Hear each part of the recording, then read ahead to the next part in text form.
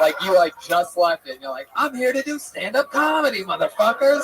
Yeah. With great energy. Yeah, 3 weeks ago, man. Just moved out here from Michigan. Shout out Detroit, you know. Yeah. You don't have to shout them out anymore. They really don't. They really don't give a fuck, and they don't have the internet anyway. They have no idea.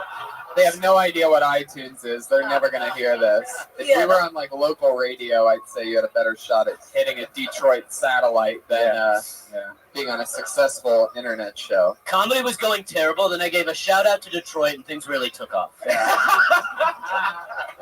So you were working in Detroit 3 weeks ago. 3 weeks ago, man. And you quit your job at a movie theater in Detroit, and you said, I'm going to chase my fucking dreams in Los Angeles. Goddamn right, yeah. Wow! This is my favorite type of story. Yeah. Where are you living now? I live on a couch at my friend's house off of, I think, the Valley. Yeah. That's the couch that everybody from the Midwest lives on when they first move out. Always in the Valley. It's called Burbank. It's all the same. How's it going? I love it, man. Just trying to hit open mics, acquaint myself with the scene, and just get around, you know? Yeah. That's it. You having fun with it? I love it. I like the Victor. What was his name? Yep. Yeah, man. Yo, same way. Like, I can't do anything else, man. I got to make people laugh. This is it, man. It's my passion. Fuck yeah, you two are going to be eating ice cream together later. I can just feel it. I can just feel it. You guys are going to over 2 bowls of good old chunky goodness. Oh, is it going to be glorious? Both talking about how hard you killed. Oh, yeah, those other people, they just weren't as funny as us. It's going to be amazing. I do really want them to be friends, like, really bad. Oh, yeah, totally. Let's see if they keep up that energy after 20 fucking years in this fucking place. So, you were doing stand-up in Michigan? Yeah, for 2 years, yeah. That's so fucking cool. That rough neighborhood? I'm actually, I don't know if you could tell from my suburban dialect. Yeah. I'm from... That sounds hood, Hubby. I'm not from the hood. I'm actually from a suburb called West Bloomfield. That's where the Jews live. Yeah, Peru Qatar Nile. Should have fucking beat you to it. I knew it. Yeah. We have a very, very, very, very, very funny friend from there, Sandy Danto. He's from West Bloomfield. Yeah, he's a great comedian. All right, West Bloom in the house. In fact, I used to sleep, to take it full circle, on Sandy Danto's couch. Really? Once I moved up from my older brother's couch, who's sitting right over there, ladies and gentlemen, Donnie Hinchcliffe. Special brother shout out, sitting right there, my real brother. And I'm not just saying brother because there's a black guy on the stage. Like, that's my actual brother. Alan, yeah, you're like white as fuck. Even your name is white. My mom did that on purpose. Alan Peterson. Alan Gerard Peterson. That's it. Yeah. Gerard? Yeah. Oh yeah, she hit it right there in the middle name. Alan Poindexter Peterson. We're moving in with Jews. You can have a white name. This is how it is. Fine, you can have a black middle name. Fuck yeah. Alan, what's your second favorite thing to do for fun other than stand-up comedy? Like, what's like your hobby, your go-to? I just listen to. I go to hip hop concerts. I like That's fun. Hip hop and R&B. Who have you seen recently? Oh shit! Jeez, one black guy finds out you're from the suburbs and you're fucking done, bro. This fucking guy's like, you don't listen to hip hop, bro. You don't know. So funny, man. So funny. I've been getting it my whole life. I'm used to it. So what kind of hip hop are we talking about? Vanilla Ice, fucking Backstreet Boys. What do you consider hip hop from West Bloomfield? I listen to Comments. I love Kweli. Yasin Bey is now Most Def again. I like underground shit, you know. Black guy. Chance the Rapper. Resident Black Guy. What do you think? Does that get the thumbs up? You listen to Waka Flocka Flame and shit? Oh shit! Whoa! It happened. It happened that quick. Fucking you listen to Fetty Wap and shit? Maybe you should come my way. That's your shit. Holy shit! Alan Peterson just tagged a gunshot. That's incredible. I love that. Just fucking riding the gunshot's momentum. That was the most gangster moment of his life, just a fake gunshot. A ringtone. Street cred advantage, Alan Peterson. Fuck yeah. Even your Twitter handle's white as fuck. AGP the funny man. I love that you keep looking up at him to see how hard he's laughing. All black people, whenever we're in a room, we got to make sure we see each other. There's a lot of white people here. We're like, you all right? You good? Yeah. But seriously, though, I bet you don't see that one up against that wall right there. Am I right? I actually, well, the light's in my face. No, look at you. Still don't see him. You think I'm fucking around. That one Oh, right what up? All right. Okay, hi. there. We here, all right? All right. That'd be a funny Doc? podcast. You got Doc from the store? Guy working a lot tonight? Doc's from Detroit. Doc. Doc? Oh, no. I don't know. Oh, wow, okay. I know Trey. Greatest dude. I don't know, Trey. You know, there's lots of great comics from Detroit, so. But nice to know higher ones, but. Podcast idea: black guys getting to know each other. Ah. We have a pretentious white person being like, "We'd love for you to get to know each other," and then they just have to sit there and talk. No, Doc, right down there. Comes for shirt from Detroit. All right, Great dude. Tell him what's up on the way out. For sure. He's not from the nice part of Detroit. I feel like you have a lot of gangster moments. I feel like when you quit your job, it was like in half baked. You were like, fuck you, you're cool, fuck you, I'm out. Yeah. Sometimes you gotta, because you can't, you know, if I can put that black on as long as I don't do the voice. You know what I mean? Like as long as I give them that face, then they know it and take off my glasses. The day that you quit the movie theater, like, was there did you do something wrong and like resigned on the spot? Like, I know, like, you know, oftentimes when I quit a job, it's also like I'm like about to get fired, so I'm like, yeah, I quit. You know, I gotcha. Was it that type of thing? Like, were you getting into like, were you like talking in the movie theater or something like that? I do talk in movies, but no. I actually just was like, fuck it. I'm 24.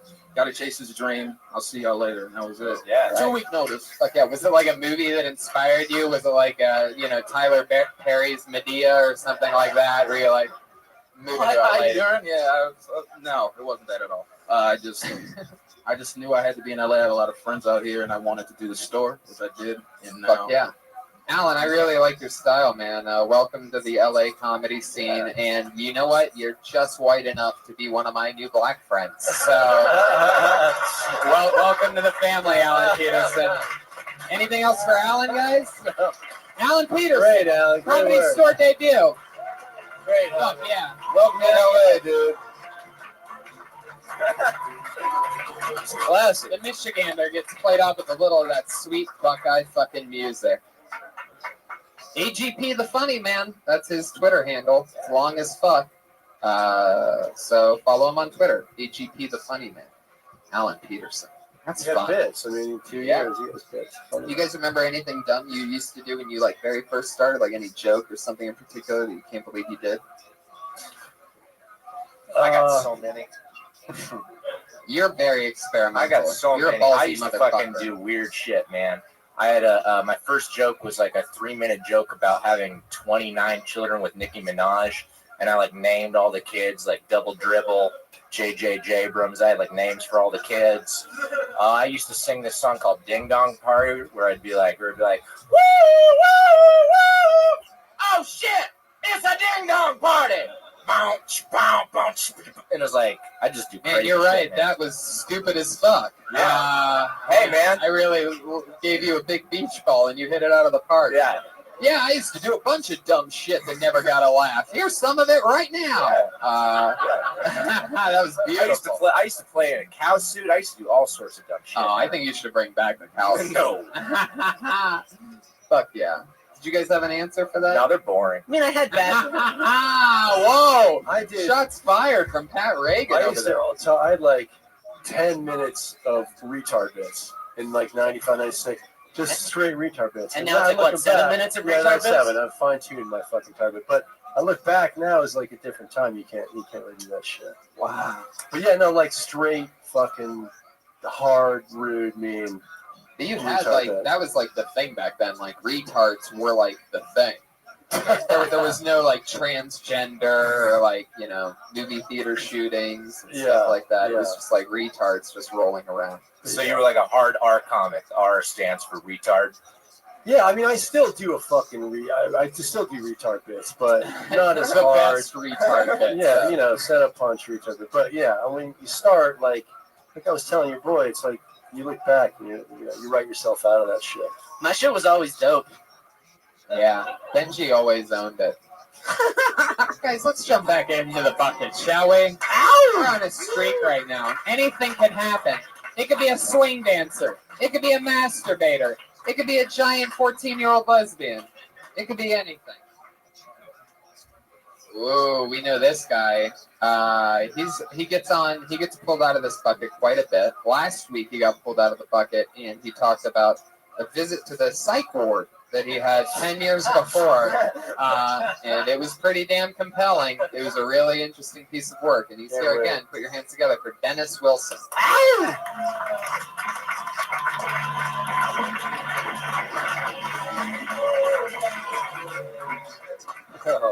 What's up? What's up? what's up, D? I don't know if I'm gonna do psych ward today. I don't have time because I read something today that really disturbed me. You know, the average man only produces 14 quarts of sperm in his lifetime. This guy, he's doing the math right now. Some guys have used a lot of their 14 quarts already, and they didn't even fucking girls. They just used the shit up on nothing. 14 quarts, man. 14 quarts. No, Red Band is worried about that. 14 quarts. 14 quarts. That's it. That's it for me today. All right. What the fuck? Okay. Come on.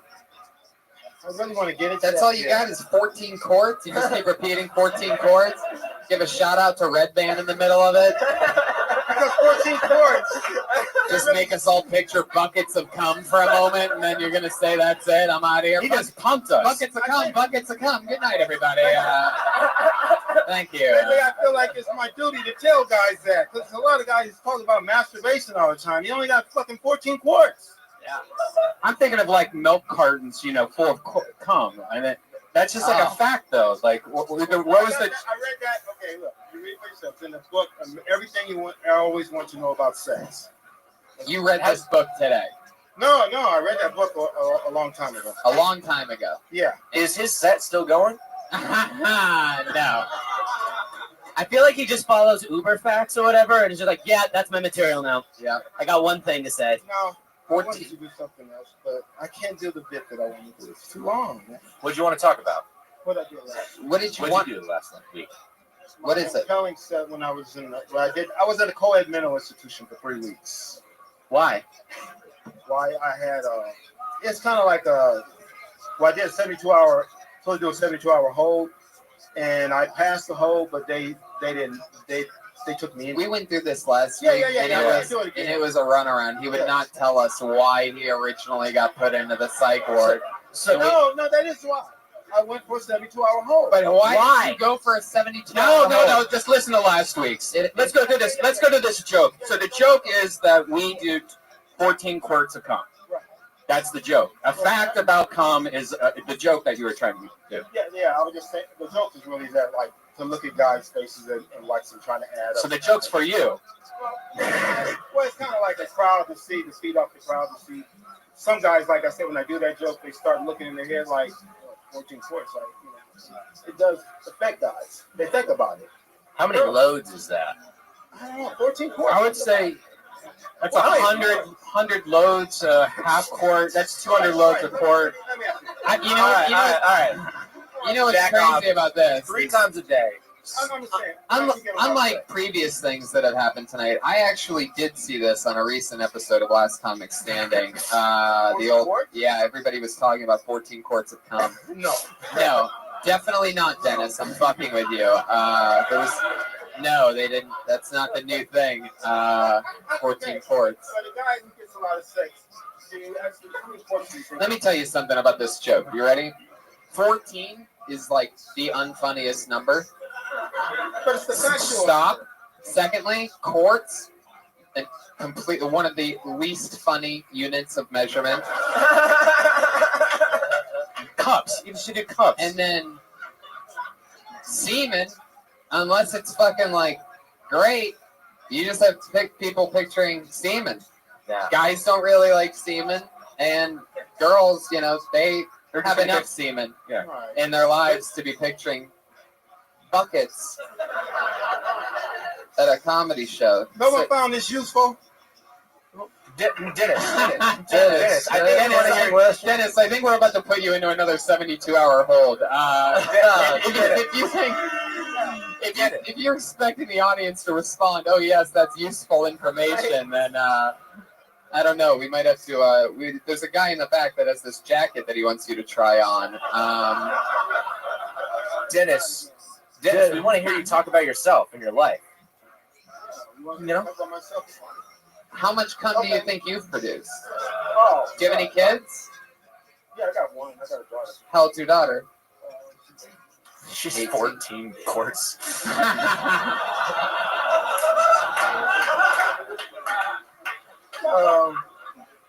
No, I didn't masturbate a lot. I didn't masturbate a lot. See, there we go. Dennis. We're getting into something. You know the Pretty good. I think I'm pretty good. pretty good at what? You I'm haven't. pretty good. I think I got probably 11 quarts left. I'll probably 11. Jesus Christ. I got like 11 quarts. You don't seem like a dirty guy. Like hearing you talk about quarts of cum, I don't feel like it suits your personality. No, I'm not a dirty guy. You don't seem like a cummy dude. I'm not a dirty guy. I get a lot of pussy though. Somebody's getting horny from all the cum talk. Wow, I love that. Yeah. I love that. We have a couple making out up there. Dennis Wilson has everybody's It's not hard. pheromones going crazy in here. You South Central, you learn how to fucking kindergarten. How old was your daughter when you went to the mental institution?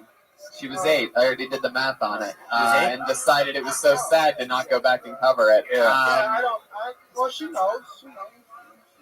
There's Well, a lot of mental illness and fun comedy. No, and, yeah. Really. There's no mental illness involved in this. I'm just going to tell you, the state of California would take a body for money, okay? that's probably fucking true. for Well, sure. let's just That's go back true. to last episode on that. Yeah. That's So I don't like Well, can I say that Yes. Dennis is the dude who I said I just was bullshitting Yeah. backstage. Love D, old friends, Yeah. been doing a long fucking time, and was always funny as shit. Yeah. Back in the day, always. Now, Dennis this is is the- before, your time. Anybody up here? So my question is, you've always been hilarious. Have you been doing stand straight? Did you say fucking quit it? You did stop for how long?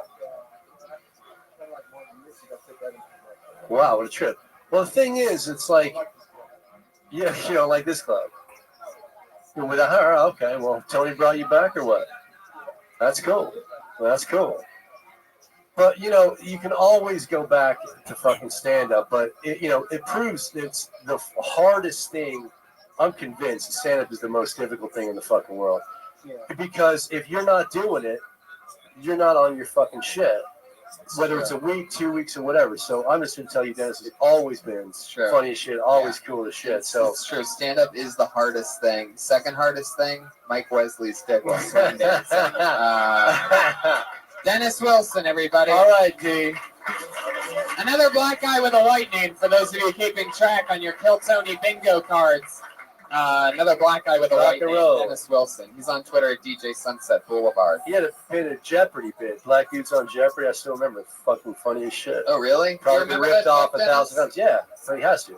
Come here and do it real quick. It's Just great. fucking It's save gonna face. kill.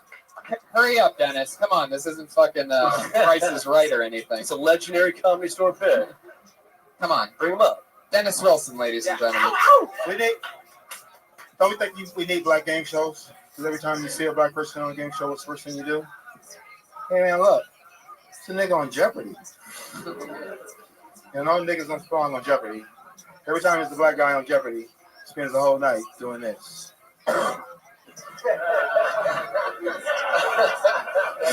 it is. Fuck yeah. That joke is racist now. In '97, it was funny.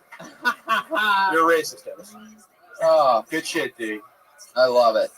Guys, let's jump into the next part of the show. We have 2 regulars that do a brand new minute every single week, whereas everybody else gets pulled out of the bucket. These 2 have a locked-in spot. There was 2 girls that did it every single week for 2 years, and they recently moved on to another level of the Comedy Store and an entirely different show. And we restarted with 2 brand new regulars, and this is about our 6th or 7th week on them, and it's super exciting to see the stylings of these 2. One of them is 19, The other one is always nervous. And let's start with her. She just got to open up for Adam Sandler and David Spade and Rob Schneider last week, and it was an amazing set. She's brand new, and she is one of our favorites, and she's the new regular on Kill Tony. Put your hands together for the stylings of the always nervous and adorable Melissa Esslinger, everybody. All right, Melissa. So I want to do an impression of LA. Like when you first moved here, it's like, hey, little girl. You got hope, dreams. I got cocaine.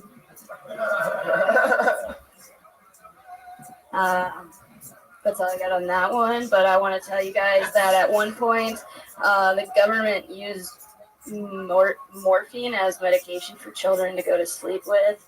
And they called it Baby Cry No More.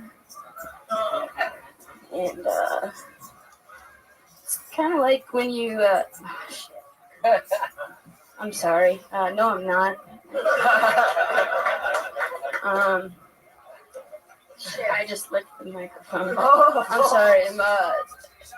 LA's hard to live in because like it's always busy and there's nowhere to go to get away from it. So like once I went to the beach and I put on headphones with white noise so I could listen to the sounds of the ocean while I stared at it. And that's it. Fuck yeah, Melissa Esslinger. You're so likable. You're so awesome. You know, you can just like move on to the next joke instead of saying, that's all I have for that one subject. What was the white noise joke? What was the white noise joke about? I didn't really understand anything about Because that. people are loud and annoying even at the beach? Yeah. Right. So So, the like- real sound of the ocean is just no sound at all. Or you have to like You listen to the ocean. sounds. Yeah. Right. Yeah. I think you have to hit that right on the head and Yeah. say, I listen to ocean sounds on iTunes while at the beach. Yeah, at the beach. Because that's the only way to hear the ocean because people are... Yeah, because white noise isn't the ocean. White noise is like pumpkin spice lattes and stuff like that. Wait, Because it's wait, everybody hold. You have to What is white noise, Brian? pumpkin spice lattes. What the fuck does that even mean? White noise. What? Oh, I just. Oh, wow. Two guys are high enough to understand that.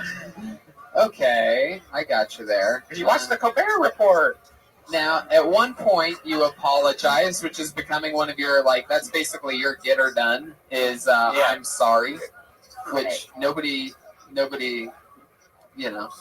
It's a really bad. Oh, never mind. And you talk so quiet, and the whole time you're like with the microphone. You don't have to do anything with the microphone because the whole time you're like, Yeah. Right. Yeah, we have to do like an intensive. We're gonna do like a intensive warfare with you. Yeah. No more touching the microphone. We're gonna have to break you. Pull it from this, or pull it out from the stand and hold it. We're gonna have to steal your soul from you. You've had too many fun, easy sets. Yeah. When you do a regular set in front of like a real audience, do you address how nervous you are at first? Is that the first thing you do? If I'm shaking like this, yes. Right, Because okay. otherwise. Not enough. You are correct, Benji. It's not acknowledged enough that she's nervous as fuck. Like it should be the first minute of your set at least. What was the first joke that you did today? An impression of LA. Yeah, what happened there? Jesus, Brian, what are you gonna do? Beat her? Well, no, because she kind of ended it. Remember, she kind of ended it. She's like, "That's all I have to say, I guess, about that." Right. You kind of didn't really have And an it, end to that. well, it did. It was working. You were working beats on it, and then at the end, you just said that's all that you have on that. Honestly, because I got sick to my stomach trying to do like. I've never done like. That wasn't even really the start of an act out, but you know, it's like the closest that I have gotten. And that made me really nervous. Dude, she's so funny, so cute. Right. Like she's gonna blow by everybody, and then Blow everybody? That well, then I said, Red band. What is that? Is this that kind of show, Tony? No, Yeah. it's not. Jesus. your nervousness will be fine tuned, Melissa, and you'll be your quirky, fucking, weird, cute, hot, sexy, funny thing, and then Aw. for sure. You're wearing a Wheel of Fortune shirt. I see. Did you go on that show? No, it's just a free shirt. Someone gave me. Yeah. I like it because at first it looks like I'm part of like a fire department. Then you're like, oh. Do people hand you clothes because you're always shivering? I have an idea. Yeah. There's a moment when a comedian gets on stage, some of us who don't use a microphone stand, and you grab the microphone and put it to the side of the stage and come back to the center of the stage. Yeah. I wonder if that would be an interesting exercise to her because it's sort of an assertive moment. Yeah, Do it without the mic. Well, you get on stage, you come, you grab, you put the mic behind you and you get on stage. I That wonder, drives me fucking crazy. I don't This know. is actually the only second time I've done Wait, it. what drives you crazy? Like people when they put down the mic. Oh, you I said no, you move it to the side. You have that moment when you move it to the side. Oh, move to the side. Oh, speaking to the mic. I'm saying that there's would be helpful for you if you took the Start microphone out of the stand, put it to the side, and stood in front of people holding a Just microphone. double-handing the microphone and just holding on for dear life. Have you tried? isn't helping. B's right. Have you tried to do that? Like fuck with it? It'd be a Yeah, fun like exercise, but Yeah, that looks better already. Fun fact for You those seem of more you in relaxed. the room watching the show right now, Melissa is also the only person who you've seen tonight on the show that is currently up for adoption.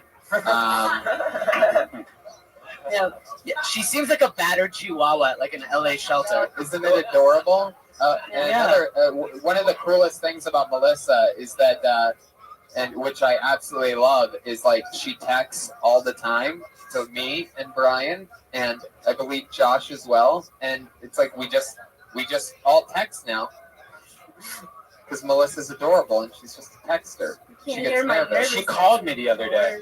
I can I actually. was on the road for like 12 hours. I needed something to talk I never answer phone calls, but she called me. And then I text her back, like, what's up? And she's like, oh, I'm just very happy and excited. I want to talk to you about it. Yeah, it's like the opposite. Exactly. That's awesome. It is. It's so true. I She- want, yeah. since you've clearly been like abused or something. I wonder, like, do you have any tics? Like, if someone turns on a vacuum, do you stab somebody, or like, is there anything where the nervousness turns into rage really fast? What else makes you nervous? The dark? Sometimes depends where I am. So my guess is someone hiding in the bathroom like a friend to scare you. That doesn't go over well.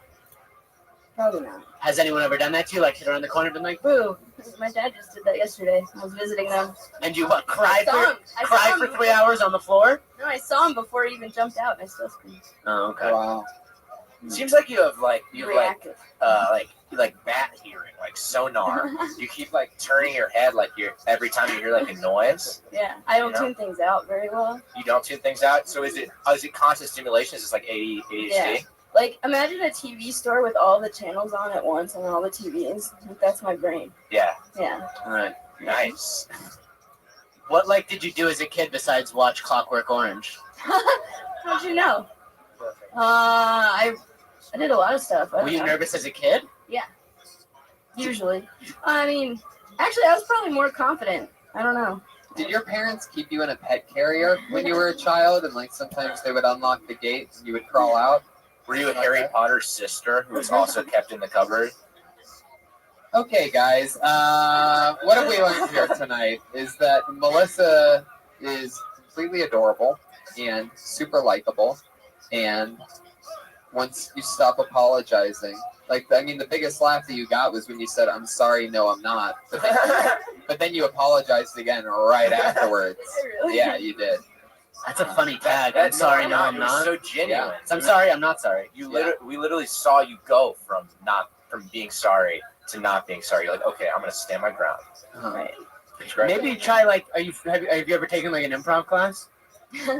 I don't quit things often, and I actually did quit my improv class because Yeah, sorry. No, you go ahead. Cut you off.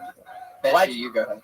I think what would be a good exercise for you, like that, something that helped me in improv is like adding information. Like after you told us what you were thinking after you quit that joke, that was really interesting to hear. Just the same way you're like, I'm sorry, no, I'm not, is interesting to hear. And since you're clearly so overcome with your emotions, I think just you can let people in on what's going on. Like I'm not trying to discourage you from writing jokes because I thought you were funny, but I feel like if your nervousness is getting you to the point where you need to bail on a joke midway, letting us know what's going on internally is probably be pretty funny because we see you abandoning the joke. right. Anything that you talk about internally, that's why you got the biggest laugh off of sorry, not sorry. was because you were actually, instead of us just seeing your nervousness, you were actually telling us about it, Yeah. Right. letting us in on it. So that's going to be a huge trick into you using your nervousness to your advantage. Have you ever drank a lot before a set? Drink a what? Drink a lot. Don't. Yes, whatever Try you it. do, don't. I No, can't. do not I need- listen to Brian. I need all Do of not. my faculties. That's I don't know. I would love to see you drunk next week. do not listen to him. That is not true. Let's just see what happens. See, LA Yeah, as talking. if this LA wasn't. talking. That's what the people want next week, is for her to just be vomiting and Not crying at the vomiting. same time. I'm talking a good 6 She said she almost threw up tonight because she couldn't remember Yeah, part of it. right, because of nerves, and guess what alcohol does is it gets rid of your nerves. It'd No. be really interesting to see what you do. No. She would piss Does herself it? if someone used a pencil sharpener. That's It's like she ridiculous. can't handle it. Maybe Not if you with her. went on stage with headphones that were playing white noise, and then you performed like that. Ladies and gentlemen, that's the stylings of Melissa Esslinger. Yay, Another brand new Melissa. finish. She did it again. Brian's advice: get drunk, do heroin, and kill it next week. Ride the snake. Guys, your other regular just got back from a 3-week hiatus because she went to London and Paris and a bunch of different crazy places. She's 20 years old. Put your hands together for the great Ali Makovsky, everybody. Here she is. Come on, Monday night, make some fucking noise. Okay. Just got back from London. Also, a little bit hurt by the group text thing, but that's okay. I was in London, which was cool, and I noticed outside of my window there was like a parade happening on the street, and I was like, this is so cute. Like, just this little parade, everyone's walking by, and I realized after that it was a riot. However, in London, they don't have guns, so everything is just so much happier there. New jokes suck. I was also in Germany, which was pretty cool. I'm better than all of you. I've traveled. I was in Germany, but I hate when Jewish people and German people meet. Like, they think it's some big deal. You know, they're like, oh, what's going to happen now? It's like nothing. You guys have been denying it for so long. Oh, fuck me, you know? That's it. Fuck yeah.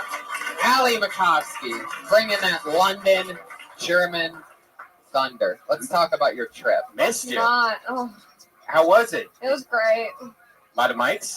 No, I did some shows, though. It was dope.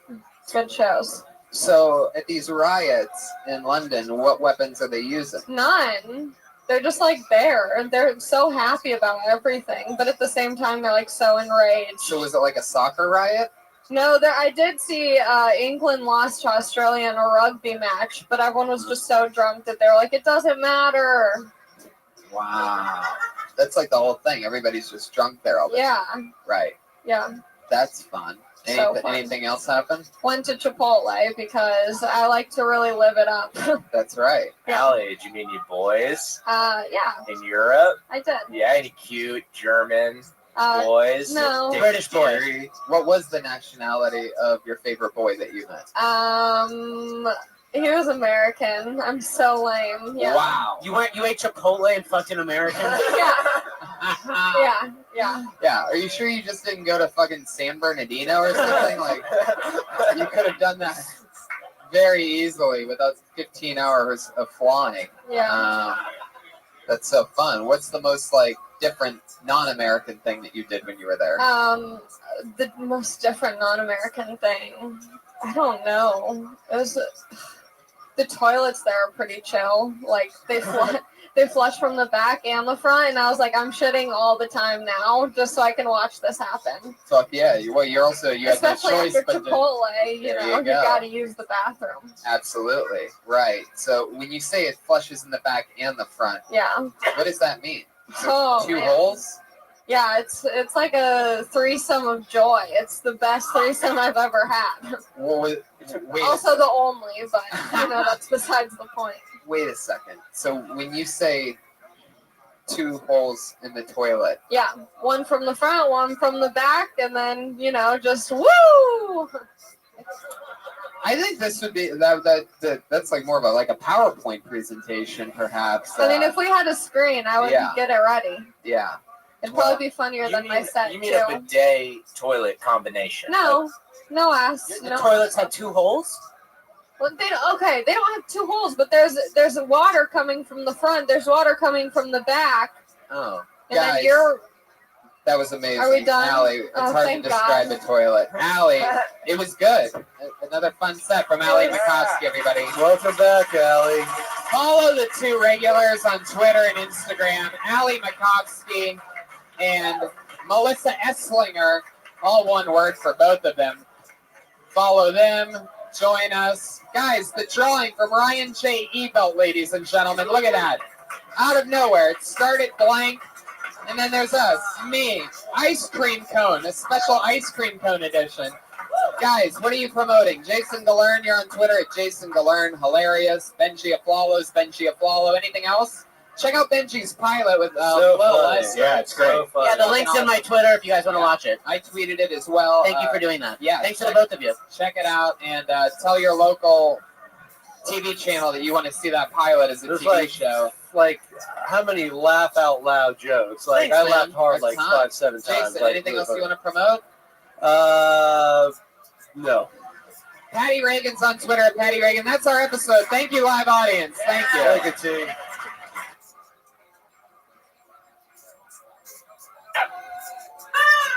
Yes. Guys, welcome to another fun Monday night. Welcome to Kill Tony. I'm Tony Hitchcock. This is Brian Redband, everybody. Put your Hi. hands together. We're all one big happy family tonight. Keep it going for the great Pat Reagan on the 1s and 2s. Yeah. And Ryan J. Ebelt, the house artist, who's going to draw a picture. He's got a blank sheet of paper right now, and he draws every single episode. He's starting drawing tonight's episode right now. Who knows where it'll end up? Ryan J. Ebelt. This is the Kill Tony family, guys. Welcome, everybody. It's a fun little Monday night. There's still, for some reason, a couple, there's like an open patch on this side. If anybody slammed up in that upper deck wants to take a seat. It's like a fire hazard here, but for some reason there's empty tables. So, I Bunch don't of know. shy people. Look at all the shy people. Figure it out, people. Anyway, welcome to the show. We have hundreds and hundreds on Periscope and the thousands on Ustream watching live right now, as they do every single Monday night. You're their live audience. You're their voice. So fucking let it rip tonight. Will you, live audience? And for those of you that are watching the stream and listening live on the podcast, just know that we're announcing right now that Sunday, November 29th, and Friday, November 27th. Look at that. Backwards promoting. 29th and the 27th of November. Death Squad's coming home to the great state of Ohio, everybody. It's our first time going in a couple years. Yeah, Friday, November 27th will be in Pittsburgh. Ohio will be there Sunday, November 29th, the day after the Ohio State-Michigan game. And big announcement, Kill Tony, that we're bringing Kill Tony to both of those cities before That's the right. shows. Kill Tony live. There's the music for you, if you didn't believe it. So it's double shows. We do an episode of Kill Tony, and then we do stand-up comedy. That's 2 separate shows, but you can buy a combo and go to both fucking shows. Yeah. So it's Great great for for all the ticket to one or the other. it's great for all the comics in Ohio and Pittsburgh that always want to be on Kill Tony. We're coming to you. Yeah, so that's going to happen. I'm also going to Portland and Atlanta and Nashville, San Francisco, and Sacramento. So look for those dates. They're somewhere. Find those. Anyway, back to the show. This is going to be so much fun. Pat Reagan, you're back with us. We're done promoting our dates. How are you doing? I'm doing good, man. I love it. Is that my phone? Yeah, I'm doing good. I feel like a solar panel in Joshua Tree. How was the pre-show music tonight? It was good. It was good. I just played straight songs. I didn't talk. Straight songs? Yeah. Really? Yeah. In that shirt? Are Guys. you saying that my songs have homoerotic undertones? Yeah. Yeah. All your songs are about fucking some guy Greg's dad. Yeah. At some point. I noticed that always pops up. It's that all boy Catholic school upbringing. Fuck yeah. Guys, Pat's on the 1s and 2s all night. He's the band leader. We're locked in every single week.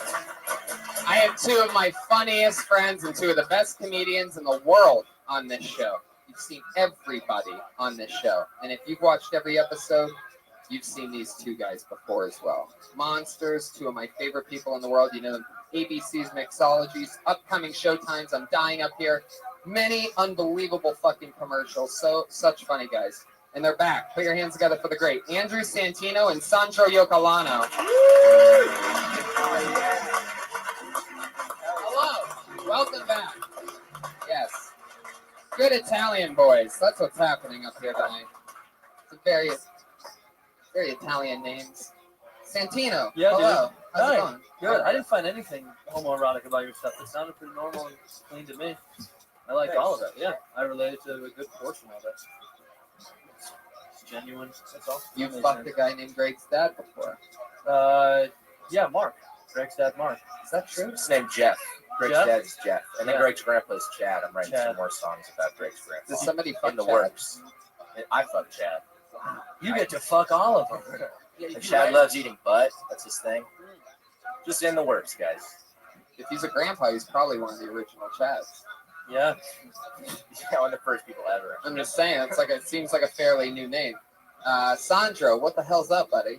Not much. Just I woke up, decided to come down. Fuck yeah, look, it's exactly what it looks like. Yeah, I'm awake, guys. Fuck yeah. So you guys have done the show. Audience, welcome. Pat, do you have any questions for tonight's guest? I didn't prepare anything tonight. I didn't we didn't prepare any either. questions. So we'll see them. You didn't prepare anything? Have you ever prepared anything? Yeah, Wait, you prepared those in the past? Yeah. Yeah, I've written questions down. I've emailed them to myself. Really? Yeah, the email, the subject line KT questions. Okie dokie. You know, I think we could probably easily mimic his normal questions of the week pretty easily. It is pretty simple, right? Like, what's your favorite salad dressing? And Do you ever looked at yourself while going poop, and then I looked in your mirror of your father, and then you felt yourself, and then you went Okay, I on don't to think Oh, I'll I have do a that. question. I have a serious question. Okay, There's all right, some I have a- pent-up hatred going Is it- on in between me and Pat. in order to be a successful comedian, do people have to want to be around you off stage as well as on? I think it makes it easier. So you don't drive people away with a terrible personality. You know what I mean? Like, yeah. I don't know. I've never talked to anybody off stage. Although there's a lot of people that are. And what was it? Successful comedian? Yeah. Yeah, I guess that will. Yeah, I don't think. Yeah, I don't know. Maybe. I mean, kind of. There's a lot of guys that are successful that are shitheads off the stage. Oh yeah, Yeah. tons of them. So I guess no, not really. Why is that the plan? I was just thinking. I'm like, I don't connect with people like interactively enough. So I'm like, I'm gonna move away from performing. Is and it like just make music? it's like and try to like make stuff. Asperger's, like Stop. social anxiety? No, it doesn't matter. I was just wondering what you guys were thinking about that. It's not specific to you, Guys, I've been waiting for a long time to get rid of the question part of this show. It stalls the front end of the back end, and tonight, it's funny because I sort of just wanted to bail out on it a couple weeks ago, but I say just we wanted do to it give again. it one more chance. I like bailing out on And, questions. So from now on, we know why there's no more questions for the guests, because every show does that. It gets just slow, no matter what. Yeah. So we're not doing that anymore. So congratulations. By the way, this is Kill Tony, episode 127. You're watching the beginning of right now. And in 124 of those episodes, we asked the guests a question. Whoever the side mic person was would ask the guests a question. You were the last audience ever to see that be part of the show. Congratulations. That's it. The retirement of the pre-show questions. So let's just get into the actual show. Every single week, over 50 comedians sign up for the chance to get pulled out of this bucket. Everybody is on a different piece of paper. And if you sign up and I pull your name out of the bucket, you get 60 seconds on stage of stand-up to do. And then we talk to you. You're then interviewed. And then you're on the show. Get it? Comedians, you know your 60 seconds is up when you hear the sound of a kitty. All right, that is not a calf. Who shot the calf? That's the sound that you hear. Don't go over your time or else you're going to bring out the angry West Hollywood bear.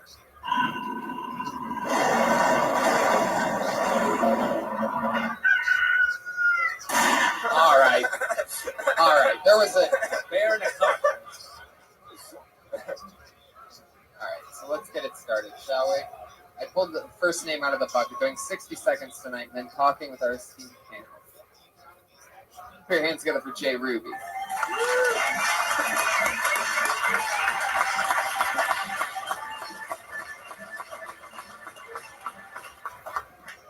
Hi guys. Hey, I was a teacher for a lot of years, and I was a teacher for a lot of years, and you have to teach this self-esteem curriculum. There's a lot of you can do it. Don't give up. Keep with it. So I quit.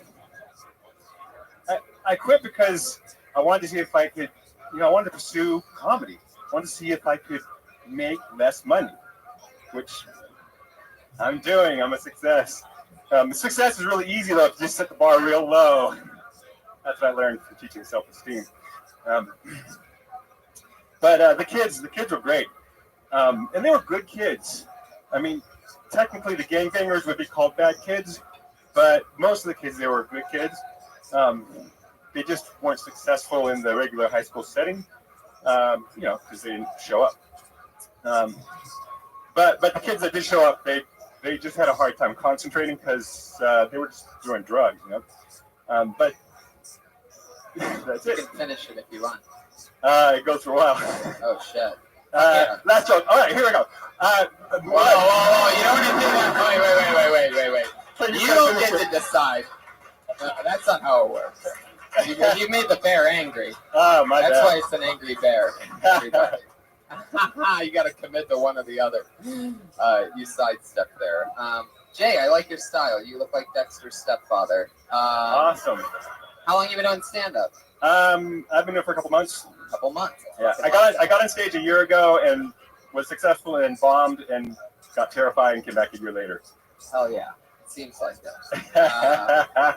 I like that creepy laugh you had, Jay. Stayed right in the microphone for that one. I've been told I have a Disney villain laugh. Not a scary villain laugh, just a Disney villain laugh. It's a little scary. It's a little scary. Yeah. All right. It's a little Thanks. scary. I mean, it's good. It's a little scary. How long you been teaching for? I got my credential in '92. And you still teach? No, I actually did quit last year. Wow. That's incredible. For comedy? Well, and acting. I'm substitute teaching Got it. What's your specialty? in acting, Teaching. in teaching. No, what is it in acting first? What's the specialty? I mean, I'm just going for film and television. Method? No, Meisner. Meisner. I don't know it. It's good reaction. Jay, what's your specialty in school? I started out teaching English and then I did world history and economics. And so now, how are you making money? Substitute teaching. And you're doing that a lot? Hopefully more. How does that really work? Do you get a lot of calls the day of? Yeah, LA, they need teachers, so Right. it's always day of. That's why you do subbing, is because What's you your don't favorite? have to work any day you don't want to work. What's your favorite area in Los Angeles to substitute teaching? I don't really have a favorite area. I guess Basically, whatever's close and let me be more convenient. specific, Jay. What's your favorite race? Say white. Say I've actually white. taught a lot of continuation schools, so I like diversity more. The rich white kids actually are harder, I think, to deal with. Wow. I fucking like that. That means a lot coming from a guy that looks like a college football coach.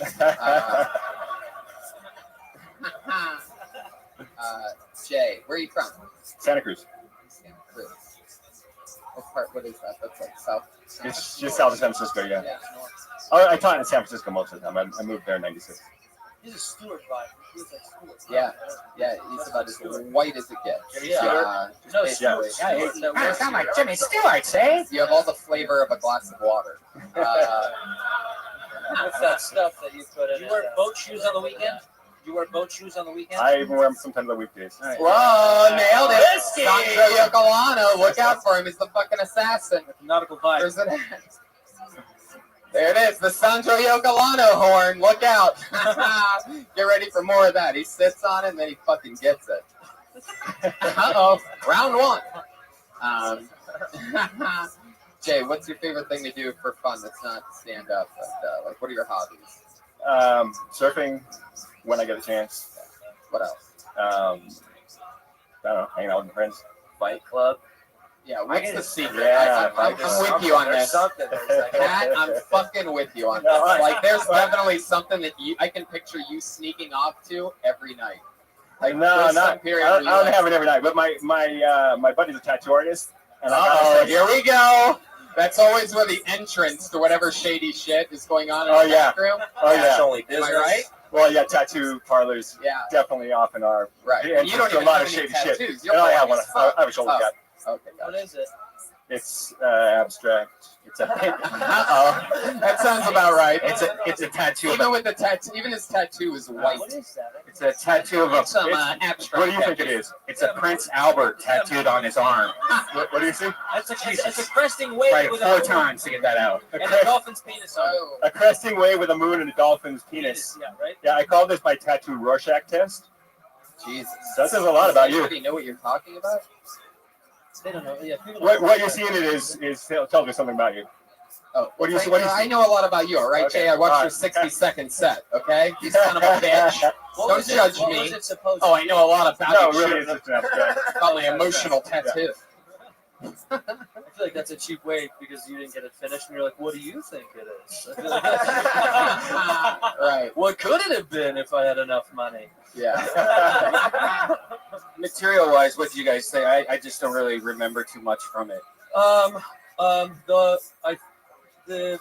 Write what you know thing is applicable, I guess. What you know about teaching. I would be more interested to find out what your life is like now that you don't have that anymore in your life. You know, like it's more interesting to find out. Like everybody, there's a lot of teachers that do stand-up or stand-ups that do substituting, and we've heard it before. It doesn't make it bad. It just, I would rather hear what your day is like now that you no longer teach. That's more interesting. And we got off on a tangent there, and we never really got to what's happening in the tattoo parlor. What are you going there for? You only have that one boring tattoo, so what are you doing later? Just a lot of interesting people come in there, so it's just You just hang out. sit and Yeah, hang out like and talk. you and, like yeah. cocaine dealers, Jay Ruby? Is this the thing? Who comes and hangs out in tattoo? A lot of interesting people come in there, like the school superintendent and other teachers. I just imagine, like, what if it's just the most boring tattoo parlor, and it's all just like Anderson Cooper type guys. Yeah, I don't know why, but that's fitting. You don't do drugs or drink or anything, right? No. Yeah. Secret of that. That's why that's why we're interested to know what goes on in the off hours. It's like what Yeah. when you get home late at night and you're up, what do you do? How do you indulge? What do you like? How do I indulge? You don't drink, you don't smoke. What do you do? Yeah. What's the thing that you're like? Fuck! I wish I didn't have that hooker vice or whatever it is. Yeah. Or you do, or you love it. Yeah, No vice. I don't. Yeah, I can't think of it. Something's missing, brother. You watch Miami Vice? I feel like you got a secret you want to tell us. You want to tell us? I mean, if you look at, No married, no kids, no. Oh no. Oh, okay. Okay. There you go. You got another. All I have a bit about that. I have 2 kids with different moms. Different moms. Yeah. Nice. Whoa! We got it! Here we go! We got it! Here we go! I got a whole. All right, now we're playing with fire. Do your kids work at the tattoo shop? Is that what's happening? Actually, one of my son's 20. He's training to be a tattoo artist. All right. Well, jeez. We had to drag it out of you. Yeah, we had to pull all the pieces together. Yeah. So 2 different women, and are they near the same time? Were you cheating on one of them? No, 13 years apart. 13 years Oh. apart. Wait. Are they what? Wait, how old are you? Yeah. You seem to look pretty young. Like, was one 13 and one 26, or? No, one's 20 and one's 7. There's like making you laugh again. Be on the lookout for that. I feel like you might be in Ruby the line. Illuminati. Like there's something going on, right? He's like good looking. You're 108 apparently. According to the math, you're 1,000 years old. You have a 13-year-old gap. Are they both white women? Yeah, I was just gonna ask. No. Yes. Go on. Yep. My first kid's mom is Jewish. I'm half Jewish. That doesn't count. We don't Okay. count them. Yeah, we don't. Second count that. Yeah, we don't believe in them. Yeah. You're killed. Yeah. What's the good one? Normal. So Jews are good. What's the other one? Brazilian. Whoa! Little fucking sweet culture. Nice. Fuck yeah, there it is. What's the Jewish kid's name? Ari. No, Harris. Harris? Yeah. And what's the Brazilian kid's name? Antonio. Whoa! Yeah. I could have you play that all night. I love Fuck that. yeah. I love that. It's so great. I think the only thing we found out is that there's so much ambiguity to your life. I'm trying to still find out what the secret is, but we'll have to inspect. We'll have to go out off stage. What do the two women have in common that you have two different kids with? Nothing. Yeah.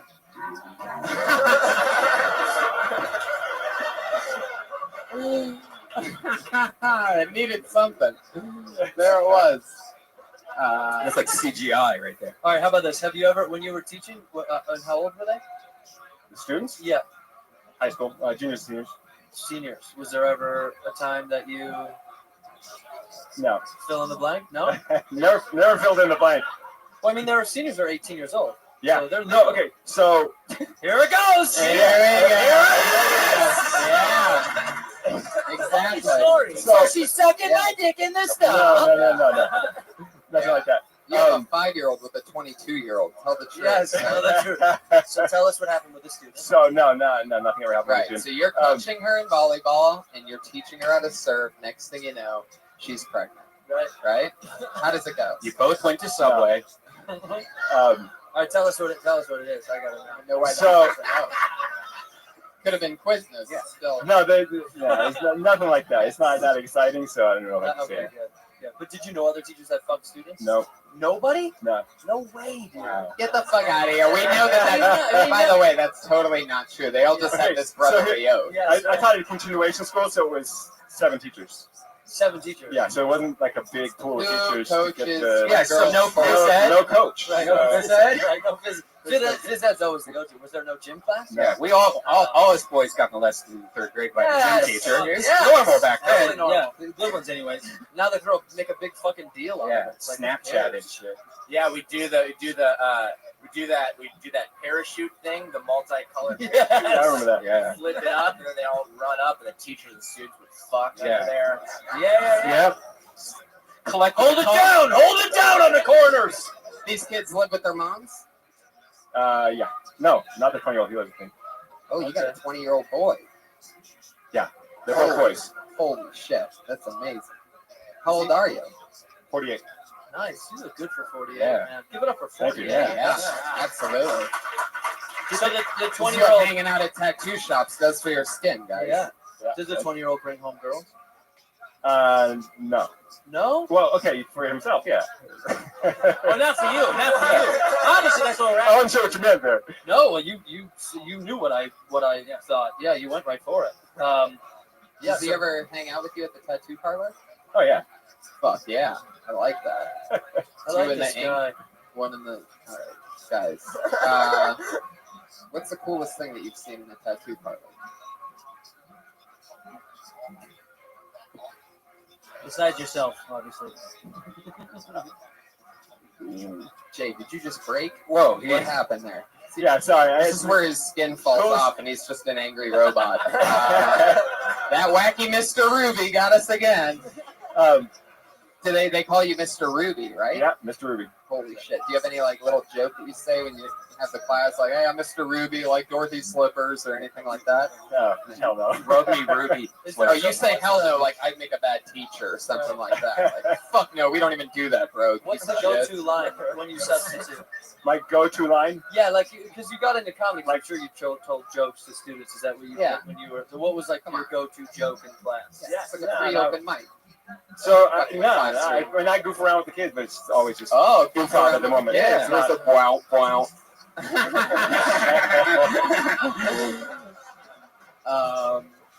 What do you mean by goof around with the kids? Yeah. Do they call you Reach Around Ruby? I know I would.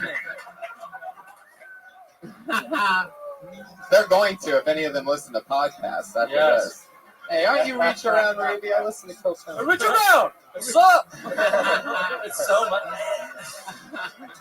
Well, good stuff. I think write some more stuff of what you do, and we're trying to really we really tug as deep as we could fucking dig. I don't know. There's got to be something else that you do that's unlike the guy that we see on stage. Okay. You know, Going like for contrast, like that. no, dude, you don't have to lie. Just give us the, No, no, I know, the truth I'm not, that you're I know. embarrassed about. You Yeah. know what I mean? Let me Yeah, ask yeah. you this: you have a kid with a Jewish woman, a kid with a Brazilian. What type of woman do you find yourself most attracted to now? Are we talking about maybe fucking Oh, my girlfriend's breeding or black. something? What? Your girlfriend's black. Yeah. Exactly. Nailed it. That's what I was getting at. The black lady loves that.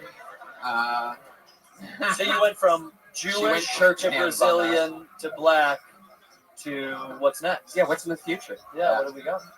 Perhaps green or Yeah. Simpsons yellow. Good idea. Are you into any kind of weird sexual shit? Do you like weird? Fuck Do you yeah, like he is. anime Look at him. or like any? Look at that smile. Yeah. I can see that smile. He can barely hide his gimp mask right now. Fuck it. Are you a furry? What do you like to No, I do? was waiting for that question to come out. No. No, nothing like that. What's your favorite position? Like when he's on top, what's your favorite position? Stop it. What's your favorite position sexually? I don't know. It depends on the girl, really. Well, how about with the girl that you're with right now? Yeah. She has all of her legs and arms. You like What's that? you like She has all of her legs and arms. you like being on bottom with the black girl. Right? No. No, he likes. She, well, I Are mean, you into what? like choke fantasy or anything like that? No. Nothing. We got to find something out about this guy. That's. I mean, I don't know. You pay your taxes. You have good credit. There's nothing fucked up in your life. I don't have great Your credit. parents were I'm a always teacher. there. Were your parents always there? Yeah. Can They you- stay let together. me ask you this. God damn it! A question.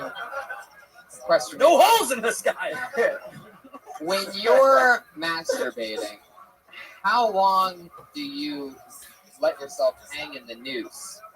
Wow, like I know, that's a good question. Yeah. That's a good That's a good what's question. your cutoff time? Is it I like go 7 seconds, To the end. 20, or are you like all the way like Robin Williams or something? You're like, oh my Or no, shut up. David Christ. Carradine He's is actually. Robin wasn't jacking off. David Carradine was. Yes, guys. he Sorry was. about Yeah, that. Correction. Sorry, Robin. Fuck. No, I'm gonna have bad dreams. Anyway, Jay, we spent way too much time with you. It was so fun to meet you, though. Jay, good to meet you. Thank you very much. Thank you. Nice to meet you, Jay Ruby. Couple months into stand-up, all of a sudden, we know we're all practically related to Jay Ruby. Oh, you know what I wanted to say to Jay? Jay Brian. Reach around. Jay, you said you bombed and then you quit, right? Don't quit just because you bombed. Just keep bombing and don't do that again. Yeah, you just that'll gotta accept keep going. that. Always record your sets and listen to them also. Yeah. Helps out. And just hang out, around places where you can do spots. We didn't make any school shit. When people miss their didn't. miss their set in actual stand-up shows, sometimes they need a substitute. Do better than fucking you, Jay Ruby. That's right. Give it up for Reach Around Ruby. Yes, yes. Fuck yeah. If that's not his first stand-up album, I'll be so disappointed. Reach Around Ruby, the sub. Buy tickets for his next show at subhub.com, everybody. Subhub. I don't know why I say these things.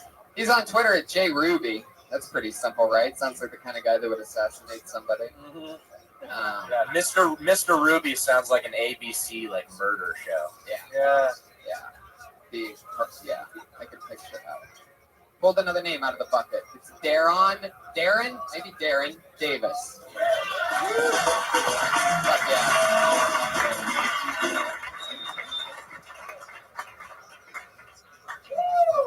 Thank you. Appreciate that. I believe some words deserve another word behind it to give a certain ring. Like the word champagne. I think the word bitch deserves to be behind the word champagne. Like, you want some more champagne, bitch? Pass me some more champagne, bitch. Champagne, bitch, underneath the cupboard.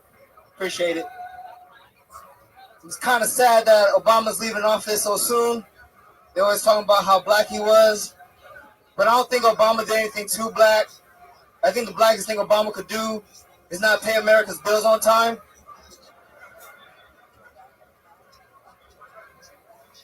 China ain't getting shit.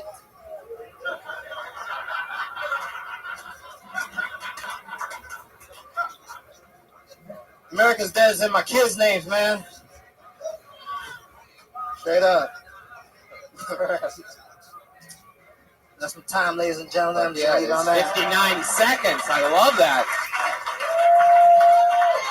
Darren, am I saying that right? Darren? Yeah. Fuck yeah, man. This is your first time on the show, right? Yes. Very funny. Very cool. Where are you from?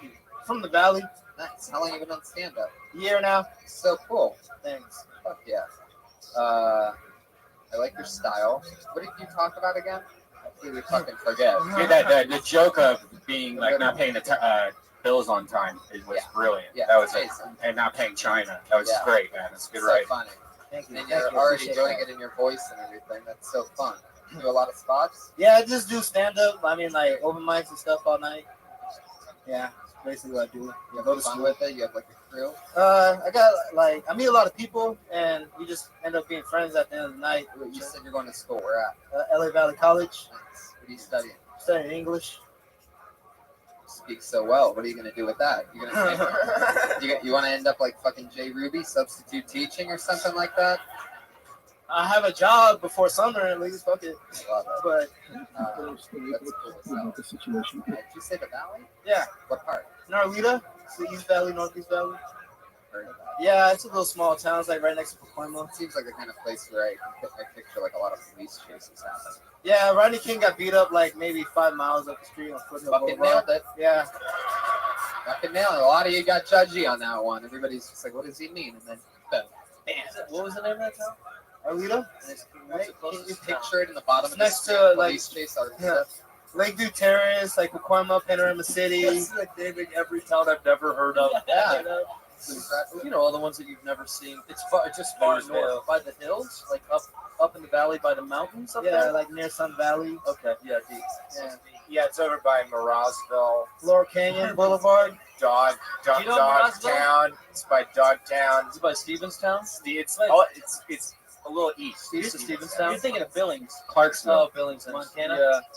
Thinking of Other than stand-up, what do you like to do for fun? I like to turn up, have fun. Yeah, that's what I'm talking about. That's what I'm talking about. that ain't better than that. No, it That's doesn't. it. I think No, it that's doesn't. Air conditioning. The only thing that would have been better is it coming out of Jay Ruby's mouth. Like I would have just that would have been the end of the episode if that happened. He turns it down. Well, I'm going to a simple answer. I turn up at evening time. Excuse me, Ron, could you turn down just a bit? Well, it was very funny. What's your type of turn up? Okay, whatever I could do, you know, like, woo, That's what's fun though. Yeah. That's what I want to know about. What is whatever you can do? That sounds like a blast. you know, since my name is Darren Davis, it's kind of common. People think that I'm someone else sometimes that has a simple last name, so I take people's reservations and like. That's turning up. Yeah. Do you talk about this on stage? Sometimes Fucking it amazing. depends what I want to do. Yeah, is reservation stealing what kids are referring to when they say turns up? Well, if it's a nice like spot where there's like a big ass. Yo, if I'm at Fleming's, That's what's so funny. Is that the I one? hit up the palm and shit. You know I turn up and steal some fucking tables. So now I know. Now I know. Next time I'm at a club, the one person who's just yelling "champagne, bitch" probably isn't even the person who was on the reservation. Yeah, just someone to turn it up. I mean, that's a really aggressive move to make while sneaking under somebody else's name. What would you do if another Darren Davis showed up? Just go fucking face to face. That's how those fights at the club probably happen, right? They do. Same last names. Yeah. That's it. Same You last get name. everyone That's angry. fun. You got the same last name I do, and then you start punching each other. Straight up. Do you live with the family up there? Yeah. How long does it take you to get down here? Well, on bus it's like an hour, but like Wow. if I get a car ride, it's like 30 minutes without traffic. It depends on. But how often do you take the bus? You take the bus Yeah. every day down Okay. here? Got no car. You're a trooper. You're gonna be a great stand-up. How old are you? 25. Fuck yeah. You're doing it. You're on a great Yeah, time. you're Very, super very, great. very, very, very funny stuff. I absolutely love that Obama joke. And, you know, there was something, I liked where you were at with the champagne bitch, and I think when you tagged it, I think you sort of lost. You have tags there that sort of lose momentum, or you could just fly right to the next thing, or add other stuff to the back into the champagne bitch. Where did that come from? The champagne bitch. I don't know. I like saying bitch a lot. Yeah. yeah, sounds right. What are some of your favorite uses of it? Like, favorite times of the day where you use it? So like bitch boy, bitch maid. Whoa, I don't even know what that is. That sounds like some kind of wacky hashtag. You're a bitch boy. Wait a second. Wait, did you just try to save that by tickling me? Yes, that's how you do it. No. That's a bold move. No, that is not an option. No, but that's There is no, I messed up. no. Let me tickle you back. No. Brian, 124 episodes, and you're going to try that shit all of a sudden? I always tickle you. No, that's I think what. What do you mean you always tickle me? What does that mean? That's yeah.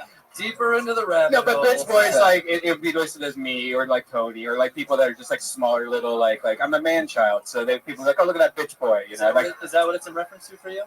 I don't know anyone that's acting like a bitch or just like say Word. bitch and then throw in that word like, you know, yeah. And then what did you say the second one was? Bitch what? bitch made. Bitch made? Like Yeah. bitch made like you're soft as fuck? Is Yeah, that you what just that made that way. is? Yeah. Oh, Wow. came soft. From the birth. Yeah, what else? Give me more of this stuff. I'm into this. You get some paper. By the way, Write this I down. might hang out with Jay Ruby and get one of these things tattooed on me tonight. What? Yeah, no, I'm serious, Brian. I'm gonna get bitch boy tattooed on me. I can see it right above your. Thanks for the life advice. Don't actually do that. Give Tony. every one of the us guy a that bitch- just a ended, the bitch guy that name. just tickled me. Yeah, give all of us one of the bitch tag names, like a bitch thing, but to do that. This guy. He's curly bitch. Am I right? Like, what is it? He has a bitch smile. I take that's a compliment. I take that as a compliment. I like. Thank you very much, man. Thank you, Didi. Shit. What's This my could name? be. What's I my already name? see it. This is your show, dude. What type of bitch are you with Darren Davis?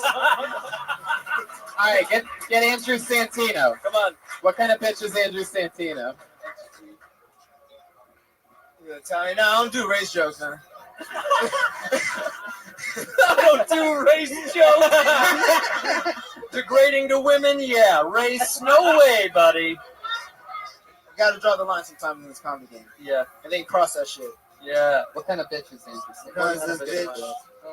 bitch, the shaggy bitch. I like amazing. This has been another episode of What Kind of Bitch Are You with Darren Davis. Might be a new weekly That installment would be here a on the great show. podcast. Yeah, totally.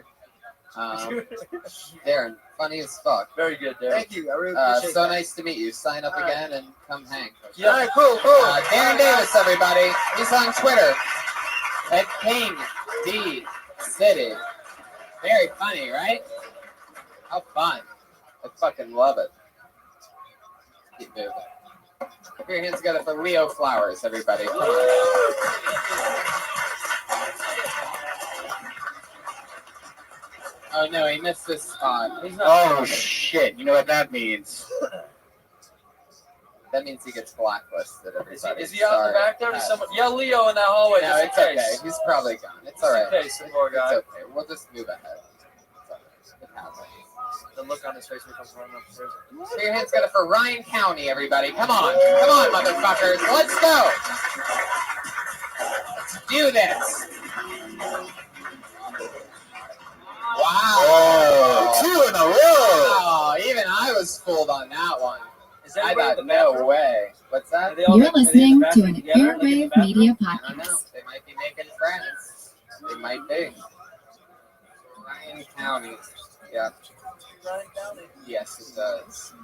Okay, put your hands together for your next comedian, Will Moore. We know Will. We know Will. We love Will.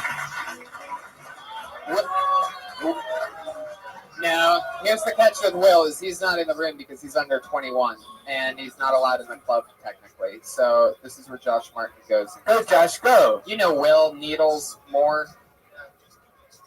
He's a comedian from Ohio and yeah, the great state of Ohio and where we are going to be on November 29th. Anyway, and Will actually started stand-up like 3 years ago at the age of 16 or 17 there.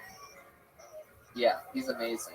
And he's so fucking cool, such a nice guy. And the first time that we did a show in Columbus together, like 4 or 5 years ago, he was sitting in the front row and I was making fun of him and he was laughing so fucking hard that I had him come on stage and I made fun of him on stage and he was just dying of laughter. He then cut himself many times. Was in the hospital for 2 years, and then Yeah. Tony. Yeah.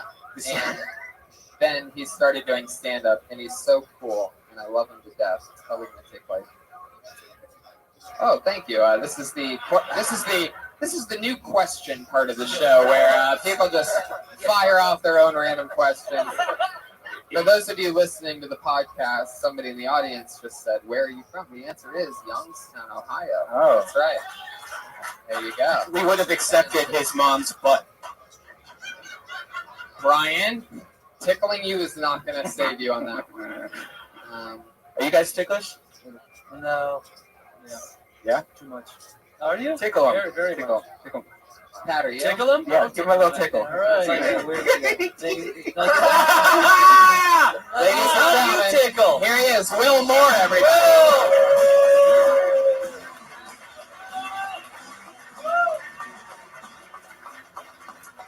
Hello, everyone.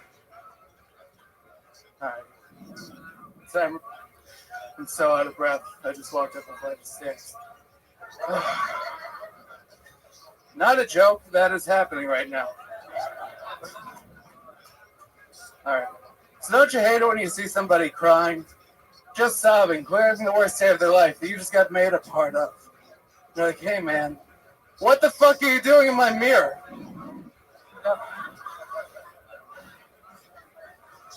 Holy, I gotta stop smoking. This is awful. We called the suicide hotline once, and I got put on hold. Which is ironic, because if somebody held me, I probably wouldn't have had to call them.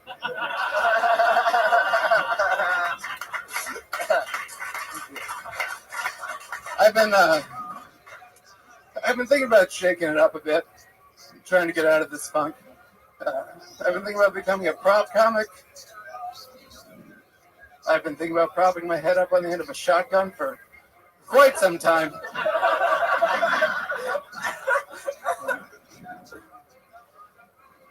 I'm 19, but I think I've become a bit of a casual drinker. I get real fucked up, and I'm super casual about it. Just like, oh, you should drive. That would be safe. Fuck yeah, there he goes. Out on the air horn. Will Moore. I love it.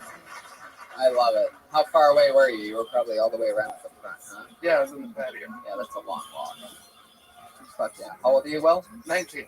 19 years old, ladies and gentlemen. That's right. That's right. Yeah. Yeah. Monsters. Monsters. Will Moore. How the fuck is life? You know, You're visiting LA from, what is it, Cincinnati area? Yeah, Cincinnati. Go Bananas Comedy Club. Shout out again. I believe. Don't give a shout out to Go Bananas here. Well, no, I love it. It looks like you've never touched a banana in your life, but I love that that's your home club. I would have. It should be Leave Bananas, Yeah. not Go Bananas. Okay. It's like the banana runs, or like Yeah. banana flavor. Banana splits. Yeah. Yeah. I was here last time you were here, Will. You did great again. Yeah. It's not funny, man. Very funny. I like you. I don't have anything to say about you. It's actually funny. Constant killer. How long you in town for, man?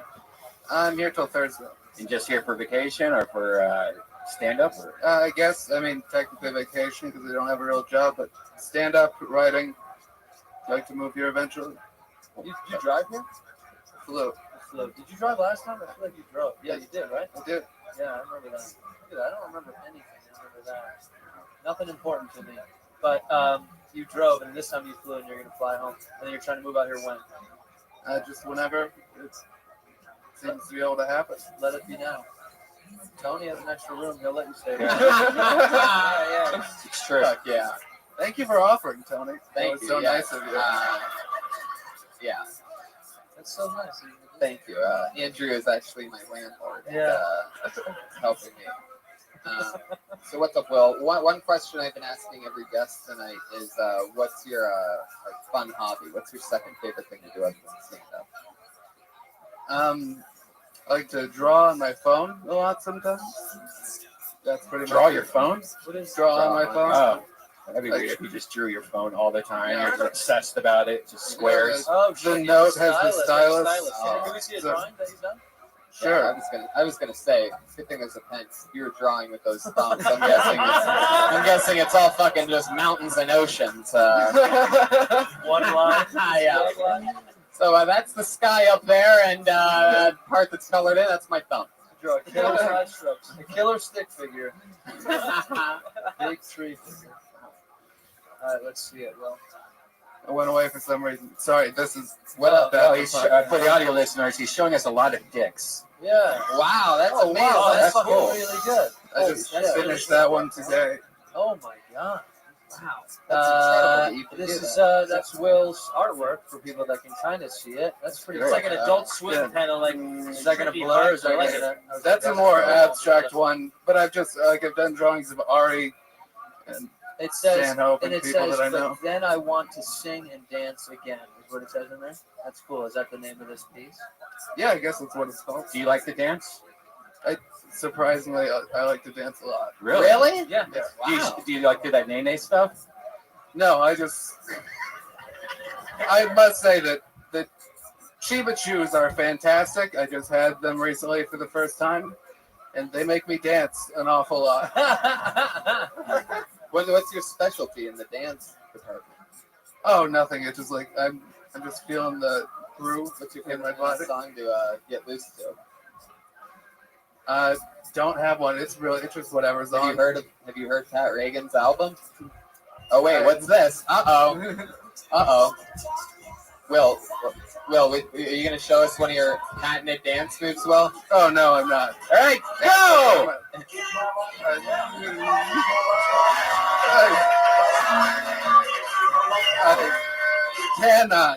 I cannot. Did you guys see how much my legs were shaking just a second ago from how nervous I was about dancing? cannot do this right now. Everybody just took it so seriously. They're like, all right, now we get it. All right. Normally, that's when the second rush up. No, come on. Yeah. But no, with you, it's like, all right, cool. We gave it. We had to ask. Will, you're so funny. Yeah, and you're one of the guys that I love it when you come into town and swing through, and it's so fun to watch you constantly get better and better. And you're amazing. You're 19, and by the time you're legally allowed to be in this club, you're going to be one of the best comedians anyway. So I hope so. keep having fun. And Really funny. anything more for Will, guys? So There you good, go. Will. Will Moore. There you go, Will.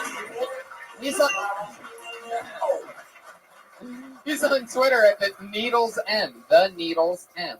Will Moore. One of my favorite rising comedians. Suicide jokes are always my favorite. Yeah, it's just great. Love those. I pulled another name out of the bucket. It's Richie Gaines. Yay! Here he comes. Let's see him.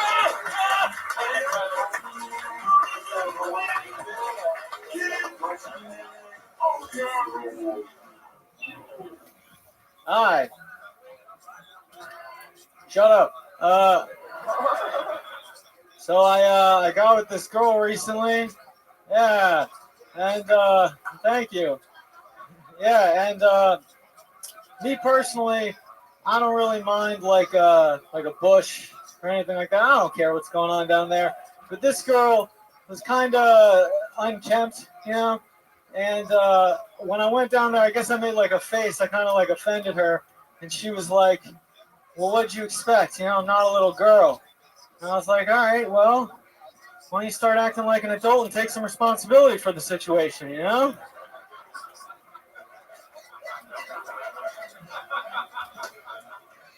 Like, I don't have to see your vagina to know whether you are or are not a little girl. Like, I don't go down there and I'm like, "Oh shit, I got the wrong girl. Get out of here, you little rascal. What are you doing here? Scat, move it." You know? Fuck yeah. There it is. We're plowing through it. Richie Gaines. Yeah. Fuck yeah. Thank you. Thank you, Sin. Oh, no. That was last time. Sinbad was here. Oh, yeah. Yeah. Not Sinbad was here tonight? No, I wanted to say it again. Thank you, Sinbad. Yeah. You can always thank Sinbad, man. He's always listening. Yeah. He's in these walls. He's everywhere. Every set with that, like it's some kind of like award speech or something. Thank you, Sinbad. Yeah. Just like to thank Sinbad.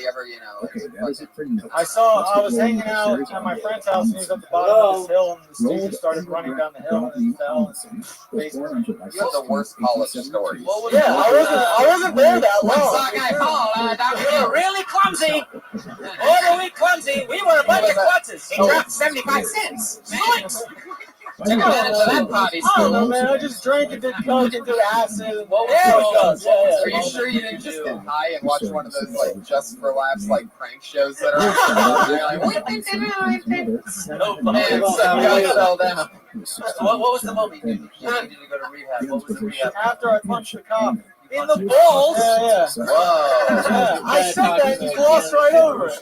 You punched the cop and then you got arrested, you went to jail, and then you were like, I should go to rehab? Yeah. Why'd you punch the cop? I have no idea. I don't remember.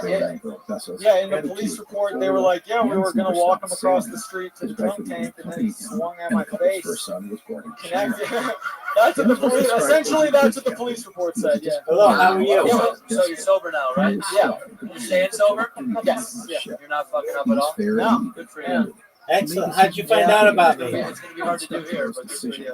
No, it's pretty easy. A lot of people make it look really bad. How did you find out about me? What? Like a lot of people get drunk and just look terrible in LA. I mean, they look really bad. What do you miss the most? Yeah, coke. Because I get tired a lot, and I just was like, that would be a perfect fix. I love coke works. How long was this been? Well, Boulder, I was only there for like 9 months, but I mean, I used drugs from like 16 to 20. Yo, Doug, how did you find out about me? Yeah. No. Doug, I And can't then there was understand what you're rehab saying. Say before it that, again. but I wasn't done there. And then I went back to DC, and that's where I got clean. One more time?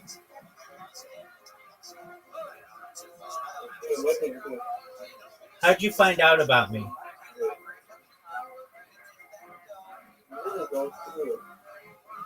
Where did you find out about me?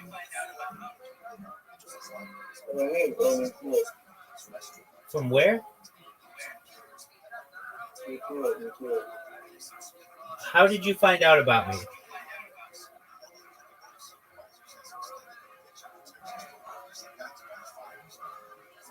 How did you find out about me? Are you covering your microphone? I can't understand what you're saying.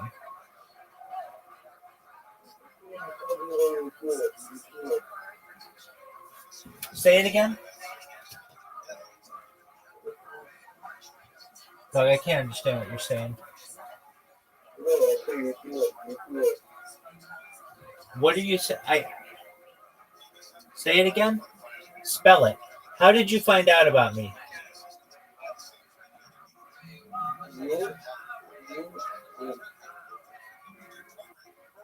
YouTube? Okay. How are you? Okay, excellent. We're watching Kill Tony. Do you know what Kill Tony is? It's the largest live podcast in the world.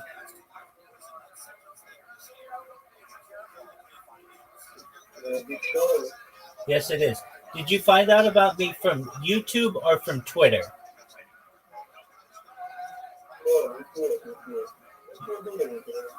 YouTube. Okay. Excellent. Well, feel free to enjoy. Here's Kill Tony. Fuck yeah. Nation's capital.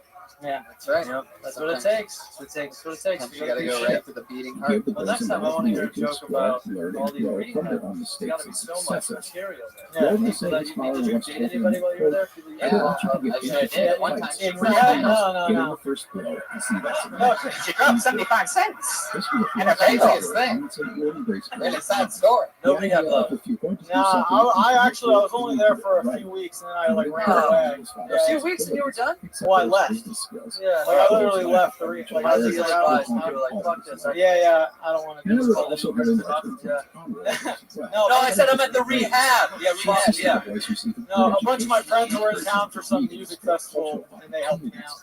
This was one of the reasons she wanted to That's move not to Costa normally where you Rica. go to get sober. At that point in time, I was not trying to stay sober. That's the point. Like, I left rehab. Do you ever think Sinbad to your sobriety? I think of Sinbad on a daily basis, my daily meditation. By the way, Alan's mother is referred to as What's your other favorite Aristotle thing to in do? various texts.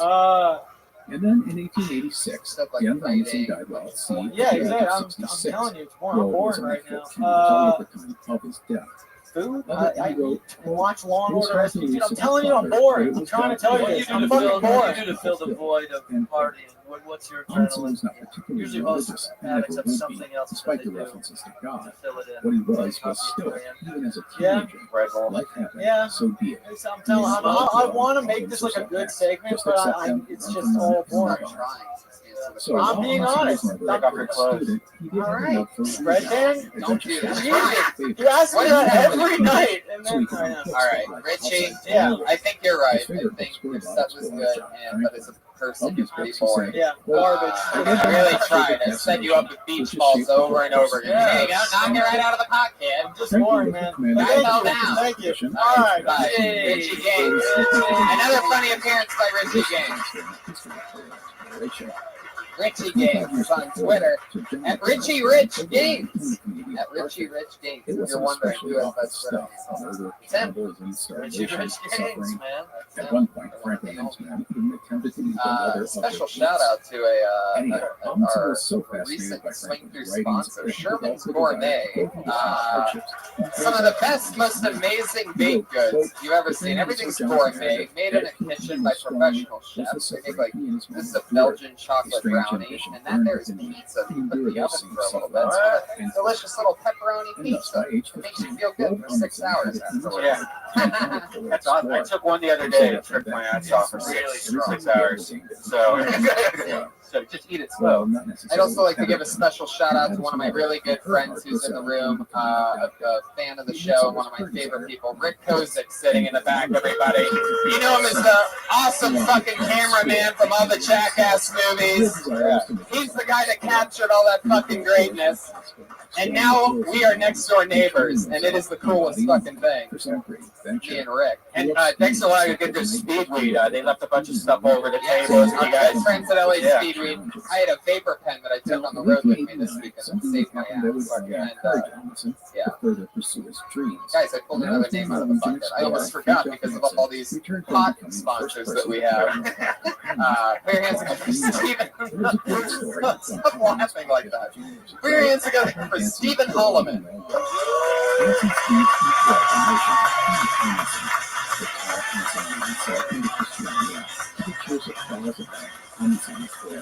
He dreamed of unwilling nights and saying, quote, with beating heart, I walked that day among the banners and cheers, and all the dreams of my boyhood were in life. End quote. when I was a little kid, I watched all the Arnold Schwarzenegger movies, and they were cool. And they had a lot of stuff in common, like guns, muscles, action. And then when I got older, I was like, man, how come Arnold never played like any other kind of roles? So this is my impression of Arnold Schwarzenegger as Jesus in the Passion of the Christ. In the sub-zero conditions. He also used dogs and skis, using small, highly trained giving I don't wear my robe clothes because I have such excellent abs. This is your baby. No, it's not a tumor. It's okay. It set the stage for what My name is Disciple John Campbell. They were at home in the snow, cold, and ice. This is such a horrible joke to do, so I'm gonna just go with it some more.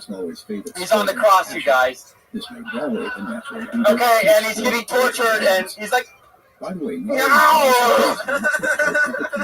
Ow! Stop it! Permanent. Wow, look at that. You were about to fucking kill yourself on stage. And you turned it around by acknowledging how terrible it was. Yeah, fucking, yeah. Reverse psychology to everybody. I like that. I like your fucking style. You're like the Kid Rock at the open mic. That's fucking amazing. Really like that. Detroit. You seem like, I mean, like, I've met you here quite a few times. You hang out a lot, and I don't think I've ever gotten, this is your first time on the show, right? Nice to fucking meet you. I like your style. There's something very Lieutenant Dan about you. Yeah. And, what's the shrimp that's on my legs? Is it? What's the bubble gum? Yeah. See, it was weird because at first I thought you were like a waiter at Bubble Gums, like telling me a joke, and I was just like, oh, fucking kill me. But how you actually turned around he actually turned it around, and it actually was funny. But I don't know if that would work every time. No, not at all. I like your style. So, where are you from? Prescott, Arizona. How long you done stand-up? This is my fourth year. Fourth year? You started in Arizona? Yeah, I worked at the Tempe Improv. How long have you been in LA? Year and a half. Nice. What about Dan? Well, Well, he's rest in peace. He died. He's dead. To everybody about that. It made no sense. Well, tell him what happened. Yeah. Oh, son of a. Well, it's just he's one of the owners of the Tempe Improv. If you're a comedian or somebody living in Tempe, a lot of people knew it. The guy that used to own the place, and he passed away recently. So It's one of those you had to be there. well, you guys had to be there. He was a legend, though. What's the He said her what's death, skateboarder's quote, name? saved her from the sad discovery I don't that she fucking know. otherwise would have made. End quote. You say I don't fucking know, like you really don't. Calls me kind of guy that looks like you're on a skateboard, but meanwhile, where's your fucking skateboard? Downstairs. It is? Yeah, it's Really? It's in the kitchen. That's so fucking funny. So what's the guy's name that I'm thinking of? I still don't know. Happened to a Slim Jim. Who knows skateboarding guys? Jamie what? Have you always Is that it? Thank you. Of course it is. Yeah. Thanks for not saying it the first time when I said waiting. You look like the kind of guy that rides a skateboard, but I get the feeling that you know a few matches. I wish I did. Something Getting laid, I don't know. Just magic to me. Oh, that's fun. You get laid a lot? Amundsen was 21 years old. Yeah. He was tall, over 6 feet, and was said What to do you have do had for fun? piercing blue eyes. Motorcycles and Amundsen's bikes. mother had reported Wow, said, that's quote, fun. he is the last of the Motorcycle Vikings. bike. End Ride quote. them Like toy Which, by the way, motorcycles? was Yeah, I the ride first them. I work on them. I look at by them. Stephen Hart Brown. Stuff like that. Motorcycles. Young Amundsen was ready to do something, to explore, to learn. No, And actually. that opportunity came reach when around, he you're was out of luck, invited on a bud. skiing That's right. expedition. Wait a minute. So yeah, you're a big bike guy. You have a bike. Yes, What Hard do you do? to Where do beat you a put it down? plateau on skis to the western mountain Are you afraid that ranges. it's gonna happen The plateau tonight? is often compared to the landscape of No, is it gonna happen? Oh, shit. I rode my skateboard here. Why wouldn't the bike? We have a motorcycle here, guys. Will Moore is going to bring it up the stairs. And, Oh, God, yeah. they don't remember who Will is. He's the guy that barely made it. All right. Fuck it. That idea is Jesus Christ. You never crashed it? Are you afraid of crashing The at all? skiing expedition terrified. began Christmas Day, Yeah. 1893, Yeah. and it would be Yeah, a Delray disaster. just. Amundsen Yeah, I had heard about it. proper You guys equipment and hit and clothing. run. That's His even bike worse. was in his boots. Yeah, someone stole a car. Like, Despite all stole a this car, training, him going like Amundsen 80 found miles him per in hour. shape He for slid such up the an whole adventurous side, journey. and then he. The smoking did him no Because favors whenever either. riding motorcycle And again and everyone like chose a followed Japanese by drift car, pretty well, but from he there, the forced for to speed turn seven. around before Fuck yeah, continuing Brian to Redband with all the southern. sad reports of everything that happens in the world. This guy died, this guy lost an arm. I saw a little girl get eaten by a shark yesterday. Anyway, back to the comedy show. In fact, he used the experience to learn and get better. Steven, It is I a have a little call hunch on here. Maybe I'm himself wrong. as an explorer. Tell me Even the in truth defeat, if he I'm will right. always look a way to improve himself. That American Amundsen flag headband that signed you on have to a around your head, commercial if you sailing turn that ship. inside out, The is there idea a was to gain Confederate flag on the practice, other sailing side? experience, and spend time in You cold seem like the waters. kind of guy His goal that was would to get rock his it, but master's like only when the certificate. time is right. Like only at Amundsen, like by your the way, coffee hated the shop or SEALs. something like that. 50,000 SEALs could be butchered. He's like by a location. middle-aged Willie He Nelson. found it cool. He was like, I'll take that. Yeah, Willie Nelson. Is the hair attached to it? Like, is it one of those like fade I'm not Brett Michaels. That should go a few years later. Which we will talk about. That's Keep it in fun. America. How long have you Over been the riding next couple of years, motorcycles? You have a bicycle too, you said? Yeah, that's actually that was my first love. I did Atlantic freestyle BMX and I traveled the US when I was younger. He studied hard and he kept a singular You ever focus ride on anymore? gaining his master's No, I broke my certificate. wrist last year. A big reason for this Yeah, is that surgery. Amundsen could study in the garages of other polar explorers. Motorcycle.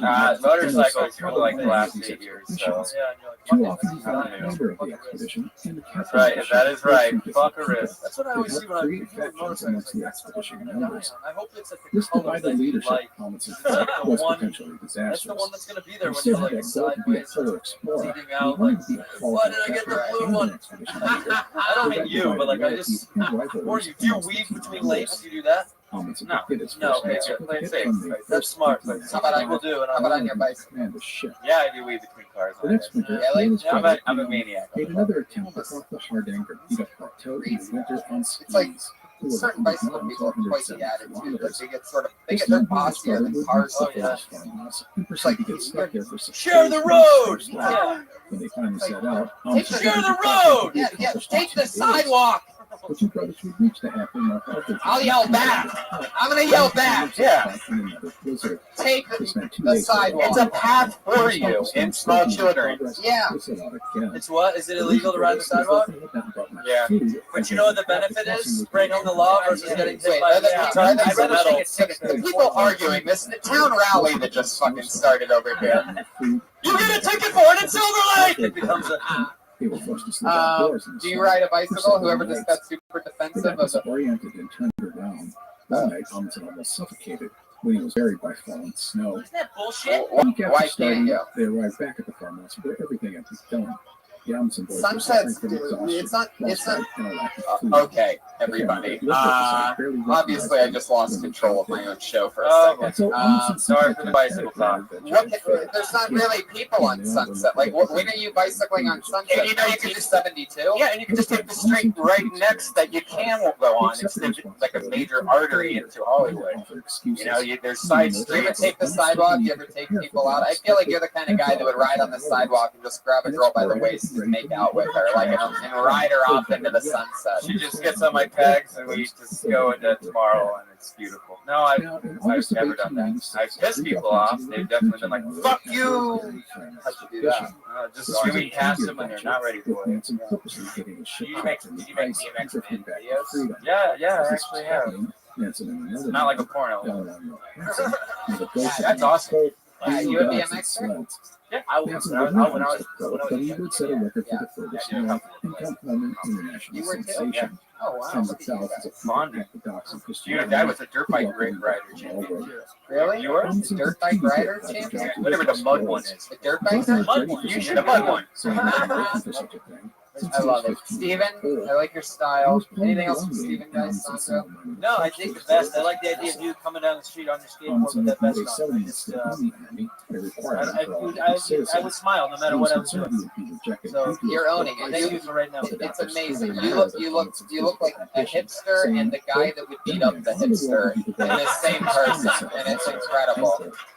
There you go, Stephen Holloman, everybody. He's on Twitter at Holloman Jokes. The Belgian expedition was announced. Oh, Arnold Schwarzenegger. I almost forgot about that. We didn't even talk about that. I can't believe people are still doing impersonation. You know what? As long as you're talking about how bad it is, then it works out. Put your hands together for your next comedian, Stephen Breeze. Offered his services. His resume was good with 100% references. He had his master's certificate. He could pilot his ship.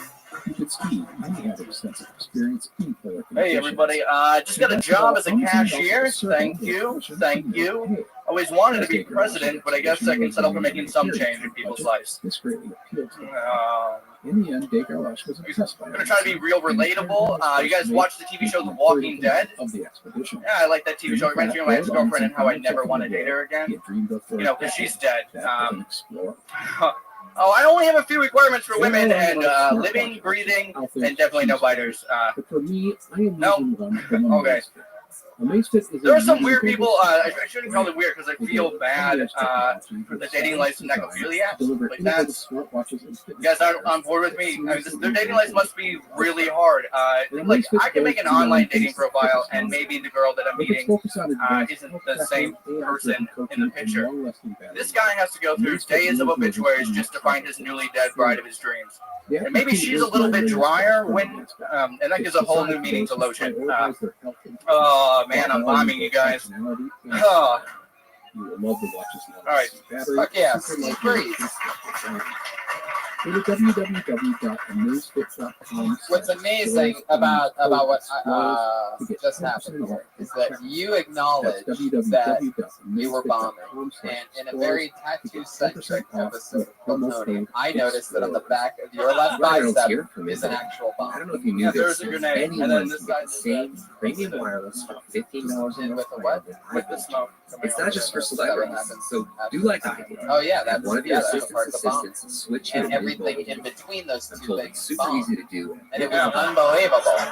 Like that's incredible. Like you, at least you're totally like owning it. Like, how was your set tonight, bro? Just like right there, buddy. Just fucking bomb. Steve, I like your style. How long you been doing expedition was one of the first expeditions of what would become known as the heroic age of Antarctic exploration. It ushered in a 25-year period filled with synthetic stories and epic personalities. Oh, cool. This included Shackleton, Robert Falcon Scott, Douglas Mawson, and Greg Amundsen. What were As you I doing in mentioned Milwaukee? earlier, we are going to I cover was the a Dr. story resident. at a high level, really focusing on Amundsen's babysat a bunch of people in the contributions. building. And again, if you haven't listened to the Belgica series, I highly recommend it. It's a great story, starting out right after this I don't think episode. I don't think you bombed. Okay, so Lord I'm Amundsen stoned. was That's going my to head excuse to all the the time. polar Yeah, regions. yeah. Not to I the think the north, but to necrophilia the stuff south, is which was probably fine with hard. Amundsen. I think because you The said. Belgica had an I think. international flair to it. There were I think because Belgian you said crews, like it'd be French, super Polish, relatable and here. Romanian. Yeah. The officers I needed were a Walking mostly Dead show. Belgian, Yeah. as this was a And I don't think you go from like affair. relatable Walking But Dead all to of being the like, crews in you the guys know regions about people were that fuck dead successfully people, detected right? It's a tough transition. Yeah. It's a tough I don't think transition. it's common enough. I see where he was going. Me too. I try to make it romantic. That's, I mean, there's more to. I saw the romantic. Yeah, that was French were the most common languages. So Amundsen I'm took just trying to figure out when you bring lessons. that's The better be the a whole full right. with his new shipmates. So are you distributed around fascinated with 20. necrophilia?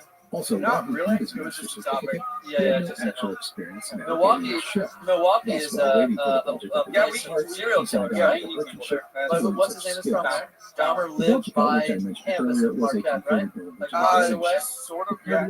Yeah. Actually, before I left, I filmed a The ship short. went to Madeira, Rio de in a Janeiro, hotel and that Montevideo before heading to Tierra del So you're Fuego, totally and fucked straight up. into Yeah, I'm totally Russia. fucked up. Oh, that's That awesome. sounds hilarious. Along Did the you way, move out the here alone? expedition had its American doctor, Frederick What other Scott. fucked up shit are you Where do He you, was a key figure in the what Belgian I just for last, expedition. I don't know. He actually What had part of experience Modesto? exploring in Greenland and understood what the expedition was facing better than Where do I live now?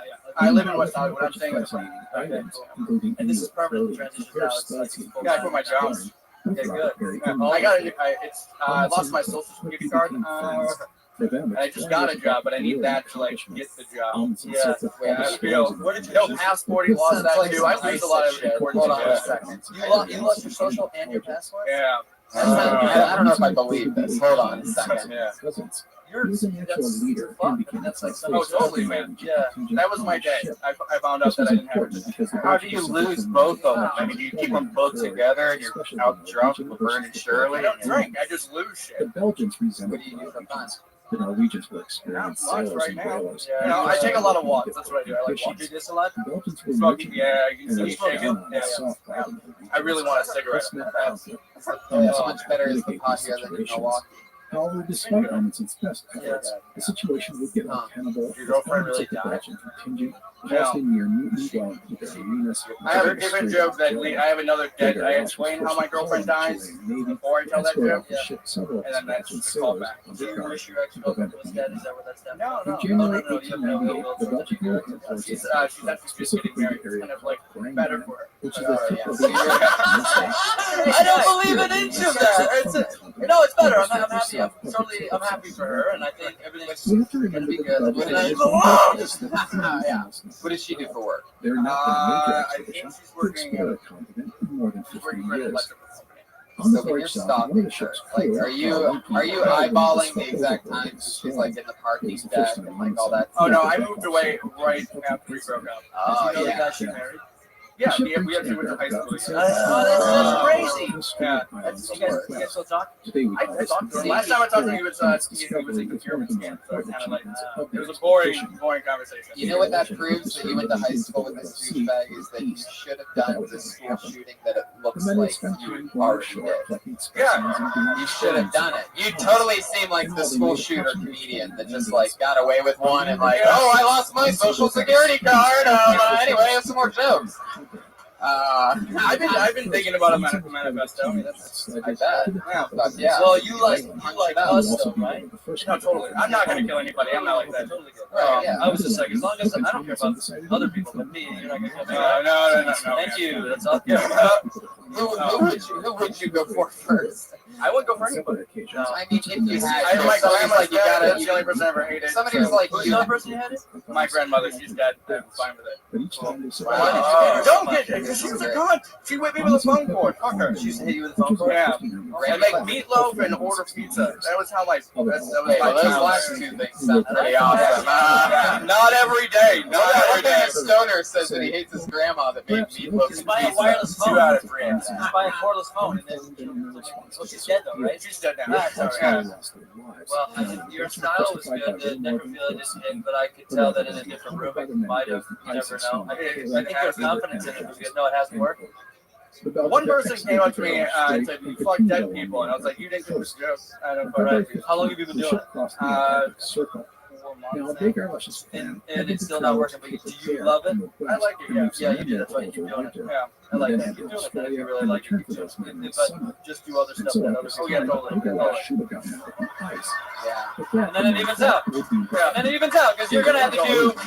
You'll have to do stuff for you that they don't really like. And I applaud that. I think you do jokes that you think are fucking funny. That went close to your heart if you thought about the necrophilia or something. Like that's something. It was here that he brought his really officers together and asked them about the idea let me ask you this. This is a question you won't hear on any other show in the world, by the way. Do you think you'd be able to get hard for a corpse? No. Well, I don't know. You hear that now? No. See that? Most people would be like, "Dear God, no!" You were talking about fetishes earlier. You want to hear my sexual my Yes. Fuck yeah! Talking about let it rip, motherfuckers. I am quiet as fuck. I started having sex very young, and I masturbated very young. No, that's a whole different story here. But oh shit, I started doing these things really young, so I had to be really quiet. So just in like, I dated a girl, like 13 to 20 years old. I didn't meet any other girls. I just had sex with one girl between 13 and 20. No. We dated from 13 to 20. So 7 years. I didn't have anybody else. So one girl, we always had sex in her parents' room, or not her parents. Yeah, a few times in her parents' room. I was 13. Wow. So what's your crazy? I'm really quiet. I don't like any sort of noise during sex. It throws me off. It throws me off. I mute porn. I mute porn. Oh, I love that. Oh my god. So when the girls make a noise, are you like, shut up? Yeah, like, stop enjoying yourself, bitch. You speak good. You get angry? Like, shut up. No. Tell me that it sucks. You just kind of like, I'm not. You lose your boner? Like, if you hear like let's say like somebody closes the door and you're like, fuck, my dick's gone. Like, I don't get scared. So you can technically get top blocked. Like any kind of noise. What about music, TV, any of that? You have to shut everything off if you're hooking up with a girl. What's one sound that you like? I don't. Like if you were having happened enough where I'm kind of just used to. Let's say somebody offered you like $5,000 to make a porno, right? And you're having sex with a chick, and somebody walked up right next to you and blew an air horn off right next to your head. Like what would happen? You'd be done. No, I could probably go through that. So a sex toy for you is like annoyance. Oh, they're just gross to me. They're just gross to me. Headphones are gross to you? No, I thought you said the sex toy. A sex toy. Do you like women's feet? Huh? Are you a feet guy? A feet guy? No. No. By the way, I will say I appreciate you saying your fetish. That's very brave. Some people I have a handle fetish your too. shit. What is it? Handle fetish? Like wow. That's fun. Wax on you? Yeah. That's cool. But then, because you just want to hold in the pain. You want to scream, but you hold it in. No, I just think it's fucking tickles. Like that. Oh, I think you found your tickle victim. Oh, tickle buddy! We finally got somebody who likes tickling, you piece of shit! Go tickle away, motherfucker! I'm gonna sneak up behind him later and just tickle him. I can turn it off. You can't turn the tickle Yes, off. I can. Yeah, again, now that I know it's going to happen, it's so That's how awesome. it's No, Well, that's good. I think the sex thing is funny. You should talk about that on stage. That's really funny that you guys be quiet. Yeah, That's absolutely. so funny. You ever talk about that on stage? Yeah, you have to. Is it when you talk to a girl that you're going to date, are you like, hey, I'm just giving you a heads up, I'm not going to show any emotion when you talk. I've had that said after. Like girls are like, you're a dead. You're very, you're no, just very detached. You're detached. Very detached. Is the part where they make the noise that bothers you the most the part where they go, oh my god, you have a dick? I thought you were a lesbian. That's You're like, shut the fuck up! I got hit on by a guy who thought I was a girl. Really? But like a girl who had made a transformation. Did you go through with it? No, I Did you like have a skin costume on at the time, and you just unzipped it, and they only saw your lips? No, just straight up asked me if I was a woman. So this, you can see that. There's something sort of Sinead O'Connor about you. You know. I can see it. Yeah, that's a good compliment. True. He's got sweet eyes. Yeah. Thank you. Your face right now, is that your O face? No, I was. Okay, the So long let me run ask you something. You're having sex with continued, but the darkness okay, did pass, and and there was hope that starts the like, ice would ship right? What do you say? How do you say it? Why would the Most of the time I sigh for a little while. Maybe it'll just go away by itself. Like that. Sigh during sex? You sigh during sex? Just like, Oh my god, wait a second. Yeah, it's Like that? Yeah. Steve, can you give us an example of your sigh that you would say if you're having? Come on, really? You know, it's like you show emotion, dude. Like that. When you come, what does that sound?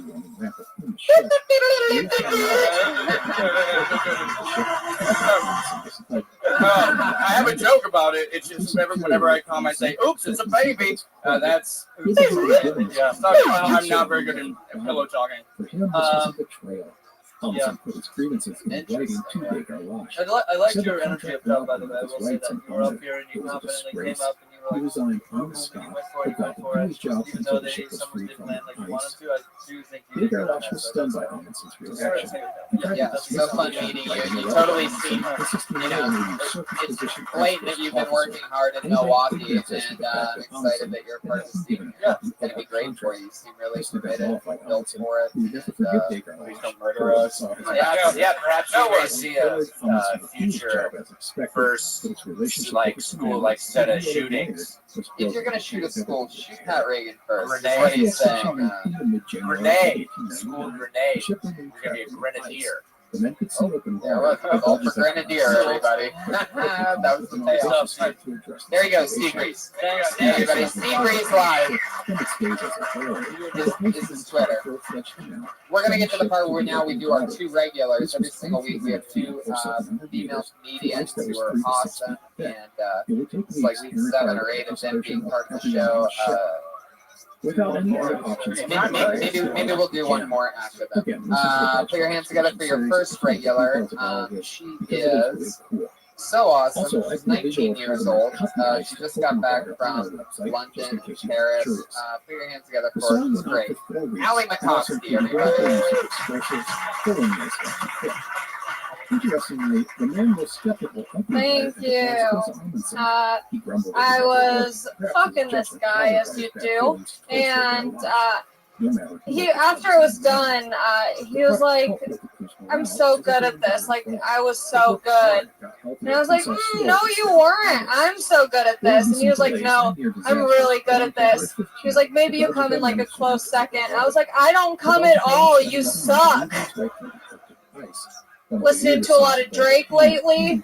Really like Drake. I noticed that he says the N-word a lot in his songs. For a half black, half Jewish guy, I'm disappointed with how little he says kike. She was free. The ship back from Cuba wins on March 27th.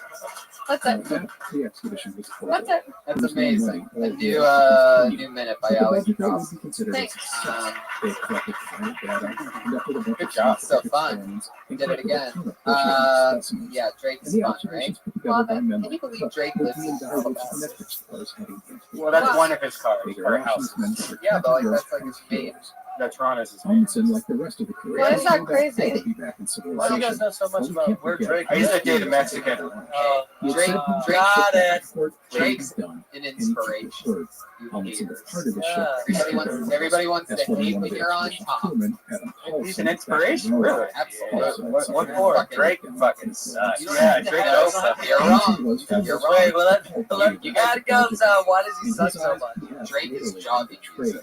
I listen to his. You know how good That's music. right, I said it. Nobody else will music tell you. hits your ears. That's what you listen to when you're Put on jogging. Cypress Hill. You don't jog. It's from a bong. It's like hits from a bong. Like it's like hits. I put on Drake and it's like this is Yeah.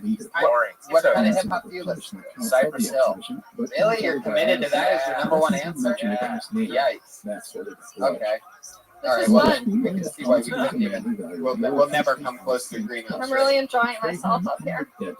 Plus, yeah, Allie's jumping in. You listen to Drake a lot? No. I just was listening to him with a friend, and he was saying the N-word so much, and I was like, isn't he half Jewish? I feel like it's a little bit wrong that he's saying this so often. Especially from Frederick Cook. By the time he came out of the ice, he I'm understood Jewish, about half. nutrition, clothing, Yeah. gear, sleds, dogs, and so much more about exploration. Yeah, no, I can't finish it. He learned you needed But like, to it just have feels goals. so good, you know? It's like empowering. You're taking it back. I'm not used to that all the time. Good. Let's get it started. Did you ever tell anybody to go fly kite? Yeah. No. When he was done, no one emerged from the Belgica expedition What, from the better place than Amundsen. He was smarter, wiser, what else? stronger, and more ambitious than ever. One of the Um, expedition's members, Europe. Polish I did. meteorologist I did and get back, Rothschild, and it's would say, awful. quote, I want to go "Our back was to the Europe. first school of Really? extraordinary Yeah, it's so explorer great over there. What do you miss about Europe? Just like the people. I think it's only because it's like a new place, so everything is just so exciting. But I'm sure if I was there for a longer time, I'd be so over it. One that had been Allie's forming a at for bonnet over a guy. decade. Was he really like Amundsen would bragging write to the great No, I just thought of that the world's when I preeminent was polar over here, because explorer I was telling my friend I went to the gynecologist today, and then it just kind of like spiraled into just fucking dudes. Together an expedition to the South Pole and talking to Amundsen about his experiences would be great. Organic, so organic. Two men went well, and it had begun a friendship that would last the rest Yeah, of I their did some lives. shows over there, and they were really great. Amundsen presented Nansen with a plan. One night talking back to Amundsen's hero, There's intermissions during shows over he there. wanted to sail the Northwest It worked out really well, though. It's really cool. No, it's chill. Bad idea. Nansen not only encouraged Have you ever been in a show where like you're watching and it's like, yeah, it's just getting better and better and better and better, and they just stop it, and like all the power and energy that was in that show is just now reset. No, You know, it's everyone's not like, though. The idea I've of been them actually is the first go this and get more drinks. Well, over there, everyone's smoking cigarettes, so they're just like, I need that is it this. for today. I hope And you they enjoyed do. the first episode They of our do. series So I guess on maybe my it works out explorer, Roald Amundsen. They come back Thank you in for with listening. their I will smoke see you and then they're next drinking time. and they're piss free and they're not going to The stand up in the Explorers middle of the podcast set. is part of the And they sit the whole Airwave fucking Media time. Yeah. Yeah, Network. so I bet it Airwave works. Media. You said you're half Jewish. What's the other half? Catholic. That's not really a. All right. I don't think you know how this race thing works exactly. Oh, wait. Actually, she's right. Yeah. No, she's yeah. actually I'm not, right. yeah. Which is But are only you? because she's half I'm not Israeli. Right.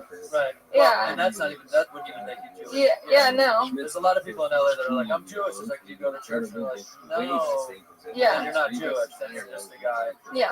who has, that's it. Right. You're actually right on point. Thank Fuck all you. these fake Jews. Fuck them. How about race-wise? Race-wise, my mom is Irish, and my dad is Russian. Tell me your background. Yeah. Russian Jew? Russian Jew, yeah. They're cold as ice. They're fucking, Yeah. they're They're badass. nuts. Your dad's a bad motherfucker. No, he's such an idiot. He's a degenerate. Yeah. He told me the other day, he goes, I was like, oh yeah, we're Russian, blah, blah, blah. He's like, no, we're Polish. And I was like, who are you? Like, are you my dad? Get out of here. Talk to Google's in-house productivity expert. Straight to the point. I'm from Long Beach. Just search Yeah. for problem solvers. Me too. You probably like it so much over there just because you've been in California your whole Yeah, life. that's true. Like, You're if you just listening moved to an anywhere, you'd Airwave probably be Media like, wow, New York's podcast. the most amazing place in the world. Yeah, that's true. I've never been there though. From Disney on Long March Beach, 21st, the like magical the area called Belmont Shores. Yeah, Belmont Shores, my mom is. Really nice, right? Yeah. For me. And not too far away. Really not. Yeah, yeah. It like you just go make a left turn down the street and you're like, oh, where am I? But Still in Long Belmont's like Beach. really, really wealthy. Yeah, because it's like right by the beach. I couch surf right now, but technically that is my home base. Big surf or couch surf? It's a couch. There's mattresses on it, and Multiple you stack. yeah, there's so many mattresses. I actually live in Mattress City, the store. I'm sponsored. What do your parents say about you? My mom's watching the Ustream right now. My dad's name is Larry. You're killing us, Larry. Yeah, he is. Oh, and Larry's watching right now. My mom is watching. Where, Mom? That's how fun is that? Say something important that you need to say. Sorry for fucking people. Look what you created, Welcome to the Mrs. Explorers podcast. Today is the second episode of our series. But yeah, there she goes, Allie Looking McCoskey. forward- Follow her on Twitter and Instagram and everything, Allie McCoskey. We have one other regular that writes and performs a brand new 60 seconds every single week. The always fun, goofy, nervous styling for the one and only Melissa Esslinger, everybody. I call the Canadian author Stephen Brown. That's wrong. It's Brown. B-O-W-N. My mom's Jewish, so I'm a fake Jew. Perhaps autocorrect, but that's on me. So no. And second is to say I am all over the board. What's funny about tonight is I used to live in Wilmore. This is because there is a joke. Like literally, Wilmore, Kentucky is like where I went to college. Joke. And Wilmore is Wilmore. Guys, sorry that just happened. And I just said sorry again. It's okay though. So why do you do this, Melissa? Why? People keep asking me. Because quite frankly, drugs are not sustainable. But making a fool of yourself Last time we looked at the and early making life of people laugh Robinson is. and then took him on his Look, first see, I'm grand shaking adventure, like I the just did Belgica something. expedition. This was the first expedition in the heroic So age of that's Antarctic why I do it. exploration. And The Belgica had been frozen in for the winter, and Amundsen, the expedition's third in command, had been an important part of surviving the experience. Amundsen taking over me. his first expedition into the whole world. But probably the biggest takeaway was his desire to lead his own venture. Amundsen simply didn't trust others and felt betrayed by the Belgian commander, Adrian de And so, back in Norway in Hey late guys, 1890, back and we're back. approached this fellow And we're back. So it depends, explorer because it just depends how lazy I am. He wrote to Nansen saying, quote, And just the returned home from the diapers. Belgian Antarctic Oh, okay. expedition. Oh, wow. The diaper joke. She said depends. Like the diapers. By the way, time flies with Melissa Esslinger. That was a minute, 1 minute and 30 seconds. Time flies when you're having a stroke. What? Yeah, that was incredible. Fuck yeah, Melissa. He went for it. If shaking was the goal, then you fucking did it. Like, we need to get you. You should be like a professional salad tosser or something. Like some kind of thing where it's right. If we gave you a shake weight for 3 weeks, you would end up being Ronda Rousey, right? You would just be in an octagon beating the shit out of her because you'd be unstoppable. You would have made that dude from American Idol. Anyhow, after completing his military service, Amundsen began to plan his expedition. It will feature all the hallmarks You of shook what so would much become they would have Amundsen's reported on expedition. it on Michael J. Fox News. Yeah. That's how much you shook. I'm trying to get rid of it.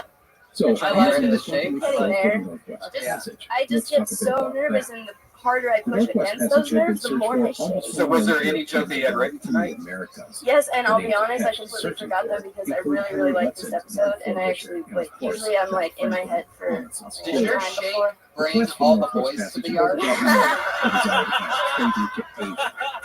In 1845, the British put together Shake it off. an expedition Shake it off. of 2 ships It's yours now. I'll never be able to Unfortunately, use that. So now you have it. There you go. You wrote your joke for the day. That's how it works. No, it doesn't. In the frenzy to find out the fate of Melissa, Franklin, what else the has been actual happening? What have you been Northwest doing for Passage would fun? be identified. Well, This was done by you work a Robert, full-time who day went job. from That's the Pacific incredible. to the Atlantic Yeah. side of Spots the tonight. passage. You just started With my stand up. father, You were at first by it. ship and then on foot before being picked up by another ship. Before it was, frankly, 20. enough to That's surprise right. me. You had a birthday. But he had identified that the passage existed, only he had actually not sailed the entire length of it, instead traveling by Yeah. sledge. Fun.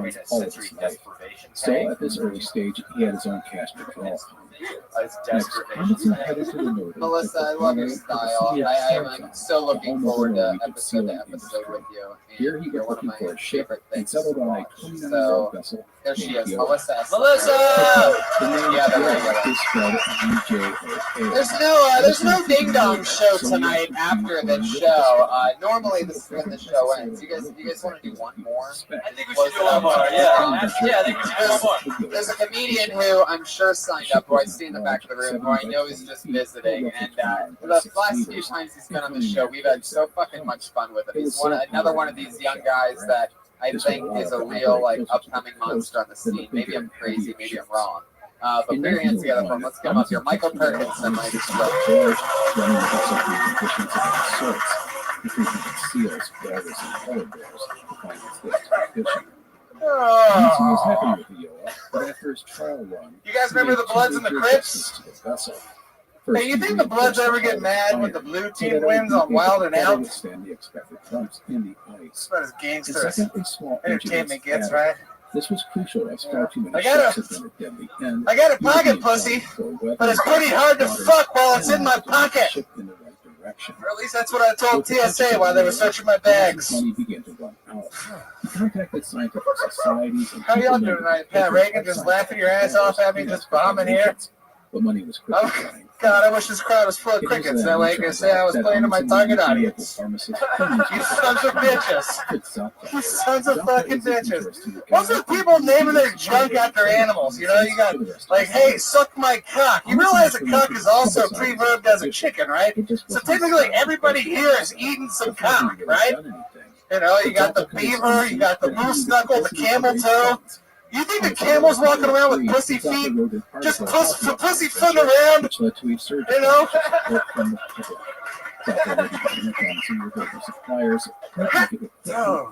All right. Hey, guys. Do you want to do another one? Hey, Mike.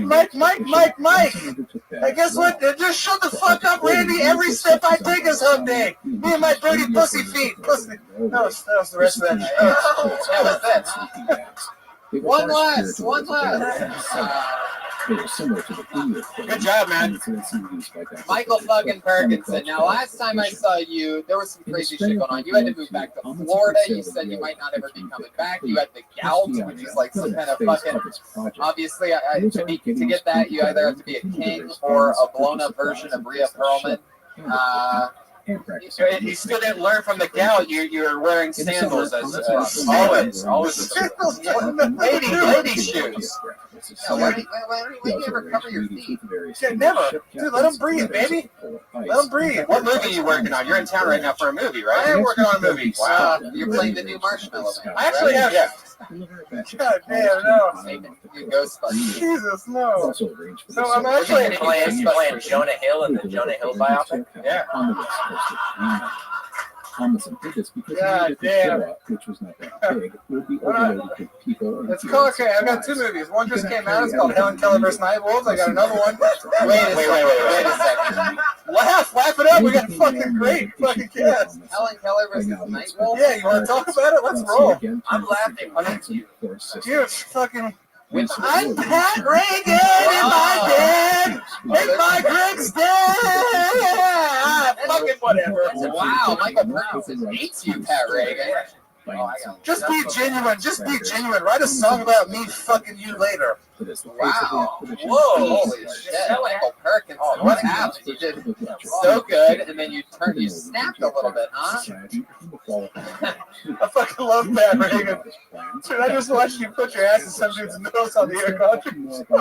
Wow. Okay, Michael. You know we're bare ass. Michael, naked ass. Michael, you know we're still on the air, right? Sure. It's like a whole still crowd in front of you and everything. Sure. So I'm in Helen Keller vs. Nightwolves. The movie I came to film this week is called Range 15.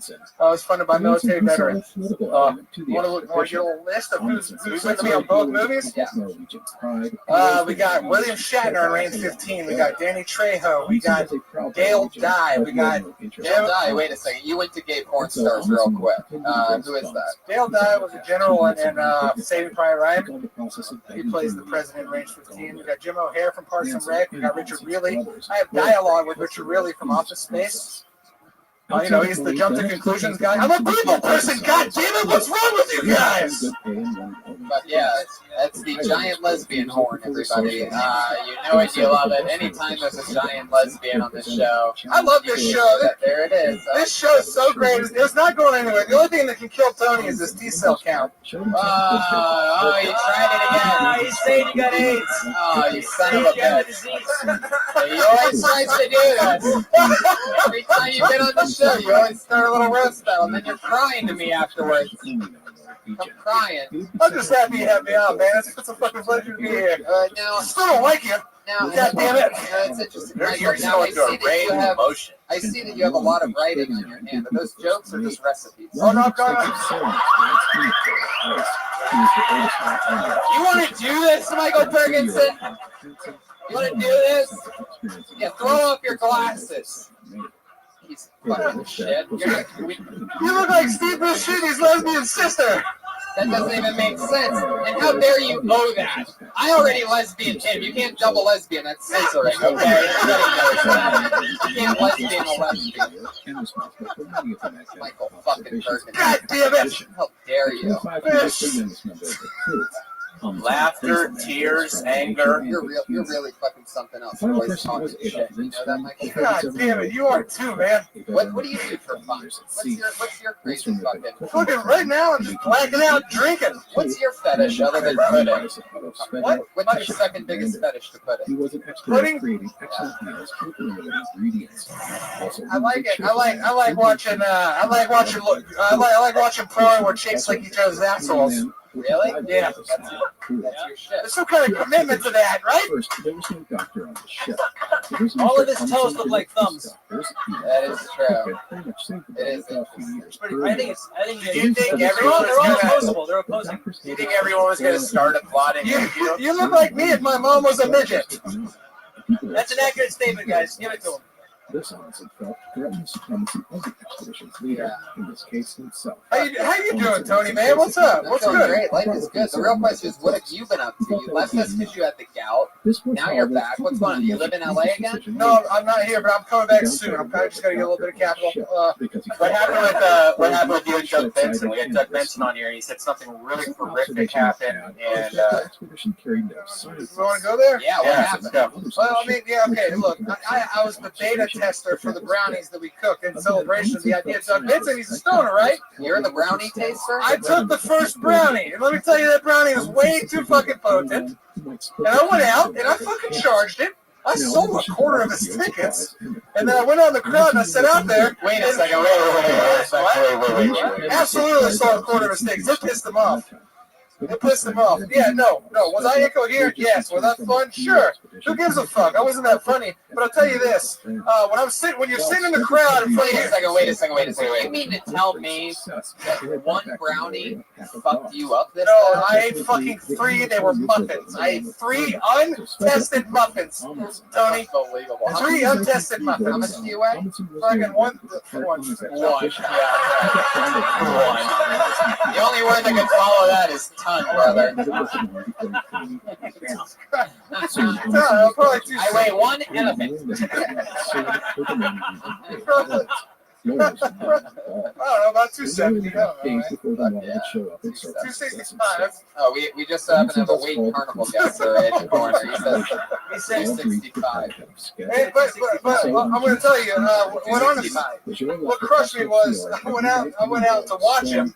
You know, first off, it's tough when someone opens their set with 15 minutes worth of tweets. Whoa. Don't hate on something.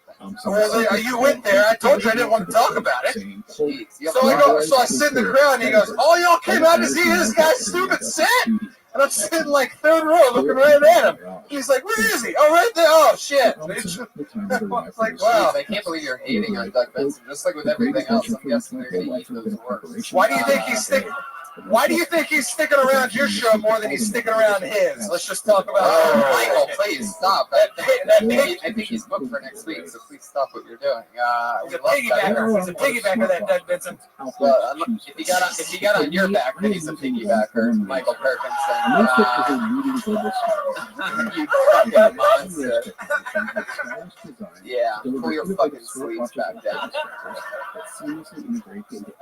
Always dressed like you're going to like some nude beach or something. Like that's like what you wear to it, right? Jesus Christ, you look like the kind of guy that would actually do that too. You have that kind of creepy fucking filmmaker head or something. You have like Michael Moore body. You know, what are you into documentaries and shit? You look like that alien from American Dad.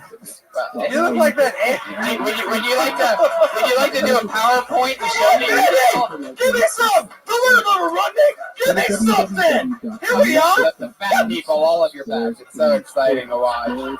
Those fat hands all clapping together. It almost sounds like more than 3 fat guys, but nope, just 3 fat hands clapping together.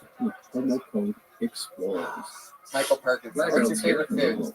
Everything? What the fuck? Like, what isn't my favorite food today? Today? Nothing. You know why? Because I ate a whole pizza around 4 o'clock this morning.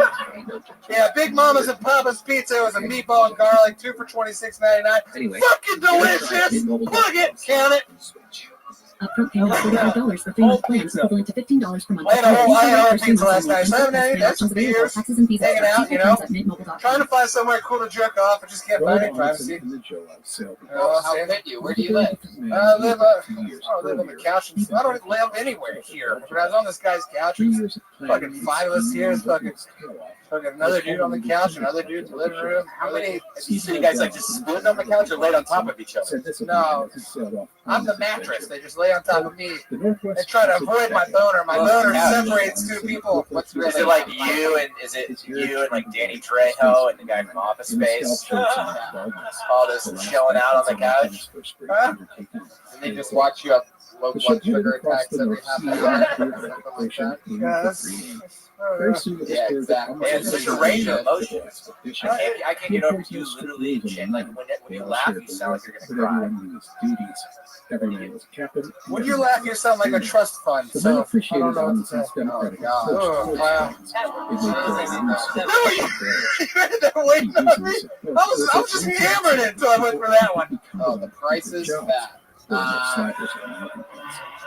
Now, one thing I don't know. Price is fried. Hey,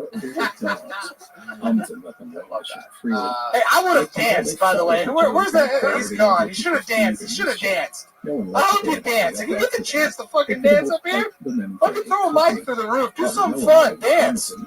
Come on. Hey, we got a song for you. You guys really want to see this? I love that he just set up his own dance solo for some reason here. Oh my God, Michael! All right. Oh, the sandals are off. Athlete's foot for all the rest of the comedians. Oh, he's doing the Twinkie. Oh shit! Oh my God! It's already smelling like 250 pounds up here. Right.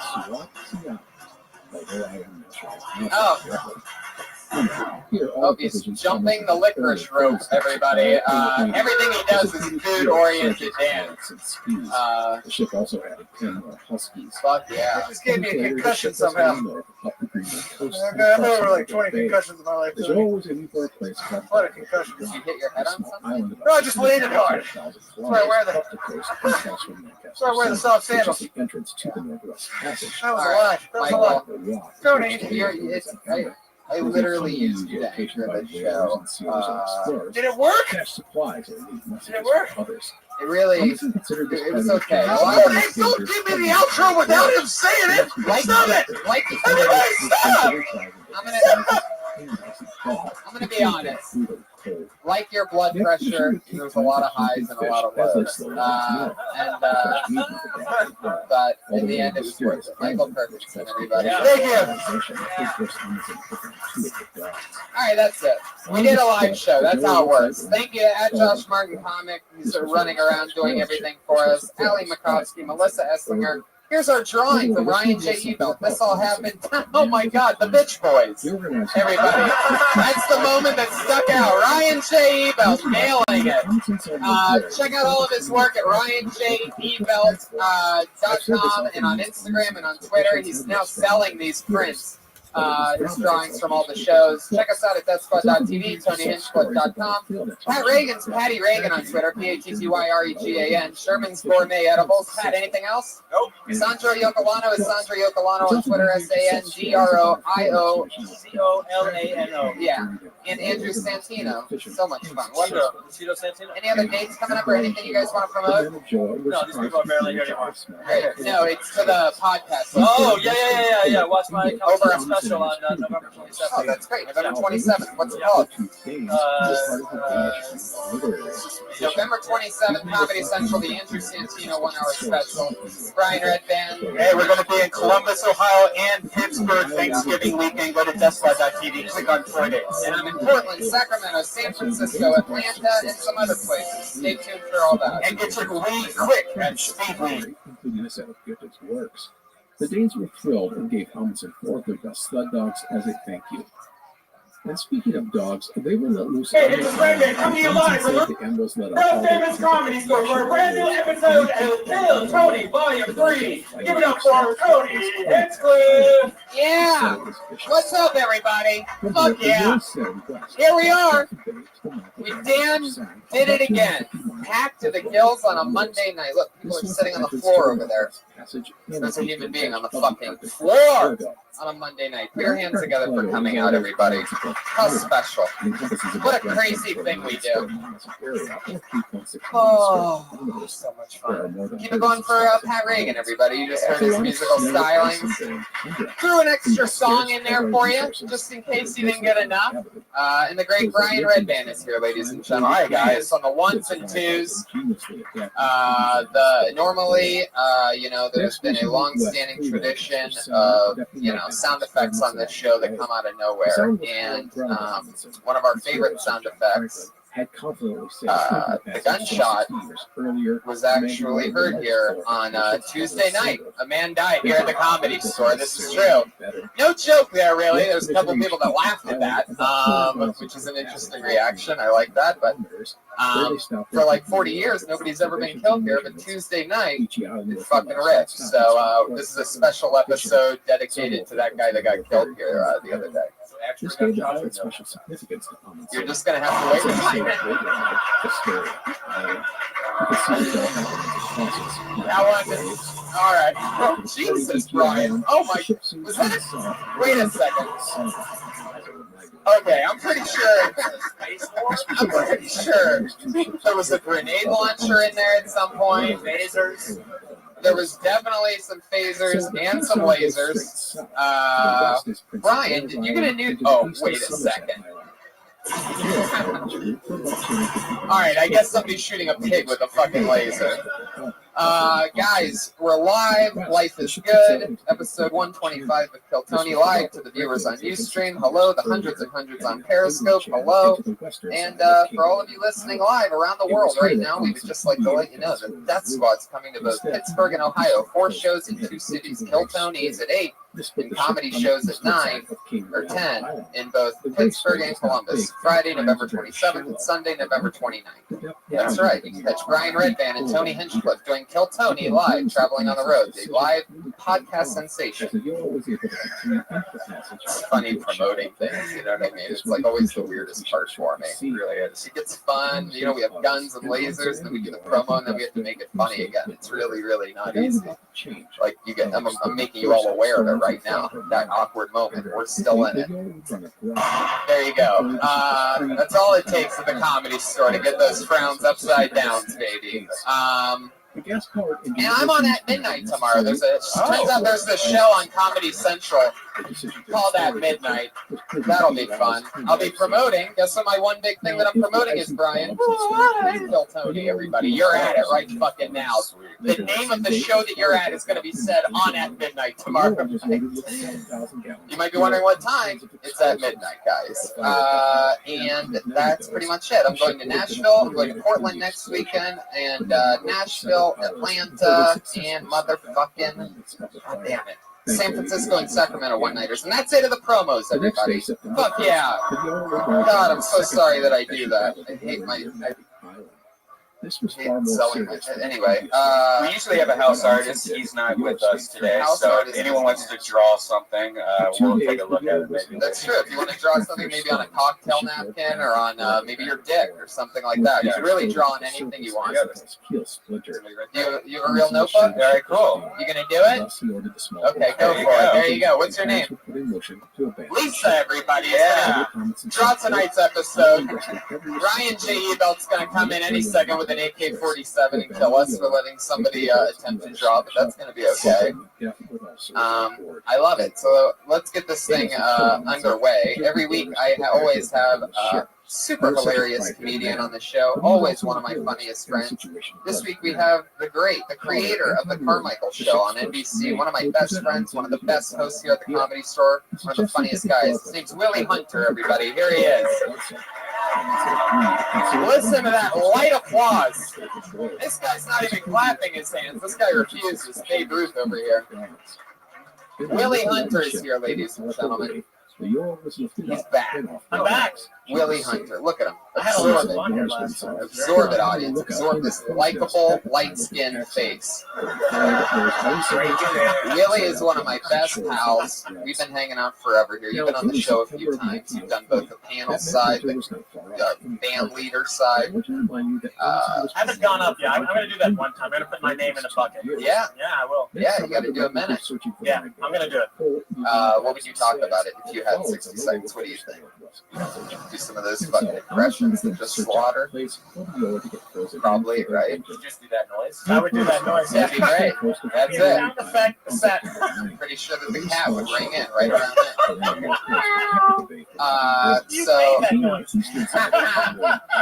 So this is exciting. We're going with a one-man panel tonight. We're just going with you, Willie. This is it. They had been closing on the What? other side of the island.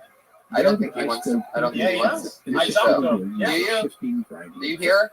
Other person that was booked originally? Do you want to do the show? Oh, hey, hello, random boys. Yeah. We'd love to have you if you want to do it. Come on, no pressure.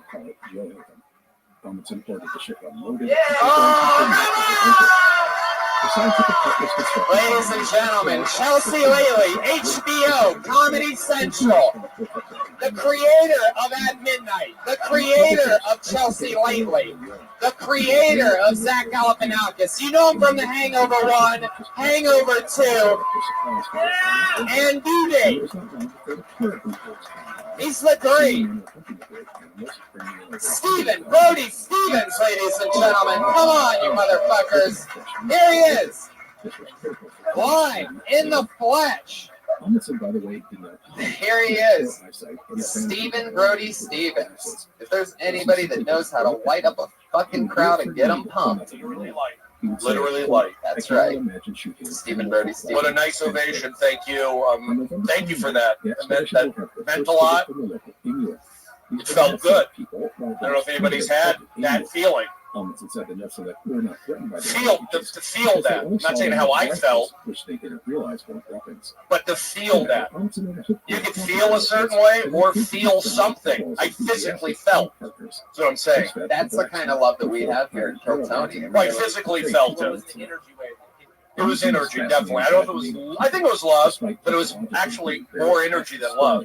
That's what I felt. Wow, it was like a wave. Damn it! It's a hot crowd tonight. As you can see, we have the cast of the Muppets up here on the balcony. Really exciting.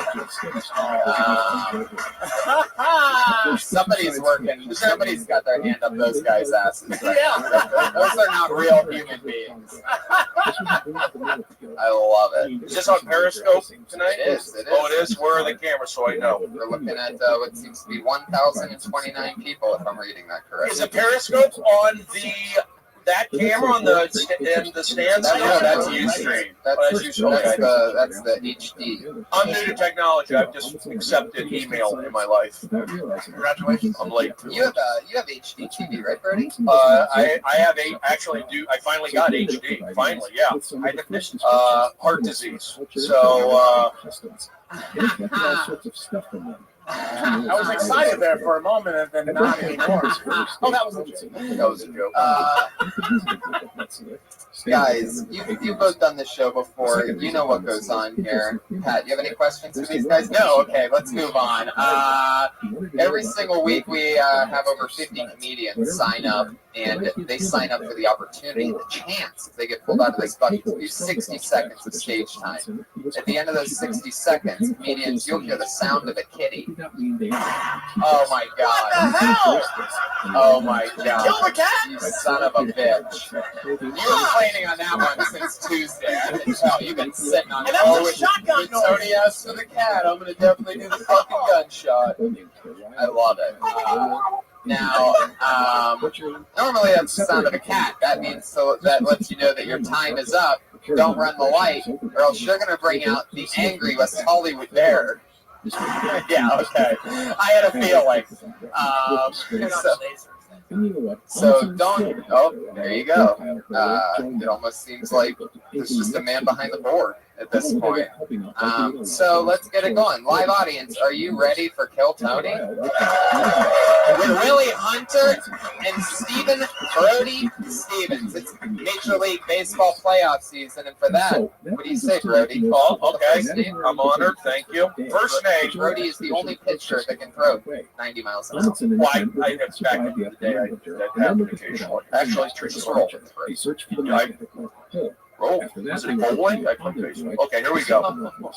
One left. One left. All right, the name is. I think this is the part where we awkwardly find out that Brody can't read, everybody. Oh, no. This is really quite the performer, not quite the. I can read. I never thought He's building drama. You give no. I'm holding it with my left. This is a right-handed slip. I'm holding it here, and then I I hold things left-handed. I play the drums left-handed. I hold slips. Here we go. Nika Williams. Ooh. Nika Williams. African American. Oh shit. I'm guessing black. Oh, no. Sounds like such a cute name. Why would he or she not?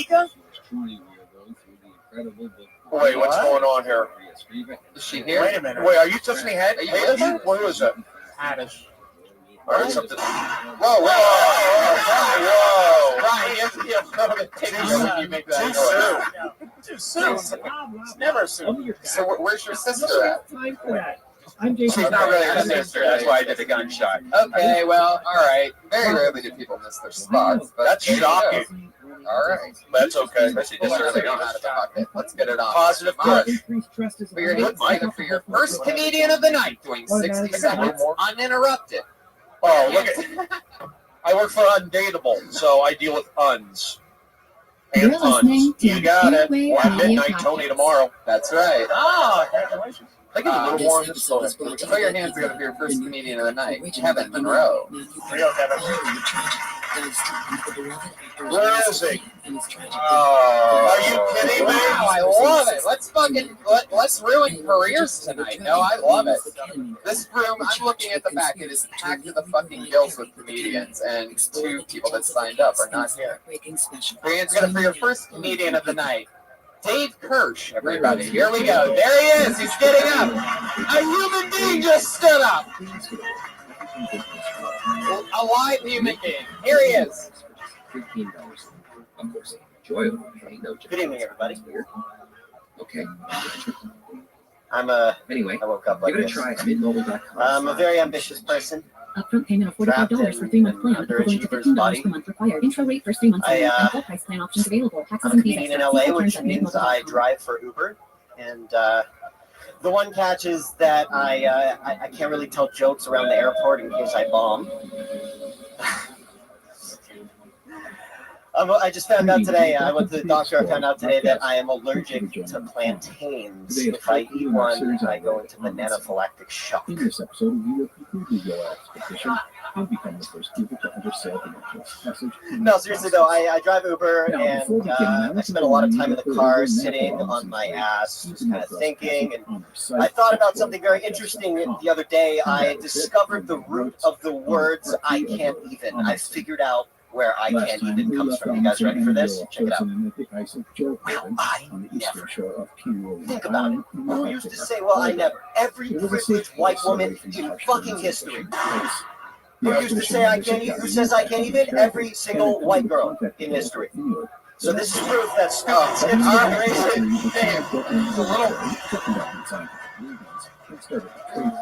or maybe Ugg boots just cause irreparable brain damage. I can't even believe you thought that shit would work up here tonight. No. I mean, seriously, Dave, you're wearing like fucking pajama pants. He woke up like that. Well, change. What does that mean? No, it doesn't work. It's like, see, that's the thing with those pants. You can clearly see where your dick is, Dave. Right? Can you all agree in the front row? Put your hands together if you can clearly see. Can you see his dick? You can't see his dick right now. Yes, you can. We're all looking. He's being all shy, like it's some kind of like bachelorette party or something. I like that. Dave, you can admittedly see the outline of your penis there, correct? Right. You're not? You should be, Dave. You should be. Let me help you out. First of all, talking to the mic. Are you the old sound guy here? Yes. Okay. I was the sound guy for about a year and a half. Dave was the sound guy at the Comedy Store for a year and a half. How long have you been doing stand-up now? This is my first time ever on it. Wow! Holy shit! Dave Hirsch. That's what I want to hear. Holy moly! Can I get turned up a little bit? In that case, in my Converse. In that case, that set was just not that bad. First time, I'll allow it. But you don't want to do any joke where you mention bombing at an airport, like just like bombing about bombing at an airport. You just can't do that. And that was like an inside Uber joke that only like really Uber drivers know. Like, oh, you can't go to the airport during an Uber. You know, it's like a law. Are you even allowed to dress like that when you're Ubering? Yeah. Really? You know, I never looked for pants in Uber drivers. They could be pantsless. That is true. Yeah. I'm wearing shorts. I will attest to that. I bet the Willie gets it. Don't laugh. Please, I played a Willie. We're NBC family. NBC family, and you can see Dave's peacock, so it's pretty fitting. That's a smart joke, you idiots. A peacock? That's NBC's fucking logo, you retards. I'll catch you up. Can't say retards. You got it. Dave, what kind of Uber are we? We're talking Uber X, right? Like deep Uber X. Yes. What year's your Prius? I don't have a Prius. Oh shit, you're one of those guys, No, huh? I've got The renegades. a Nissan first. Whoa. Yes. The wallflower of the automotive world. Yeah, the fucking sweatpants of Nissans.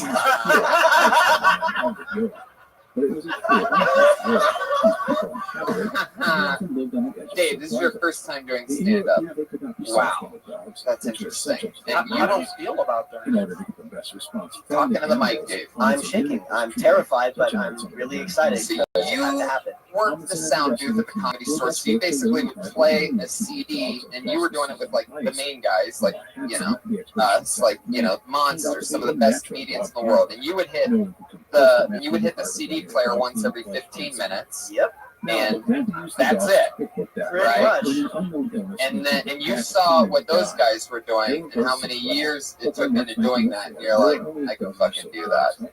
I didn't think I could do that. I thought I wanted to do that. You wanted to. You said, I want to do that.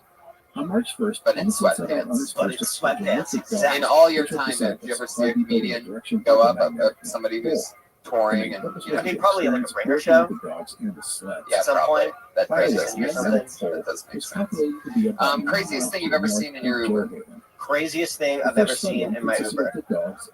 Okay, so I had. It's no long story. It sounds like a fucking long story. Why would you tell a long story? Tell the end first, and then let's see. Let's do it Tarantino style. Let's see the end first, and then decide if we want to see the front. That's what you said. Best idea ever.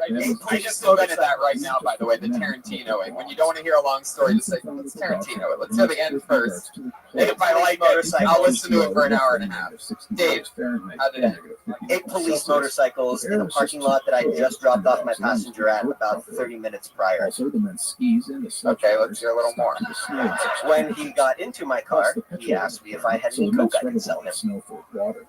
and he As a looked like result, the men Shermanator had from to haul American snow Pie. themselves. It might have As actually Amundsen been had him. learned in Antarctica, that was backbreaking work. So At the end of each Shermanator day, is the the one men that made was a like the big big move nerd, for right? Yeah, the dude with the bracelet, the The first journey with Shermanator. the dogs told him themselves what would just end after only Like, it's 3 like days. confusing. The spies Well, that's Terminator? the guy who showed up now. You mean They had only Darren managed to Carter? go 6 miles. Despite the problems, Amundsen learned from the excursion. Trust me. He had Trust me. started way That's too early. Willie He was laughing. awake for NBC. it. Never mind. Go ahead. It is funny. That was an against you, Don't Dave. You're doing catch up. good. You guys have to, the first 2 rows, you guys have to like do a shot or something. You're really tight right now. It's okay. Everybody relax. He would scale down the For them.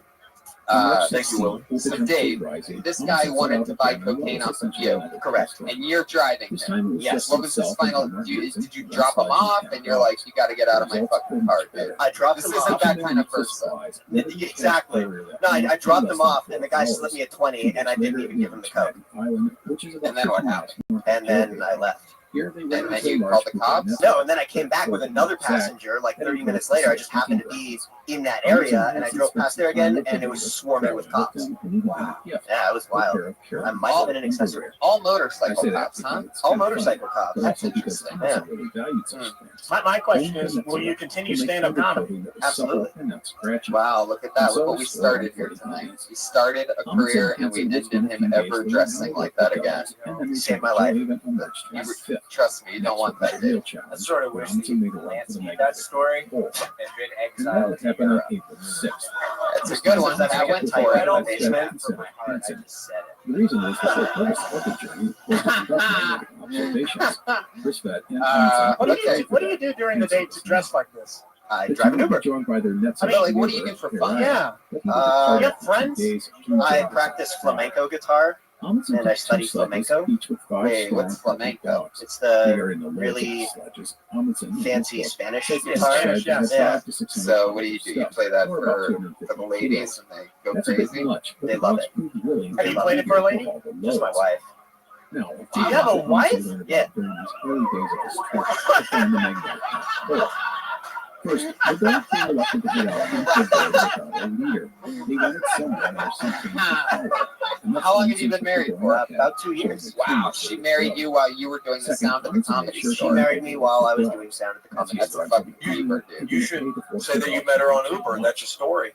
Third, You know, you met him. That's a the thing. You write a movie about it. How you met. Passed out in the back seat. Yeah, how you met. But you know what, guys, don't respond to anything I say, because I'll turn this podcast on you guys. If you want to play hardball with me, I'm supposed to be at my mom's house tonight. If I don't start getting the response I deserve, I'm going to sabotage the show. Sabotage it. I'm going to sabotage it 0.0. So pick it up a notch. You understand me? You understand me, Caucasian Aryans? Oh, wow. Made it. Wow, okay, yeah. For some reason, that horn is a little fitting right there.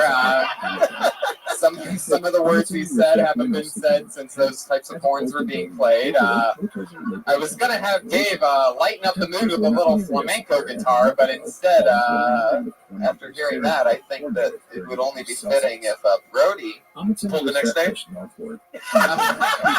Yeah, I think that would help. Yeah. You look great, though. Dave, it was nice meeting you. You know, get into the shit. You got cat hair on your chin. Right? Do you really have a cat? Yes, I do. It's like you don't give a He's got fuck. cat hair on one. It's like you don't even care at all, dude. Yeah, I wasn't kidding when I said I woke up like this. now that I But know you thought people were gonna buy that? No, I was just being honest. So you wanted to come up here and not do good? No, I just wanted to come up here and be comfortable. I thought you did okay for the first time. I could see you right now being a host of something like a TMZ tour bus. It's a good go. Why do you guys all want to do? Oh, now I get a bit. See, but I had to scold you before. I shouldn't be the one Coming up to next do in the that. laundry room with Marilyn Monroe and Jeff Dave, Bridges. stop trying to be funny. Whatever you do, stop trying to be funny right now. Dave, Yeah, it all makes sense now. Congratulations on your first time ever doing stand-up, and it was nice to meet you. There he goes. Dave Kirsch used to hit a CD player once every 15 minutes for a living. Now he's driving the Uber, starting stand-up comedy. I love that. Also, we're studying Everybody's to a put down fucking our Uber drink. dogs. Just happens, huh? Pat, you ever try it? I got mailed We with found a this dog mustache, dog meat. and then That Just dog randomly, meat like you on the dress side so of hip competition. that you don't Regarding even the magnetic ride a North bicycle, Pole, right? Hansen never actually figured out its exact position. I wonder if they But have you're that. almost there, huh? The closer you get to it, the more wonky magnetic Holy readings shit. become. we're now In his people book, Where's he that says, mustache now? quote, "We are very near the magnetic poles, both the old and the new, assorted and other apex of stuff, both of them." Like skeletons. Hansen would be able to put the exact I spot, but he said it Yeah, costs Brady? over I the have one of those poles. Uber It's being vetted out placards. within 30 I'm not an minutes Uber of guy, the but I have it. I pole. put on my car just to All like his goof life, with he people. lamented not Like I'll having pull up. You just pick up strangers, lock lock the child's lock in the back so they can't get out. It's like one of those new prank shows I do it for College Humor. So I pick them up and I'll like drive them out. It's like a prank show. That's great. That's I got all my car got most keyed important thing. last week, 2 weeks ago. Thomas was A planning girl after keyed 2 years asshole exploration to the side of my park, car. but when he reached the supply depot that he was Oh man. She wanted anal, that's why. You got it. Push and believe. Let's talk more about this for just a second. How do you know a girl did it? Do you know who did it? I think it was the Amazfit is a most leading global crazy girls I've ever met. Oh, that sounds about right. Okay, well, we won't get into it then. I pulled another name out of the bucket. Your next comedian doing 60 seconds tonight goes by the name of Blake Hayden. Amazfit goes beyond basic. With its focus on advanced health tracking, AI-driven coaching, and long-lasting battery life, Amazfit really delivers the next level. I just moved to LA just a couple weeks ago. Is my Had a lot of fun. I had to do a lot of job interviews. I did a job interview over at Denny's, and the lady that was interviewing me, she said, "You know, if you can work at Denny's, you can work anywhere." That's bullshit. That's not. Like, that's not true. Just because you can serve pancakes behind schedule doesn't mean you can, like, fight fires. You know what I mean? I think the only way that she could finish that and still have it be true is, you know, if you can work at Denny's, you can work at IHOP. I think that is the only way that she could finish that. I really hate board games. I just feel like they're not realistic enough. You know? Like the game Clue. Like, if you were at a party and the host of that party died, can we agree as a group of people that nobody would stand up and go, "Hey guys, don't call the cops. We're gonna solve this one all on our own. We've got a professor, a colonel, and a slut. What else could we need?" It's like, don't have the right people for this investigation. Now, if you had somebody that worked at Denny's, you'd have the right man right there. Because you can do anything. Boom, exactly a minute. Blake Hayden. Fuck yeah. Where you from, Blake? From Fresno. Fresno, California. How long have you been in stand-up? 5 years. Nice. Yeah. Shows. Yeah. So you live in Fresno now, or you moved down here? I just moved here like 2 weeks ago. Fuck yeah. Yeah. Fresh blood. I love it. Even that fucking sound guy's been here for a few years. You know what I mean? Boring. Anyway, no, I'm kidding. He's right there laughing. Everybody, fucking relax. Weird tight crowd tonight. Pussy's in here. Anyway, fuck yeah. So where you living? I'm actually staying on my friend's couch. In Burbank? Sunland. What? Oh, Jesus Christ. Where's that? What is that? I don't even know what that is. I don't know where that's where you put the bodies. Ah, yeah. You must be talking about the old top left corner of the GTA. Yep. Absolutely. Wow. Wow. Sunland, that's like Fresno South. Yeah, pretty much. Why do we not laugh at that? Tell me why. I think that's funny, but again, what do I know? Tell me, what do I know? Hangover 1, Hangover 2, Due Date, Brody Stevens. How many people parked in this lot tonight? Anybody in this audience? I did, so listen to me. Sunland, that's like Fresno South.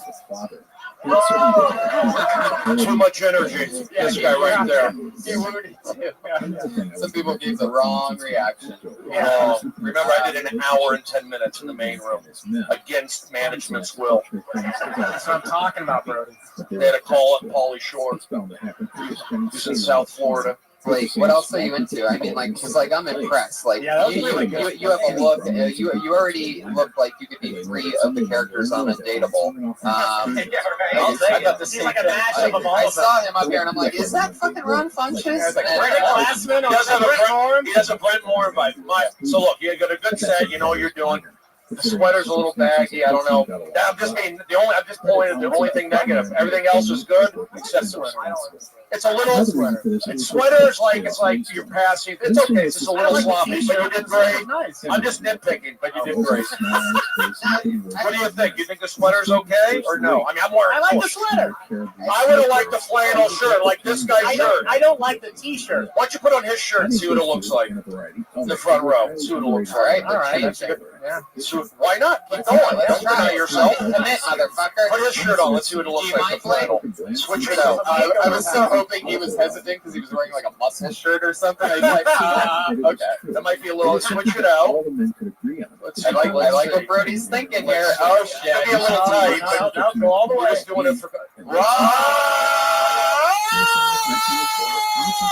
Better. Wow! What do I know? That's good. You know, that's what I'm saying. Just tighten that That's up. my wardrobe. That's very classy.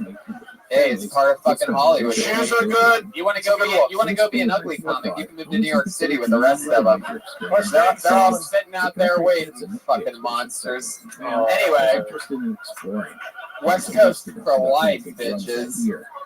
Anyway, yeah, he does have a point. The sweater's a little bit long. I like the sweater, but the sleeves, it looks like it belonged to your grandfather who was stretched out to death. It's not great. I don't think it's great for stand-up necessarily. That's my only thing. Fucking stretching machine. Somebody just. Anyway, Blake, what do you do for fun? What's your favorite hobby?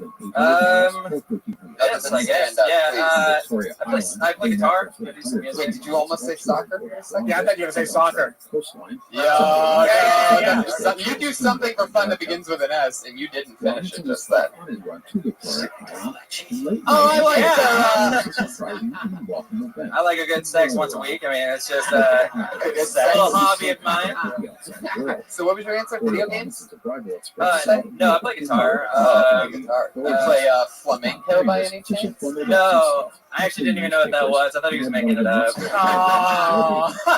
Like air guitar type of thing. Pat, you know any? Yeah, it's Spanish. Pat, do you know how to play flamenco? Yeah. Oh, really? Nails and skittles? Like a banjo with a guitar. You clearly don't need jokes to play flamenco guitar, so, one more on them, but they're still laughing, you pussy. First time. You did good. Of course. No, I know. You did good. I know the TMZ guys. You did good. How old are you? I'm 21. Are you serious? Yeah. You look more mature. Yeah, it's the beard. But I'd say shave. But maybe it's different looking older than younger. I don't know. Yeah, when I shave, I look really, really young. Tony went through that. Like, not allowed to go into this club young. Did you get picked up in West Hollywood? Like you're in a gay face? Oh, I see what you did there. That was a smooth transition. So, Brady, you like a young, shaved lumberjack. That's your kind of your guy. Me? I'm not gay. What are you talking about? I'm into cuddling with women in Griffith Park. I'm just trying. I help careers. That's all I know. I don't know, Brody. A lot of people say you're like Pat's pink mustache and deep in the closet. Oh, why would I need to go look at my internet cookies? How come I have no desire to go to a gay club on Santa Monica? None. I've driven by, but no desire to go in. Because all the best ones are on La Brea. You got it. Why did you not react to that? Yes, bait and switch. I'm not gay though. You should look at my text tonight. Blake, you have a girlfriend up in Fresno? No. Did you guys go to college or anything like that? I went to college for like a year, and I decided that there was nothing that I wanted to do that would go through college. So it's like, I don't want to be a fucking accountant. Like, right? So yeah, just kind of. So I just packed up my things and I moved to LA. For 5 years, that means you started when you were 16. Yeah, I started when I was 16. I had to go through the back door of bars that like led to the stage, and then I had to like leave immediately. Yeah. You're in the right place, Blake. Like you keep hustling and grinding. You might end up, being seen by some like monster agents from CIA or something like that, and It's a shout out to my agent sitting over there, There guys. he is right there. Anyway, You're very comfortable and easy to watch on stage. Your jokes are great. So yeah, just keep on it up, man. Yeah, you're gonna be a star. Thanks for coming on the show. We'll see you again soon. Blake Hayden, everybody. He's on Twitter at Blake Hayden. He's gonna do whatever he wants to do. He's a monster. You did a good job. He's 21. Good job. Yeah, that's amazing. Where was I at 21? I was in college. Taking acting class. Taking acting classes in I college? took acting class, one acting class at Arizona State. Two of the girls were in Girls of Pac-10 Playboy. Look, entering a series of channels with these straight coronation golf. Wait a second. Oh, wait, are we going to go with the whole theme tonight? Because I'll walk out in a second. No. If we're going to go... Lighten up. Only one of us can do it. I don't even want... It's just, that's starting to annoy me. Okay. And I think I've added to the show, so we're going to start going down some weird path. I'll have to defend myself on a podcast and the internet. I agree. I don't want to bust So you over right now, Brody. So let's just move on, and it's all going to be okay. All right, one more quip. I'm going to go because it's not good for my career, Right. And I don't do the road like you. That's okay. Yeah. But I just kind of do my own thing. But you have to respect me. I'm a little older than you. I love that. And I have a few more TV credits than you. That's true. That's true. And you know what? It's going to take you many years to catch up. So enjoy your time in Nashville. Thank you. Thank you. So, thank you, Brody. That's true. Yeah. Thank you, Brody. That's very nice of you. You got it. I agree. It will take. It's called respect. Right. And it's called, yeah, that's what it's called. Yeah. No, I agree. Brody, you're totally not gay at all. All right, I'll see you guys later. Oh, no. Brody, I said you're not gay. We're having a good time. I'm not having fun. Okay. So, Tony, if you wanted this to be a pissing match, you can go ahead and win. Brody, you haven't even given me a chance to not do gay jokes. Like, pulled another name out of the bucket. We're moving on. It annoys me. But you just keep going. So, I'll sabotage the show. Or we can move on. You're trying to do it. Or I can sabotage the show. Wait, it's going to be just fine without you. We do Oh, every other week without you, too. There he goes. Brody Stevens, ladies and gentlemen. I guess that's... Yeah, welcome to my show, bitches. Goodbye. Ladies and gentlemen, your next comedian. Following that. Have you ever dated a girl like that that gets to that point every single day you're in that shit? Yeah. Oh, I just want to punch the wall right now. Yeah. Brody is quite the character. It's always fun having him on the show. Always a lot of highs and lows. That's the risks you take. That's the risk you take by booking the funniest, most unorthodox comedians in the world. Very true. Like Willie Hunter here. Oh, thank you. He was deadly afraid the news of his accomplishment would reach the outside world. Well, he usually plays along. You just kind of shook him up. Well, I mean, obviously there's an incident earlier because he didn't want to be here. Just a little bit. And I talked him into coming up. Yeah, he didn't want to come up at It was all. a little bit edgy. And I said, come on, bro, it's going to be fun. It wasn't. Yeah. You shook him. We move on. Anyway. Yeah, let the show go on. One less podcast credit for somebody. Oh, It's like I'm catching up pretty quick. Pair names go for your next comedian, Fabian Gonzalez.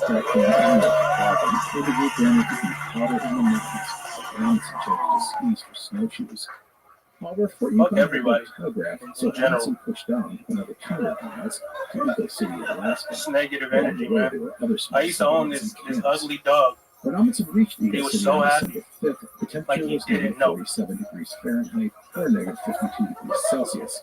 Man, like, why would you tell a dog anyway? Why would you kill the spirit? And most importantly, telegraph It had to be like another dog that doesn't love himself. At 75 cents a But a good dog knows, man. He knows better than to let another dog get some. $750. That's why a dog is a man's That's a lot best of friend. cash for the He's time. not another dog's Amundsen best had friend. no money, so he sent it collect. In the telegram, Amundsen told Hanson about his journey, but he asked that the families that would not be And contacted. there's this lady Also at my asked church that letters looks from like family me. members And second in command of the city.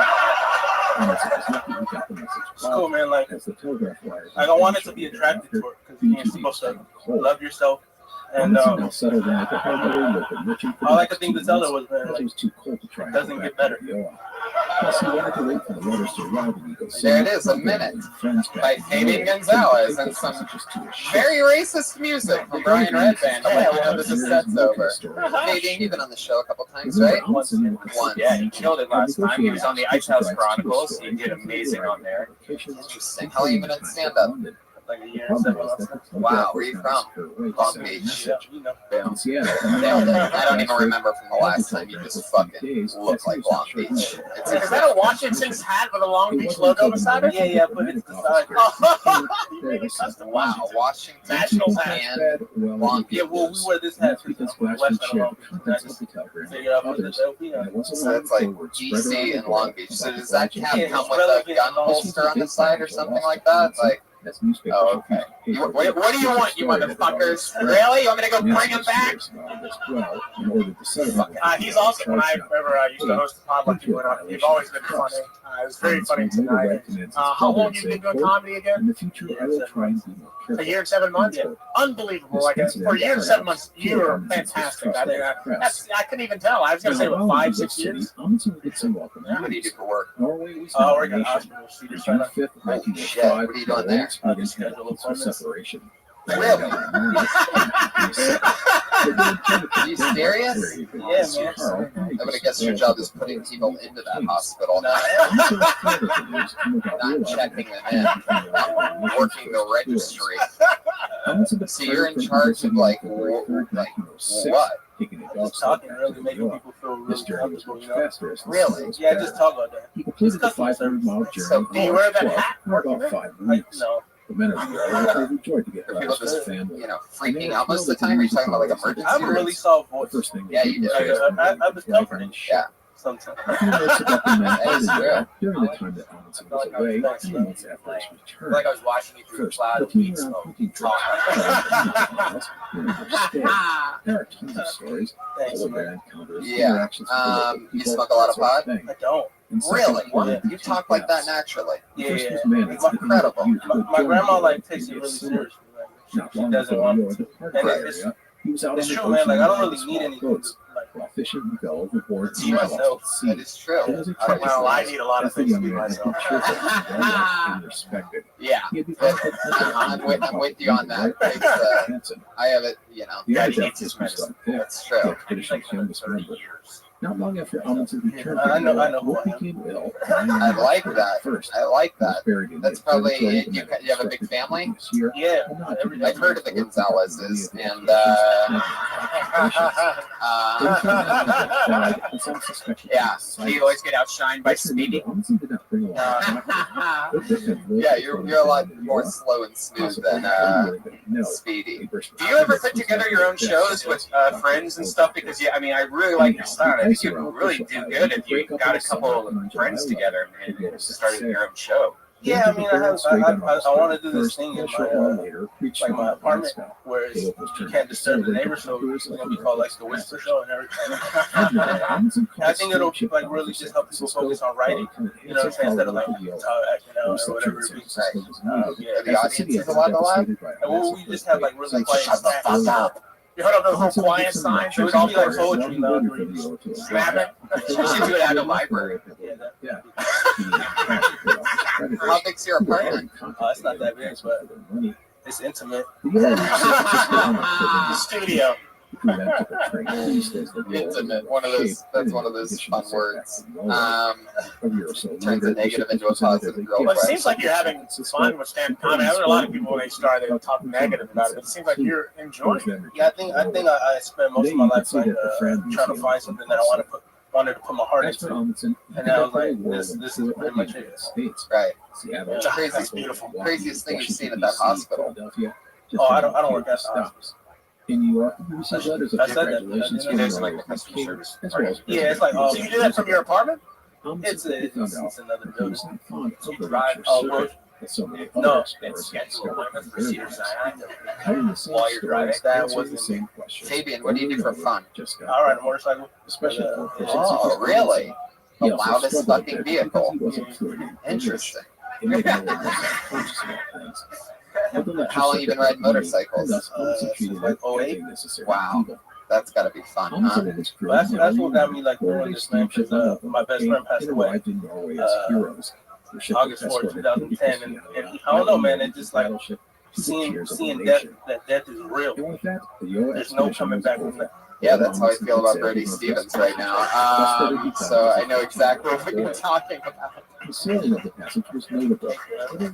All right, we actually got real emotional there. That was nice. I like that. So it's a very special episode of Phil. All over the place. You get every emotion. A lot of different things. Just when you think you figured out the format, we flip everything on you real quick.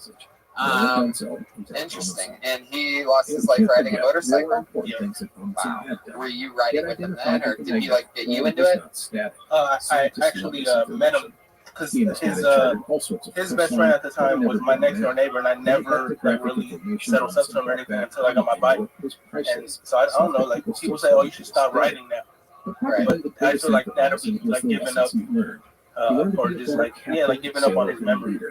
And realize he's up there going, dude, did you learn from me? I was giving you the best running sign. I took It's almost like he felt it. That's a whole other situation. Our friend Dean Del Rey just got in a really bad motorcycle accident. There were medals 80 miles an hour from behind. Just a woman stole a car and hit him. And he bought a car like a week later. It definitely makes you see things differently. That's cool, man. As I said, I love that. You have a lot of brothers and sisters?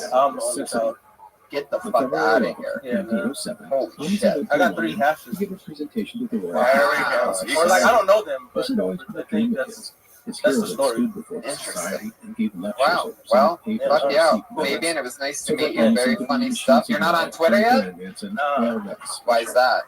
Now, despite some I just think I changed. The lecture went well. But there was a cool Fuck yeah, just being himself. Fabian Gonzalez. He's like a free spirit. He's a free spirit. Rides out into the darkness.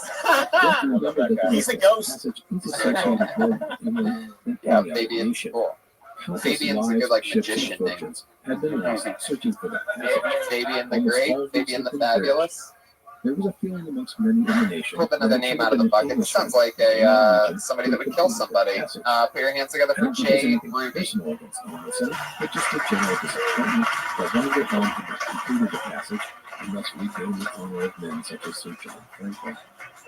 Anyhow, in 1907, Amundsen toured Europe, wrote some articles, and continued to figure out how to pay off all of his creditors. And then on October 27, 1907, a New York Times reporter... I don't want to say my girlfriend is a hypochondriac, Amundsen's reply, because that's one more disease for her to worry about. And the North Pole will be Amundsen's next great I'm pretty goal. sure she doesn't need to worry about her prostate. I still checking for her, though. Take him to the opposite end of the Because that's just good fun. Pole. And it will not be without controversy. But that, my friends, is for next time. That is where we will wrap up our story for today. I hope you enjoyed this story. Please take care. I will see you next time. The Explorers podcast is part of the Airway Media Network. Please go But I think she actually manipulated me to believe that it was my idea to check it, because women do that. I guess that's what you expect when you meet someone on Plenty of Fist. Hey guys, Mark Elbert here. I would say it again. You got Plenty of fists. He grabs the microphone stand confidently with 10 seconds to go. Jay Ruby, everybody. There he is. First of all, I'd like to say thank you for taking a break from all the Republican debates to be here tonight. I'm not sure which one you are, but you're definitely one of them. And, since you came on my show, fuck it, you get my vote, dude. I like your style, Jay. How long have you been on stand-up? About 3 months. 3 months. You were on my show before? Yeah, last week. Yeah, you a school teacher or something? Yeah. Okay, gotcha. What are you doing? Yeah, what are you teaching? I'm subbing guy. Oh, that's right. Now it all comes back to me. You're a substitute teacher. You just started doing stand-up a couple months ago. And You used to work with Just for Men, but got fired because it didn't work in your hair. you stopped ironing your shirts. You took a huge stance against it a few months ago, right? And he's shitting. Are you You're married? listening to an No. Airway You divorced? Media podcast. Yes. He looked like it. I can just tell, like, you're a divorced dad. You have any kids? How old are they? 20 and 7. Oh, what? Wow. A little bit of a spread there. Now, if I remember correctly, since I got into this, the first wife was what? Crazy? Right. Yeah, but The second one was black. No, Brazilian. Oh, God, the first one was black, right? No, my girlfriend's black. Your girlfriend now is black. The second kid was the Brazilian. The first one, we all make that mistake. The boring white woman. Am I right, people? Anyway, you live and you learn. No, I'm kidding. Of course, well, it works backwards for your people, Willie. You have to go from black, and then you find out that you like white. Oh, okay.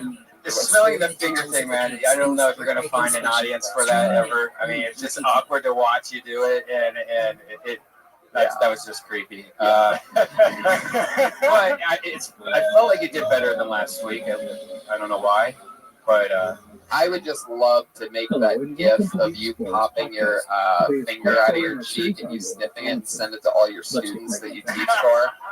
And just see how many times they'd watch that loop over and over and over again. Bro, what's your teacher name? Mr. Ruby? Wow. Fucking Reach Around Rudy. That's right. Wait, what? Reach Around Ruby. Oh, yeah. Okay. For those of you that weren't here last week, I asked him what are the kids' nickname, the bad kid's nickname for you, and they call you Reach Around Ruby. I called him Reach Around. Oh. The 20-year-old, is that a girl or boy? Both boys. Both boys? Have they seen you perform? Yeah, 20-year-old has. What did he think? He thought it was funny. The one major black I mark is the did death of different ship's crew, bits. and that man's death. What do you like the most of the guy? What do you say, Dad? That reach around joke, whatever that popped. That's a joke. You know what that means when you make only boys, right? That means you have a fucking huge dick. That it gets way deep in there. That's how you make boys. Yeah, That's not true. It's true. To make Is it true? No, listen. To make a girl, you just like shoot it on the kneecap or something. It just like climbs its way up there. You blow the dick right off if you shoot it. It takes a real fucking monster dick to only make guys. So if you're wondering if your dad just made a bunch of girls, he's got a little dick. Yeah. Oh, wait. Listen, no, it was real. That was real there for a moment. That was all girls that did that. Joe Rogan, that was Tony.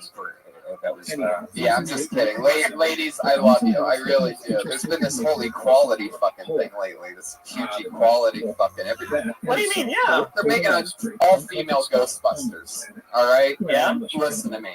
I was raised by a single mom. I have 2 older sisters. I have an amazing girlfriend.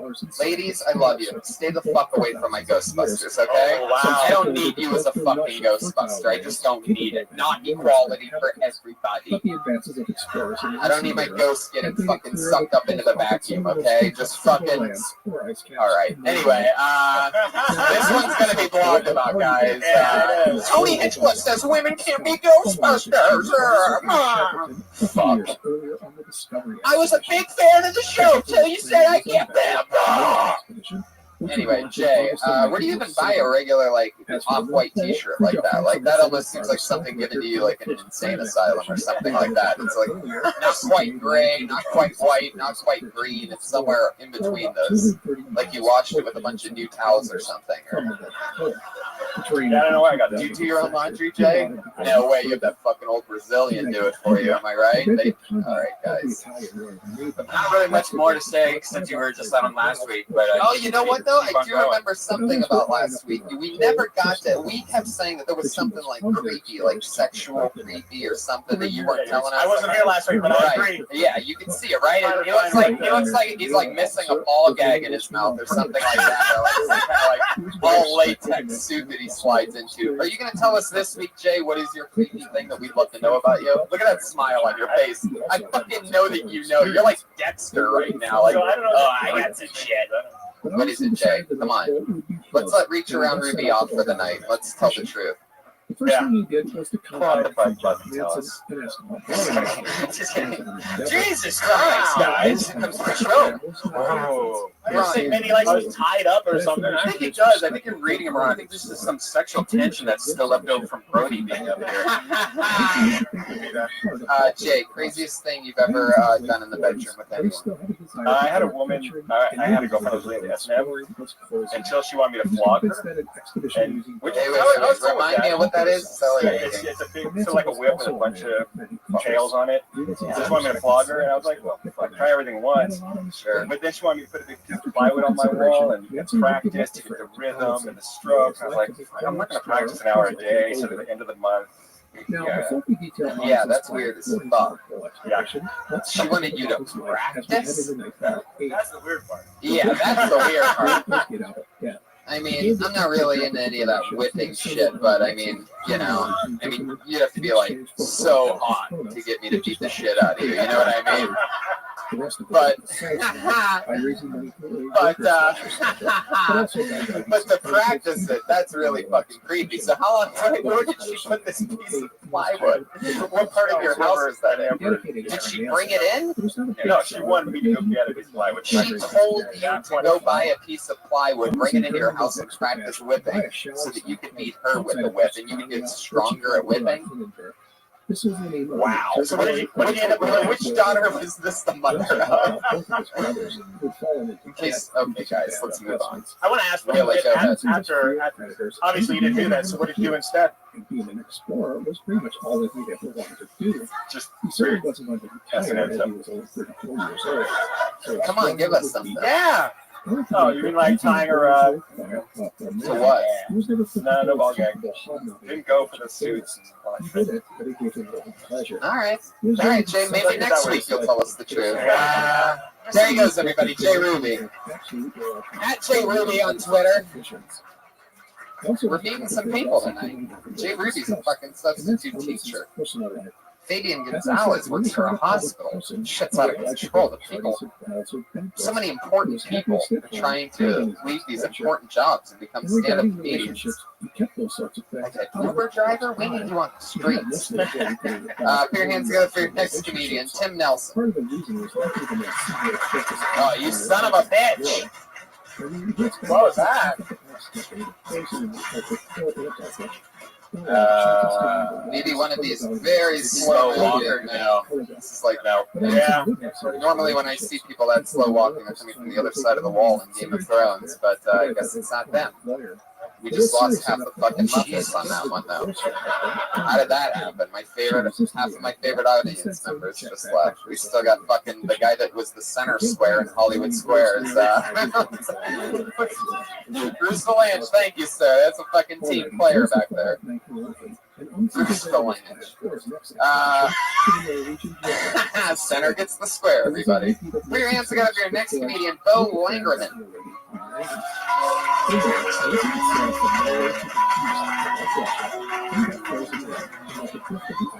Thank you. I'm working on a dating app for kids. It's called Kindergarten. Don't Google it. You will be put on a list immediately. I'm a man's man, you know, I'm a man's man. And like most men, I hate condoms, right? For most men, it's the texture. But for me, it's the taste. Not a fan. Me and my girlfriend are really into cosplay. Are y'all familiar with cosplay? If you don't know what cosplay is when you take roofies and watch Cosby reruns. A lot of fun. No one wins.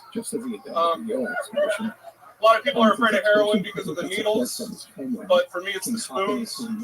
It's like I got to do dishes and heroin. I got caught fingering a girl in high school. I'll be honest, she wasn't happy. I don't know. All right, I think that's 59 seconds. Bo Langerman, everybody. Wow. You got it. Hit them all. Newest time. Bo, how long have you been on stand-up? 5 years. Yeah, it shows. Just like the other guy. You know, there's like a blatant difference between season and unseason. Where are you coming in from? Austin. Oh, awesome. How long you been in LA? 2 months. Nice, man. That's great. Austin has an amazing scene. Yeah, I really like it. Yeah, so cool. So you've been out here for 2 months. You living in the valley as well? Everybody's landing. Nice. That's cool. How you enjoying it? I like it a lot. I love the scene. I love the comedy store. It's fantastic. That's so fun. So you've been staying busy doing a lot of spots. Yeah. Yeah, you have a great look. You can play one of these young werewolves on like NBC or something like that. I'm gonna have Willie put in a good word for you. Yeah, we have a new NBC show called Werewolves. Young werewolves. Sure, we'll make a change. Yeah. What was the second joke you did? The condom one. Yeah, I actually had heard the Tinder one and the condom one, 2 different comics before. They're very, I think whenever you have something like Tinder that's that popular, everybody's kind of went there. Kinder, Ginder, whatever. They kind of there. A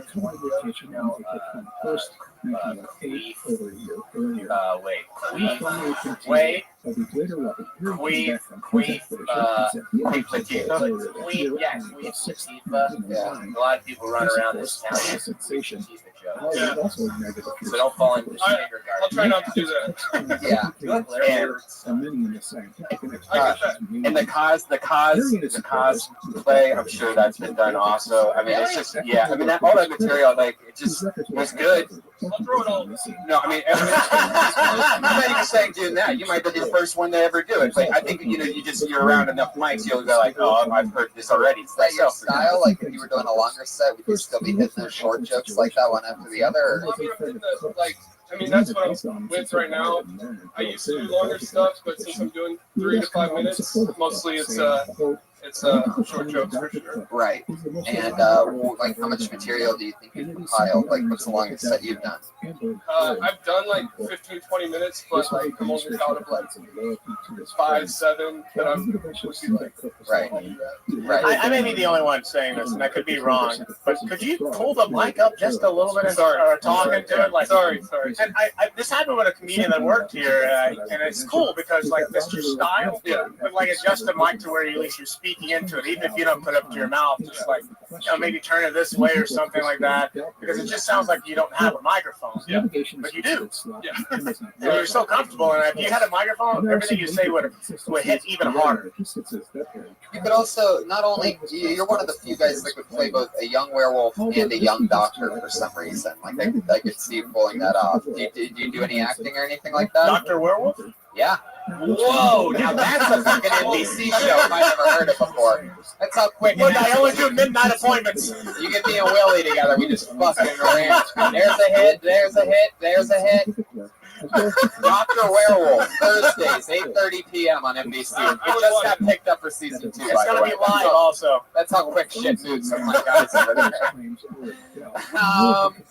Bro, what's your favorite thing to do other than stand-up? What's like your favorite hobby? I skateboard. I like to ride my skateboard. But yeah, do you ever skateboard with a ball gag in your mouth? Not recently, no. Still trying to figure out this ball gag thing from the last guy. That J. Ruby, there's something. Anyway, that's fine. You've been skateboarding forever, right? You just find like empty swimming pools and shit. That skateboarding thing, it's a culture that I've never really gotten into. I've been friends with, I'm like friends with like 100%. Not 100% of my friends are skateboarders, but my approval rating among skateboarders is like through the fucking roof. And we're good people. Skateboarders like yeah, I've been stuck in that ditch. But you know, it's like my vibe. It's like a lanky, sort of ironic dude who's like, cool dude, like,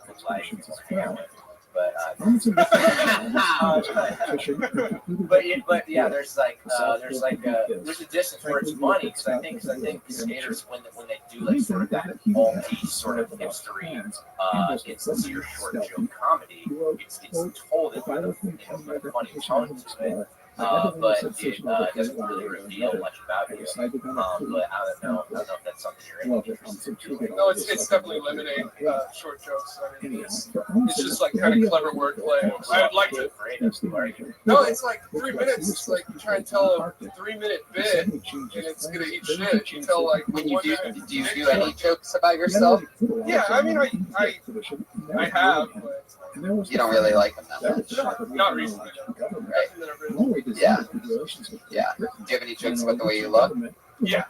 What do you say about that? I have a bit that is like, my hair looks like I'm a starter for an 8th grade basketball team, but my face looks like I'm waiting for an 8th grade basketball team. I used to have a mustache, so it makes more sense, but I don't do it if I don't have a mustache. Right. Sorry. Oh shit! This Oh, guy's wow. about to beat the shit out of you. Oh my god! I'm sorry, eat the mic, eat the mic. Whoa. Oh man, that was. It is better to be louder, you know. It's one of those things that you'll notice just fundamentally out here. You just can't even get by it. Our quietest guest that we ever have on the show is the great Dom Irera. Yeah. He loves to hold the mic right out here, but he kills so hard that he makes that everybody leans forward to listen. So it's like a different thing. Like he sets you up and then slams you. So until you're just like all home runs all the time, you gotta. You're not going to get the laughs that you even do deserve if they don't hear it and get. I've heard that a lot. I don't know why I don't do it enough. I don't know. Right. I record myself, but I don't make Like solo masturbation? Oh, outside of comedy, yeah, I do. Yeah, I'm working on like an animation, just like stop motion short animation. Yeah. I like doing weird shit. Christmas things where You guys did a show before this show? Yeah, we get together and do a whole thing. Wow. Yeah. You guys are really hustling. Yeah. I didn't know there was Monday 7 p.m. spots. This is all happening here. We just put this on for your display. Well, you know, it's some interesting shit. One of the things about Austin, I guess this will be something interesting for us to talk about, is the age-old thing. Like, a lot of people say, you know, that you should start stand-up in a small city and then move to a big city. And I've always been anti that. I always think that I could see how some people would get comfortable doing a few years in another city, and you sort of like, you know, I mean, you wouldn't be able to do spots at the Comedy Store 2 weeks in a row without people blasting you about not being heard. You know what I mean? Whereas I feel like if you're built in these little interval areas that all have great comedy scenes, don't get me wrong. A lot of my friends are from Austin, Portland, Denver, but there's something about those things where, you know, don't be completely in love with your style. You know, take chances now. You know what I mean? Bo Langerman, everybody. There he goes. We got a little serious on that one. I feel like this has been more of a yeah. I love it. Thank you. I deserve to have some people walk out after that one. I feel like this has been a very emotional ride of Kill Tony. By the way, one of my favorite episodes. I don't give a fuck. Bye, Mark. Oh my God. Bo Langerman's on Twitter at Bo Langerman, everybody. All right, you sit the fuck down. You're not allowed to get it. All right, there you go. Goodbye. It's a fucking weird room in here now. Everything's this is the one right here. Can I get it like a gunshot or something? Like anything? Jesus. It's fucking tight. It's not tight. Yeah, it's tight. It's just resting. There we go. You're right. Nothing's gonna work right now. This audience is blown out sideways. That's a weird combination. Because and I know why. We just got a little too comedy serious about that. By the way, this is the stuff that the podcast listeners love, but the live show hates. You know what I mean? People walk out of the live show during that. People on podcasts like, you know, because it gets serious. You learn something. It's different than the usual routine. Well, I'm the opposite space of what you were talking about being in LA right now, because I've been in LA for 9 years. I've been comedy live for 5 years. Well, live comedy instead of comedy. Like I was doing making videos, right? But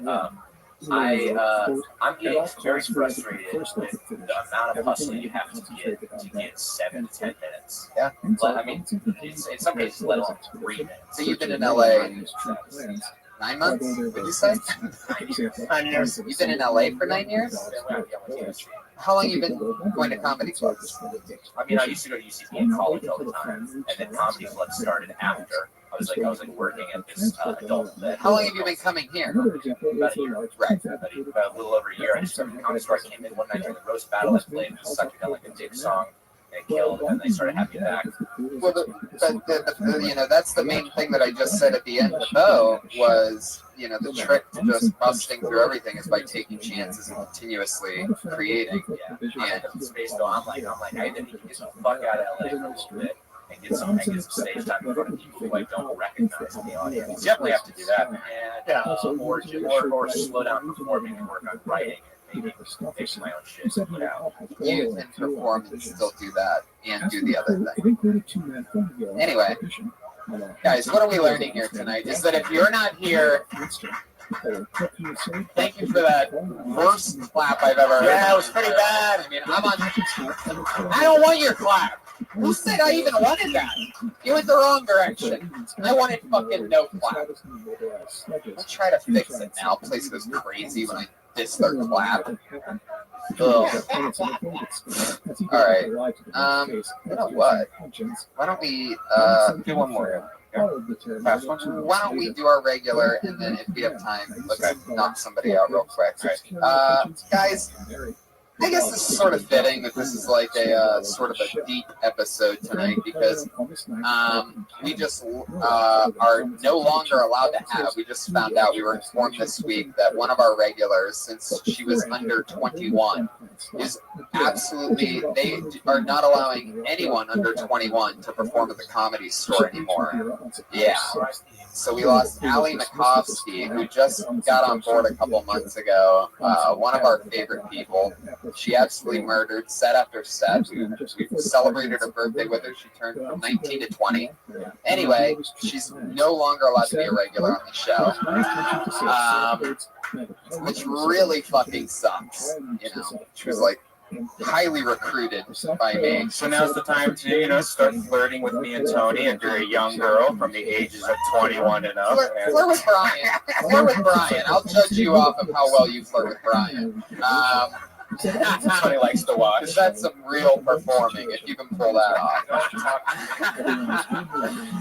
Guys, we still have our other regular. She's over 21, even though she's like an innocent baby. She's notoriously nervous. Put your hands together for her. It's the one and only Melissa Esslinger, everybody. Here she is.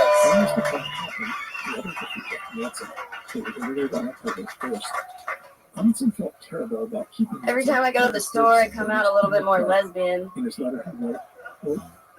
wish I were a lesbian, because, like, I keep acting like one, but I really like penis, so, I don't know, but, I don't, like, want a penis. Maybe just for, like, a day, just to see what it feels like, but, I don't know. I had a dream a few times, it was a recurring dream, where I had this cancer, and I had the only cure for it was to have a penis. Woke up in the bathtub with a dick, played with it for a day, and then went back to being a girl. In other news, I just broke up with my friends with benefits. Got dumped by my fuck buddy. There goes the shaking again. Yeah, if I'm gonna get upset over a guy's dick, better be a fucking good one. There you go, A Minute by Melissa Esslinger, everybody. Fuck yeah, I love it. I love it, I love it, I love it, I love it. That all seems real and true to you. I can see how... I wish that she could, like, harbor that nervousness, because this actually kind of, like, cute a little bit. Like, oh, there's definitely some, like... Yeah, I like you that you care so much that you're a little nervous. You still fight through it. Started out with confidence. Yeah, it was amazing. Every time you go into a store, you become more of a lesbian. What's the reason? Well, she looks like a lesbian, Brian. I know. Oh, so you're saying you bought the clothes at the store? That's what you're saying. Okay. You might want to kind of talk about that though. Like every time I go to the store, I end up buying more flannels or something like that. Because I had no idea like what that had to do with like I just went to a store. Like you leave the grocery store carrying like a sack of groceries, but people think you're carrying groceries for like the girl you're walking next next Hey, to. this We is don't Matt know. from the Explorers podcast. I want to tell you about the amazing. Sorry, I didn't know. Bag of vaginas. No, I mean, because it was just I was just trying to figure that part out. In the dream with the dick part. That's cool. You did way better than this week. You were way more easier to watch because you actually had material and stuff. But try to describe your joke, I guess, because I think people were laughing and smiling just because it's adorable you saying it, but when you're like, when I was thinking, I was like, that made no sense at all. Every time you go to a store, you become more of a lesbian. I walk out a little bit more lesbian. Yeah, but no, that makes like zero a clothing sense. store. Yeah. That makes sense. Right. Because you've been buying like flannels and stuff, is what you're Every saying. time you did the art surplus store. Yeah. Right. It looked more like a lesbian. Yeah, because if you just go to Circuit City, you'd be like, oh, why is this place open? I thought it closed. Circuit City, R.I.P. I stole many Beatles CDs from there. $17.99 back in the day. Wasn't gonna pay for that. That's www.amazefit.com. So you're saying is that true? You and your fuck buddy are done? 10% off. I don't know. Okay. Just We'll floating see it what's out there. The idea of you having a fuck buddy is hilarious. Yeah. You're like these Yeah. late night texts. And her name is Sally. And she's a Pekingese. That reference is a little close to home. Upfront payment of $45 for 3-month plan, equivalent to $15 per Fuck month yeah. So required. you've been buying a lot of First 3 months flannels. only, and full price What was plan the thing options about you woke up available. in Taxes a and fees bathtub extra. with a Full dick? terms at Was that in a dream? Yeah. You got a huge laugh off of your transition because I think we were all thinking the same thing, which was, what the fuck? And then you just changed it. In other news, so what? How does that end? Maybe I just missed it. Bathtub? What were you saying? I really have had a dream more than once where like I had this illness in my dream, and they were like, "You're gonna have to have surgery," and I woke up in a bathtub and I had a penis. In the dream. In a dream. Okay, that part's important. In a dream. What did you think in that dream? In my dream, I honestly, I played with my penis. Wow. Was it a wet dream? You just gotta dig And then I was like, She was in a bathtub. It's a very wet dream. I was like, all right, now then I went back to the And you're like, once you jerked off, you're like, I don't want this anymore. pretty much. That's how we all feel. So wait, yeah, That's the joke. was the bathtub that you're waking up in, was it filled with water? Yeah. Wow. So you wake, all of a sudden you're in a dream and you're sitting and there's a dick floating right where your dick. Wait, Like, no, instead of- she had a dick. I had- Was it a black or white one? Good question. That is a very good question. Very good question, because the black looks when you're sitting in a bathtub, it pops above the water like. And your reaction, oh my god, I got a dick! Compared to I got a dick? Exactly. Right. Like mine looks like like a drowning baby. Like he's just trying to reach the top, but guys, this is the kind of episode where we can all share a little bit of what our flaccid penis looks like in the bathtub. This is what we would call an intimate episode of Keltoni. Now, it almost seems like you bought that flannel to do that joke. I didn't. I bought it. Someone made fun of me, and I went with it. Right.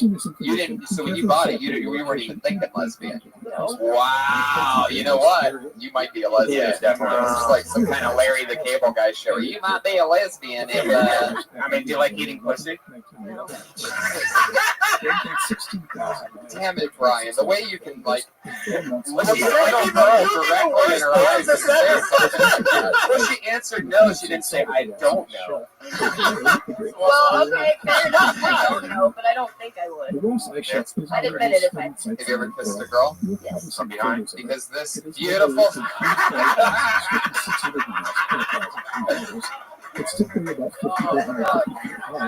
Son of a bitch. Because if you haven't kissed a girl, this beautiful supermodel right here has volunteered to be your first kiss. No, the one sitting next to the center square there. Oh, I thought you were talking about Center Square. Okay, guys, I was making a joke, and then again, it got too fucking real in here. This is too weird. Jeez, I can see Jamie back there just dying. When it comes to every episode, he has no idea what the fuck's happening to me, but I love it. Real organic debacle. Melissa, here's something that I ask all of the other people, but I don't think I've ever asked you. What are some of your favorite things to do for fun? Like, what are your like hobbies, or what have been hobbies of yours in the past? Anything fun? I play music. What kind of music do you play? I play guitar. I play drums. Really? I write songs. Or used to. I write anymore. Really? Yeah, you were like, that's cool. Did you respond to her Facebook message? I don't know. It didn't sound like you were into it though. You guys would be great. You could make an all lesbian jam band together and really take off. Fucking the Scissor Sisters.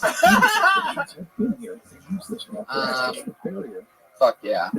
So what else? You play music, you play the drums, you play guitar. These are all very lesbian qualities, by the way. I'm pretty sure we're getting somewhere here. What else? You like paintball? Dude, I only did that once. Dude, you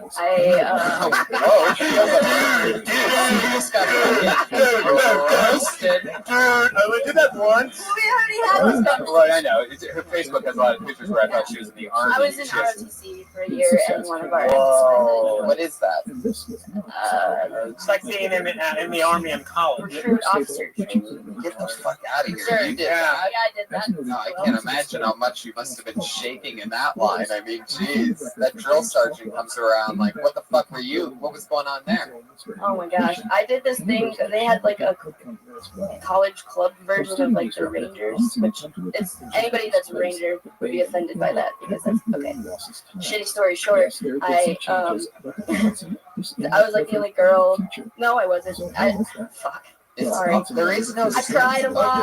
I Do you have autism? cried a lot. She's like not nervous. She might. You know, it's one of those things that we've been noticing for the last 2 months. It's just making her regular. There's a lot of spectrum. She's on the spectrum. I think I'm on the spectrum. Yeah, it's not that. It's not like the very low end of. We're friends with autistic people. Some of us. Yeah. Even if.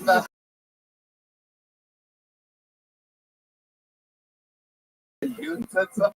I love it. We had to carry a rock and run with it, and we had to be like, "This is my rock. Without my rock, I am nothing." Wow. So you had to do that. And we had to parade around campus, like dying, and they would make us growl like bears. Yeah. Would you bunk with the guys? I mean, they have like. No, I mean I was in college. I lived in my dorm. Like it was like a part-time play army kind of thing. Did you like it? Play army? I think I just like to abuse myself. It's where you and a bunch of girls get together and dress up like army. Can you give us an example of this bear growl that you just described? No. You don't remember how to growl like a bear? I'm not doing it. All right, fine. I mean, Jesus! Oh my God! You podcast. Melissa Esslinger. Unbelievable how you said you weren't going to do it. You just fucking roared like that. Very impressive.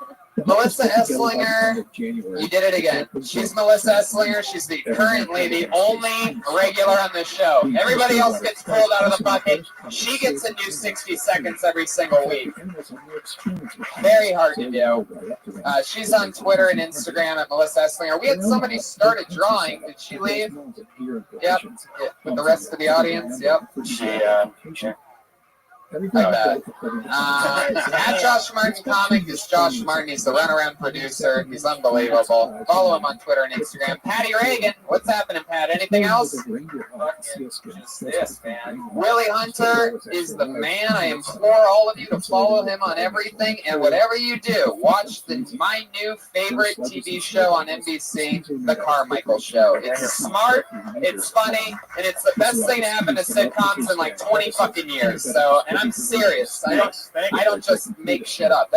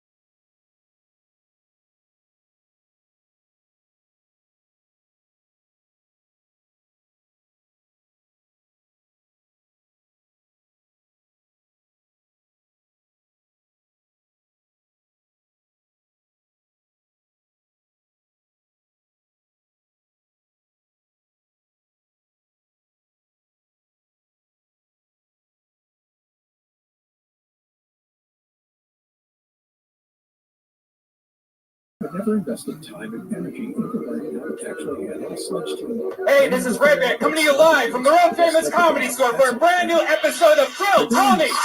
Volume 3, get up for Tony Hinchcliffe! Fuck yeah. Here we are again, everybody. Welcome, live audience. Come on, you can make more noise than that Monday night. There you go. Proof to the thousands and thousands on Ustream and the hundreds and hundreds on Periscope. It's a real live audience. Guys, hello. Welcome to another fun episode of Kill Tony. And before we get started, just want to say Kill Tony's going on the road, guys. We're doing 4 shows in 2 cities, in Pittsburgh and Columbus, Ohio, our old Fulton stomping grounds. Yeah.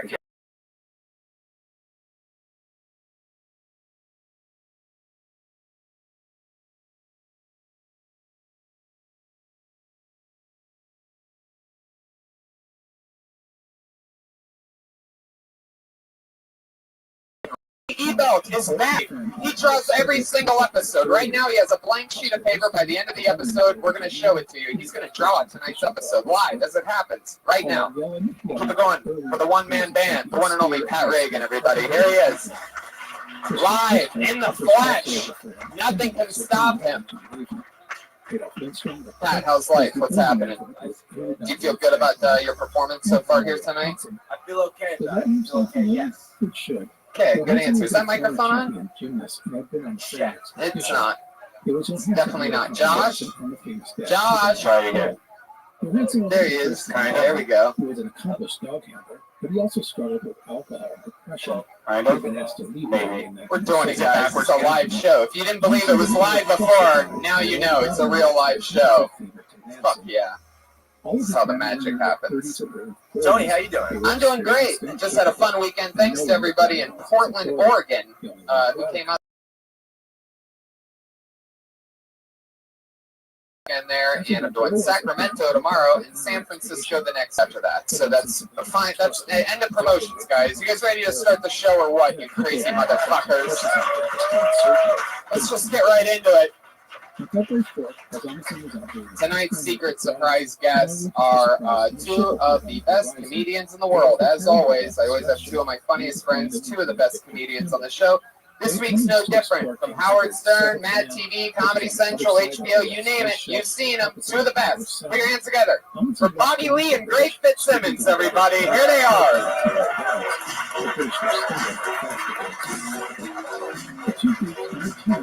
Yeah, baby. Yeah, baby. Hey now. Here they are, guys. So excited to be here. Yes, you are. Bobby is the only guest who's ever walked out of the show before. Thank you. Yeah, about 100 episodes ago, he walked out of the show. Last week, Brody did it too. Brody did do it last week, but Brody didn't really decide that. Brody, you know, that was one of the voices in his head. Bobby actually made the sound decision to leave. Like, he planned it and then he followed through with it. I'm going to stay for this whole thing, guys, okay? Thank you. Thank you. Thank you. Thank you. Greg Fitzsimmons is back again. Bobby, you have a new podcast. What's that It's called? called Tiger Belly, and it's with me and my woman. Yeah. There you go. Greg Fitzsimmons, the man with the plan, is back again. I can't get enough of this show because it makes me feel better than other comedians. Yeah. It does. That's why I do it. Every single week, it's a big confidence boost. It's like sucking the marrow of their dream. Yeah.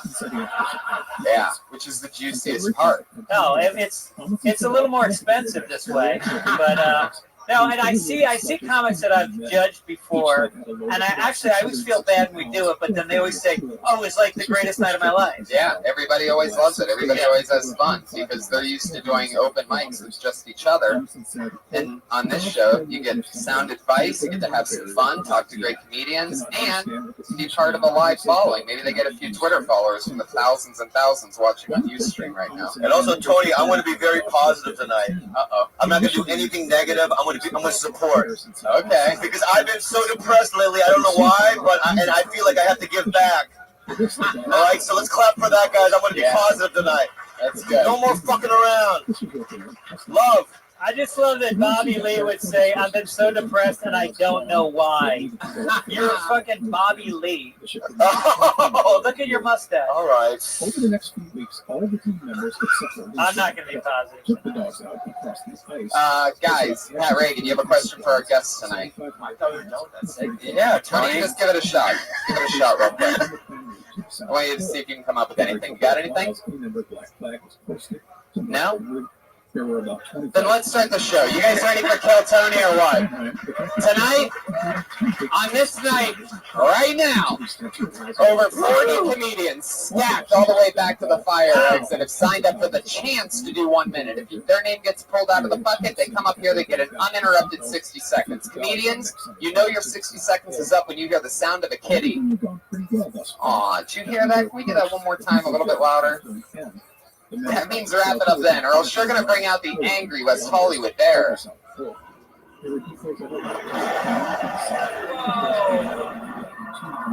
you go. Okay. All right. How dare you, Brian? There was a shooting here 2 weeks ago. It's too soon for that.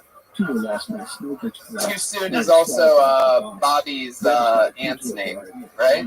That's an Asian. Yeah, too soon. Too soon. Guys, let's get the show started. You ready for Kill Tony or what, you motherfuckers? Another crazy Monday night here at the Comedy Store.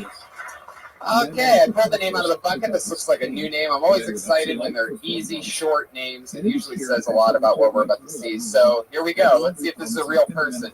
T. Ness.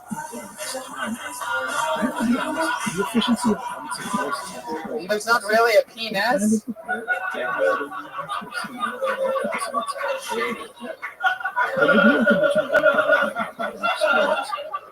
Let's try Dylan Gray. How about Dylan Gray? Not quite as...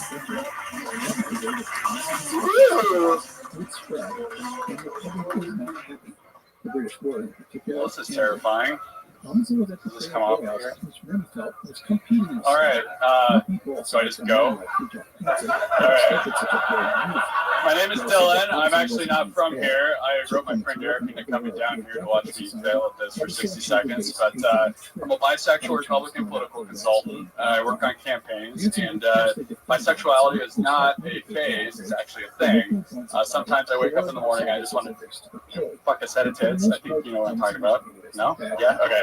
And then other days, I just want to suck a row of dicks. That's when I go down to the bathhouse. No? Okay. I've decided that I tried to figure out whether or not I was a top or a bottom by figuring out how hard my dick gets when I get fucked by a dude or if I'm fucking a guy. So if I'm trying to fuck a guy and my dick's kind of going soft, I'm like, maybe I'm a bottom. And when a black guy who's like 210 pounds starts fucking my ass, my dick's really, really hard, then I know, oh my God, I'm a fucking bottom. Okay. Not bad. All right, so that's 60 seconds. That's a long 60 seconds. Yes, so long that it made Dylan go soft while he was on bottom. Dylan, step back up to the microphone. What are you doing, you crazy son of a bitch? I don't know. I've never done this. Okay. First of all, untangle the mic cord from the mic stand. As a long-time foreign correspondent, I worked in a lot. How many times have you done stand-up comedy before? This is the first time I've ever done it. First time for Dylan Gray, ladies and gentlemen. There it is. The chicken of cherry popping. When you hear that chicken, you know somebody's cherry just got popped. There it is. Dylan, your first time ever doing stand-up. So let's get through it. The very first thing you said was, does this thing come out of this thing? That microphone will always come out of the mic stand, 100% of the time for future reference. That's fair. Another thing about the first time doing stand-up is it's a lot like getting fucked by a black guy. You're listening to an Airwave Media Podcast. No, it didn't. I was worried about that, but it didn't happen. There you go, Pat Reagan throwing in some thunder quick. We're gonna call Pat 0 for 1 so far tonight. Yeah, Bobby Lee. Have you ever heard of something called food? Oh. Well, you have Kate Moss's body. It's not the black guy. Is that positive? I'm trying to be positive. Because she's hot, kind of, right?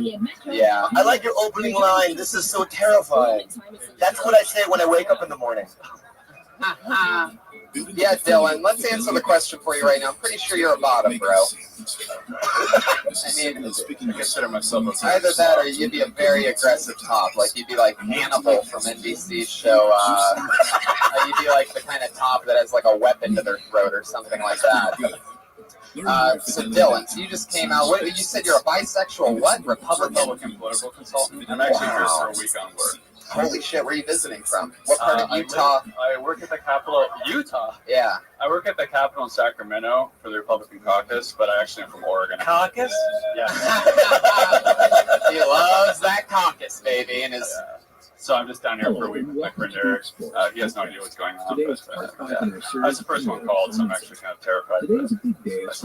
Yeah, well, I think you did a very good time. I think you did great for your first time, Dylan. Yeah, you did.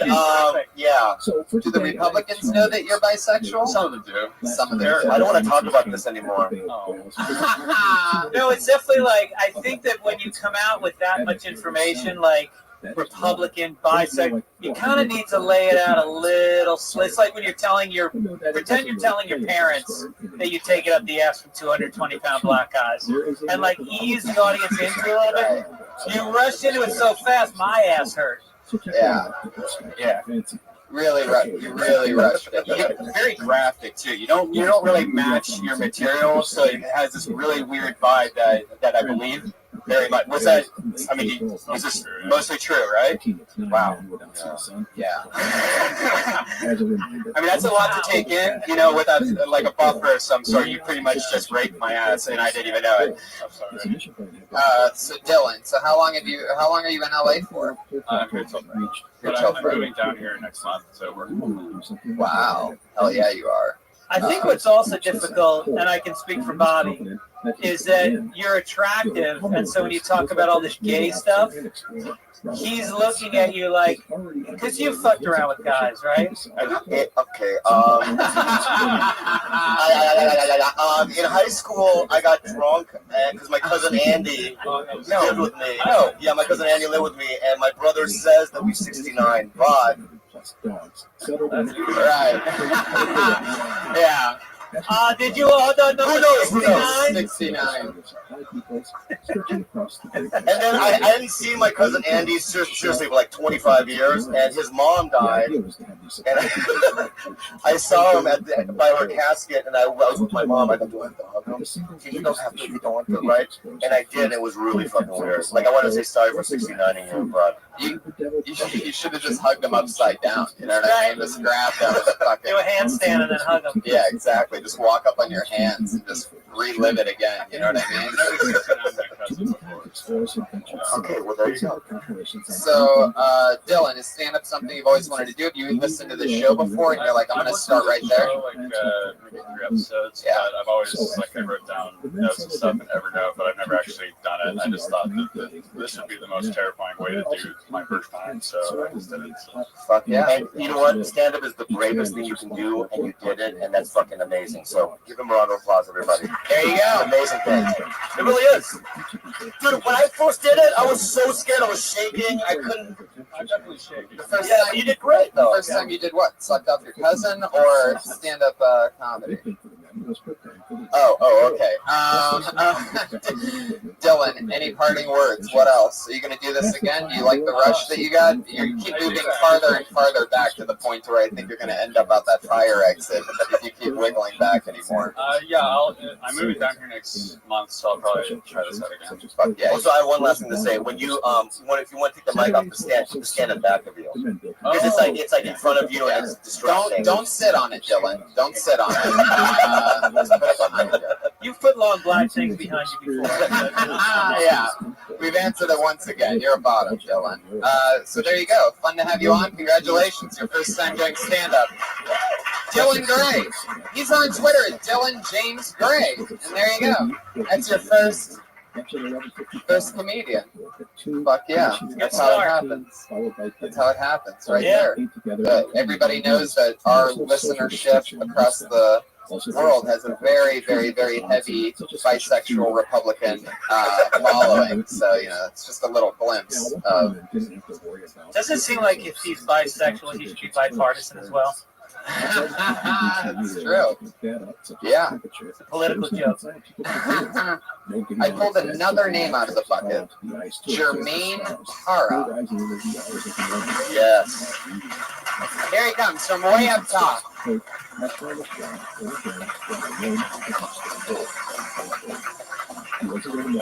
Oh boy, the long walk. Jermaine Para, everybody, come on. Thank you very much. Thank you very much. I am a contractor, and I been doing some work for a client who's actually a congressman, Democrat, and he would every now and then come down to where we're working, run his ideas. Long walk. He would run his ideas by the workers, and this was his idea. He said, what if we started a program that encourages pedophiles to have sex with midgets? Speaking of instead, the cook was the expedition's secret weapon. Everybody good, nutritious food that satisfied the men. And that's so little eaten twice a day. And there First of all, cloudberries and blueberries. These help it's little people. You can't say make it rich in vitamin B. All of those help the men. 50 seconds of thunder from Jermaine Para. Am I saying that right? Jermaine? Jermaine. Hell yeah. I like any set that ends with first of all, and then ends. Yeah. You don't get the second or the third. Was there more to that? You had a few seconds left. You want to finish it now? What second of all? Just do one more joke, please. Do one more End joke. on the first of all? That's what you're saying? Okay. All right. Let me ask you this: do you have any more jokes? Let's start there. Okay. 1 minute. Okay, buddy. I get it. I get it. You're a pro. So your real name's Jermaine? Jermaine. Am I saying that right? Jermaine. How'd you get that name? I was a baby. What nationality are you? I was a baby. Okay. You're not an American. Yeah. Shadiest He's just fucking tan. We're not TSA. You can answer honestly. What nationality are you? My parents came from Mexico.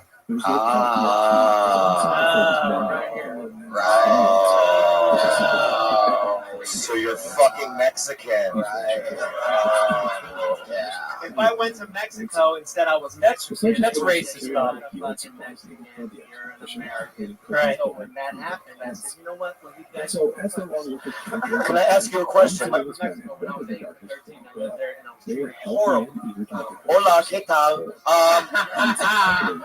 I didn't understand your joke really. So you said everyone wins, so the pedophiles and the midget. Yeah, but the midget doesn't win, right? It's to be with a person. Yeah, but the midget doesn't win. But the midget doesn't want to be in that situation. A politician who was trying to solve some problems. It wasn't my idea, man. Okay, all right, my bad. All What right, were you doing? You were doing like a city council meeting? No, I was working at this dude's house. Whoa. Building his kitchen. Was it Dylan Gray? The entire team, except for the You can look him up. It's a real congressman. It's a true story. It's not bullshit. This is what he said. Yeah. I said, I have to tell people about this because it was funny as hell. I know it. Right. So he wanted the pedophiles to hook A program that encourages pedophiles to have sex with midgets instead. Sounds like a good idea on the surface. What if you added this so that everyone's a winner? Maybe little people that have daddy complexes. That way, everybody wins. Because then they're satisfied. There you go. You get professionals that help you make the material. So the congressman said, let's let the pedophiles have sex with midgets instead of going to jail? Encourage Instead of that. having sex with kids, they're having sex with the midgets. Yeah, but you said everyone wins. The midgets don't win. Yeah, the midgets. They don't win. It's not my idea. Bobby's kind of short, if you didn't notice. I was so upset they called them midgets. I was like, bro, it's little people. Yeah, that's the part that you added to the joke. You basically just told what someone else said, and then added the word little people. So what they were saying is that do you have any more to the joke, or like if you have any other tags, shit to add to that, and not ripped off with first of all. I don't call them midgets or down to -69 degrees Fahrenheit. good edit right Can I say one? Good live editing. I mean, you guys are focusing on first of all, which is Look, first of all, of course we're going to focus on first of all. We want to know what second of all and third of all were. We want to hear more. That's like foreplay, and then you go, I hope you enjoyed that. See you later. Here's a pedophile to finish the job for me. That's sort of what it's like. Yeah, I don't call them midgets or little people. I call them footlongs. And which is fitting because according to this, that's what we could have Jared do. You know what I mean? Is just fucking hook up with some midgets. This congressman, what does he do for work now? he's a Democrat in the Congress right now. Wow. And he owes me $1,500, which is why I'm going to tell his story. Holy shit, what's his name? You have to say it. He owes you $1,500. Those are money good. I still want to get those $1,500, man. Is he more successful than the guy that the last comic works for? Now, I want to back up a bit. Yeah, you're getting butt fucked harder than the last guy. That's what sucks. At least he's not 1,500 deep from his boss. Why are you letting these guys push you around, Jermaine? Don't you ever just use that first name to your fucking advantage? You know what I mean? You know who the fuck I am? I'm a fucking Jermaine, motherfucker. Just go all like, show him that, you know. What's it rhyme with? So much. Look his ass up, man. The horn of truth comes out of nowhere. I love that. I don't think anyone can spell that, what you just said, so I think he's safe.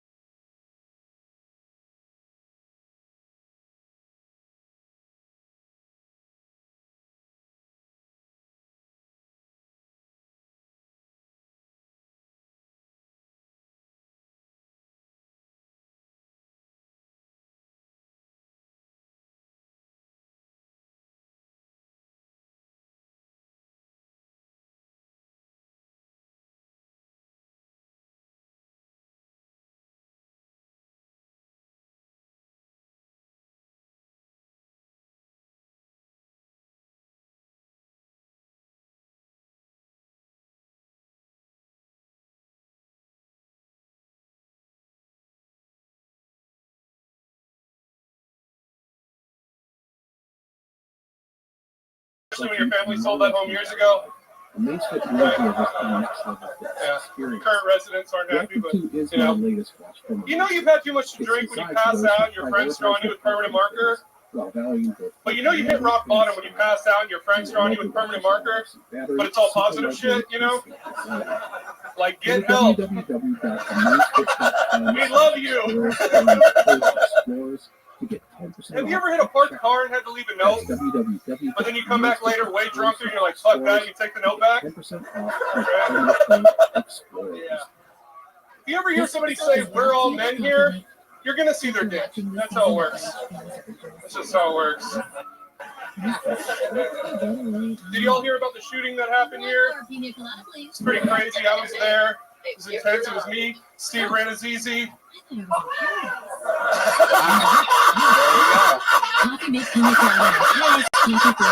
you go. Oh, God.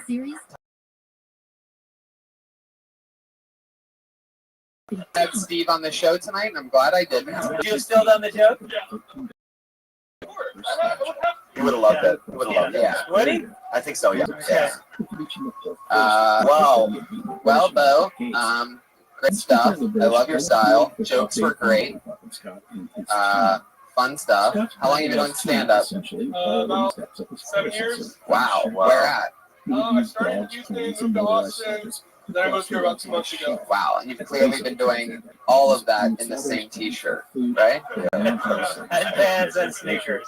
Yeah. Laundry day was should have been today. Yeah. And you got the beard, you have the suave hair, you must be just rolling deep in anything you want, right? I don't know whether you're into girls or Dylan, but you can basically get whatever you want, right? I got a girlfriend and she's great. You know? What does she do? She's in school. She goes to LMU. LMU, what's that? Loyal and Marino. Oh, okay, that's an all-female school, right? No. It's like a, I don't know, it's cool. She does fine art. Fine art? Yeah. What's that mean? That's what she It's studies. better than shitty art. Yeah. It's an unpaid position. Wait, so she came out here before you, or did No, you guys we came out together about 2 months. But you arranged it so she'd start school as you came She out. applied to 2 schools in New York and 1 in LA. She got better financial aid here and we came here. Jeez, for shit. I don't, yeah. We should. Yeah. There you go. Were all those jokes new, or you're just too lazy to memorize them? I was on here last week, and so I did like kind of B material, and so I kind of had to glance over a little bit. Okay. Wait, you had 1 minute and you did B material? I was on here last week, so I had to not do that stuff, which I had memorized. I didn't. Yeah, sometimes minute 2 gets a little rough. Minute 2, you start to panic. You got a really good D. I know. 7 years, and 7 years in the game, and you get on minute 2, you gotta. When's your new comedy special on Vine come out? There you go. Iron Red Band. You did a lot better. You did great this week. I think you did better than last week, right? Is that your real last name, Laughman? But yeah, it's spelled like that. It's really spelled like that? It's a great comedy name. I just. Kind of bittersweet. Why is it bittersweet? Well, it kind of seems hacky, you know, laughed man. But that's your actual last That's name. my actual last name. Well, then it's not hacky. More. That's good. Yeah. I really like you, man. You did a good job. I really like you. Yeah, it was fantastic. I really thought it was great. And yeah, that would be my only thing is don't bring up a notebook for your second minute of comedy in 2 weeks. Right. I'm glad you could be here from taking a break from fucking your sister on Game of Thrones to be here. It's a real honor. The new hand looks great. Looks amazing. Looks just like a normal hand. Oh, what do you do for fun? What's your favorite hobby other than stand-up? I skateboard. You said that last time. Oh, yeah. That's all you got, huh, Bo? I've been. You want to look at your hand, maybe see if you have any other answers for what you do for fun? Yeah, How much pot do you smoke? So let me talk about the routine of the Yeah. regions. Is that bad? Slightly too much. Hey, I'm doing the Brea Improv in like 3 weeks. I want you to host my show. Really? Oh, nice. Look at that. There you go. I want you to host. That's the kind Now of get the magic fuck that can outta here. happen Get here the on fuck Kill outta Tony. here. Bo Laugh Man. There he goes. Getting a gig out of it. What other show does that happen on? Kill Tony, making dreams come true. I love that. He's on Twitter at Bo.Laugh Man. I'm gonna call him Laugh Man. I'm not gonna fall for that Lothman shit. You want Lothman? Go be a fucking lawyer.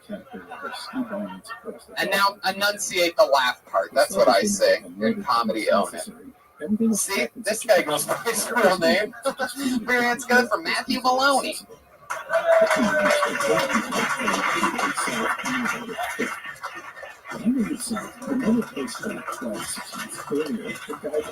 Oh my God. We will witness the extinction of taxis in our lifetime. Much like the horse and carriage, there might be one or two that'll drive you through Central Park for the purpose of romantic nostalgia, but that's about it. This is what we'll be telling our grandchildren. 40 years from now, we're all going to be like, back in my day, bags at the grocery store used to be free. And there were these yellow cars that would charge us $50 just to take us across town. And I know $50 is what you kids these days are paying for a bottle of soda. But this is back in 2015, before President Trump fucked it up for everyone. And they're not even going to care. They're going to have their Oculus Rift glasses on, and they're going to be like, shut the fuck up, Grandma! I'm trying to watch porn! Fuck yeah, that's exactly a minute. Matthew Maloney coming in for the kill. Look at that. Sorry, Bo Laughman, your spot at the Brea Improv in 3 weeks just got taken from you. By who seems to be the funniest giant 9-year-old baby I've ever seen in my entire life. This is incredible. For a second, I thought you were a Fortune Teamster. I swear to God. Oh, fuck yeah. Yeah. I love Very it. funny. Very good. Great tits. Yeah. They're real. They're real. Really nice. I love your style, Matthew. That was great. So fun.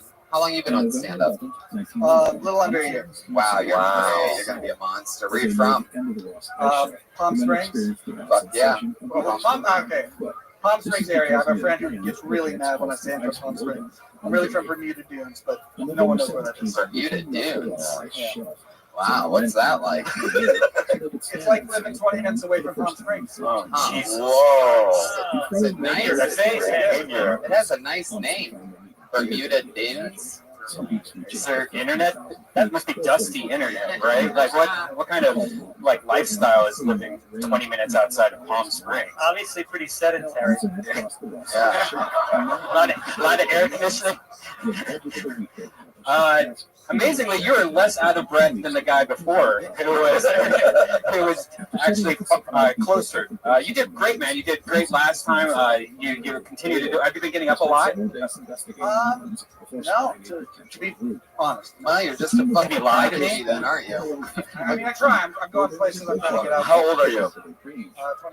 Oh, you're a baby. Yeah. Jesus. You know, I think you have a future, man, because you're young and you have a commitment level, and you're weird looking. You know what I mean? Yeah, totally. If your heart holds up, you're gonna have a long career. Really, really good. Yeah. Can I ask you guys a question? Oh shit! Here we go. Matthew Maloney loading up over here. Look out!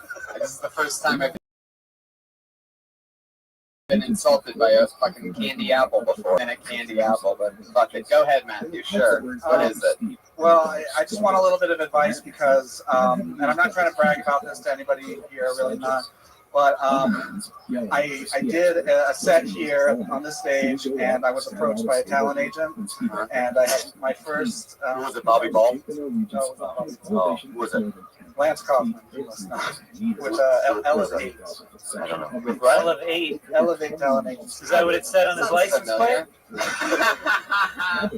Anyway, I got a meeting with my first talent agency. So what do you want for advice? I don't know, like what to go in and ask or expect. Just tell them the truth. They're not going to be able to do anything that you can't do. I mean, just tell them that if they can get you fucking commercial auditions, that you'll get that shit. Because look at you. Yeah. You can sell anything.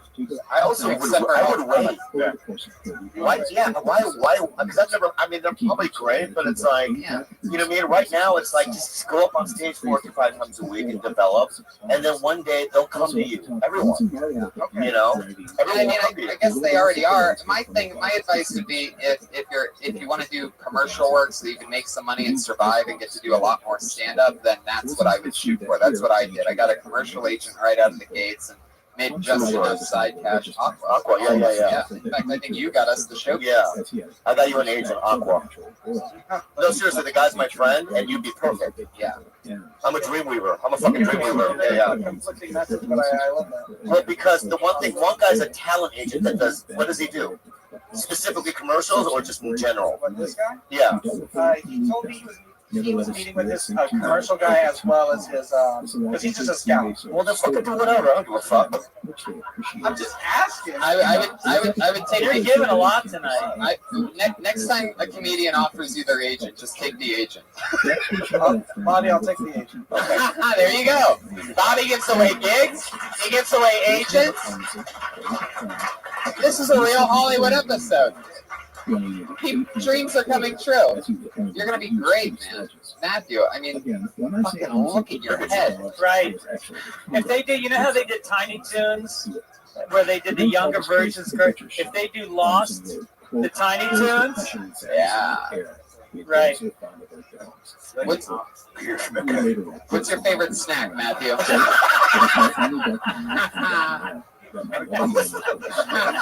What's your favorite snack? Wow, man, really quick. Like I get the feeling like you have a goldfish next to the bed. I'm responsible. See what you did there, Matthew. Yeah. Do you do improv at all? Any improv classes or anything like that? Only with my friends from high school theater, but like nothing. Right. I mean that act out. You know, I usually don't like act outs, but you pulled it off. But I think just if you have a lot of material that has that kind of stuff in it, you'd probably benefit from doing a couple improv classes. You know, just because, especially if you want to get into commercials. I don't know. Yeah, it's true. I'd say take a class. There you go. Sure.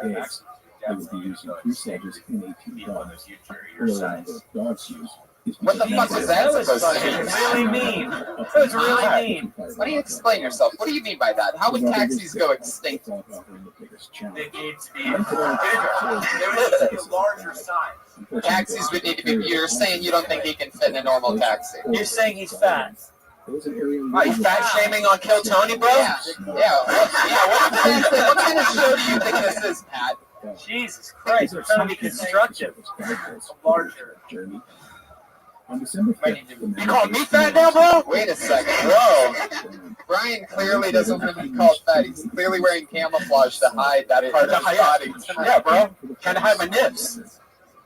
Okay, Matthew, you have the most likable head I've ever seen in my entire life. It was so nice to meet you. Congrats on your new commercial agent, Matthew Maloney. There he goes. You ask advice about a meeting with an agent, you get an agent. You want to get gigs? You get gigs here on Kill Tony. If I was the next comedian polled, I would ask us, how do you get to perform at Madison Square Garden? And just hope that we just give it away. You got it! Next week! Sold out! We're making dreams come true here. This is exciting. Oh, wow. This is an interesting name to pull out of the bucket. This is the producer of this show. Every once in a great while, he signs up, and this is one of those nights. Put your hands together for Josh Martin, everybody. Here he is.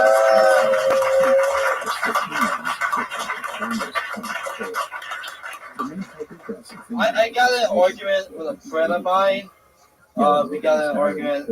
We have a video of me fucking Beyonce, and on a separate video, Jay-Z sucking my dick. Which of the videos will we show our friends first? Scott and his team were stuck in the And I chose Jay-Z sucking my dick, and he said I knew it, and just called me a faggot for the next 20 minutes. At 3 p.m. on December 4th, Some much better option. Jay-Z sucking your dick is fucking great. But the king of New York sucking your dick. You can get away with anything you want to do. You can be in court, judges like Josh. You didn't pay your child support. You can just say, I was going to pay my child support, but Jay-Z was sucking my dick. And the judge will be, okay, that makes sense. You can do whatever the fuck you want. Wow. There you go. Josh Martin with a minute. Throwing it out there. It's his first appearance on the show in a long time. There's been a buzz throughout this entire episode, but why fix the buzz when you can just come up and perform, I guess? The mic's not making the buzz now. You're not doing one job, might as well do the other. So I love it. The buzz has stopped. A lot of the buzz in the room has ended after Josh's set. Josh, I've seen your material a few times. I noticed a lot of your jokes have dicks in it. Is there a reason for your word faggot? Yeah, a lot of dicks and fags. Real grumbler. You know, people make fun of me a lot, and people call me a faggot all the time. So I just stay with it. Stay with what I know. You know Dick well, huh? I feel like I'm a pretty dirty comic, and I don't. It's what I like weird stuff. You see this on my pro slavery show. Suck a dick for a Lamborghini. What color is it? So you seem to think very highly of Jay-Z. You would let Jay-Z suck your dick, is what you're saying. If I had a video full of Jay-Z sucks my dick and me fucking Beyonce, I would immediately show everyone the Jay-Z video. No, but I think Tony's point is you can't have a video of it without him sucking your dick. Right. So you're saying that you would let Jay-Z suck your dick. Is that correct? I think I would. Okay, right. If he came to me, I would. Okay, settle down, little puppy boy. Relax. Relax. We're going to take it one question at a time from here on out. You ready? Yeah. Would you suck Jay-Z's dick? The king of New York. Wait, no, you say it like that. You would. You wouldn't suck who you just called the king of New York's dick. No, because I feel like I'm better than all these hoes. Oh, wow. Fuck everyone. Fuck everyone. Would you let Jay-Z suck your dick if there were no video equipment in the room? Great fucking question, Greg. Great question. Because it seems to be the video is about the bragging rights, but would you? I mean, Jay-Z does have an unbelievable set of lips on him. Am I right? Great mouth. Like, fucking, I don't know if you've seen those goddamn things, but it looks like it'd be one hell of a blowjob. And he moves fast. Oh yeah, super fast. Yeah. Fuck yeah. I'd love to. I'd love like to try some kind of simulation machine to see exactly what that dick sucking would be like exactly. You have my wheels turning here, Josh. It's just a new brand. Normally I just like Jay-Z for his music, but now I'm starting to picture this amazing blowjob. Wait, you would watch Jay-Z suck his dick? I don't want to be around that. I didn't say I would watch it. I am starting to think that maybe I'd let Jay-Z suck my dick. What? Video equipment or no video equipment. I probably praise you without video equipment because no one would believe me. Straight to the point. What if Tony was in there watching and he could vouch for you? Yeah. As a longtime foreign correspondent, I worked in the Is this your robot impression? What is this, Pat? Oh, good job, Josh. Hey, Josh, you're a friend of mine. I'm giving stuff away. What's a 50? Wow. That's a real $50 bill. Wow. There you go. He's giving. I didn't understand a word you said in your act. But there's a 50 left. There you go. That's the first time anybody's ever been paid on Kill Tony to quit stand-up comedy. I figure why not?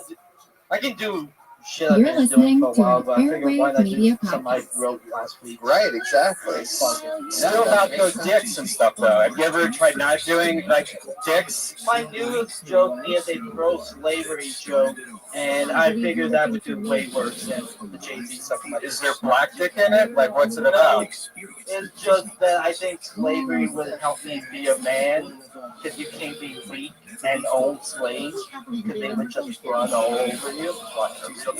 Yeah, that's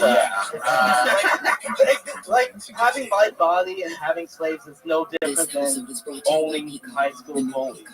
I'm getting a wedge in some kind of way. You know? Thank goodness you did the Jay-Z dick sucking material. Then. Give me the 50 back. Wow, refund. Never should have done it. That's right, because we all know slaves do not get paid. So, yeah, that's why you can't call it pro-slavery, because they're not getting paid. No, but it's amateur slavery. No, take the fucking money, Josh. Bend over and take it. Just like Dylan. I think you're funny. Yeah, that was great. You did another minute. You talked about getting your dick sucked by Jay-Z. That's an interesting fucking. But also, Josh, you're a character, you know what I mean? And it's like you're like a snowflake. Yeah, yeah. I mean, there's no one else out there like you, and I'm actually fond of you as a person. I think you're a cool dude, and just keep going up, and we'll see what happens. There you go, Josh Martin, everybody. There he is, the one, the only Josh Martin. Somehow he did figure out the buzz. The buzz is gone. Josh is, of course, on Twitter at Josh Martin Comedy, like we say at the end of every episode. But Josh Martin. The Elvis Costello of comedy. Yes, indeed. Let's see what we got here. Okay, this looks like another new name. Put your hands together for Tommy Reynolds, everybody. Here we go. 60 seconds. Oh, that's it. There's no Tommy Reynolds. No Tommy Reynolds. Let's try another one. Raquel Jason. Here she comes. That's a real human being. Here we go.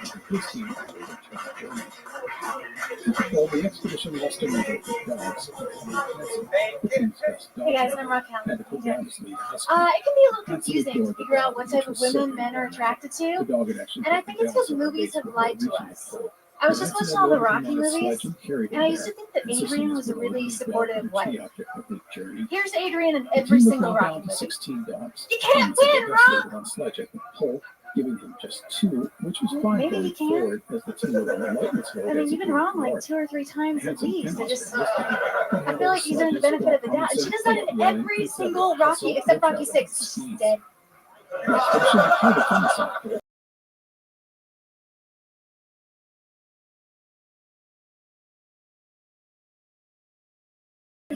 Oh, to my son. And this way it was behind them. To my little.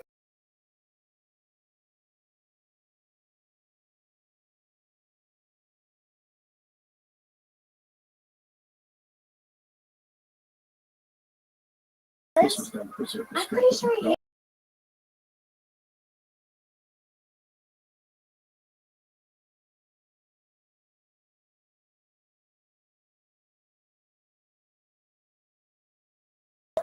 How long have you been doing stand-up? about a year and a half. Where are you from?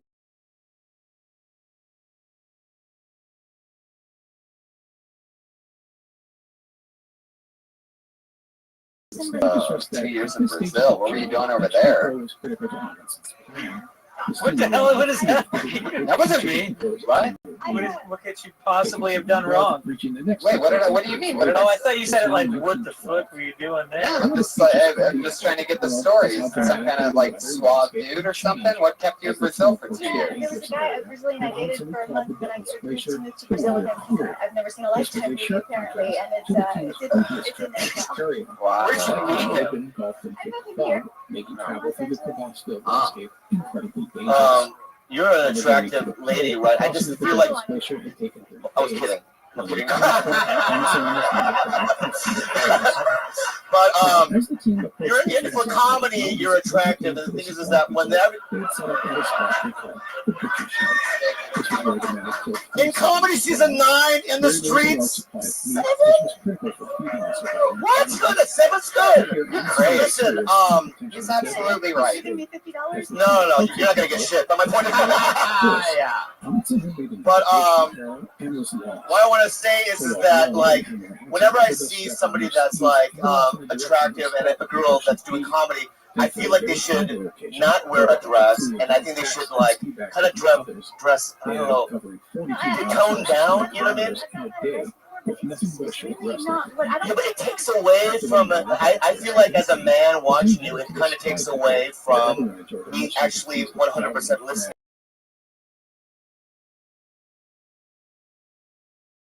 Honest with you, because shut the fuck up, dude. Many girls in comedy and some attractive ones, and I just feel like it. And I've had some open for me, and it's just better when they're just, you know, like Whitney, kind of like that jean.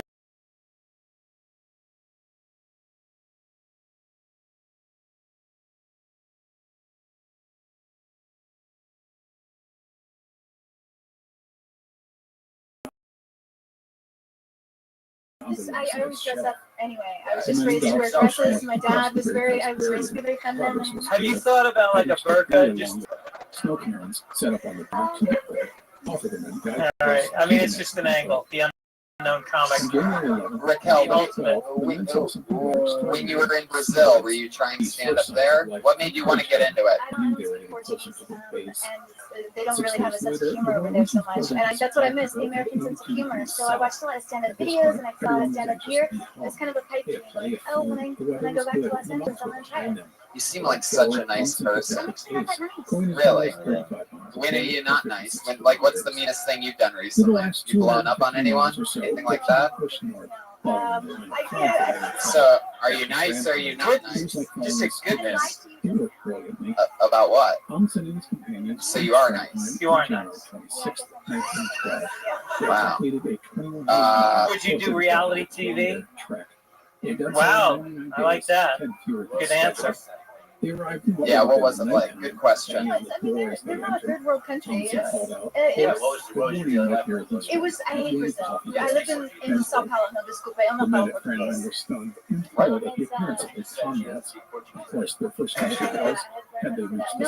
it's horrible there. It's awful. They have like the best PR ever because they export all the attractive people to Victoria's Secret, which they don't even have over there. And they don't have hot water and like regular, like only in the shower. They don't have mops. They don't have sour cream or cheddar cheese, or it's awful. A lot of fake butts there, though, right? Horrible. Yeah, but it's cheap. Yeah. Student showed me her breast implant scar, and I was like, oh my god. Student? Yeah. Oh, I went to English school. In English school? For 1 month. You owned it? That's amazing.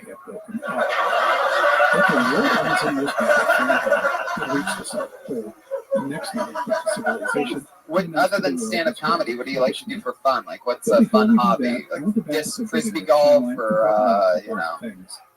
I'm actually really, really dull. I like board games, and I like history. Fuck yeah. No, I do not. What game do you play? My favorites are probably the Bioshocks. Oh my god, I just got half hard. Yeah. Fallout? Thank you. Fallout? Fallout coming out. Yeah. Wow. What kind of fucking nerdy clips was that I just witnessed right there? Holy shit. So, Raquel, how often do you do stand-up? Do you get up a lot? Yeah, I do. I mean, I had a little month. I fell in love for a few months. Have you ever dated a comedian before? Dating my parent. Oh, what's his name? Jose what? I'm a big fan of his work. Yeah, me too. I've had chorizo a few times, and it's fucking delicious.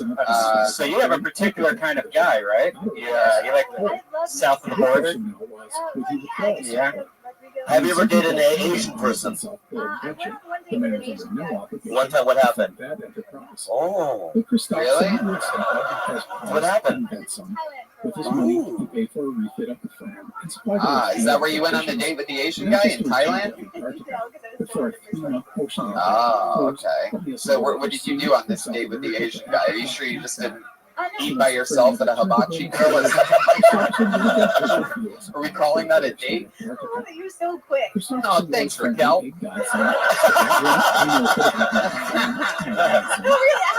I have seen you stand up and he does this fantastic joke about this guy. Okay, thank you, Raquel. I know, it's my show. It's all good. Settle down. When I had run into that guy with an eye patch at the roller rink, and he immediately, he was like, oh, diversity, the sticker. And I'm like, oh, you're against diversity? And he said, oh, one of those types molested me when I was a kid. I'm like, I'm just getting my ticket. I don't, but I was like, is that the same guy with the eye patch? And I was so excited to tell you. Probably not. Did you tell me about this? Wow, I do not remember that. Tony, you're just so used to hot blonde chicks coming up and Yeah, talking to it's another dick from me. You know. Just too bad she doesn't date white guys. Right, exactly. So I'm guessing when you were in Brazil, the only movie that they would play is Rocky because you have a pretty good, yeah, and then you segued into a Christian rock joke. What else? Is all of your things rock based? Or are you like a that fucking buzz is killing me now. Like, what is that coming from? Josh, have you given up completely? Now, as I've mentioned, okay. Raquel, tell us something crazy about you, other than the fact that you play video games and you're boring. Tell us something else. Is there anything interesting about you? My father, so I didn't have any female influence around. What nationality was your father? He's a lot of stuff. They're really big on genealogy on my dad's side of the family. They're kind of sticky about it. So it's Scottish, Irish, Polish, German, English, Dutch, Native American, Scandinavian, Lithuanian, and French. No, he's just called him Bud. Wow.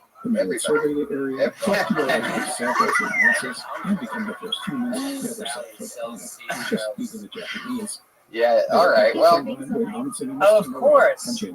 Yeah, no, I'm glad to help you out. I'm gonna. At this point, Hamilton wanted to pull up civilization. I think that Rocky joke's really funny. I never really thought of it that way. I think that even though it's an older reference, I think it still works, that it's great. My only note for you would be to, tag that Christian rock joke, spread it out. I know you only had a minute, but also I'd really stick with Bobby's note. We've gone through this over the show 1,000 times, that it is distracting when you're pretty. And you watch any of the, we work with all the best female. I didn't tell you that because I don't know shit. Right.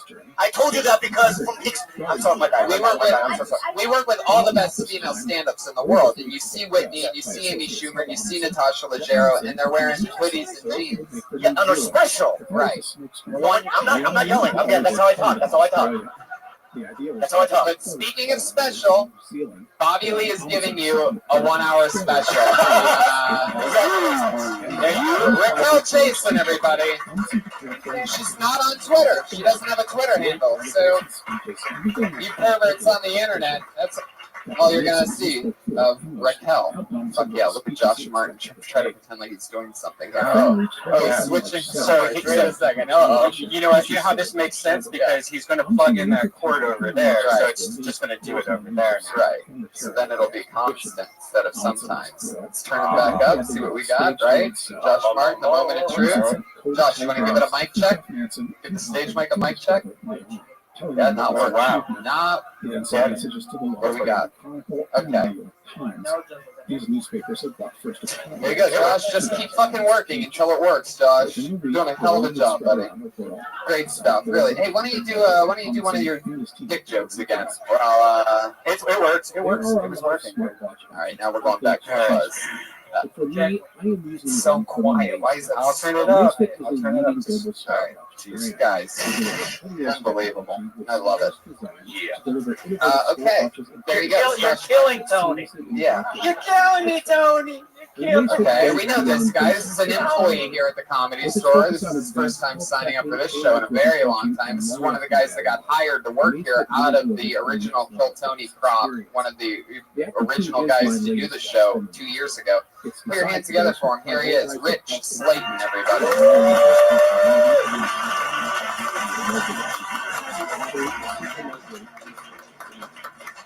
Go to www.amazefit.com/explorers and use code EXPLORERS. The guy who looks like he beat his way out of competitive That's skateboarding. How you guys doing? www.amazefit.com/explorers.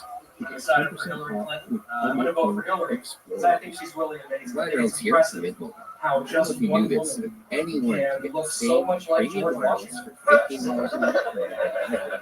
It's not just for celebrities, so do like I do. Actually, One of your assistants and switch You have to heaters ask him into one question. So here's what I asked him. So I it's asked him, super easy to because of do. their age, their marital problems, I asked him if he can still Upfront payment get of Hillary $45 for 3-month come. plan, That was my equivalent to question. $15 per month And required. his answer Intro was rate very first 3 months only, then full What's price right plan behind options says, available. Taxes and fees extra. People just turn the lights down low. Put on your sexiest outfit and say Beetlejuice, Beetlejuice. Like Bernie Sanders, I think it looks like he lost the fight to another win. So I'm not really like that. Multiple cats on that one. Rich, spitting out some of that new political humor, huh? I like that. So, how are things going? Going all right. That's 2 hours down the drain. Yeehaw, guys. 2 hours worth of work for parking, guys. That's Yeah, you're working right now, right? You're on the clock here at the Comedy Store. What exactly are you doing? Your job is to like what? Watch this room or something? Really? Okay. Oh, Maybe that's been the problem with tonight's show. People making sure shit doesn't get too crazy. I thought I heard somebody back there shushing the audience. So you just got back from Texas, right? Did you do a lot of comedy in Texas, or where were you? Where were you? You were somewhere, right? You were out of town somewhere for a while, right? How is that life? Casino life? I had to play behind the bar on the casino floor. So yeah, that's fun. Is there anything positive going on right now for you? In the world, like in all of your life. Oh, there you go. Is that a wedding ring? Yeah. You're married. 3 years you've been married. How old are you? 31. You've been married for 3 years. Doing stand up the whole time. Does your wife got something? She have a steady job, or you? She's a regular person. Okay, that helps. So why did she like you? She's Jewish. Rich is a mensch. Rich helped me with relationship advice. He helped me to break up with my girlfriend. Yeah, no one else should get married. It's not like I got the good one. You guys are all fun. Right. No, you say she's regular, and that she likes you. Your reason, I said, why does she like you? And you said because she's Jewish or you're Jewish. So that's it. Yeah, that's all you need. That's just how that works. Wow. Being blonde hair, 6 feet tall, and Jewish makes it kind of easy. Oh, so you're like a rare Jew or something. Yeah. Ah. I think they call them survivors. Rich. So how's that going? 3 years in, you guys still having sex? Occasionally, she's Jewish. Were you guys ever having sex? Like, what's That's a great question. Jewish girls love sex. Really? Oh, I married one. They're fucking great. Crazy. Yeah, they don't have the shame, I find. You know, with the Irish Catholics, where they'll turn the lights out. Jews will turn the lights on, suck it, look you right in the eyes. Wow.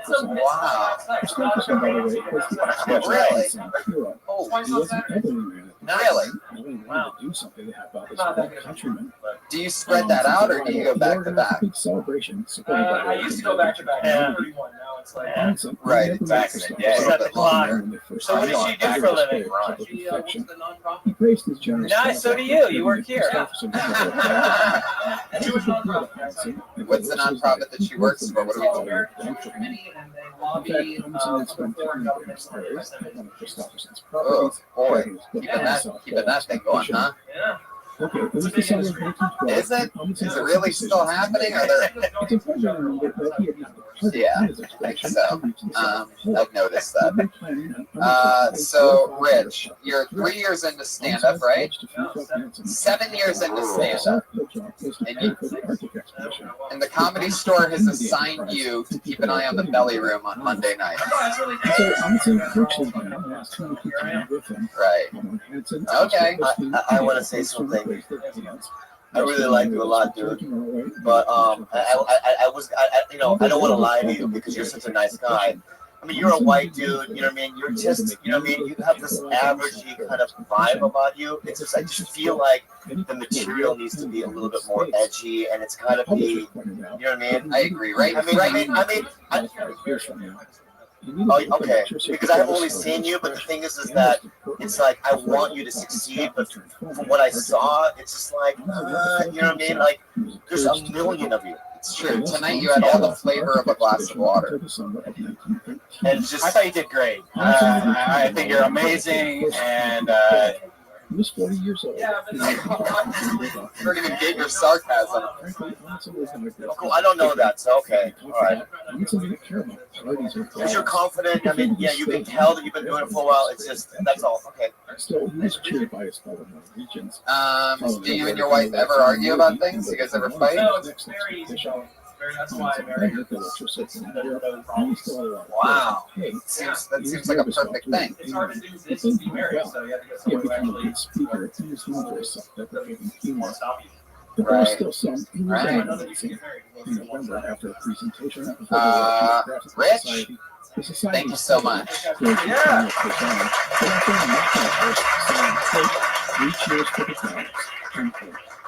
We've had 2 Comedy Store employees up on this show, for those of you keeping track, and they really pump the brakes on the momentum, the adrenaline of everything. The Comedy Store really representing. It's the away teams that are winning here today, for those of you keeping track. By the way, did somebody order a platter of bacon about 4 minutes ago? Do you smell it? Do you smell it? Was released by the years. Smell bacon. I don't smell it. You don't smell chicken. Oh, well, it's a Comedy Store. The chicken smells like bacon. This is a new name for sure. Put your hands together for Madison Sinclair.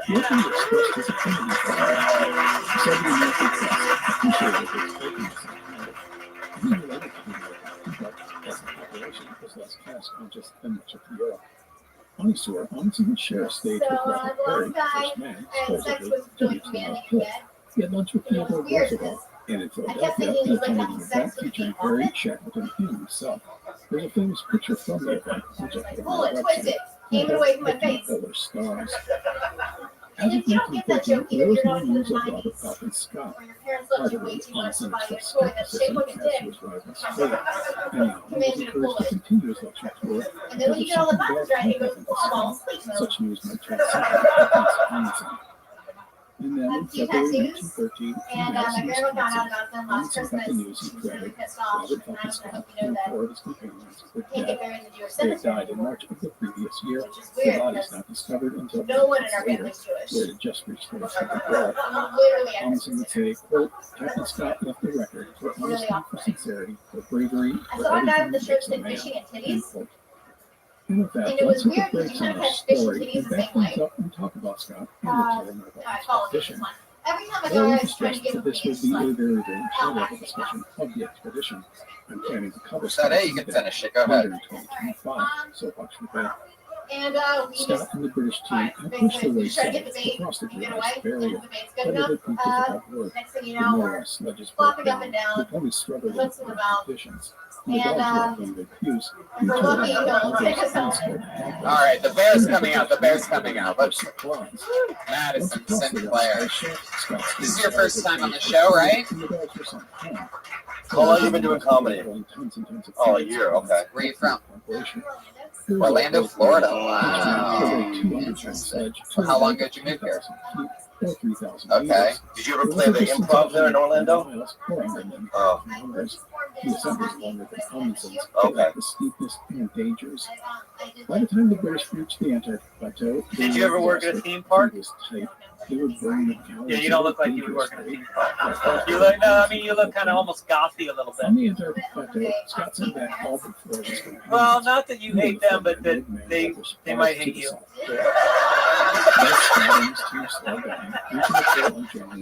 Right, right.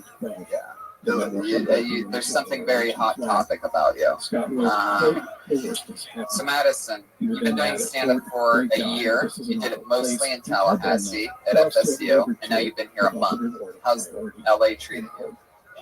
And it was an awful place for the British. What's that job? They were second. The There suit. was nothing more The they show. could do other than catch Oh. that crowd. What do you do there? Back to their base. Scott's team Oh, that's faced a cool. number of challenges. Oh, so you're a writer First, on the the suit. weather was getting colder by the day. Second, they didn't have enough food. It meant the men were getting weaker, and the food they had wasn't nutritious. That meant illnesses. So they've used your material on the show. Oh, cool. You have to be careful because that's a direct violation of the Writers Guild.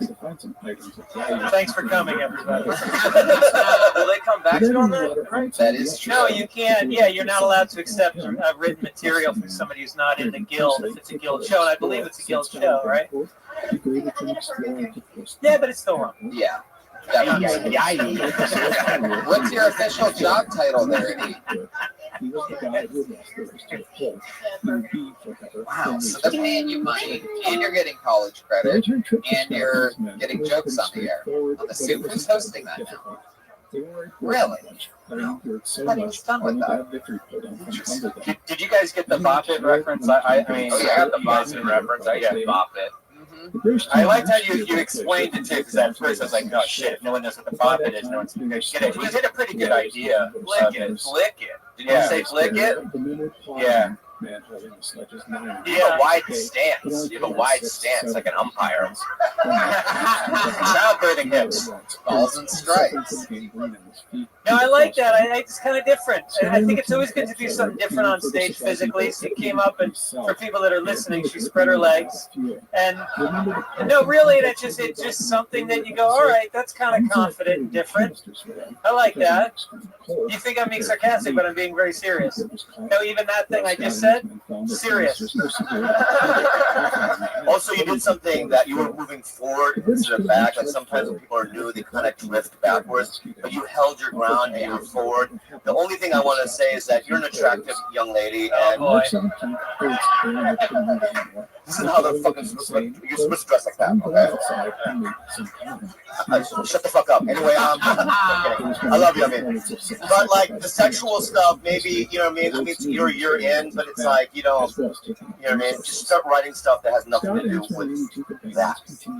What was your second joke? No, it's just funny because it's like, Wait, Greg, what are you laughing I at? just like, I don't know if he's saying this for the benefit of her career or so that he can focus. All these comments seem to be like, I'm getting distracted. No, that's not. Could you get ace bandages and pat them down And before you perform? So the second joke, you did Bop It, and then you went into what?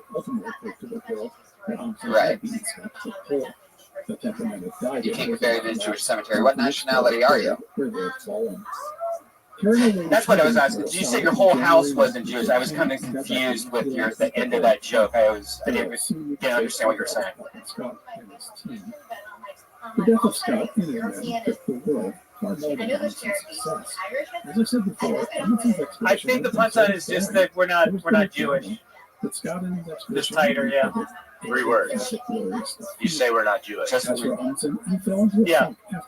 Yeah, because you said like everyone in my house, and you said something like the dinner, you had a dinner, and I was like, wait, I'm totally lost now what you're talking about. Maybe just cut the fact from that. Madison, what do you do for fun when you're not doing stand-up? What are you into? What's something interesting about you?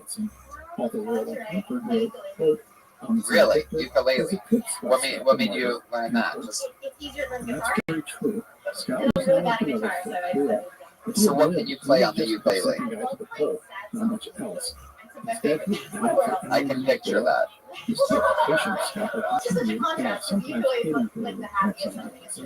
Ever seen the movie The Jerk? A lot of sad ukulele in there. Check it out. The popular narrative that emerged was that Yeah. So you play the ukulele. That's pretty much the most interesting thing, other than you do stand up about you. It's not that big of a spot to be put on to be asked what you like to do in life.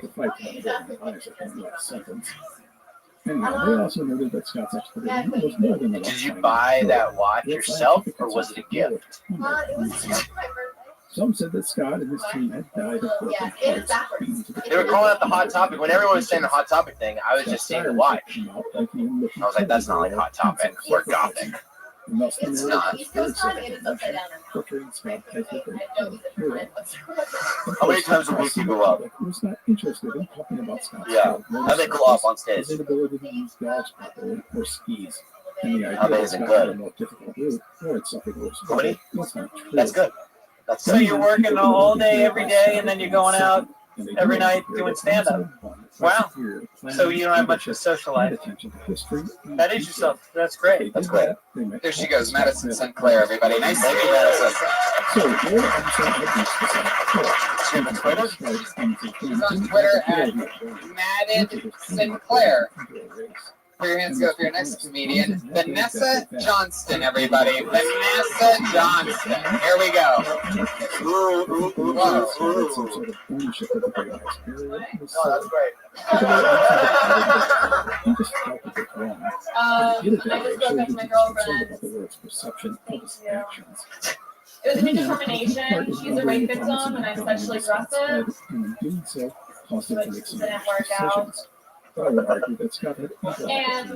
I felt bad though because, like, thankfully I've never been raped where the guy did not make sure that I paid first. They've always been like so nice to me, like making those basketball martinis. We're hypno, like a dash of Plan B. So thoughtful. I've always been like pretty good at sex. When I was 13, my parents had me down. They're like, "Hey, it's time we talk about sex." And I was like, "Sure, what do you want to know?"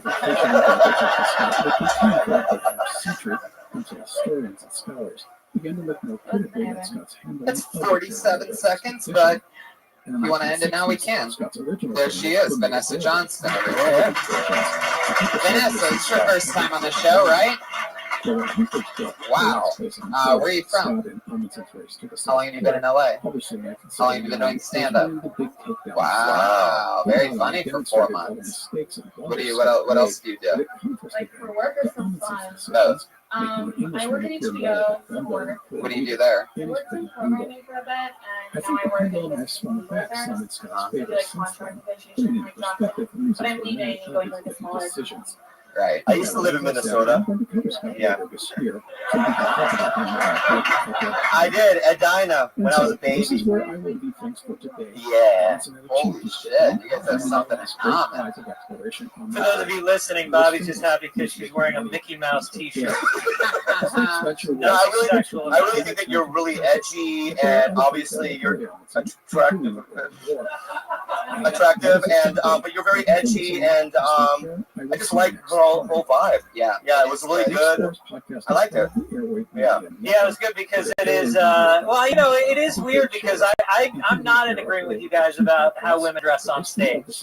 I think that Schumer dresses sexy. Natasha can dress sexy.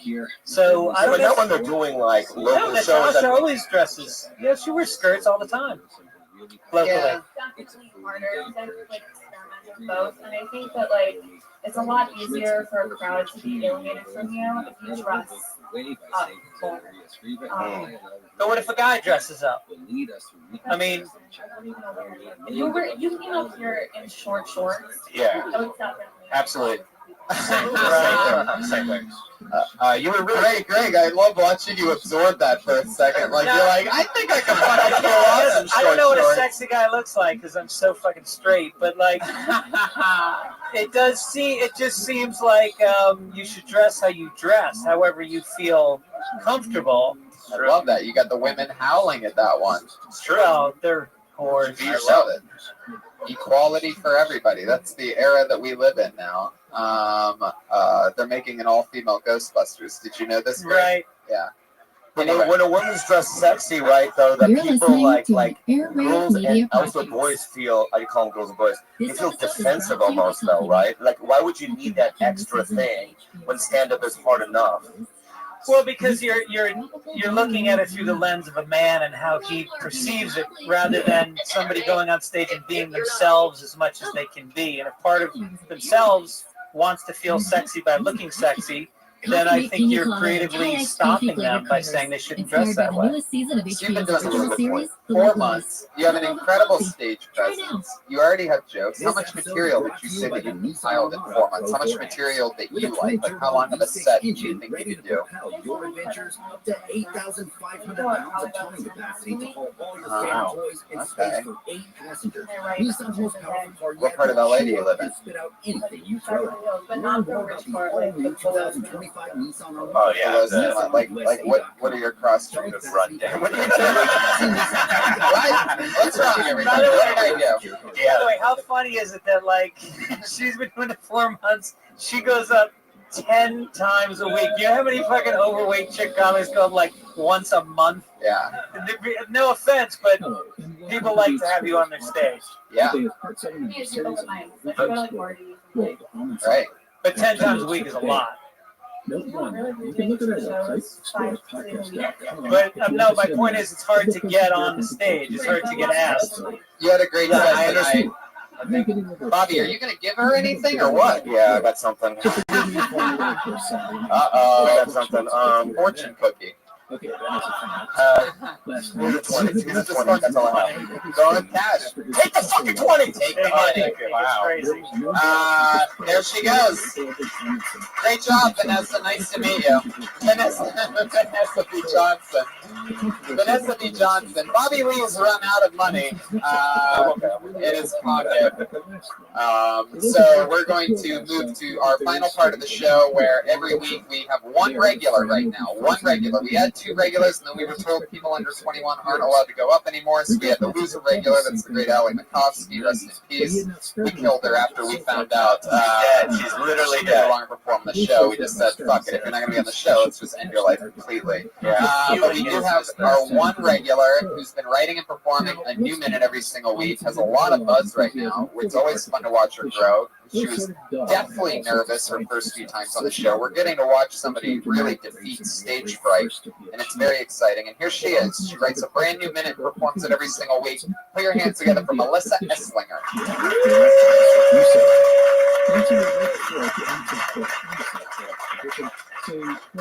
Next year, he heads towards the Bering Strait, into the ice and cold and dark of the north, to drift across the North Pole Sea for at least 5 years. I don't like people that I don't trust people that Thompson, who had just turned 40 in like obviously they can't keep it dreaded real. such an enterprise. Instead, he considered going back to the Arctic to study for India, but everyone pointed out that I recently found out I'm an asshole because I met my Mexican neighbor and when he said his name was Jose, my however, voice the in my head 1913 said of start date course. was delayed to allow Thompson to go to the series of lecture tours to attend for the expedition. I was wondering the other day if when redheads go to the bathroom if they can Reached the west coast of the enter. United States because the opening of the plant was delayed. And that led to another issue. The frame had basically sat unused for 2 years, and in that time, it had become infested with rats and cockroaches. It would take time for the ship to get cleaned up, thus delaying the voyage until the spring of 1915. Yeah, that's not going to work. Not with World War I looming. Please, give it up for Tony Hinchcliffe. Fuck yeah! Here we are, everybody. We did it again. A rainy Monday night in Los Angeles. Give yourselves a hand for coming out, everybody. Come on. Only a show this crazy. We have this much fun on a Monday, right? Yeah. Hello to the thousands and thousands on Ustream. Hello to the live audience. Keep it going for Pat Reagan, everybody. You just heard him singing the tunes. Wasn't ready for you to get off, Pat. He knows who he wants. Take him home. How you doing, Pat? Good, man. Good. You just got back to traveling, right? Yeah, it was Boston. So my parents got yelled at. It's good. I love that. What did they yell at you for? Not waking up early enough. Ooh.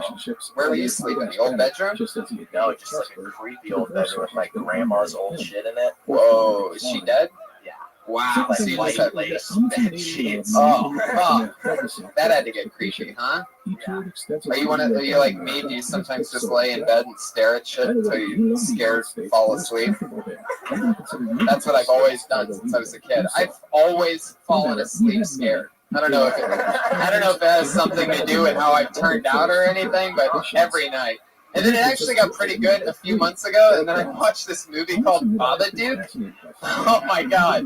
Wow. I watched a lot of movies, and I wasn't expecting it to be that scary. And I specifically remember I had to travel the next day, so I had like a 6 a.m. or a 7 a.m. flight. And I watched it at like 1 a.m. to 3 a.m., and I did not get any sleep that night at all. Like, it was even more different than the usual scaredness. I was like really staring at my door and then the windows and then everything. That movie will fuck with you, man. Stay away from the Babadook. Stick with Kill Tony. Have you seen this movie, Brian? Yeah, what is it It's about? gonna scare the shit out of you. Babadook. You know what it does? You know what the Babadook does that other scary movies really don't do? Is it just shows you that perspective. Like, it just makes you look at nothing. Like, you're just staring down a hallway and nothing's happening until something happens. So many movies nowadays, like I've seen a couple lately in the theater that are supposed to be thrillers and scary, and they make you look down the hallway and nothing happens, and that's like their cool alt twist to the scary movie. It's like, no, give me a fucking monster. Give me Babadook. So is it all just like shock stuff? Is there any plot to it at all, or is it just like It's a really super about plot. It's their mom and a son are hanging out, and she reads him a scary story called Babadook. And the shit in the middle of the story, it's just like, and then he kills the little kid, and she's like, what the fuck? While she's reading it, but then the Babadook is there. It's there. Maybe. I don't know. No spoilers here on Kill Tony. Maybe I'm fucking with you and there's nothing down the hallway in this whole movie, but you're waiting for it because of the hype, because I threw some money into Babadook. I threw $5 on it. All right, guys. Any relation to Marma? Marmaduke? No, very funny though. What is over the pistol button? He had his finger over the pistol button for that, just in case he thought it wasn't gonna get a laugh. Motherfucker, you gotta. People like a good Marmaduke joke once in a while. I've never heard too many Marmaduke jokes. When you don't know the movie, can you say Marmaduke or whatever it is? Babadook. Yeah. It's so confusing. Shit. Yeah. No idea what it is. So confusing. That's the great. tagline of the movie. Babadook. Alibaba. Welcome to our new movie review podcast, guys. We get a live audience in here to review new scary movies. Babadook is like the only one worth watching, so there you go. That's my gift to you guys for coming out on a Monday night. Strangers, a movie that will fucking scare you to the soul. Anyway. Guys, welcome to Kill Tony, episode 127. Brian J. Ebelt is here, the house artist. Look at him. Look at him. He's got a blank sheet of paper. It's already chipping away at tonight's episode. You'll see at the end of the episode, he's going to draw the whole thing. We got Pat Reagan, we got Brian Redband, and everything is good. So you guys ready to start the show, or what?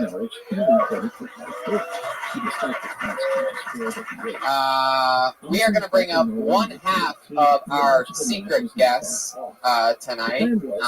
He is one of the funniest comedians in the world, one of the most brilliant writers. His work has been on Blackish and Comedy Central and HBO. He's one of the funniest people. I'm lucky enough to work with him a lot. Put your hands together for the great Ian Edwards, everybody. Ian Edwards.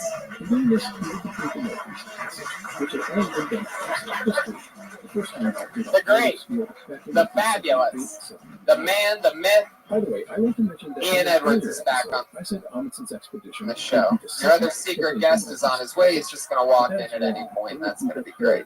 In 1915, a Russian expedition led by Boris Berkitsky completed the passage from east to west. Hello, Pat. No, that's right. Now I remember. You guys had a little rivalry last time. It wasn't much of a rivalry. Rivalry was the only person challenging.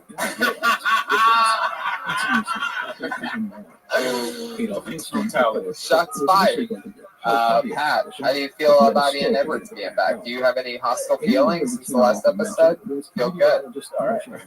There you go. He's trying to kill you with kindness. It's not going to work. I love it. I was getting used to the format of the show a little bit. I was like taking a bad way.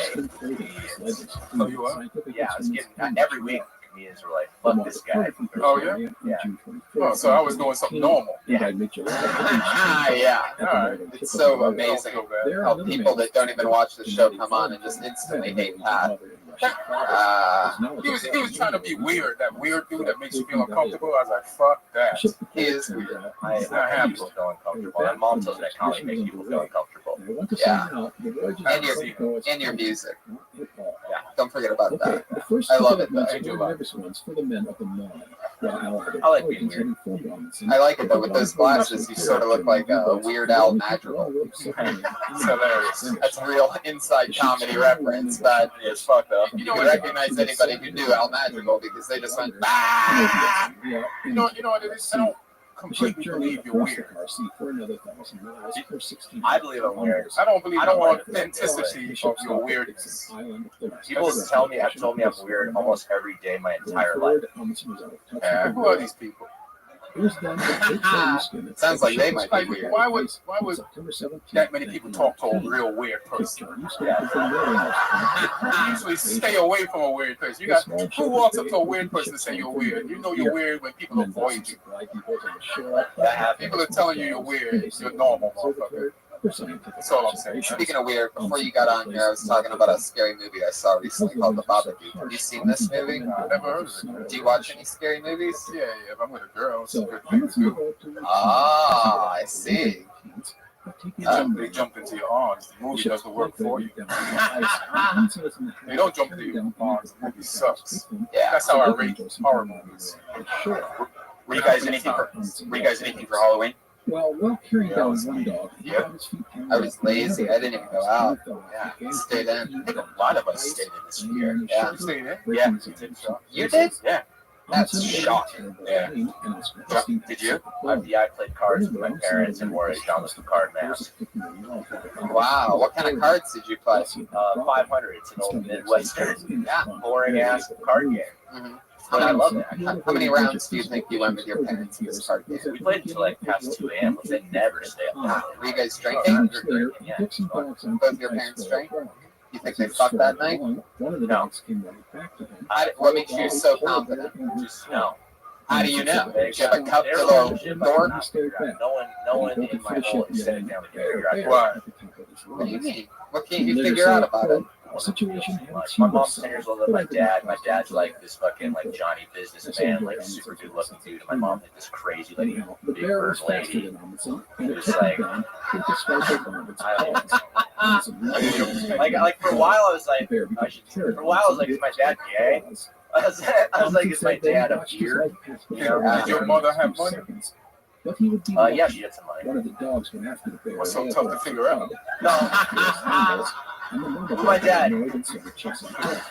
That's breaking it down with that. Yeah, I mean, there's more to it. Normally, when somebody thinks their dad's too businessman-y and like probably doesn't do anything that crazy, normally that's the guy that like makes them wear the whole gimp outfit, puts the ball gag in her mouth. Do you think your mom's like doing crazy shit like that, and that's why you don't? She's like literally, she's like still like a little girl from the 1950s, but now she's a 65-year-old, 67-year-old.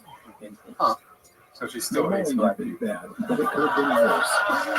she just like ride around the neighborhood with like a bird on her head. She took her cousin to prom. She's just like a bird on. She made me go to the Dale Carnegie How to Win Friends and Influence People seminar when I was like 15.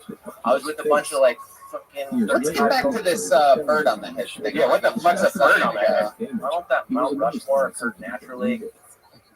Wait, what? Bird. She used to have a pet bird. Ride around the neighborhood. Yeah. Around Indiana. On a bicycle. And she was that lady.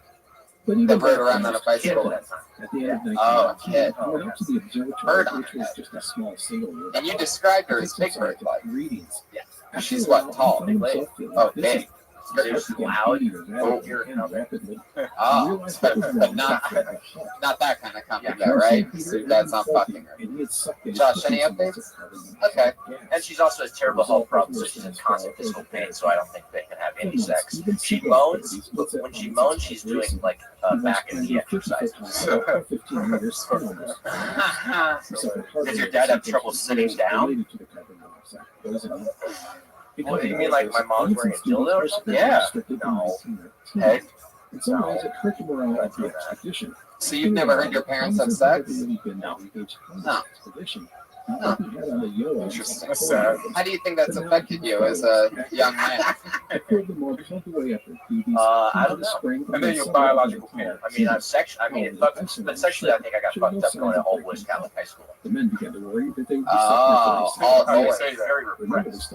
Being into hardcore music, being straight edge, doing going to all ages shows, and we would do hardcore dancing and shit, which is really just kids with boners just fucking flailing around. Because they don't know what to do with their boners. And I didn't know what to do with my boner. I was afraid to touch girls. And I was afraid to talk to girls. I was so fucking terrified. Oh, wow, there we go. You got me with that one. I got a hard blank out of that. I really thought that may have been real for a second. That one I thought was real. Out of all the ones that have ever happened on this show, out of nowhere, that one I thought was a real one for some reason. Because I was thinking about this monologue that Pat was going on, and I'm like, I'm disappointed it wasn't real. That he's still sitting there alive. I love it. Well, guys, I think that's the thing about Periscope. It's like they're right in your face with these insults. I know. I'm having a fun live show here, and some assholes. Sorry about that. Tony got so scared. Yeah, he squirted cum all over my shoes, guys. What comes when they're scared, Brian? That doesn't even make any sense. That's a weird scare. Yeah. Guys, so let's just start the show, shall we? You know how it works. Over 40 comedians signed up tonight. They're all stacked against the back wall. It's way deep, that room goes on the other side. And they signed up for the chance to do 60 seconds on this stage and get feedback and talk to our two illustrious special guests that we have on tonight. Our other one very close to arriving. So there he is, ladies and gentlemen, Joe Rogan. Boom! How about that? What's up, buddy? There we go. Perfect timing. Solid entrance. Perfect timing. He didn't want to. It was perfect. He didn't want to hear any of Pat's bullshit. And it's like your move. Yep. So I was just explaining that we're getting into it. Comedians, you know, you have 60 seconds of stage time. You know your 60 seconds is up, and you go the sound of a kitty.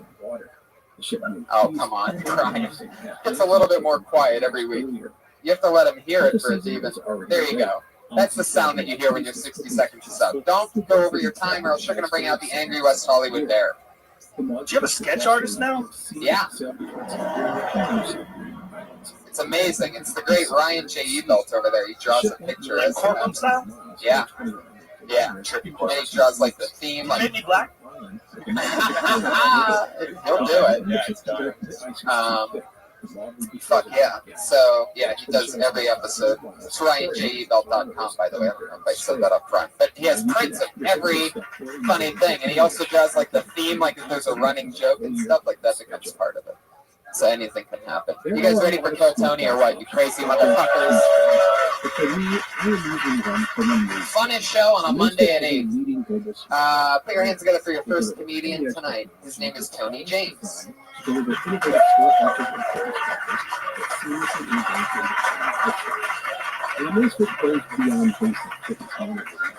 its focus on advanced health testing, AI-driven coaching, and money-asking value, Amazfit really delivers. Have you ever had a very special friend is my latest watch that you just totally prioritize their health and fitness while valuing both functionality? I married that heifer. You will love the watch's non-IC battery, super lightweight, instant design. Have you ever seen Go to www.amazfit.com/explorers that is just too big? To get 10% off at checkout. That's www.amazfit.com. I saw this pussy hole that was so big, I felt like the only thing I could do to it or for it was give it a nickname. I called it the wishing well. Because when she first opened her legs, when I first saw that gigantic hole, the first thing I said was, I wish you well with them. Sometimes you feel like a nut, sometimes you don't. Tony James, thank you, man. Fuck yeah, 48 seconds of Tony James. Run, Tony, just run. Get out of here, dude. Just fucking run. Don't stay here for this.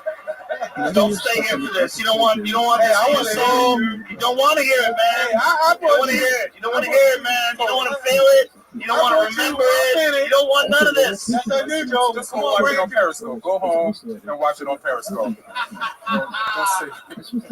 Well, let me ask you. How do you think that went? Well, pretty well. I think that went pretty well. That's fucking crazy. You did leave the pauses in between jokes like they were laughing. I'll give you that. Like you had pauses like you were getting full-blown applause breaks. I like the word pussy hole too. I mean, you can just say pussy hole over and But over that's again. Brian Redman's feedback. Just pay attention to the fact that he barely got that sentence out. How long you been doing it, Tony? Like 7 years. Oh, so, it's not the number I was hoping to hear. Well, I mean, that wasn't the joke. I really could bring up here for 160 seconds. You know. Yeah, I mean, I'm not gonna pile on you. It's just like, what's your writing process? Opening, setup, punchline. Are you going for shots too? A little bit. Whose pussy hole was this? Where'd you see such a big pussy hole? And what did you say? Can you repeat it? Because I didn't really. I just. I wish I was. Like I didn't wish you well. Wish you well. I said I nicknamed it to wish you well. Okay. Who had this pussy hole? Well, actually, it was the one I left that week. Was she sort of Big Bird-esque, one would say, maybe? You know, like, No. were you in Boston at the time? Had just visited his parents in Boston. His parents don't Boston. Anyway, I went for shots. what do you listen to on your headphones? You have the headphones around your neck. It's a bold comedy move. It's almost like saying, like, at any point, I'm just going to put these on. These headphones say I didn't expect to get up to it. No, I love it. What have you been listening to today? Sean Paul. I've been listening to you ever hear of Spanish? Nope. I didn't think so. Rubber Band Man. Yeah, he's got it. All right, I'd say this about your wishing well joke. I would just say I threw a bunch of coins in it, or something like that. Like anything other than That wouldn't fit into 1 minute. I go that way, but it doesn't. Yeah, married a heifer. Well, I didn't. I thought you Call said back. heifer, which was confusing because then your next line said pussy hole. So Well, yeah, I'm just going for shots, 60 seconds. So you've been doing comedy for 7 years. What do you do for work? How do you survive? Well, I'm retired. Oh, nice, an American hero, ladies and I wouldn't gentlemen. know Great. about that. And clearly now, by your attire, you spend your retirement umpiring third base, right? No. I spent time actually writing for someone. Nice. Okay. What do you do for fun? What do I do for fun? I watch a lot of like some things like Japanese anime. I play softball. I play golf. Things like that. You're in a softball league? Where the fuck are you going with these questions? I'm trying to figure stuff out.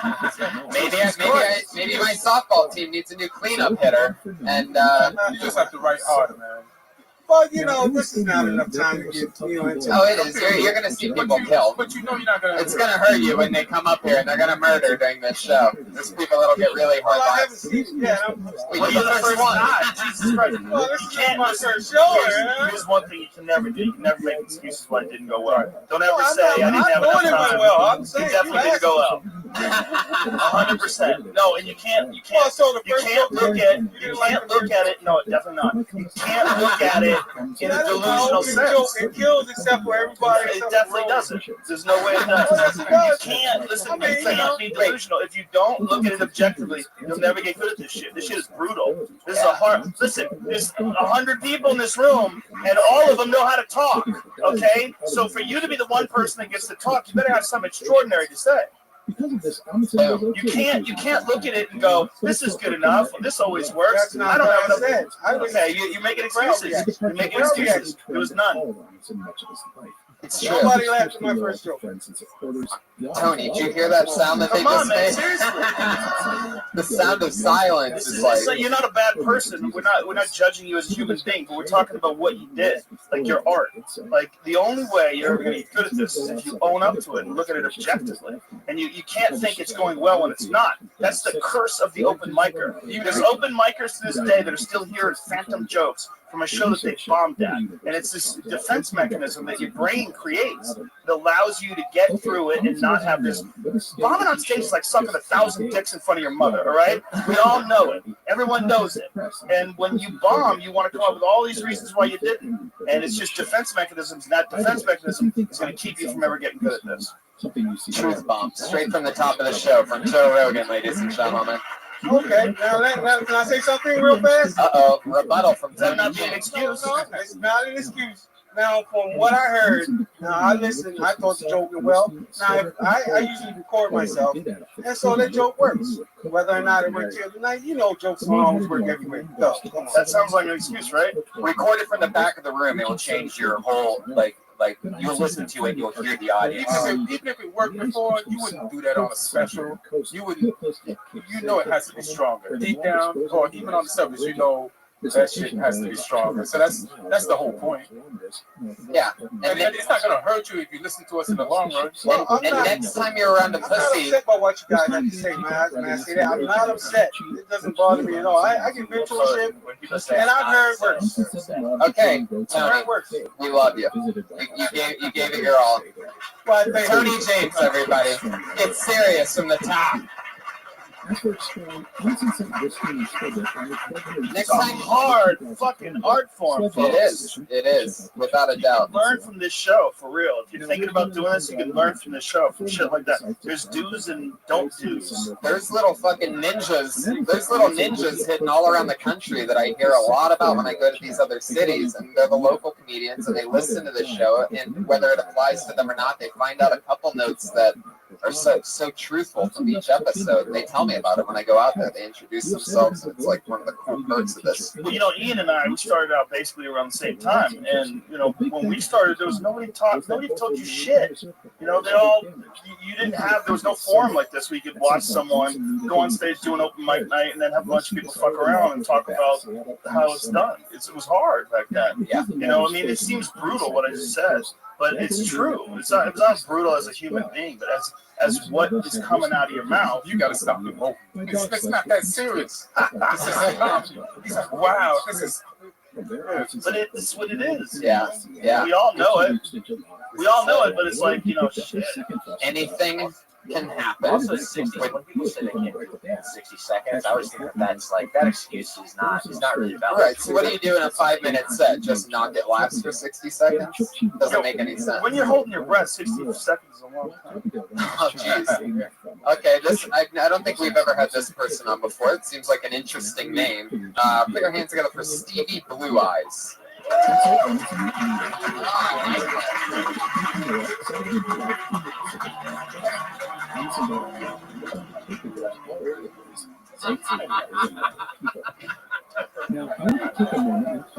What's up, guys? Guys, I was in prison for a while. I'm thinking about going back. This work and shit, it fucking sucks, man.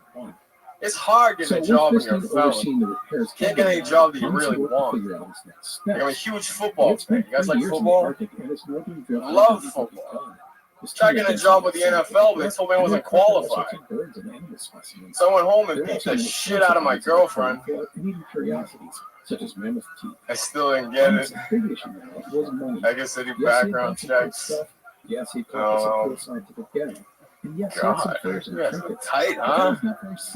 Before I got to prison, everyone said the same thing. They said, Steve, don't drop the soap. If you do not drop the soap. So the first thing I did when I got inside, I got liquid soap, guys. Thought I solved the whole problem. So I got into the shower and they took it from me. There you go. There's the West Hollywood Bear. Do you want to finish that? How does that end? You get in the shower and then what happens? So I got in the shower and they took it from me, used it as lube to rape me with. There you go. I had a feeling there might be something coming there. Wait, you saw that coming? Yeah.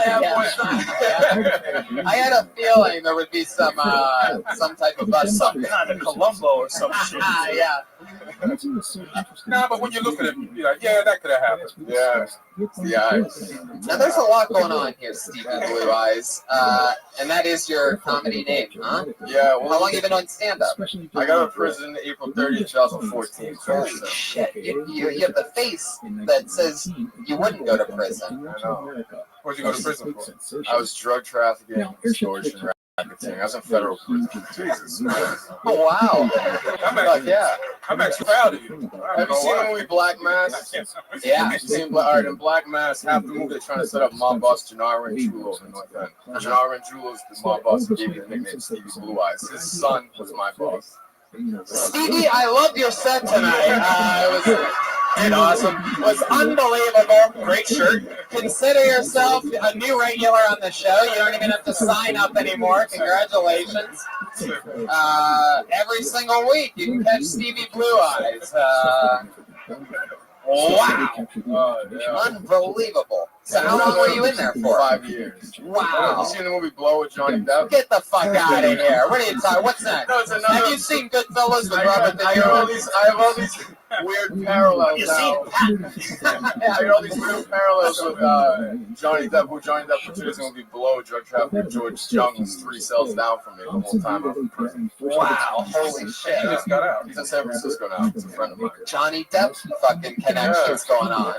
It's like the worst kind of Johnny Depp connections you could possibly have.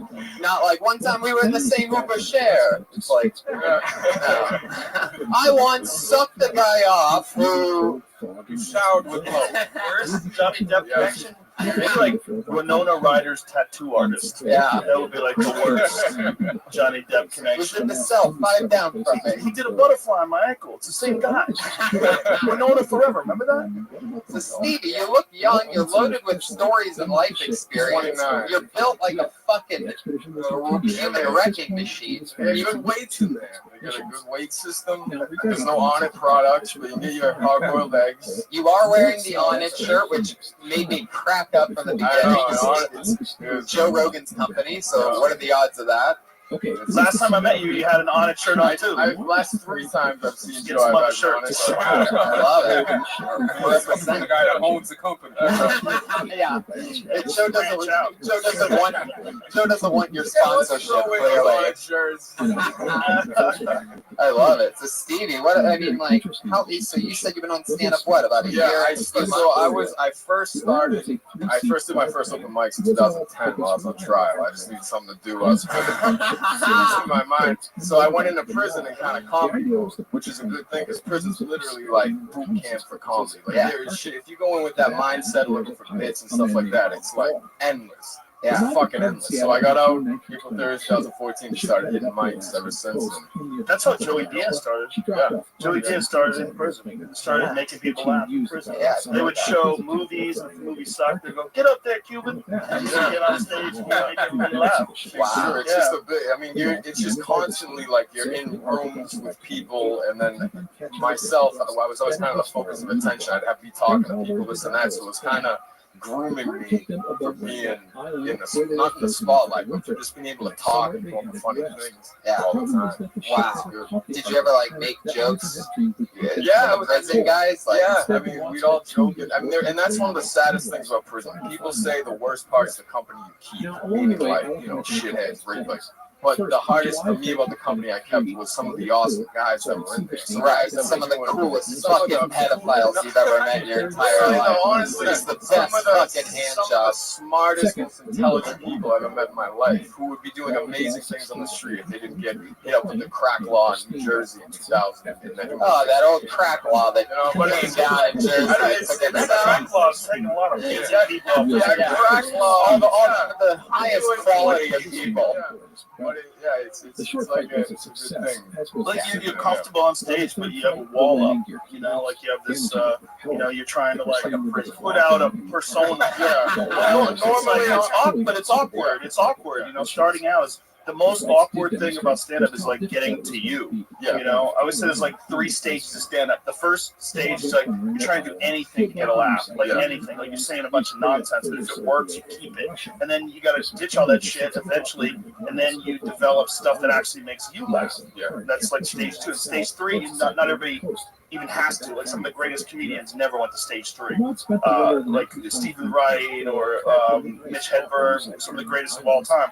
But stage 3 is like George Carlin style, like where you take concepts and make them funny. Take ideas and try to put ideas in people's heads that they maybe never really laugh at, and make them. And it's not necessary. Like not everybody has to do that. Like some of the, like I said, the best stuff never goes there. But you know what you're doing right now is like you're in that awkward phase, so you just got to do it a lot. Just keep doing it. You've been doing a lot. Definitely could do it. Definitely do it. I know. Well, I don't want to use the 60 seconds. What? I mean, I think you got a lot of. There's only one guy over there. But no, I usually ease into. I usually don't open up. I was in prison for a while. So I ease into it more. I have like things that lead into it. So it's not just like an abrupt like I'm that guy who's some shit. You know what I mean? But like. Which I understand, which I'm not trying to use the 60-second excuse, but I appreciate what you say. So, you got a lot of potential. You got a good story. People like your story. Story's amazing. Yeah, Story's definitely. amazing. Just keep working hard. It's just one of those things, man. You'll get a little bit better every time you do it. And then you'll look back a year from now or whatever, and you'll have all this massive improvement. The thing is just putting in the numbers. There's a lot of numbers. Because I live in the area now. I moved from Boston. I'm from Boston.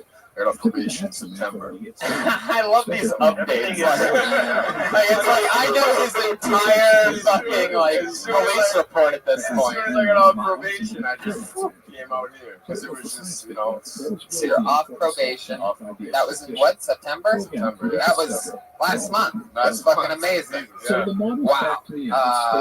Okay, so how long have you been living? So that's a fucking month. Yeah, That's my incredible. started October 16th. I've been here for 2 weeks. Wow, that's great. And How the fuck you get an apartment? You know, I'm a doer.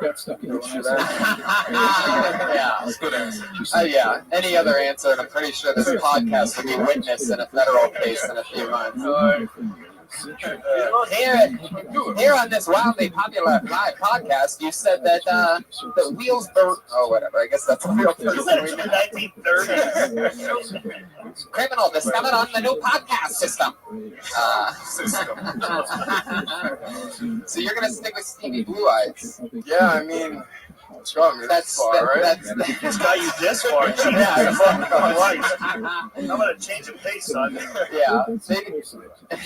Somebody they named you like a 1950s monster. Yeah, well, what happened was 2015. Because I walked in the room because at the time Gennaro was like 90, 30 years because Whitey set him up, and his son was, you know, he was 50 years old. So Gennaro was 90, and I walked in the room and he said, "You got the bluest eyes I've ever seen since Sinatra." And I was like 90. The guy was trying to fuck you, you know that.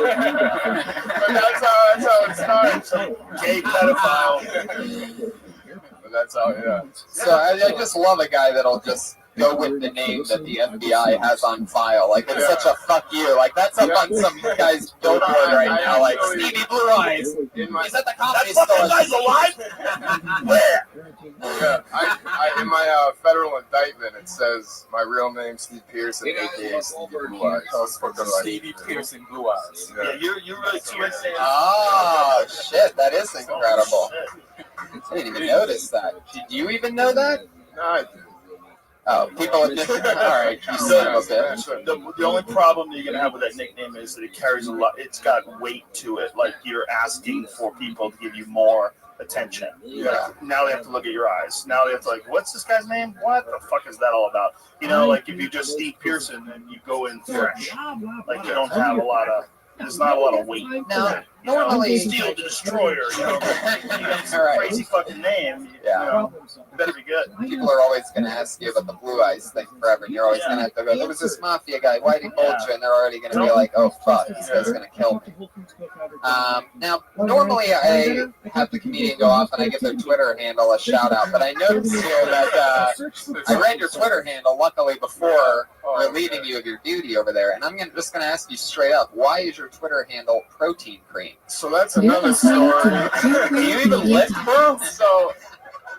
What are the odds this doesn't involve prison? Yeah, yeah. Protein Cream is actually a company that I used to own. It's my nutrition company. I invented a formula for instead of a protein shake, it was an ice cream form. So like, it was the same nutritional facts. For people that want to get in shape and eat like shit at the same time. Yeah. And, hey, try my new energy pizza. It's me, Stevie Blue Eyes.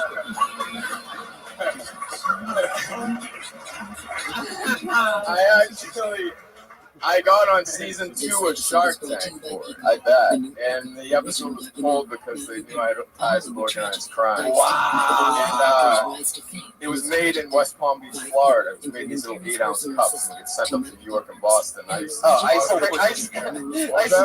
was it? No, I used to put on OxyContin in the 8-ounce things. We'd smuggle OxyContin, Jesus, Miami to New York and the protein cups. Holy fucking shit, man! I love you. You're so cool. Yeah. Sometimes I wish this wasn't like a podcast that I had to keep moving along because I just Howard Stern the shit out of you right now. This is so fucking interesting. That's why I kept, because I didn't change my Twitter to Stevie Blue. So I was like, we're going to kept to the product. We're going to let this no longer in existence, this product. I mean, you can't even find it. So you kept the Twitter handle of the product that got you sent to federal prison for 5 years. Yeah. Because people weren't really buying this protein ice cream. The thing is, it was really selling well. If I just like focused my attention just on that, it would have. How well? Of all the places, even where I would buy ice cream from, it seems like Florida would be on the bottom of that list. Like, it wasn't sold in Florida; it sold in New York and Boston, and gyms, nutrition stores, like juice bar type things. It really was selling very good, and I was doing the whole thing trying to bring OxyContin into mix. You had a perfectly good business. Yeah. I mean, it was a good business model. My entrepreneurial spirit got the best of me. Hell yeah, I just jumped on it. Wonder what's next. Hell yeah, what's next? Yeah. All right, Stevie, it was so nice meeting you. Please sign up again. We can't wait to have you back. What an interesting story. Stevie Blue Eyes. Follow him on Twitter at Protein Cream. For those of you that have been wondering, I wonder if anyone has the Twitter handle Protein Cream. You just met the man himself, so here we go. This looks like another new name. Put your hands together for Cody Winans. Cody Winans. Uh-oh. No Cody Winans. Wow, this is a spot. That means he gets blacklisted. All right, I pulled another name out of the bucket. Put your hands together for Terrence Rutledge.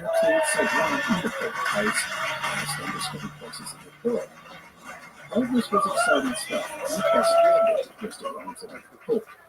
Thompson quickly sold the rights to his story to newspapers and magazines. I just got laid for the first time. He then began to meet with other plane manufacturers and eventually bought 2 planes. I don't even have any jokes. I just want to celebrate. Now, on the voyage back from Norway to America, it's been 22 years. Navy, man, I can't believe this happened. Like, those days of being a virgin, those were dark days. So I could have almost been a school shooter. He got an infusion of cash from his friend and patron, Peter Christopherson. Does anybody have any questions? And he had 2 planes. Anybody? One was a Curtis Oriole, for my son. We talked about last time. He had that ship all the way out to Seattle. It would go on the Arctic. Yeah, it was a little Asian girl. The second plane was a German Munters. Oh, Jesus Christ, what kind of a crowd is this? Distance flyer. This is the Are you done? Tomlinson was going to fly. Yeah, pretty much. Sure. Terrence Rutledge, fuck yeah. So I'm guessing that you didn't write anything. Did this really happen? Oh yeah, it really happened. And you're super excited about it. Yeah. When did this happen? It actually happened 2 weeks ago. Wow. And you're still this excited. I mean, look at the fucking look on your face. Just absolutely shocked. So shocked that it happened. Yeah. How did that lady know that it was a little Asian lady? I've told this to everybody in every open mic. You've told this to everybody at every open mic for 2 weeks. You just keep it, and you still haven't added a funny part to the entire thing.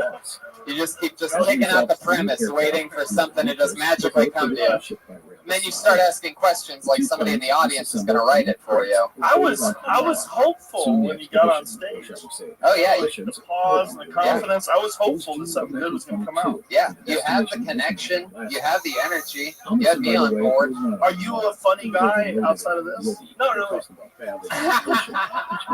I mean, if you're just laughing at how weird I am, then yeah. That's interesting because that was actually funny the way you said it. Oh, thank you. Maybe if you could just figure that out. Yeah. You know, like maybe you accidentally invented some shit that cures cancer or something. You know what I mean? Like sometimes they do that. They're trying to find something that is good for asthma. Like, well, no, it sucks at asthma, but what good it does for cancer? Like maybe, you know, you were trying to just like talk to people and you're actually funny in like an accidental sort of a way. So you gotta have to figure out how to do that accidental shit on purpose.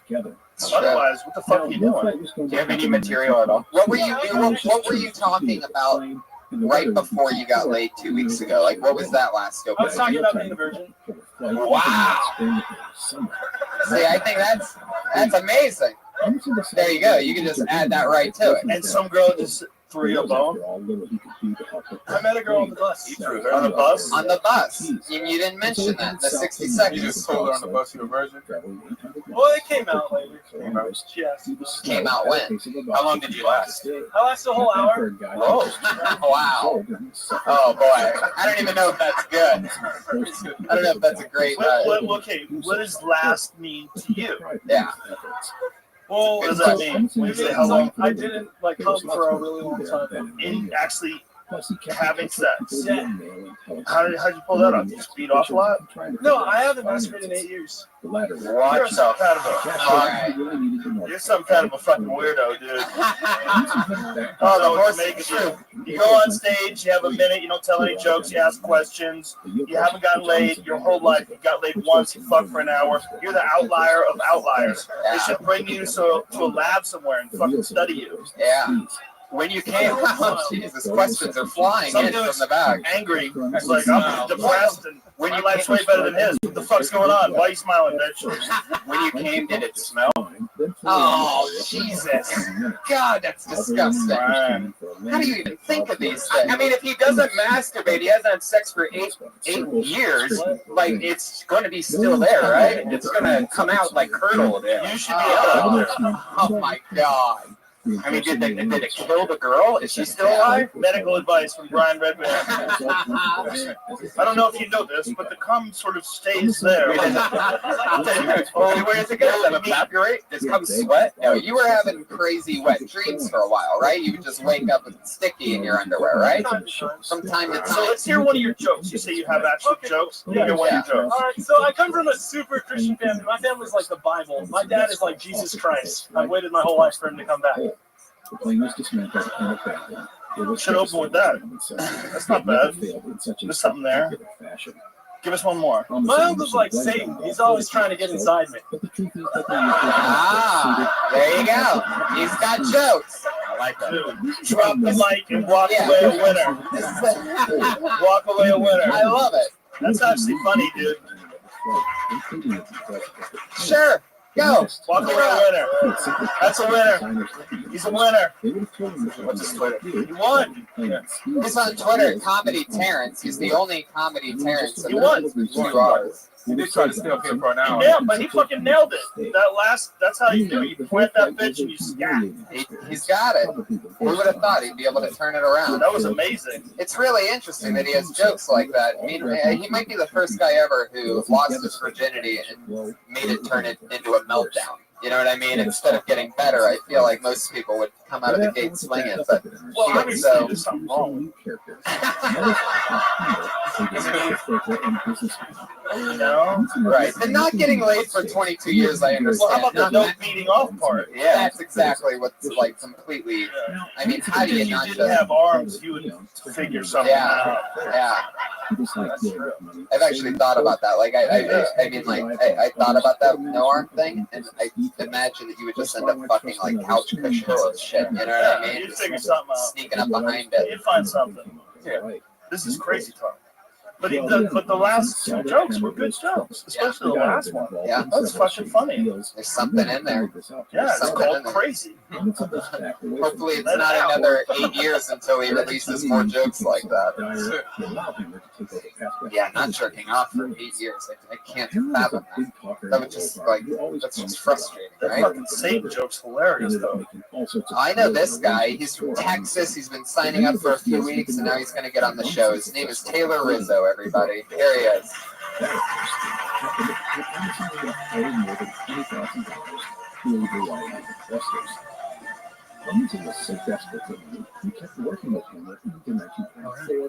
So I'm against the use of safe words in the bedroom.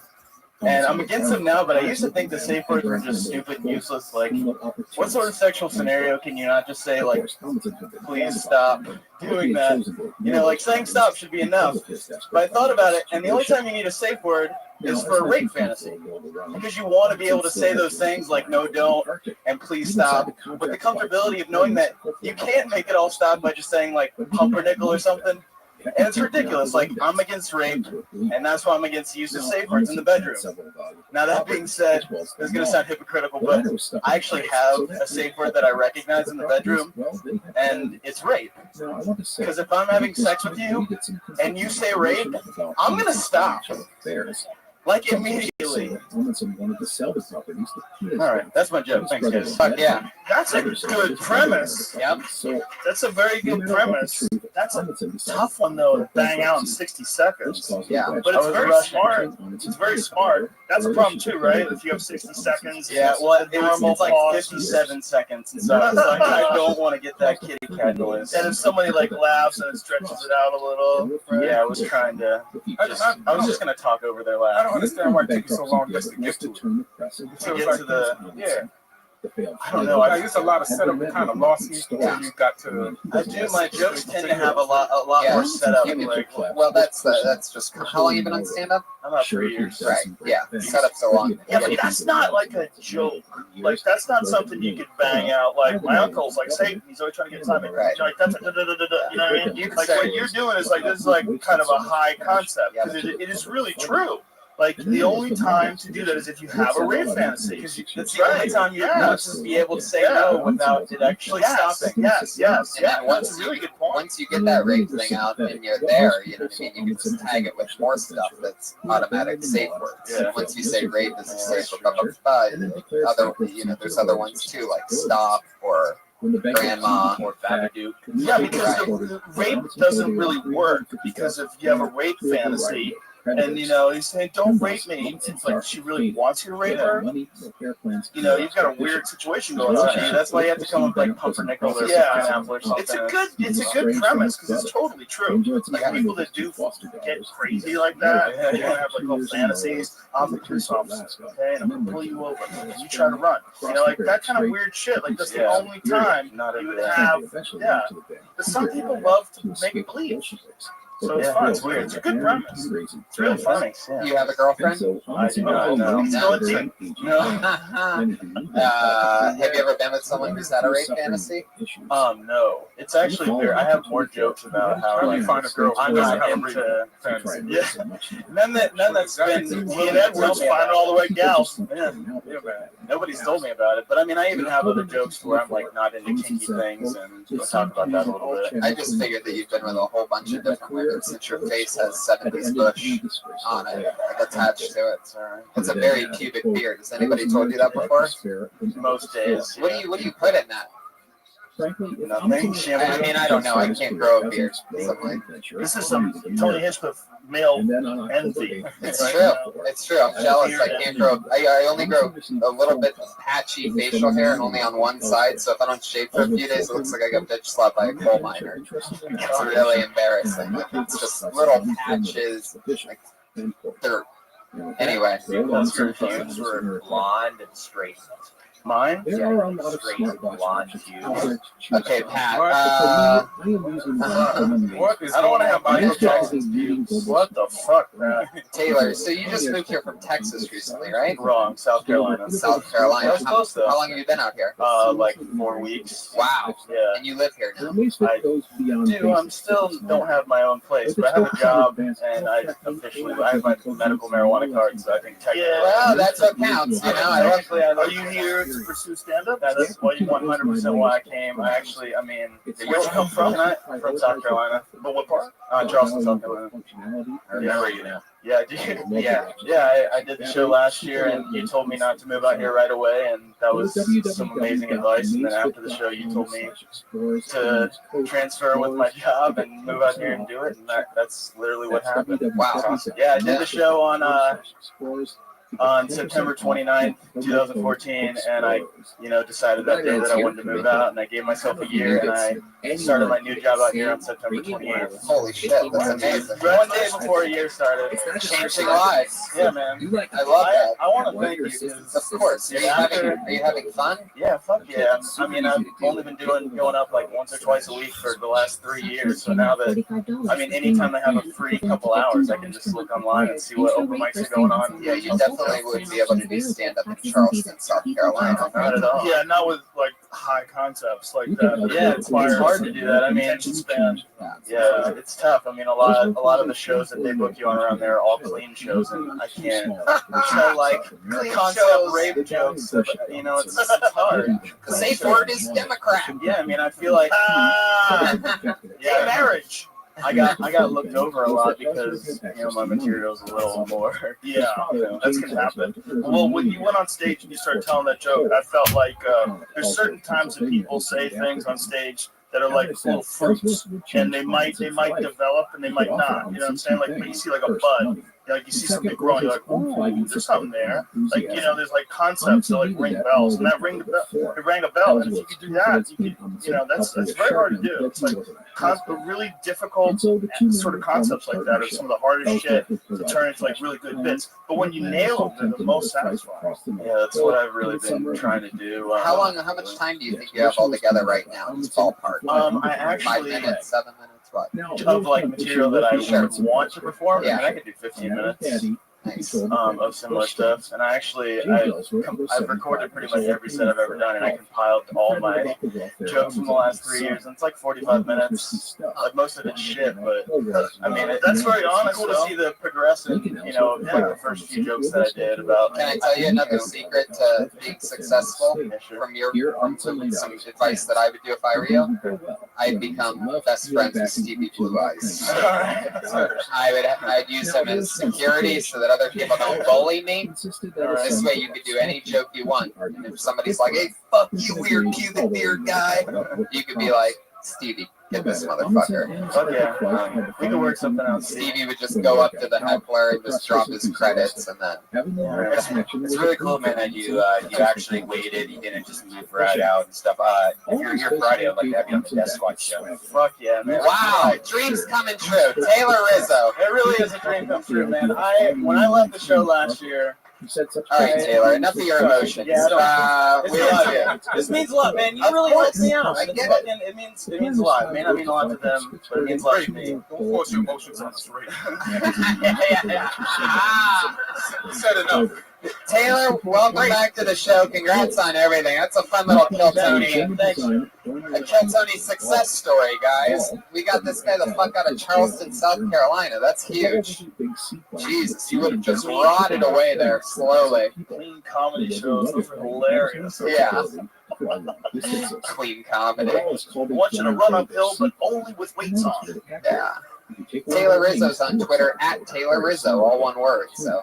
Follow. I pulled another name out of the bucket. As you can see, anything can happen here tonight. Put your hands together for this name, Anthony J. Calhoun. On our website, podcast.com, I link to some videos. I'll be going into your wall. Check them out if you want. The thing that's pretty cool, and I'd also tell you just as describing so the video helps. Anyhow, the planes were boxed up and shipped to Pittsburgh, where they were then assembled. When do I start? The plan was to fly both planes to the North Shit. They would land there if possible. If anything happened to one plane, the other one could land and rescue. Holy fucking shit! I just gotta say that. I'm sorry. Okay, so you know how like when you're it's really emphasized like when you're watching a porn, but I know that like this guy right here, he knows what I'm going to be talking about. Like when you're fucking someone from behind, and it makes that slapping sound when your balls hit fucking the back. You know what I'm talking about? Like well, I was just fucking thinking like, you know, I hear they have these donkey shows down in like Tijuana and shit, and I always wonder, well, what the fuck does that sound like? And I thought, you know, just my imagination, I thought, well, it probably sounds like a 2x4. I've never seen that shit, you know, thinking about weird shit. So, I'm a pretty weird, fucking strange guy. No way. I'll be the fuck yeah, Anthony J. Calhoun. A lot of people come up to me sometimes, mention the show to me, and they go, you know, 60 seconds is a little too short. I'd like to hear more of what the comedians have to say. And I explain to these people that it's the perfect amount of time because sometimes things happen like Anthony J. Calhoun. Which brings me to you, Anthony J. Calhoun. How you doing? Seriously, holy fucking shit, like, wow. What? His father just become a name called him. You signed up and you put your name into the thing. I mean, it's not like winning the lottery or anything. There's only about 40 names in the bucket. We get through about like 10, something like that usually. So it's about 25% chances you went in with. No reason that you should be truly that just absolute shocked. I mean, there's no, I don't know if you've seen the show, there's no like publisher's clearinghouse check that's about to come up here or anything. There's no real bonus. You just bombed for 60 seconds in front of a bunch of people and a bunch of listeners, but that's fun. So you're up here. You ever done stand-up before? I've been trying to actually do stand-up like for a really long time, but just a bunch of shit happened. I grew up in an area where like it was very rural. You literally had to like. It's so rural that you don't learn how to say the word rural ever. Sorry, I'm pretty fucking nervous too. I'm sorry. Just relax. It's okay. I get it. You're pretending like you're nervous to prove that you haven't killed hookers before. But we could tell, Anthony. Where are you from? Is this rural area? Well, I grew up in this really small town called Prineville. It's like in the central part of Oregon.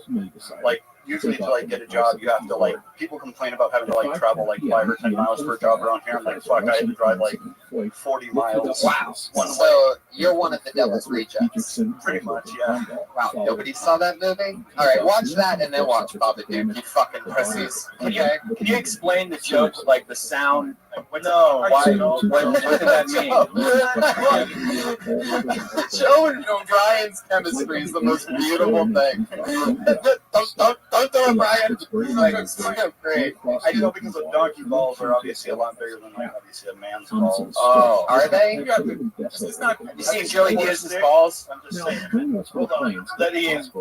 It's not the greatest premise, but the only way it had a chance of working is if you actually had sound effects. That's the only chance. And it's like you don't have the ability, from what I've seen, to even make that thing work.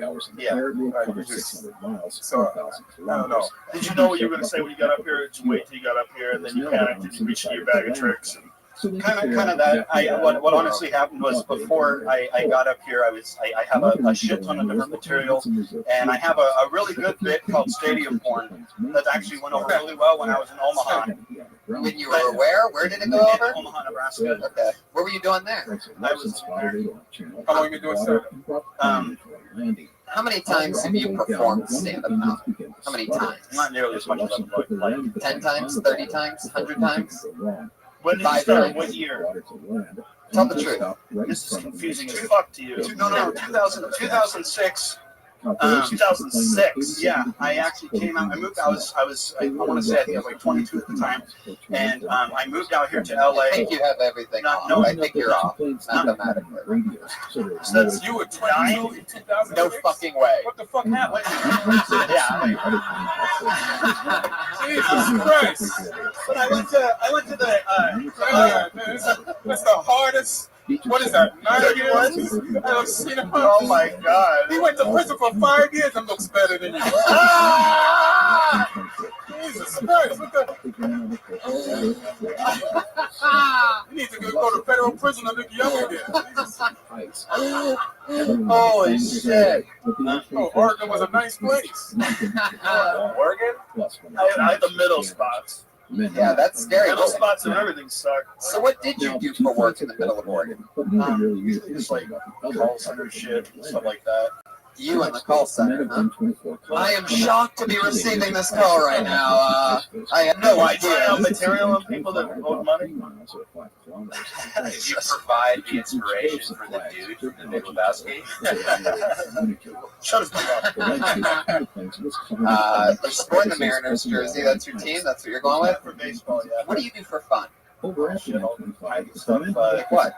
Well, I like to go to the beach and just like relax. I like to smoke fucking weed. I like to fuck. I like to play video games. I like to make people laugh. Do any of those things ever happen? Every once in a while. I get the feeling the lying on the beach happens. If you can get there, they let you lie there. Hey, to answer your question earlier, though, about when I started, I went to IO West here in Hollywood in like 2006, December. I just got done watching, I think it was the Jimmy Kimmel Live show there. And next day or whatever, they had an open mic, so I went there and they had like kind of like a bucket thing like that, and again, I didn't really expect to be called up, but I was anticipating it. So, anyways, long story short, I went up. I bombed my set, but I was like, "You're only 31." Yeah, I turned 32 in March. Holy shit! Me and you are the same age. Yeah, I've been homeless a lot too.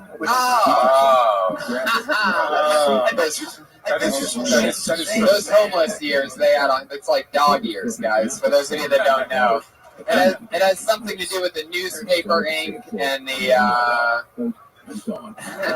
Brian just whispered in my ear feces, guys. Just a little behind the scenes of what goes on up here. You live somewhere now? You got a spot now?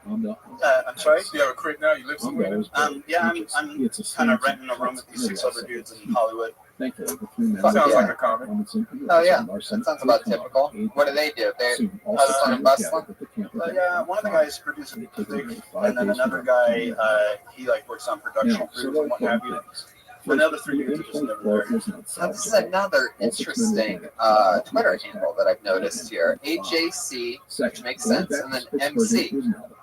Well, I'm really into hip hop. I used to do a lot more hip hop writing. In fact, back in 2004, I moved down to Fort Lauderdale, Miami, Hollywood area of Florida, because I had a cat out there that I'm really good friends with named Ronson. And he introduced me to this guy. A meow cat or a dude that you know they call it a cat? Yeah, like a hip dude or something. I don't know. I'm probably friends with the guy in Florida. And he introduced me to this guy named Antoine. Okay. And I can't remember his name now, like his last name, but he goes by IMT Walk on Twitter. And I watch this guy start from being like you ever see the show Bob's Burgers, where like kids always playing like the songs on. How do you know so much about TV if you're homeless? Whose TVs are you watching? Watching one on Netflix. So Anthony, have you ever DJ'd before? I would love to learn how to DJ. That'd be fun. Well, tonight's your lucky night because we just so happen to have one gift certificate for a DJ lesson from. I'm just kidding. I don't know. Anthony, it was nice to meet you. Thank you. Thanks for doing the show. There he goes. Anthony J. Calhoun going in for a homeless fist bump. There he goes. Anthony J. Calhoun. I forgot how fucked up this show was. Well, sometimes I forget. I do it every like 4 or 5 months. Yeah. Somehow or another, it's just like 5 months goes by, and I'm like, yeah, this would be cool. I feel like there's always a crazy bucket with you. Like, there's a lot of like, well balanced. Like some of these comedians come from money and they haven't been to prison or lived on the streets. It's incredible. Every time I'm here, it's chaos. I'll shake it. Brian says shake the bucket, like that's going to change anything. But let's try it. Let's see if we get a normal human up here. This person has good handwriting. That's normally the first good sign. This guy from Texas. He was normal. Oh yeah. Put your hands together for your next comedian, Colette. South Carolina. Colette Reeds. So yeah, she corrected me. She's got her shit together. Colette Reeds. The runway was ready. Estimated that the team would move 5 weeks ice days to make it happen. The weather, however, was not good due to heavy fog. But there would be no This is delay. exciting. I have good news to share with you guys. This is a food baby. That's a burrito bowl. It happens. My good news is I quit Netflix because my 30-day trial ended. And because Netflix should not exist. Why can you just watch anything ever at any time? Do a little research. Hey Colette, do you have a job? No, Netflix. Are you hiring? Hey Colette, do you live with your parents? We'll call them roomies. No, maybe. Yes. Are you on my Tinder? And then maybe Netflix can just say, hey Colette, we're not going to let you watch Friends, romantic comedies, because we know the razor blades are close. you can't. We're going to recommend, Hoarders, and just so you don't jump off a building tonight, this episode of My 500-Pound Life, bingo. Thoughts and sensations. Yeah, do that noise. There you go, exactly a minute. I just want to commend you on your choice of footwear. It's like I'm kind of going riding. Oh, yeah. But, it's called I had a job and had to come here from. No, it's cool. I like it. What's your job? I work in a library. Oh, those are librarian shoes. Do you wear like ride a horse to work? I love that. But the stable's far away, so you need to walk through shit.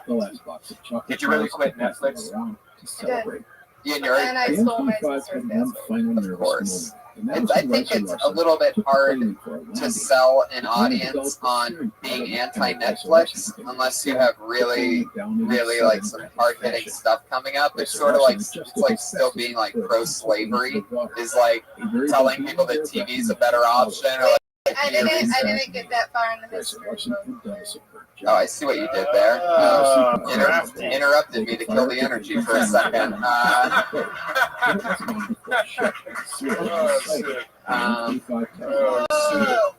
How long have you been doing comedy? Like, the men in the plane were filthy. Let's say like 2 weeks. 2 weeks? Okay, there you go. In that case, you murdered. It's like you're a baby, you're a fetus. It's like just keep working. Yeah. My job or at comedy? I'm just. Should I? You know what? Maybe not keep working. Yeah, I would. You ever take an improv class? Sassy, I'm sorry. Have I taken what? An improv class? Maybe there's some books in that library that you could read. So it's improv? What is that? Oh yeah. She has that improv person. Totally. Yeah. So they don't. I have to reach another reading level before they let me do that. That's why they Oh, kill you you. flew out another one of those flatliners. I see what you're doing there. This is another one. You're throwing them out like they're working. Like I almost feel like you hear the laugh that I get, and then afterwards, and you're just like, I'm just gonna keep bombing because Tony's gonna hit it out of the park. That's what I'm saying. That's your new partner. I love it. I just need Take her on the road with you. Yeah. Ask her questions. You know what? You have a lot of girlfriends. You have a lot of girlfriends. Friends, yes. Well, guy friends. I have a lot of friends. Do they take you fun? Yeah, I think I'm particularly nervous right now. I think I think I should have you that you're funny. Okay. And I think, but I think doing stand-up is like the next level of that. So you just have to keep working on it. Like I would never discourage you in 2 weeks. Yeah, but I think it's true. You're gonna break through. Right now, you can tell that you're a librarian doing stand-up because you made this room so quiet that I noticed. I noticed a few people actually opened up some books. It's the librarian energy. There it is. Oh, you sons of bitches. How dare the audience bring its own material? The audience just group improv. Is this the first? Yes. That's a very good group improv. Yes, exactly. Wow. The audience getting applause from Joe Rogan. I love that. I told Brian in the very beginning when Pat said, "How you doing tonight?" that this was a good crowd that I could tell. These people have been here before. Yeah. She doesn't tell people to be quiet in the library. She just tells them a joke.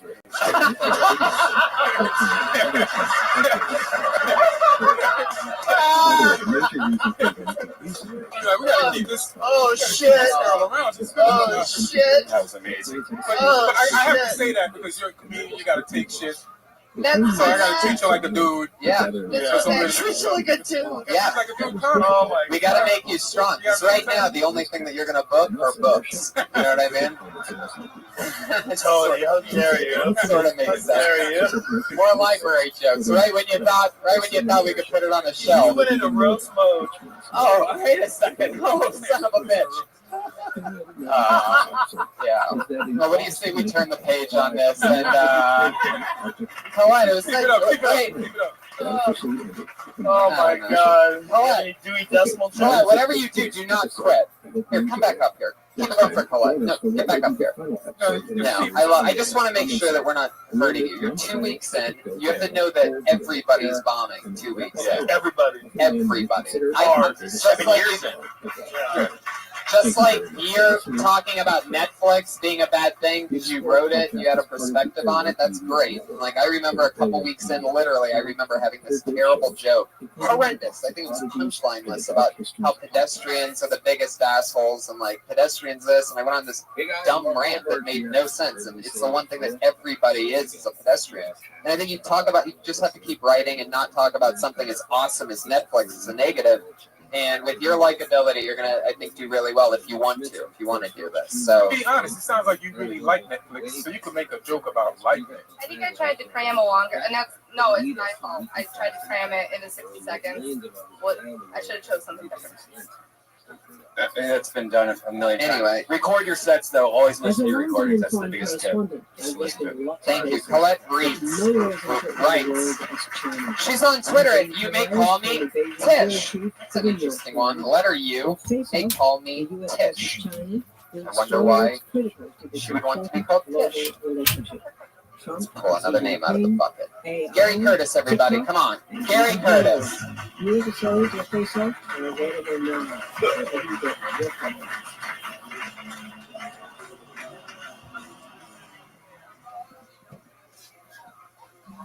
So it recently came out that Russell Wilson, the quarterback for the Seattle Seahawks, was practicing abstinence with his beautiful singer girlfriend, Sierra. Now I hear this and I'm like, well, it makes sense. Russell Wilson also blew the Super Bowl. He's used to making terrible decisions. Now my girlfriend hears this, she's like, oh my God, great idea. Sends me a text message and was like, hey babe, what do you think about practicing abstinence? At first I was like, that's crazy, but I'm a gentleman, so I was like, if you want to break up, we should probably do it in person. See, now I can joke around with my girl like that though, because like, she's very confident. There's nothing worse than an insecure girl.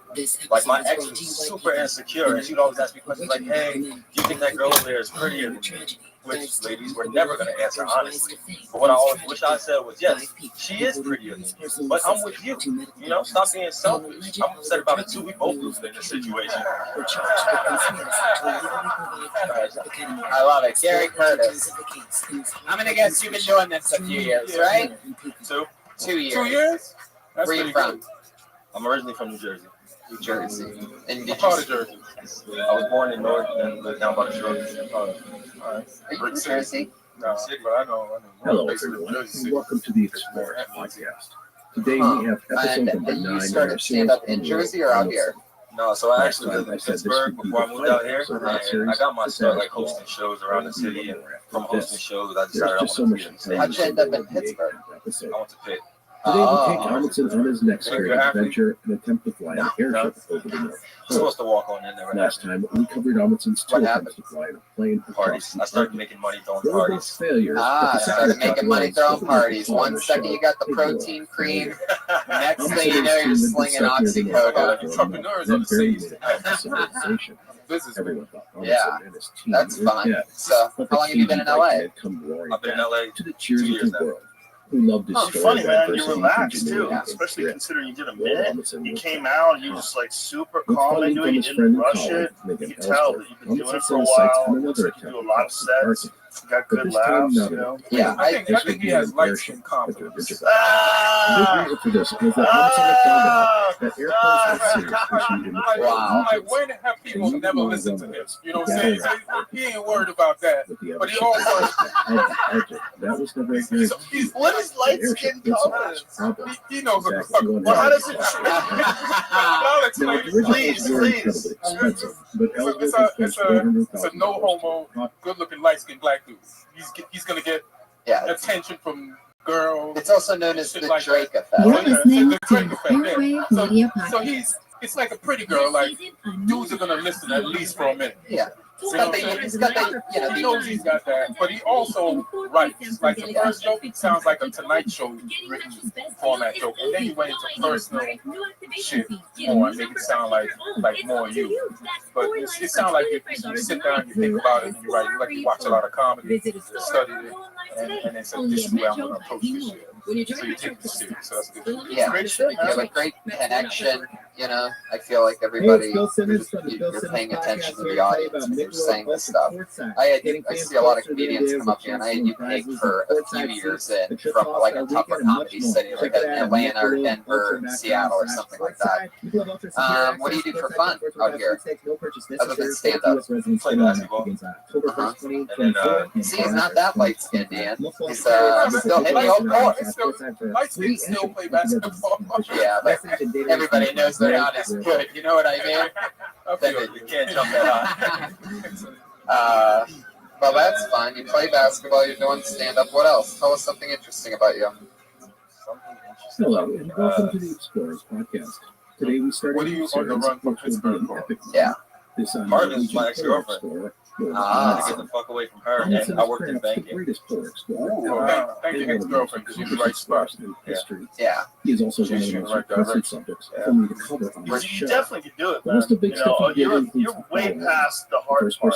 The hardest part is figuring out how to get people to laugh at you. You've already figured that out. Now it's just getting better at it. It's just time and focus. But congratulations. You made it through the hoop. There he goes. Gary Curtis. You're out in the big ocean, baby. First appearance on Kill Tony. He's on Twitter at GCurtCSB. We're going to move on to the part of the show. Yeah. It's really fucked up, Red Man, that you didn't ask the black guy to come on Friday to the fucking Ice House. Oh, shit. It was light skin too. Come on, man. That's an incredible list. That's a very good point. There's no light skin spots. Brian either goes hard white or hard dark. Yeah, we have like a certain quantity of, yeah. No, actually, it's already booked. Actually, the other reason I added that guy's been one versus drum off. This is the final part of our show where we used to have two regulars, but one's under 20. One is no longer allowed to come to the club or be on the show, yeah. So, yeah, they won't let her do anything anymore. What? Yeah. Somebody gets shot, everything changes. Yep. Oh, it's true. It's true. That's why and when it happened, yeah. They cracked down on everything. But I think there's different rules for performers. There is, but they're like not even acknowledged. Who was that anyway? That was Ali McCoskey, who's still crushing, the scene. She's out there, just a monster who's so funny. But we should work at other clubs. Yeah. She was on the show we did the improv the other day. Hopefully she'll be back in 10 months. Yeah. But this other new regular has been writing and performing a new minute every single week. She's known for her nervousness and goofy style. Put your hands together. For Melissa Esslinger, ladies and gentlemen.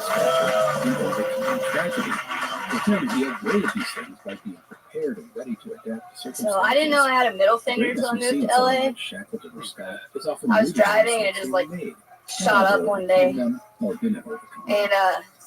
it surprised me when it was like a Jack in the Box. That wasn't the sound I was going for, but that's okay. And it wasn't like a half-ass little hipster finger either. It was like a full-blown, firm, fuck you finger. Of course, me being me, I immediately felt bad, and then was like, sorry. I just think, I lost my track.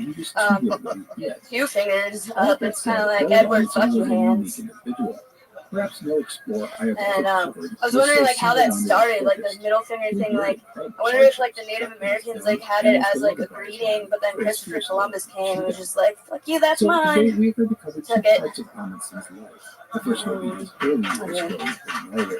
He Good received job. PE Boom. even as a teenager. Applause break to close. Melissa Esslinger with The second another part new is regular episode minute, of and that was Amundsen's all first on one major topic, voyage which I with believe Rothschild that's the first time so that that he would we've be seen the that. first Normally officer you ever have to command, shorter as jokes well and as key move figure in the around. American That was government. all middle finger. And that leads me to two notes. Huh. When you did the middle finger and then you said like then you immediately apologize, you maybe put something in there like I made it a peace sign instead, and then, you know, and if you had two fingers it was like Nixon or something. I don't know. Like you could maybe add something to that. Yeah, definitely. What was the person doing when you flipped them off? I don't even remember. I was so surprised by my reaction. I don't even remember. Yeah. It was something stupid. We were driving. Huh. Yeah. I think nervousness is a funny mechanism. Like usually as a comic, you try to run from it and try to not look nervous. Yeah. But I like the possibilities of your nervousness when I was looking at it. It's like messing up almost helps you more. Yeah, if you're nervous, people root for you to get it right. Come on, hang in there. And then if you can come with some good jokes when you're nervous, like boom, all right, a reward. You know, they stuck with you and you made them laugh. Yeah, makes it extra surprising. Yeah. I love that. Is it? I'm sorry. Is it natural, or is it like? Do you like accentuate it on stage? Oh no, I don't. That's just happens. Yeah. Yeah. It's just own it. Yeah. It's almost brave to own it, to be honest. I know I covered up mine when I started. Yeah. And that probably didn't work, but it's better to own it. This is actually the best I've ever seen her. And I mean, I think the Sarah Silverman episode, her nervousness was so shaky that you could almost not talk. Right. Yeah, you're doing better. The last couple of weeks, you've really shown us a lot of improvement. Thank you. How much do you get up? An absolute minimum of 4 nights a week, but usually like almost every day. Beautiful. That's it. That's what you got to do. Yeah, that's great. Melissa Esslinger, you did it again. A brand new minute. We have a little bit of extra time left, so I'm going to bring up one of our old favorites here on Kill Tony. He hasn't gotten up in a very long time. This is a real human being who we love and we root for. What you're about to see is real. He's not playing a character. This is a brand new minute of stand-up from Eric Carter, ladies and gentlemen. Jens Amundsen was known as a stern fighter, but fair. He ran his household pretty much like he ran a ship. Yes, I am a real person, and I am from the state of Mississippi. And my home state can be a bit tricky. Between the obesity and the pregnant teenagers, it's hard to tell who's knocked up. But I've been feeling homesick lately. I haven't been home in a year. One thing I miss the most are them trailer park whores. They are the best. You can smoke cigarettes in the bed. You can piss off the porch. The things I took for granted.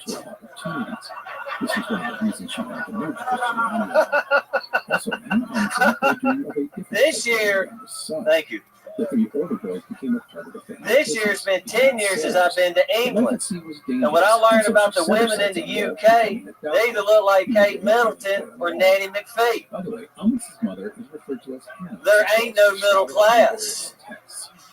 I blame socialism. Wow. Dropping some smart shit out. Not expecting that from Eric Carter. I love that. That's a brand new minute. You look really fucking pumped. Like you just like knocked somebody out or something. That was funny, dude. That was funny. Yeah. The cigarette, that shit, and pissing off. That was very funny. I absolutely love it. We've watched you for, I feel like, a couple of years now from afar on this show. You know, you're in, then you're on the road for 6 months, and then you're back, and then you whatever. And you always do so good, and it's always so funny to watch you because you're so you. You know. How long have you been doing stand-up? 3.5 years. Started in 2012. You're funny, dude. You're really funny. You can totally. Yeah. 100%. You can totally make it. Whatever you do, don't lose that accent. No. Be yourself, man. I'm jealous of that accent and afraid of it at the same time. One second I'm funny, the next I'm gonna kill you. Funny shit, man. That's funny shit. Well, there you go. Eric Carter, congratulations. Thank you. There you go. Really Little good spot. delivery. Thank you. Crowd favorite, Eric Carter. There he goes. Eric Carter, everybody. Here's my favorite. He's great, right? He's very funny. You know, a lot of people are fiery about Eric Carter on the internet. That's hilarious shit, man. We got a drawing. Look at that. Ryan Chaibel drew that from beginning to end, live, right in front of your faces. That's great. It's Joe Black. It's Joe Black. I'm pretty sure, yeah. He gave you Muhammad Ali head. Not only did he make you black, he gave you a fro as well, Joe. Fro Rogan, if you will. Well, it's all digital recordings and deleted in the Great Apocalypse. The only evidence of the show will be a black guy on stage. That's true. People are going to try to figure out who that was. We did it. Thank you so much, Ian Edwards, Joe Rogan. Guys, anything you guys want to promote? Joe Rogan Experience, of course. I mean, everybody knows about that. Ian? Twitter, Ian Edwards. I love it. Ian Edwards is going to be with me in Denver and Wisconsin. Oh, yeah. Madison, Wisconsin. And Red Band and I are going to bring Kill Tony to Pittsburgh and Columbus, Ohio. November 27th will be in Pittsburgh, and November 29th will be in Ohio. That's Thanksgiving week. So check out all of Ryan J. Ebelt's prints at ryanjebelt.com and Patty Reagan's music. Follow him at Patty Reagan. With beating heart, I walked that day among the banners and cheers, and all the dreams of my boyhood. Kill Tony podcast on DeathSquad.tv, live taping. Tony, did you ever He'd gone from the desolate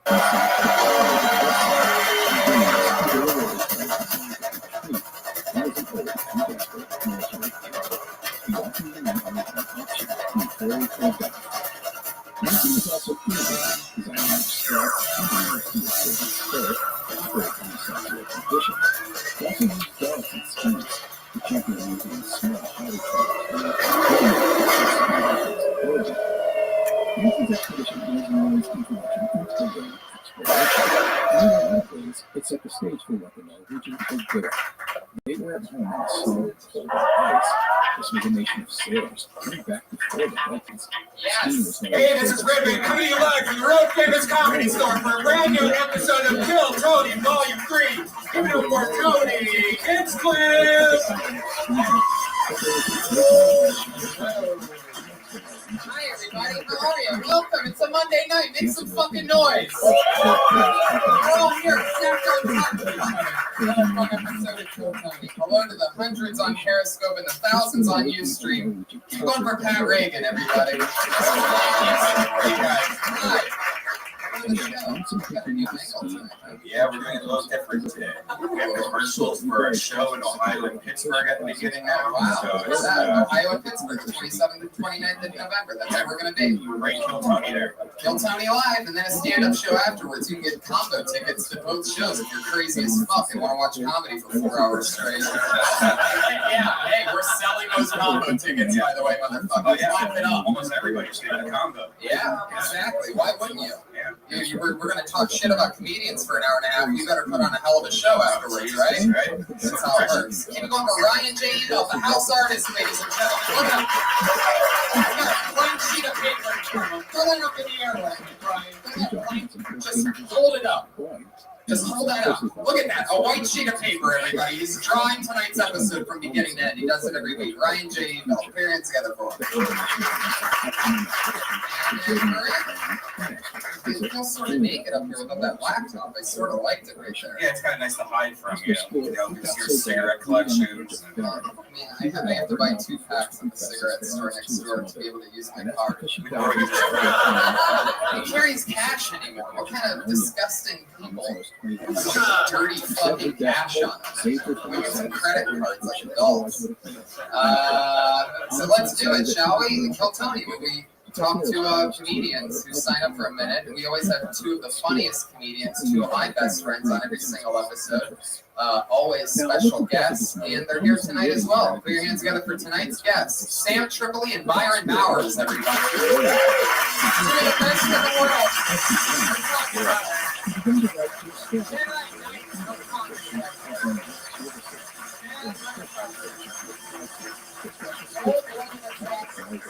Two of my best pals, guys I've done the road with, guys I work with every night, two of the funniest human beings. Comedy Central, HBO, everything. Is it weird that the white guys wear the Raiders hat and the black guys wear the Cowboy hat? Is that something?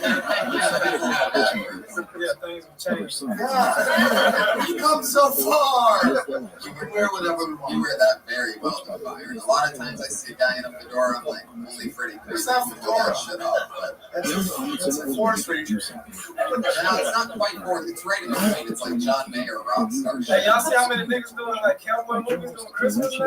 Yeah.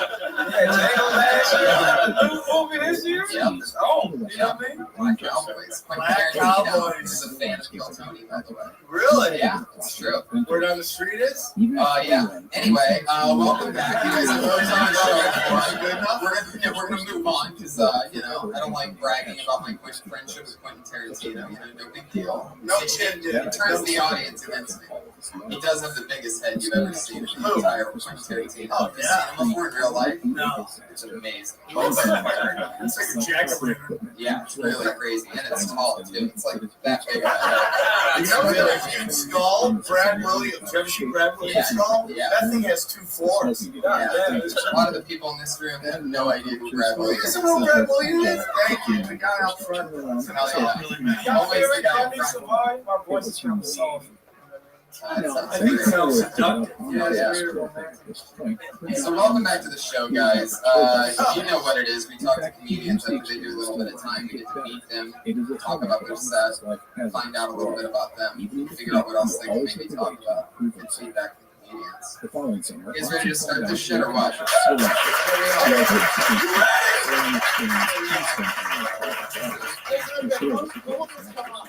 Right now. 2016. Is that right now? It's out right now.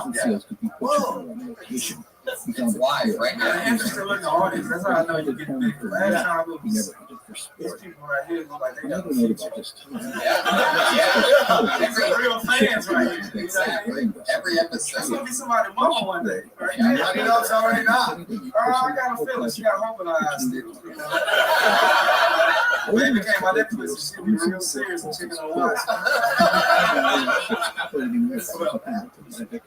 Especially that one. He studies Waldo-looking guy that she's with seems really insecure right now. With this. Oh, you got his button undone. So it's cold outside. He's got a lot of buttons undone, but he also had his hands folded over his crotch. So He's got a lot of jeans going on. Like he looks like he can hide and gap. You know, like it's just hide. You got a cowboy boots to be ready. You get this hat on, you gonna be in there. Maybe you guys can do a little hat trade off tonight. He gets the hat, you get the girl. I pulled the name out of the bucket, guys. You're getting an uninterrupted 60 seconds. Oh, there we go. So probably the worst timing ever for the funniest. Well, we skipped over the rules of the game. You're exactly right. So I did deserve that. Comedians, you get 60 seconds. You know your 60 seconds is up and you hear the sound of a kitty. So adorable. You can barely hear it, but you better wrap it up then, or else you're going to bring out the angry West Hollywood bear.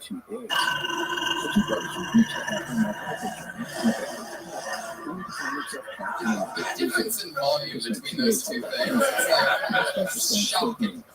That beer sounds like it's on crystal meth. Yeah, it's like Weekend balls. breaking bears. Yeah, breaking bears. Really, I mean. Sometimes you just have to float something out there with it. As long as it sounds like a joke, it'll get a laugh in a room like this. You know what I mean? Yeah. It didn't laugh at that. What do you think? We're stupid? All right. I pulled the name out of the bucket. First 60 seconds tonight goes to Logan Gunselman.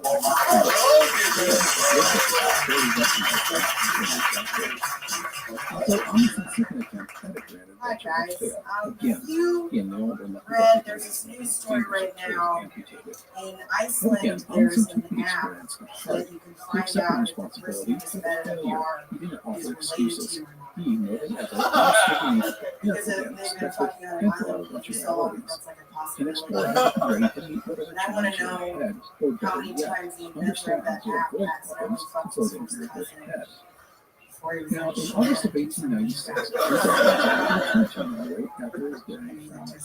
I know. This was a 3-year venture. I know what my type is, and it's going to get a little uncomfortable here. I'm sorry, because my type is 18 months. Hanson made a go for them like whole using dogs and sleds. Manson would not reach the play, but he would set a record for the furthest north and become an international sensation. Who welcomed him back from Norway. Hanson continued to apply for jobs with explorers.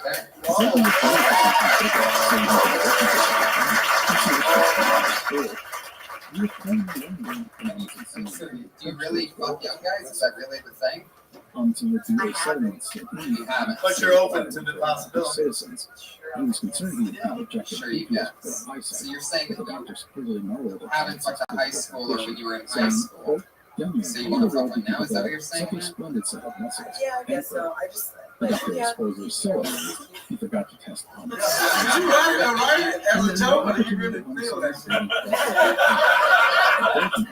I talk about fucking 18-year-old. That's what you're trying to say.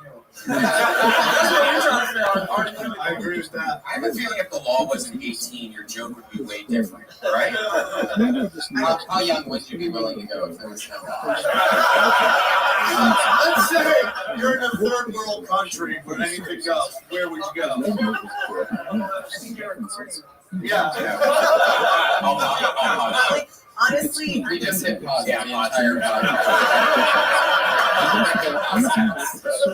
Nobody's listening.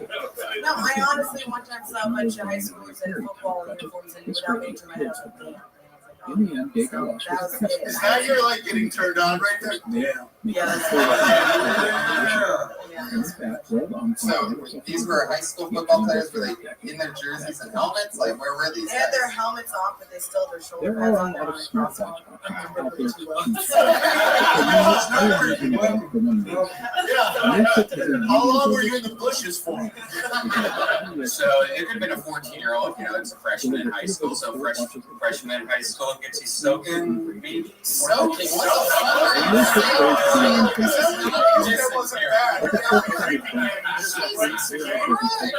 Here's my Monday night. There's little kids watching on YouTube. First of all, I love when you open up. This might get a little creepy. You know how bad it's gotta be for a woman to creep guys out? I mean, I'll fuck weird shit, alright? So you can go totally crazy. How weird? What kind of weird shit is it? Throw some scenarios. I'll give you yes or no. Throw something out there. Pee bag. Woman with a pee bag. Yes. Chick with the cornrows. Yes. Poopy? No. But when she takes the poopy pants off, yes. Yeah, be real fun. She sit on her pants. I'm like, okay, we got a 6 on. It's like a 4. It's like a 4 change. The first podcast uses evidence. Here's my thing. It's like comedy's so interesting because not everything you have to say has to be real. But when you go on stage and you do a dirty joke like that, people are gonna think that's what you really think, and you have to be ready for that energy. And when you get on stage, like, I'll do a lot of dick jokes, and I get weird energy off stage, but that's fine because that's what I really think. So if you're going to do those jokes, you have to be ready for, like, Red Man asks if you're soaking or not. You know what I'm saying? Or a bunch of boners might be a creepy audience. Yeah. Well, my point is, you got to do no, man. It's just interesting. What was the first joke that wasn't about 18-year-olds? Oh, yeah. Is that true? Is that a real app? What's it called? I've just looked at the article. I do that too. I just look at the title and I'm like, okay, I think I know what happened there.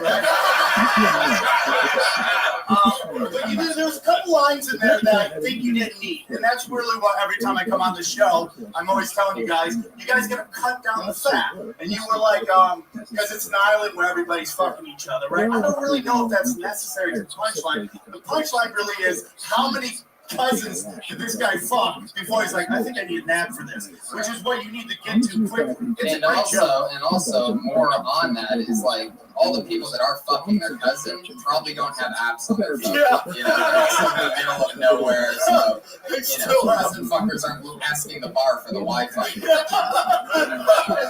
So, that's all. There's so much to keep discovering in that, like all that and the stuff you have, and just fucking to explore it, because that's a really great premise. And the reason, why I asked you about the 18-year-old stuff, hooking up with 18-year-olds right afterwards, and what we ended up finding out is that, if you're going to talk about that stuff, talk about what's honest. It's going to be easier for you to add on to that material. Yeah. Like you're honestly a pedophile. That's what I've learned from that.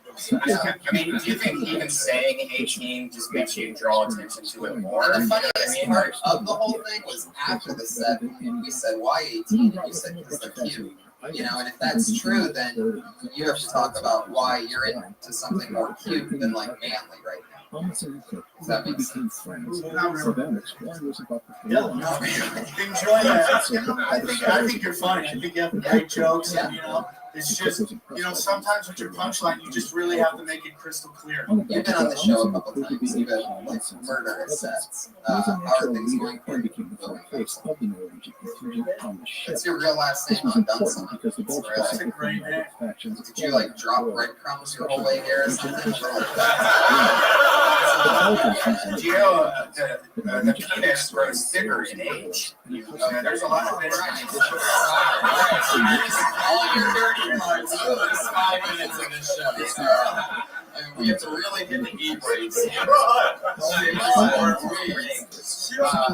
arms are across right now? She's not super comfortable. Cold as ice. Logan gets it. Yeah, I mean, Red Band's a star maker. Little Esther's on her 3rd pilot, so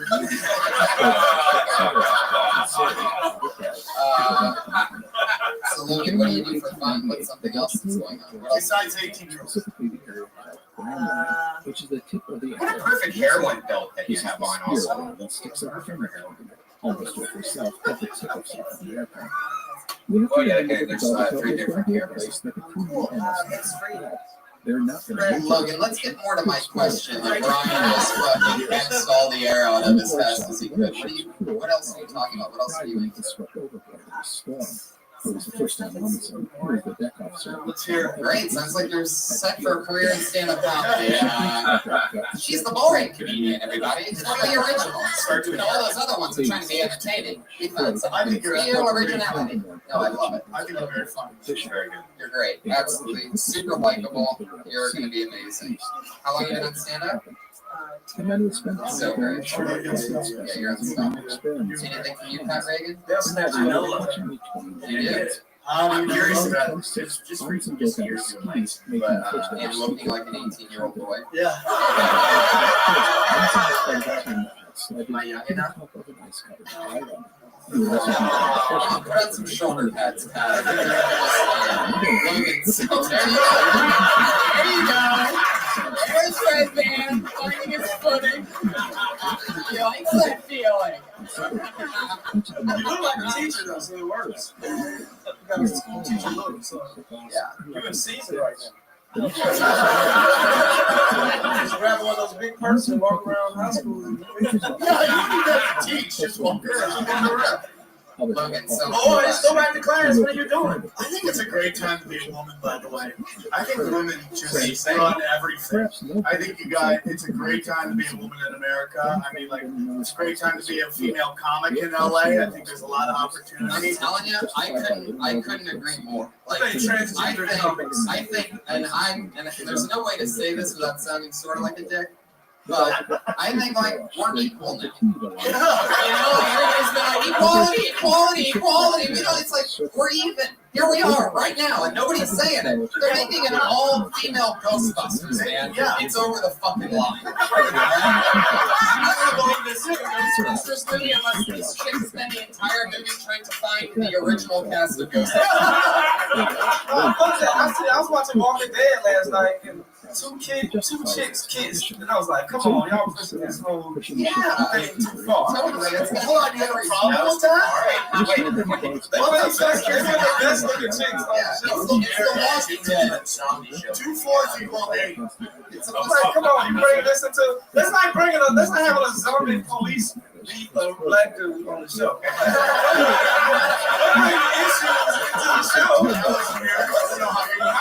I watch the show to see zombies eat motherfuckers. I don't want to see the zombie like a zombie. What if they're just two lesbian zombies eating each other seductively? It's Walking Dead, not Scissoring Dead.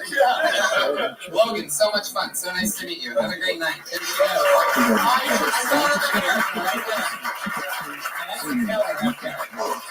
Logan Gunsling, she's on Twitter at Dirty Guns. I always like to be playing that, like, as they get older, it gets harder to meet guys and all this stuff. But now all my friends in their late 30s and 40s, you know what they're doing? They're all going down to Latin America and getting green card dick. Have you seen this? Like, they're all dating, like, third world guys, and they're bringing them back up. And let's say it doesn't work out. They just want your green card.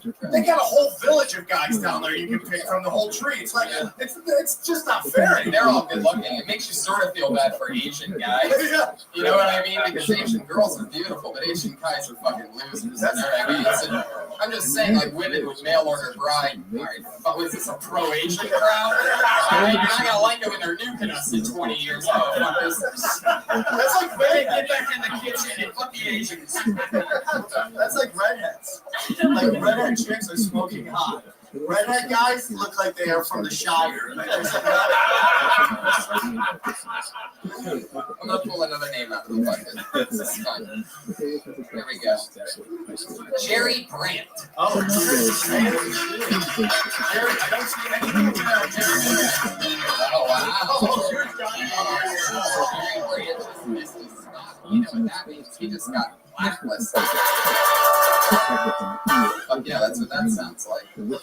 I pulled another name out of the bucket. Put your hands together for Lindsay Jennings.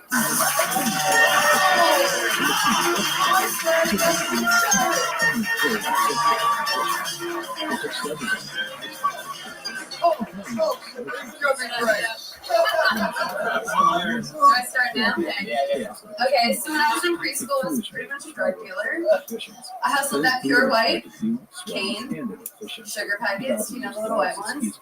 I had all the kids hooked. They'd be coming up to me trying to treat me to Lunchables for sugar. They stopped eating. They stopped sleeping. They'd be staying up through nap time. I'd be trying to sleep. As soon as I wake up, they'd be looking at me like, yo, Lindsay, you got any more of that sugar? You got any more of that sugar? But I got found out. They got my accomplices. My mom and my grandma stopped taking me to Jenny's before school in the morning to get my salads and my french fries. I served hard time. Out 15 minutes. That shit was rough. Damn, I rushed it and I finished before the minute. I had other shit to say about it. 52 seconds. That's the funniest freestyle rap I've ever heard from. I'm doing the rap battle this Friday. Is that true? I can fucking tell. Lindsay Jennings. Fuck yeah, that's your first time on the show. It is. Lindsay's great. She's a good friend of mine. What are you, your manager? No, I'm just He's her been friend. trying Why to- do I gotta be your manager? He's been trying to sniff coke out of my asshole for the past I don't know what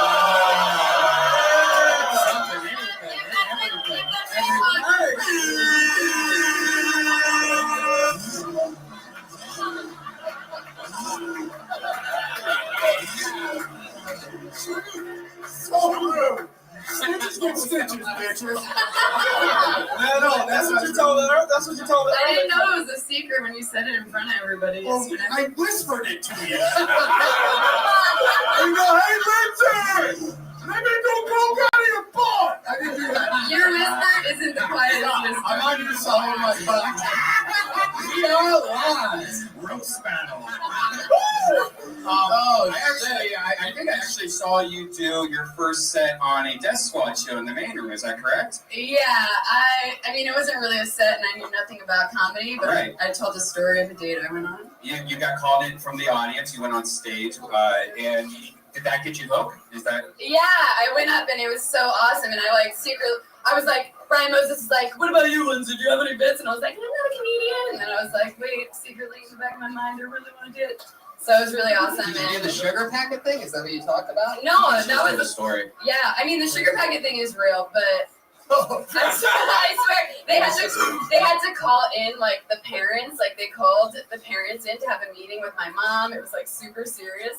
But no, I told a story about when I went on a date and this guy, it was like the only date I went on in LA, and this guy fell down the stairs because he's like Mormon and he passes out during scary movies, which he told me, but I was like, is this the story right now? What's happening? Is that what's going on? Well, yeah, I won't keep going. No, I love it. Was it? Are you telling a story that you told? Well, I'm trying to make it shorter because I actually did like 6 minutes that first night, but it was like a bunch of bullshit. It was cool.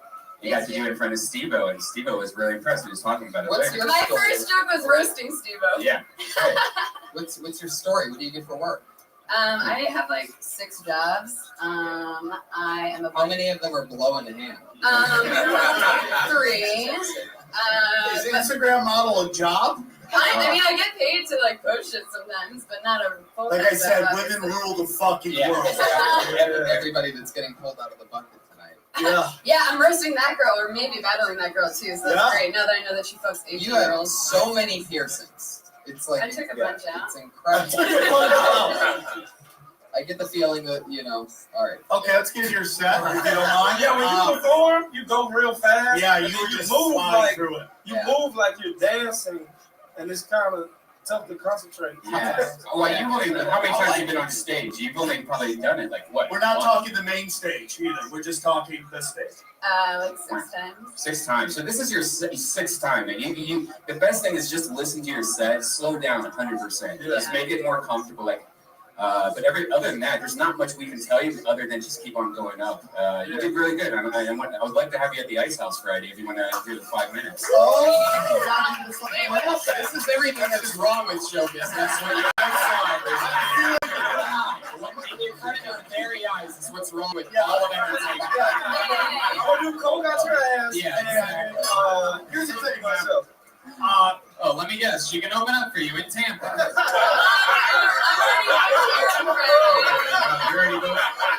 I'm not fucking Red Band. You'll have your own podcast in 2 weeks. But I already do. Playboy Radio. She's actually a balls. Can I say what you remember? The only thing. What am I remember of? Suicide girl. She's a suicide girl. What does that mean? Nobody knows. Are we gonna actually talk about her set or just hit on her the whole time? What are we gonna do? I'm not hitting on her. I'm trying to hit on her, but I can't get a word in when you two would protect me.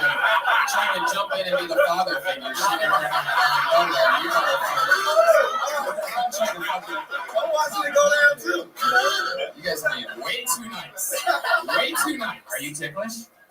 I learned how to turn it off. Oh. But like sometimes, it's like because it's like a mind thing when somebody comes up to you and they're like tickle, you're like, Fuck all that. All you gotta do is slow down.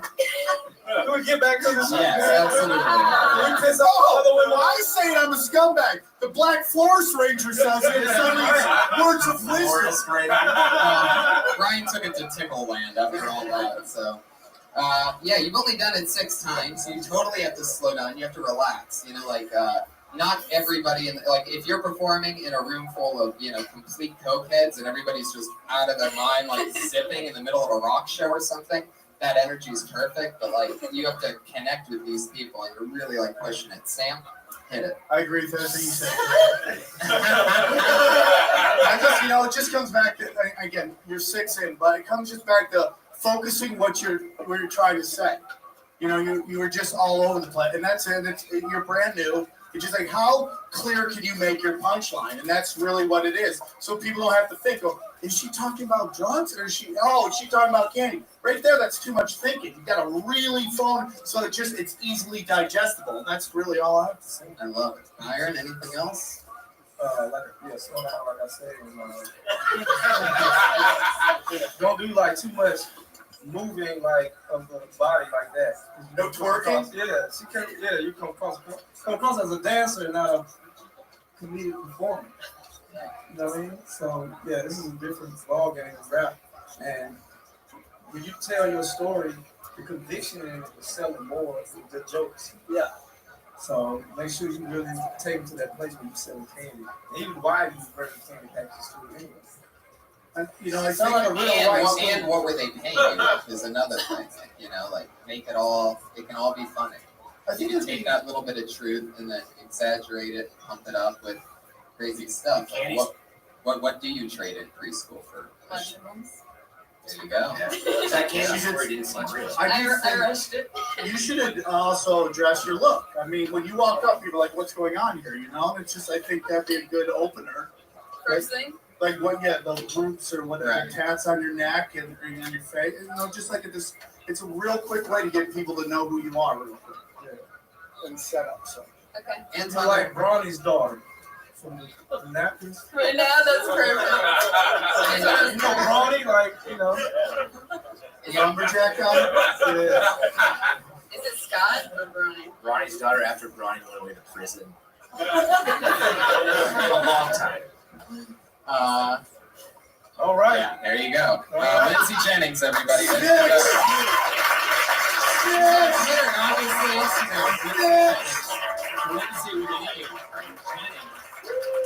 That was cool. That's on you. Oh my God. They're all do the same thing. This looks like an interesting name. Could possibly be fake. Put your hands together for Seizure Kaiser.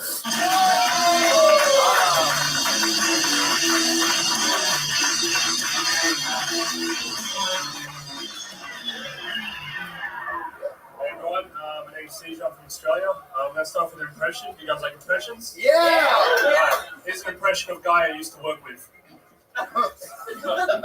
Ching chong, hasayo. Sorry, I should explain. That's Steven. He's a racist.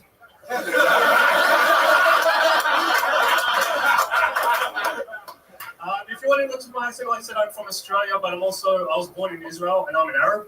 So when I wake up in the mornings, I don't know if I should blow myself up and kick myself out of my own home. But my Australian side usually beats myself up and says, "Fuck off, get a job." That's an Australian joke. Doesn't translate here. But a little bit about me. I used to be Muslim. I can't be in a religion that doesn't have a sense of humor, so that's why I left. And like, I don't know if you know much about Islam, but Muhammad, he had like 4 wives. One was a 9-year-old girl. And I know why they get pissed off if you draw the Prophet Muhammad.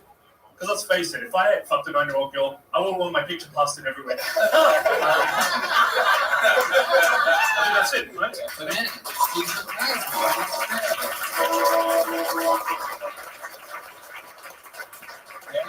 You know what I like about what you did? You put the strong jokes in the beginning and the end, like a long set, and then you put the rest in the middle. Yep. So, yeah, that was very smart. Exactly how to do it. How long you been doing it? 6 years professional. Yeah.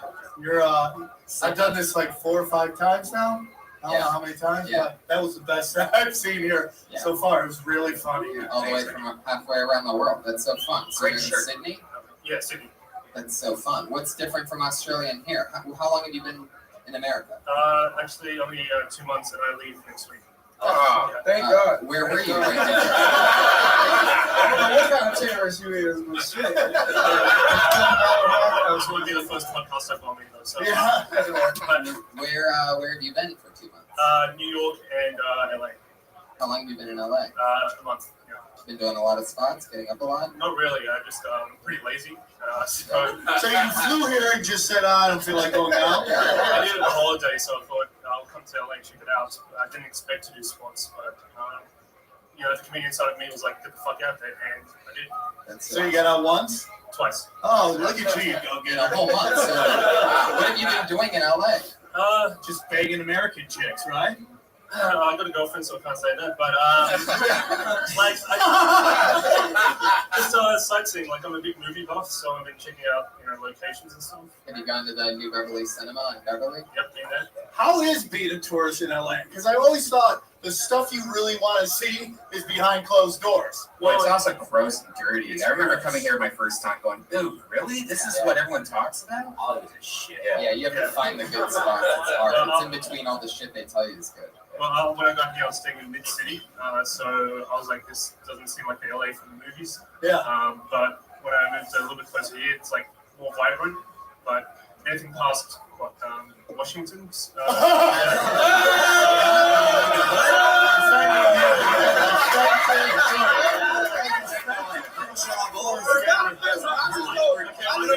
had the same thought as my daughter. I could have stayed in Atlanta for this shit. Yeah, Wilshire and above is what you want to talk How long did you straight out Compton tour? You went all to see the sights and No, sounds? I'm not Compton. Why? Are you afraid? Oh, fuck yeah. Thank you for your Are there a lot honesty. of black people in Australia? No, there's like 4. Yeah. Australia's pretty racist. And there's not many black people there. There's Aborigines, right? They're not black. I really thought you They're natives. I really thought you were Oh, joking okay. was going to You make gotta actually say that. racist. All the black people we call them brothers. Yeah. Welcome to America and our stupid rules. Yeah. But man, that's good, man. How do That's you it. How do you feel about black people? Yeah, be honest, dude. I love it. The way you say that. You want to know more, man. Come on, you know what I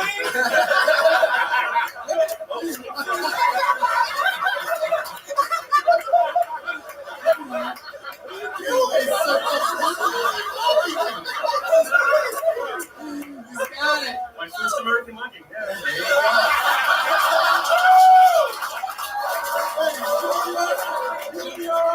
Jokes on Byron when his jacket blows up in 5 minutes. My favorite part of that was going to, hold on, I gotta get one.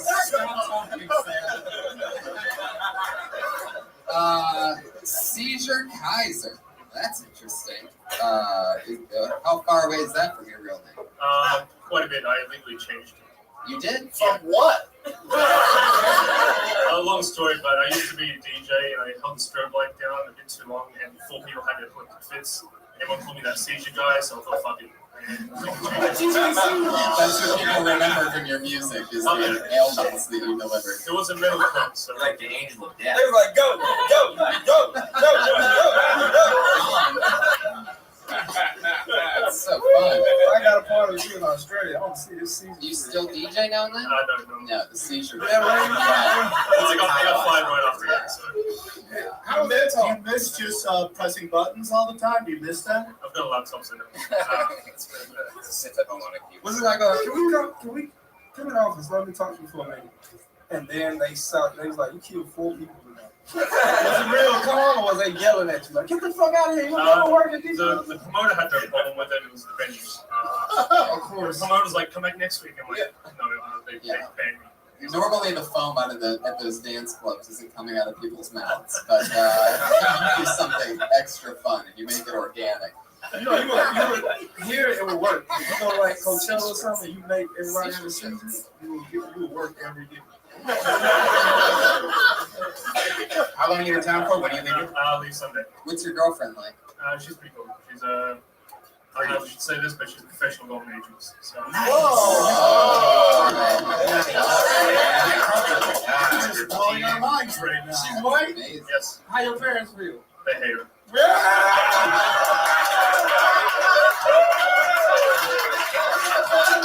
Two bombs here tonight on California. Yeah. Do you want to do the Ice House Friday? You can if you want to do one more spot before you leave. Yeah, I'll do. It's the Death Squad show, so check out 10 o'clock. I'll get a word.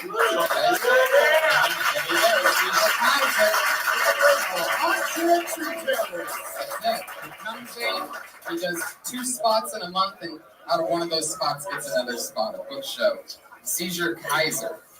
Not many people go with the ailment for their first name when they change it, but he spells it like an actual seizure. Or a tragedy. They were directly involved. What was that? What kind of weird? Not many people would name themselves after a tragedy, but they were directly Right, involved. right. There's no like school shooter Jenkins out there. Why they gotta be Jenkins?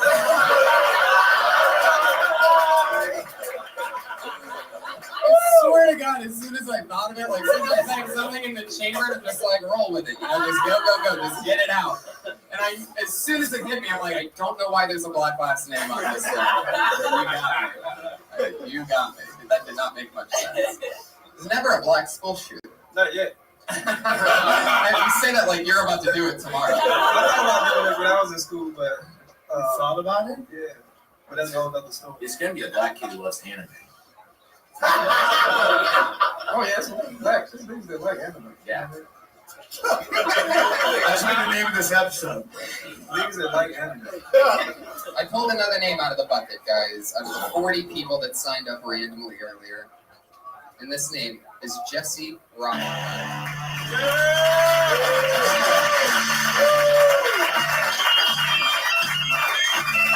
I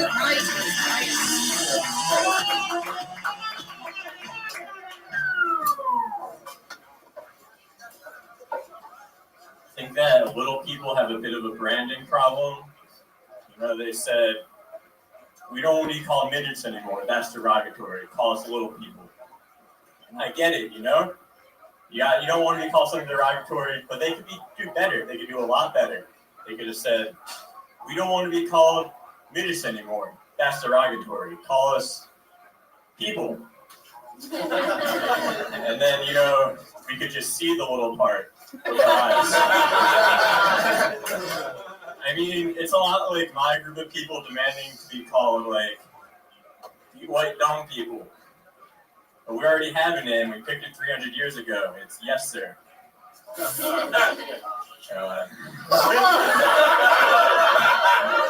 I do not deserve respect. I'm so weirded out when someone says sir to me. It's like, you know that I used to have dreadlocks, right? You never call a white man with dreadlocks, sir. Okay. I'm going to stop there.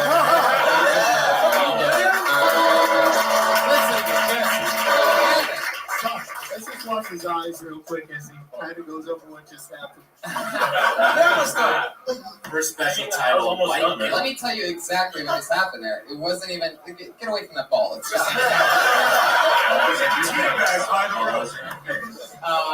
Jesse, you had it. That's one of my favorite midget jokes I've ever heard. I never thought of it that way. I liked it, and then you came right out of it, and you go, "You don't have a name for us, big dumb white people," or whatever you said. But you just did a funny joke, so everybody's like, "Why are you dumb?" Oh, the only thing we know about you is that good joke you did before, and you lost all momentum there. And then nobody, I mean, 3 people laughed, but I think they laughed on cadence alone. Yeah. Because I have no idea what the fuck he said at the end. You know what I mean? The idea of it, then? No. It's a great little person joke. Regular people, boom, you got it. And then why are you big and dumb? You used to have dreadlocks? Is that what you said at the end? That was something so like you had something to talk to me about. And that's what I'm going to get back to. Is when did you get rid of the dreadlocks? Oh, it was in like 6th grade. What? You didn't used to have dreadlocks. You used to have nappy ass hair when you were a kid. No, I had dreadlocks put in because my mom was awful. Wait a second. You had weave? Extension? No. You got haddish? Like if you not the hair enough, hair had it sewn in. No. What the fuck did you do, Jesse? You better start talking, boy. Well, my parents. We're gonna make you give back that fucking Cosby sweater you wore last night. It's a Mr. Rogers sweater. It's a fucking garnet sweater. You got pockets. Fire starter. Okay, Jesse. Back to your dreadlocks. I was just really into Bob Marley. So At 6? No, 6th grade. I was like 12 or something. Were you smoking pot already? No, but everyone thought I was. Yeah, cool. Are you nervous right now? Not as much as I was before, but you've been on this show before, and you were super nervous. This is my 3rd time. Oh, okay. You're so memorable. I'm really super nervous. Love looking out and seeing people just cover their face like this. I like your style, man. You started off really good, but yeah, you got to figure out whatever that second part of that the joke end isn't great, but I don't understand why you're calling yourself big and dumb. You're not that big, and you're not that dumb. So what are we saying? The idea is that it's to set up the yes sir, so it's just a way for them to. What's a moose? What's the moose? What's the moose? Give us a second. We need something.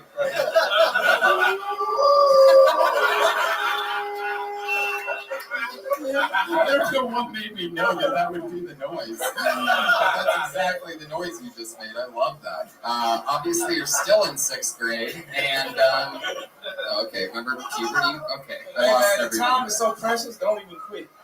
I bombed a lot. Get away from the ball, Jesse. Get away from the ball. How do you like that ball? We're making people's running away I bomb a lot. habits tonight. You run with that shit. You run with it. If you don't think you're doing well, fuck it. Just keep And going. talk about it. Yeah. This ain't going well. And just be in the moment. People appreciate that. I'm telling you, it was. You ever been banging a chick, you came and your dick was going down, but you just kept fucking until it was That's what you do when you're on stage. You just keep going. Let them tell you to leave. You know what I mean? Can someone please I need a transcript of that. Can someone please give me a transcript of that? That is fucking Confucius shit right there. I'll tell you that right now. I think you got nervous, man. I think it was a really funny take on it that they should just be called people. Yeah.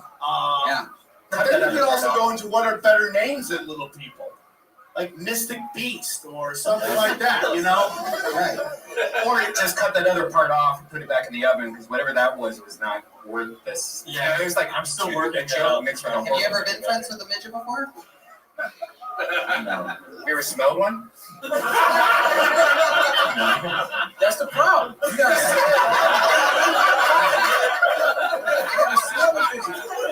You gotta know what it is. You gotta taste one. That's how every other animal in the kingdom smells its prey. Yeah. You have to get down on one knee and say, dude, come over here, buddy. Come over here, little buddy. Normally is better. Yeah. I just like just make noise. You smell like Christmas trees. Well, don't tell him. Don't tell him. Well, that's the one I smelled. It was the little Mr. T on Hollywood Boulevard. Oh, wow, that's a different kind of smell. You smell like what? Rice Krispie treats. Man, he's a unicorn midget. Yeah. He's scary because he's also not only he's Mr. T sometimes, and then other days he's Black Chucky. Which I love. If you go to right, the same guy. So sometimes he's little Mr. T, like a lowercase T, and the other days he's Black Chucky. You know what I mean? That's just scary as fuck. It's like the knife is as big as he is. Yeah. I heard he got arrested for blowing dudes in the parking lot. That's a true story. Shut the fuck No, up. really. Allegedly. Hey man, what you doing, man? I'm over here letting Black Chucky suck my. Yeah. Talking about Mr. Nice Guy, right? That's the name of the actual doll. Are you bored yet? That's a real Chucky joke right there. You guys all missed. Yeah, well, that's how you felt toward the end of your set. You walked off, you know what I mean? Yeah. You look like a Jesse Rothenberg. Oh, thank you very much. I don't know what that is, like whatever type of Facebook type of weird shit you have going on. But you look like a Jesse Rothenberg. Who is that? I don't know. Who's Jesse Rock? I'm just saying, he looks like he would be a Jesse Rothenberg. Oh, you just made that name up? No, that's his name. Oh. I have a piece of paper here in front of me. Jesse, where did you get that sweater from? The Goodwill over in Silver Lake. Yeah. Wow. Fancy one. No, that's like the Goodwill that has to just be the most gone through Goodwill. Like, everybody scrapes everything. I mean, the Goodwill at Silver Lake, that's got to be like the fucking, you know. That's the good way. Fuck, I don't even know. I mean, That's the good way that other Goodwills donate to. How many hipsters fingered that shirt? That's my question. Somebody fucked on that shirt at Coachella. I actually haven't washed it yet since I bought it. You got shingles. Jesus. You gotta go to a better Goodwill too. You know what I mean? Yeah, you gotta go Goodwill hunting. I don't know, in the moment. You think that's a stock joke I have loaded up? Motherfuckers, don't hey-oh me. This shit is live. There he goes, Jesse Rock. Jesse __ human. Jesse the human. It's fun. Yeah, I feel better. This is a good one tonight. I like this. You guys having fun out there? Burning in the back, holding it down on the HD camera. I was acting when I started, man. I know. That's you get strong fast doing this shit. That's exactly why I wanted to start it. Is because I was a fucking workaholic when I started. Spots, and anytime that there'd be a great comedian in the back, like Sam or something like that, and I would get a little bit of feedback. I loved it, and I would go spot to spot to spot to spot the rest of the week, enforcing that new habit to fucking break it. I think that's a big part of growing as a comic is being able to listen to people who've done longer than you and hear what they think. And if you don't like it, don't use it. But, be open to, hey, man, you might want to try this. When I did that, man, shit started changing. Yeah. Fun fact, the first person out of everybody and all the cool shit I've done to ever take me on the road with them and give me advice, Sam Tripoli, ladies and gentlemen. He told me to cut the fat. It was just a few months in, and I did, and it changed everything. Shorten your setups to hit those punches. Did you know Sam was the first one to put me on my first paid gig? Wow. I opened up for a few people before, but never got paid for it. And Sam was the first one to actually. Maybe one day we'll return the favor. I like it for you. I was the one who freed you.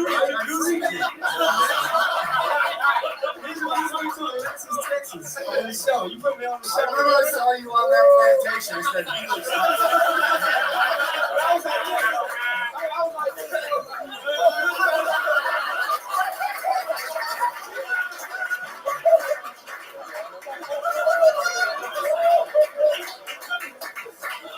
That's what I did. Django came from. He got me. We just went out. You know what I mean? I put cocaine in girls' asses, and he was sniffing them out. When he talks about it's funny. When I talk about it, you guys are like, yeah! It's so weird. I'm just a creepy guy, huh? Is that what it is? No, it's the Raiders hat. Put his hat on.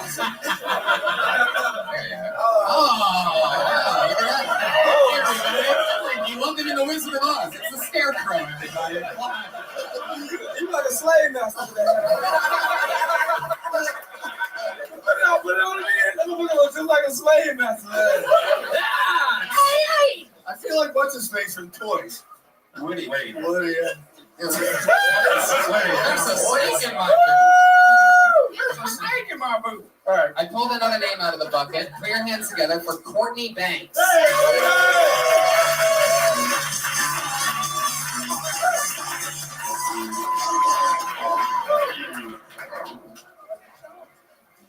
So, how was the ugly sister growing up?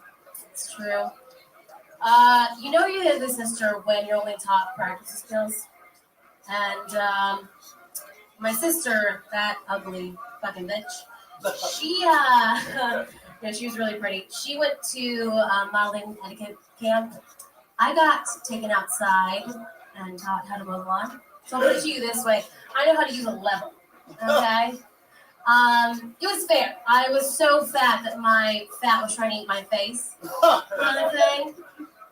So I was really sad when I found out my sister died. It was a very tragic death. Waterbed accident. She drowned. Very popular in the 90s. And when I found out, basically, I woke up with clean hands and a heavy heart and just soaking wet pajamas because she was skinny, but she was a fucking fighter. I'll tell you that much.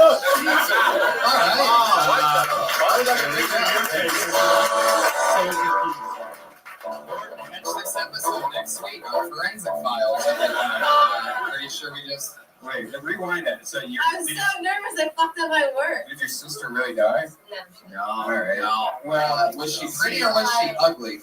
She was pretty. I fucked that up, but I just kept going. It's a pretty intense joke. Kind of like that girl earlier, or that guy earlier. If it's not a real story, you're gonna get people in the audience going, "Whoa, what the fuck is she talking about?" How long have you been on stand-up? 3 months. Right. Yeah. Feels that way. How many spots are you getting? A lot? You going up? You hustling? I go up like 6 to 9 times. That's great. Yeah. Well, then you're good. You're just starting and you're trying shit, and that's a lot of fun. So what else? What other types of things do you talk about? Can I ask a question? Who's your favorite comics? Like, who do you look up to? Bill Burr is my absolute favorite. Okay. I just finished reading Cannison's biography. Yeah, she got a dark side. I do. I have a dark side. I like dark comedy. Which is great. So, but you mentioned Bill Burr. Bill Burr takes his take on real stuff that happened. Yeah. You're really like, you're asking us to believe something that's completely made up in your head. And very early, I think you can kind of sense it's not real. I don't know how the crowds do it, but they can always sense when you're talking about something that isn't real. And I think it's a natural habit of people when they first start out, in the first 6 months to a year, to just make up stuff because it seems funnier. It seems funnier in the beginning on paper, than it does, you know. I have a lot of people that ask me, that like come up to me after I do that, and they're like, "Oh my god, my siblings died too," and then I'm like, "Oh my god, we're gonna know." That's the reaction. That is, You're opening the door to right. Yeah, So, so- do you know what I think though?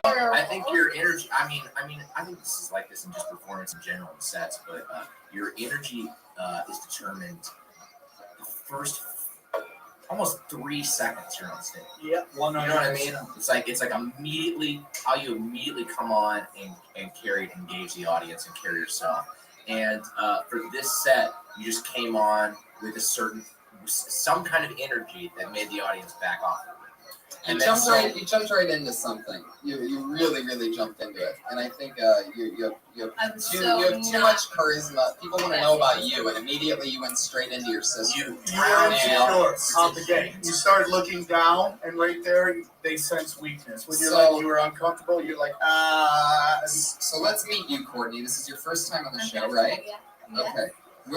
What were you doing before stand-up comedy? What do you do for work? Where are you from? Where's she from?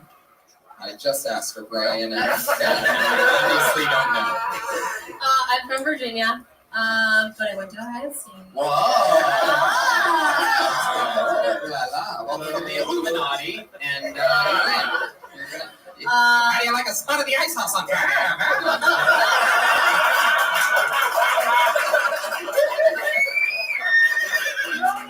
Okay, so true coming up for the first time tonight.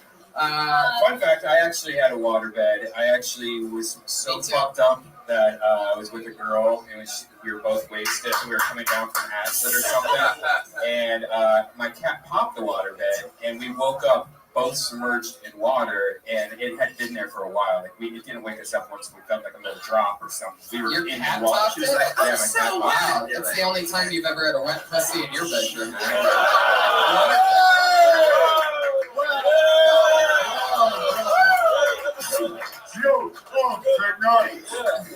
When you get to make a wet pussy joke, you have to make it. That was Courtney, tell us about you. So you know how to say blah, blah, blah, blah, blah. What do you do for work? I quit my job. I was a waitress. Where were you waitressing at? Cabo Cantina in Holy Hollywood. shit. It was terrible. Where I at? killed myself in Hollywood, Cabo Cantina. Oh, right down here? No, the one in on Hollywood Boulevard. So it wow. stabbed my eyes out. So it's one of those places that serves like yellow and pink and purple Like drinks. big margaritas. They give away free drinks cheap drinks to give people a headache and make them want to drink more. And get nobody rid of it. tips. It's a hub of arts and culture. Pretty much. So tell us about you, Courtney. What's your favorite hobby? What do you do for fun? I watch TV. I'm not trying to get some. Why would that be my hobby? No, get some hobbies. Oh, trying to get some. Hobby. What do you hobbies should be dead? Get some dick. No, like go hiking sometimes. When was the last time you went hiking? 2 weeks ago. Answer. I agree with you, Pat. What do you think? I go hiking with Josh Merowitz. Oh, name dropper! No, he's the comedian with autism, He has everybody. autism. She's you trying to get. asshole. Did you walk with him or did you block him?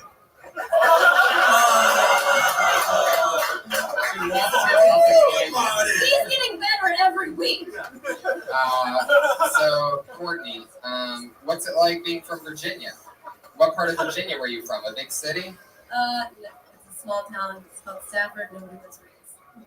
And you are really good at taking questions. Hey, I want to say something. Really rolling with it. You're an attractive girl.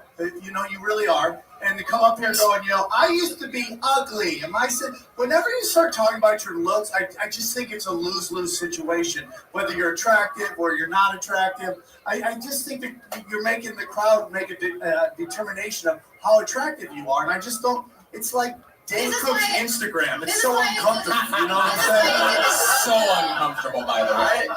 This is why I did this joke though, because it's a true story. I was like very, very overweight. Yeah, but you're as a not child. now. Right, but that's a personal experience to me. So And if what that- do? Just don't talk about it? No, If that's the thing, then you have to nail it on the head like that. You know, saying ugly and pretty, and then you completely disintegrated everything by saying that ugly bitch after you just said she was the But that coolest was here. fear. When she said that ugly bitch, when you never say that ugly bitch in the joke. No, yeah, you've Right? seen That was it. fear. You've seen her do a I haven't seen that joke, but I'm just guessing, just Yeah, based that was on nervous. energy wise. Yeah, you at the beginning, you establish more how you looked before and what your system looked like, so people can get an idea. You should describe your Because system.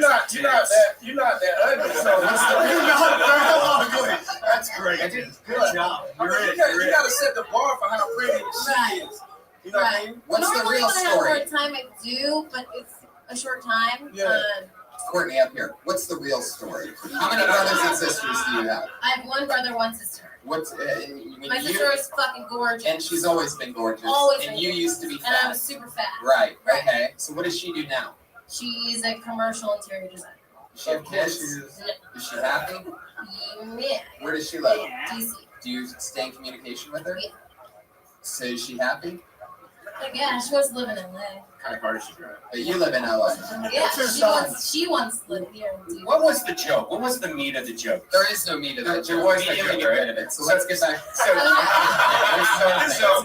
I think you're only 6 weeks in. Again, like the other girl, there's not much we can say. The best advice is just listen to your set. Make sure there's jokes in there, and make sure there's a point. Be really cut all the fat that you don't need to talk Be about. honest. Talk about the real shit. Yeah. If she's an interior designer and you're happier than she is or whatever, anything you want. But if you're going to cover it, keep it true and keep it real and keep it on what it really is. Because it's going to be easier for you to write around that. Yeah. Keep it true. Yeah. If you start going make-believe, then what? You're covering up some waterbed murder. Nobody knows what's going on. Yeah. Worst case scenario, you get tackled and arrested at the end of the set. Like, honestly, I masked a lot of my shit. My comedy up until now was observational, but it was dark shit, Confederate flag school shootings, and being in favor of. But I'm masking the fact that I almost shot my school and nobody knows. But for me to talk about other people doing it takes away from it. You know, You almost shot your school. yeah. You two should get together and just go on a crime spree, a fake crime spree. But I got a sister also that y'all probably met who's light skinned and look way better than me too, so I feel the pain. I guess it was just like, don't you ever want to do stuff to your sibling? But, Yeah, but when you start going on looks, you're attractive. So when you start going, I used to be fat and ugly, then they're like, oh, what do you think, you're hot now? You know, it's just like, it's a no-win situation. What else is different other than the two of you when you were kids? What's different now? You think she's prettier than you are now? no, now we caught up. We caught up. All the personalities in your head, I think that's... Imagine how your sister feel right now. Oh, yeah. She's like, God damn, what happened to me? God damn it. You blossomed early. Y'all didn't catch up. You caught her, and she's falling back. You know what I mean? Well, she may. Okay. Very good. Again. Every other. And that sound effect's a little bit creepier now at the comedy store. Yeah, that's true. You should do 6 of them. Well, you know what we learned here tonight clearly is that Courtney, your sister may have the looks, but she definitely also has the sense of humor too. And you can take that to the bank. Take that to the Courtney bank. There she goes, everybody. Courtney, you're really fun. You're terrific.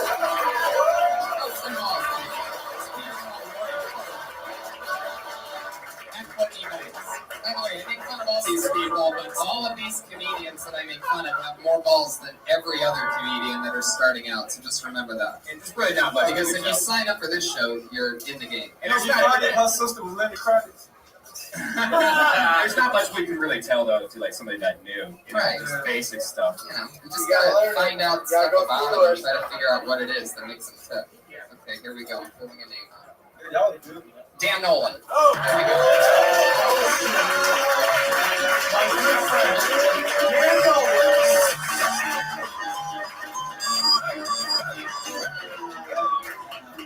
So guys, I just got that iPhone app that shows you where all the sex offenders around you live, but it doesn't let you swipe right or send winks. I feel like I wasted $4.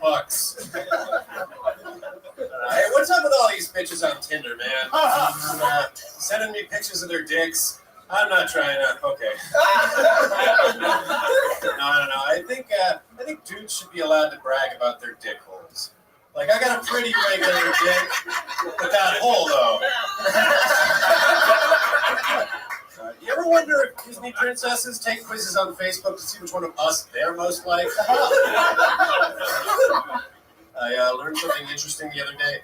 Did you know that a majority of Americans is more than half of Americans? I didn't know what majority meant. That's...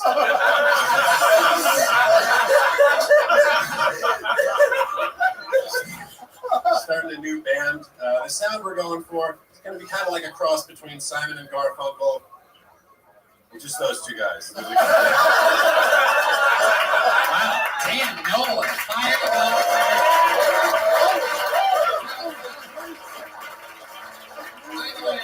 By the way, earlier I said that women have caught up, that they're equal with men.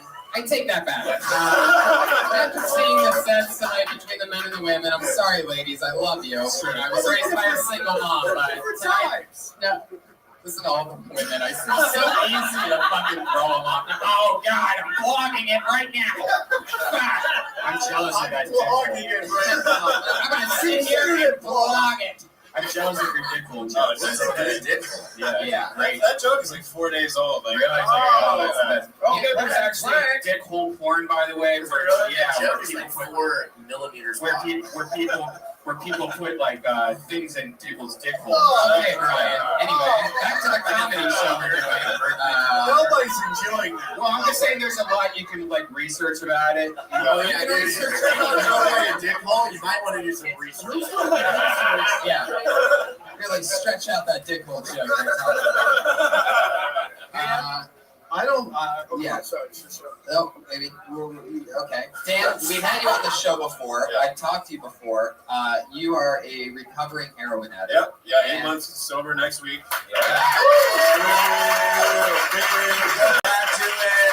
Unless that chick wants to be enough to say another asshole, then I might. Okay. With Dan, I mean, you know, you're writing jokes like you're still on heroin. Like, they are so good and so funny. Like, you're just firing off one-liners faster and harder than Mitch Hedberg, and they're not Mitch Hedberg jokes. Mitch Hedberg, like, put so many flags on so many planets of one-liners, and it seems like you're attacking different things and have a different style altogether. You're not relying on so many one-liner guys go so slow and just fucking blah, blah, blah, blah, blah, blah. That's the one thing that they all have in common, and you're just fucking throwing combinations, Mayweather style.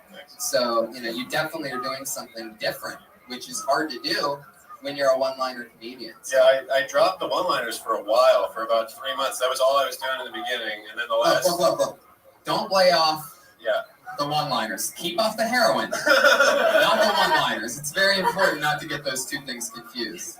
Sam Tripoli, go ahead. No, I mean, Dan's a good friend of mine. We've been friends for a little while now, especially through sobriety. And listen, I would give you some advice, but you're doing it. I mean, like, you got a great style. You know, sometimes when you just keep doing the one-liners, eventually you get to a place where you want to expand them, you know? So you're not just doing like 90 jokes in like a 10-minute set, but besides that, man, I mean, you're great. Your jokes fit your look, which is creepy as fuck, you know? You really are. You're creepy, and that's why you're my friend. And I don't really have much to say that I really enjoyed your set, man. We've had a couple really good sets tonight, man, and it's been fun to watch how everybody's doing so far, you know? Yeah, very, very, very, and we talk about it all the time, hard to kill in 60 seconds, but when it's done right. It's a skill. See how it works, you know? And it, by the way, if you picture that in a 5-minute or a 10-minute set, if he's able to keep that momentum, half an hour set or an hour-long set, if all the jokes were that funny, I'd watch an hour of that straight. No, you have a style that's great for late night television too. I mean, I doubt they're gonna let you do dickhole jokes on the Tonight Show. But you know, when you write a couple really good things like the sex offender joke, that could be a late night television joke. Yeah. That's a really I've funny got like joke. 5 minutes of straight clean one. Yeah. It's just a matter of time. Everybody works into the rotation, and you just keep working hard. You'll be in the place to take advantage of the situation, the opportunities that come to you. Fire powers.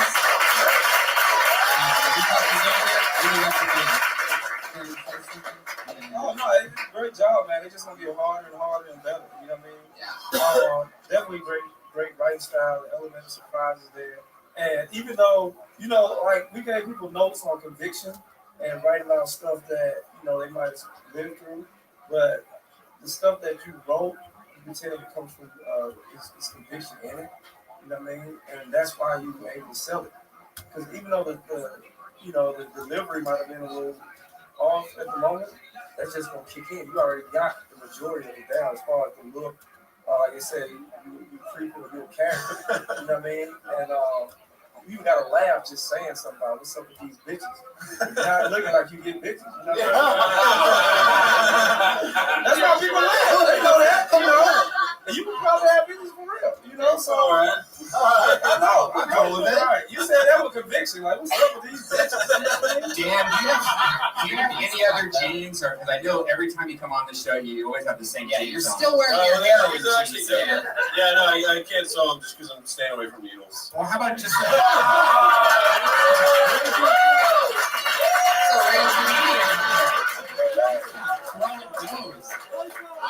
I would love to have you Friday if you can do the Guess What show. Yeah.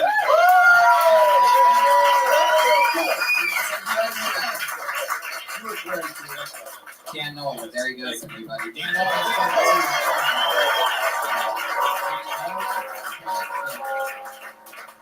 We'll roll into this part just to make sure we have enough time for. Guys, we have one regular on this show, whereas everybody else gets pulled out of the bucket. And by the way, comedians, I might have enough time to pull one more name out of the bucket in the end, maybe. But right now, we're going to go to the one person who's a regular on this show. We have one regular that writes and performs at New 60 Seconds every week. She basically started here on Kill Tony, and she's the only person that writes a brand new minute every single week. That's 52 minutes a year. Or at least she tries her ass off to. It's one of the hardest things ever. Put your hands together for it. It's the one and only Melissa Esslinger.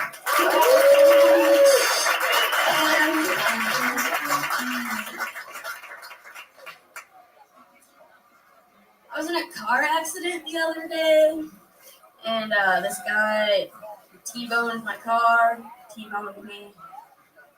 Like, dating in LA, I don't do it, so I was just glad to get boned. I make that face because I think that joke's funny. I went to Walmart the other day because that's my favorite place to rent stuff.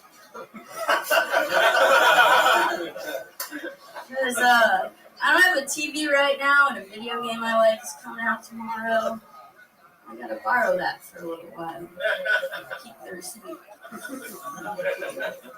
While I was at Walmart, I saw this homeless guy digging the trash can, and I thought he was like looking for cigarettes or something, but he pulled out a receipt from the trash can. I think he was gonna go like look for those items and return them. Go inside the store. All right, here we go.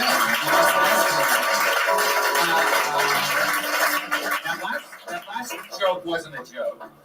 The first joke was murder it. Yeah. Or throw AIDS at that joke. But the Walmart thing, you're right there. Yeah. You're right in the pocket. And you delivered it like halfway. And you just got to get into it. Okay. Every time you said a line that you were being honest with, keep the receipt, blah, blah, blah, blah, it gets a laugh because that's true. And I get more into it. How long can you keep a Walmart item without having to return it, get your money back, and buy another item? You can do it all in one day. People don't realize it's a fucking rent-a-center. And you can just return and get the new stuff. And you can be the one to have that joke since you just tapped into the premise first. You know what I mean? Like, rent it, but you got to figure that out. You know, that's what happens a lot with, and it's always been this way when we had the other two regulars for 2 years as well. Sometimes you try a joke like the bone one because you think it's gonna pop everybody up because it's sort of easy, and then you actually, it's just a perfect example. Really, the theme of this episode is keeping it honest, and because as soon as you went into that Walmart thing, which is something that's different yet not as easy, it started cracking everybody open because you do seem like you would be doing that. And since you're talking about it, you haven't. You own it. And add that to it, too. You know what I mean? That you do look like You kind of have to rearrange it, though, because you had the idea of it, and then at the end, you were just kind of like, oh, and I just got to keep the receipt. Like you kind of like the main details. You just gotta own it. And the other thing was, at the end of the first joke, when you did do the boning joke and it didn't go well, and then you go, what was it? You go, I don't know why I just did that. Or no, you say, that's my face because that didn't work. I don't know why I just said that. So now you're talking about what's happening in the moment, and then you cancel that out completely. As soon as you were gonna jump ship and start riffing, you abandon riffing. You abandon the joke, and then you abandon riffing. And the Walmart thing's so funny that you were still able to dig yourself out of it. If that makes sense. If you're gonna melt down, and I did this so many times when I started, I was fucking like last Thursday. Right? I was notorious for it. No, if you're gonna say that joke didn't work, I don't know why you did it, then just fucking keep going. Talk about how you weren't able to write anything this week, and fuck it, you spent too much time doing this and that, and blah blah blah. Riff anything. If you don't like that joke, don't do it. Own it from Walmart. Don't rent it from Walmart. Very good. The later Let me ask you something real quick. How nervous were you? Very. Okay, how many times have you done this? I mean, I've been doing stand-up for But this show in particular? 7 weeks. At some point. Very, very new. This is a brand new regular. Okay. You have to get. Even before you walk on stage, I don't care what. I could give you all of Richard Pryor's material, but if you're so nervous, you can't. People are going, "Wow, she's really nervous," and they're more focusing on how nervous you are than your actual jokes. The key is to fake it till you make it. Yeah. If you even watch like Last Comic Standing, regardless of what you think of that show, when they always interview the judges, they always go, "What are you looking for?" They always say confidence. What is your confidence? I say, so sometimes you gotta walk on stage and just act like you own the fucking world, even if you're shitting your pants, man. You have to go up there with bravado. You know what? Sam has a good point. I think next week maybe you should shit your pants before you perform. And just try to perform. It's like you don't have shit in your pants. Yeah. Well, my point is just maybe you need to go run to get rid of the nervous energy. And, when you deliver your line, every comic, I want to say this. When you deliver your punchline, it has to be like it's the word of God. Yeah. It doesn't have to be screamed, but it has to be delivered like this is the funniest fucking thing you're going to hear, man. You have to believe in it so much more than anybody else. Because when you don't have the confidence, everybody can feel it. And I see comedians do this all the time where they're about to deliver a joke and then suddenly their eyes drop. And it psychologically lets people know you have no faith in what you're saying. And you've got to deliver it like you're a cult leader, not screaming or shouting, but just it's fucking drink my goddamn Kool-Aid, And that's really the truth when it comes to comedy. Yeah, you have to stick the landing.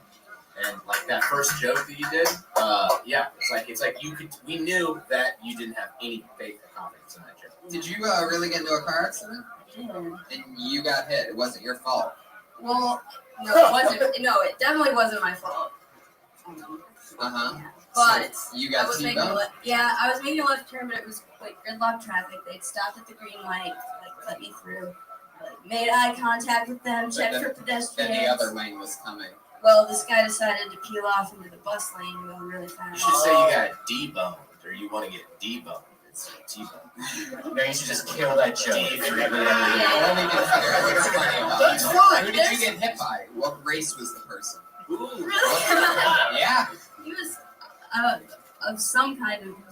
Did this accident really happen? Yes. You want to look at my car? No, I'm kidding. What kind of car was the Hispanic driving? What color pickup was it? He was just a normal guy. The car was white. It was a Altima van. It was an Altima. It was a sedan. But he hit me so hard that you can see his license plate on my door. And then what happened? You get out of the car? Yeah, I jumped down. Well, I was like, okay, I'm no blood, right? No glass. I jumped out and I was like, what the and then I got back in, we moved the cars, and they're still drivable. But it sucked because it was like rush hour, so like I didn't want to take too long to take pictures and stuff, but it was scary. This car came flying at me. So where are you at with it now? I'm doing better. For the first like 3 days. Are you really doing this? You're about to shoot me right now. Gun. Stick with the Melissa. Don't panic. Yeah. How many days a week do you go up? How many times? A minimum of 4, but usually like I spike to like 10. Good. Go back down sometimes. You gotta just keep getting up because you gotta really get over your stage fright, and then you'll start growing. That's what's fun about her, though, is I'm really excited for people to get to watch her lose that week after week after week, episode after episode, whereas everybody else, it's a little bit more like off, a week on, a week off, on a week. I think she's going to end up being a monster. I was like that for a couple of years with stage fright. Yeah. You know what I mean? It happens. If you love the game, then you're going to be excited for it. Then every set counts a lot. Ron said the Walmart joke, what I think would be good, you can add to it, is you can keep stuff for 30 days. Yeah. And sometimes 90 days. yeah, so I would add that to it. Like I'm just gonna rent it for 30 days. You know what I mean? Or how many days you want to rent this item for? You can take it back. Or if one item you rent, like the game system is 90 and then the TV 30, now you got to keep going back and forth and buying and returning each one, like you do like cereal and milk because it never finishes up. Maybe to get over nerves, you can like do things like I don't know, carry like pictures of audiences in your pocket and just look at them every couple of minutes. Melissa, you just gotta find. You're naturally good, so you just gotta find out where it works for you. You have to show up. You don't need to ditch you because that's who you are. When you're out off stage, she's super nervous. Off stage, she's super shaky. So you have to fucking be. You have to be yourself, but you have to have the confidence part comes in confidence in your material. You have to have confidence in your material and what you're doing, and that you belong on the stage, and then you can be yourself on the stage. Melissa Esslinger, everybody. The newest ring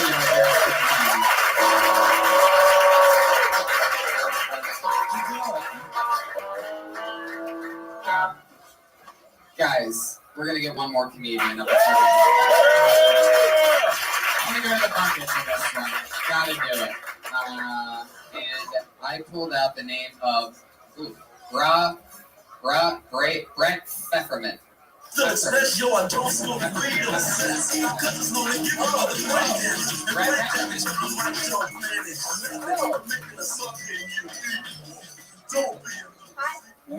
Hey. Hey, hi. Great. I've seen this guy for the past 6 months in my head, and it was rough, I got really upset when he told me that he was moving to New York. He gave me a notice, so I decided to move there. But I ran into my stepmom recently. She's a rescue, so I'm just kidding, you guys. We used to go to high school together. One day she said to me, she's like, oh, I get it. When you were a senior in high school and I was a freshman, how funny would it be if you called me mom? I was like, I'd rather lick Magic Johnson's bed and share my food with you. And that is that. So there you go. All right. How long have you been stand-up? About 4 months. 4 months? Yeah. Oh, yeah. Well, you look down a lot. Sam talked about this a couple times this episode. You just stare straight down almost the whole time when you're trying to think of what you're saying. 4 months in, it's hard. Yeah. You have really funny jokes. You're trying to do something pretty difficult, which is kind of like what Wendy Lieberman did for a long time, which was get you going one way, then come back the other way. But you got to do a little pause between what you're saying and the shift or the change, So you're like, I've been dating this guy for 6 months. In my head, there's the delivery. You got to use the timing to your advantage. And for the looking down thing, by the way, Yes, like an Allen Iverson crossover. Pat had to squeeze in there from deep in 3-point range. About the looking down thing, because you're really looking down. Like some people were glancing down and Sam was catching it like an umpire. I mean, you were just firing at these people's feet. And I'm telling you, again, just like about writing fake premises, it's something I see in almost everybody that's been doing it less than 6 months, or some people that have been doing it a year, 2, 3 years, and just not doing it enough.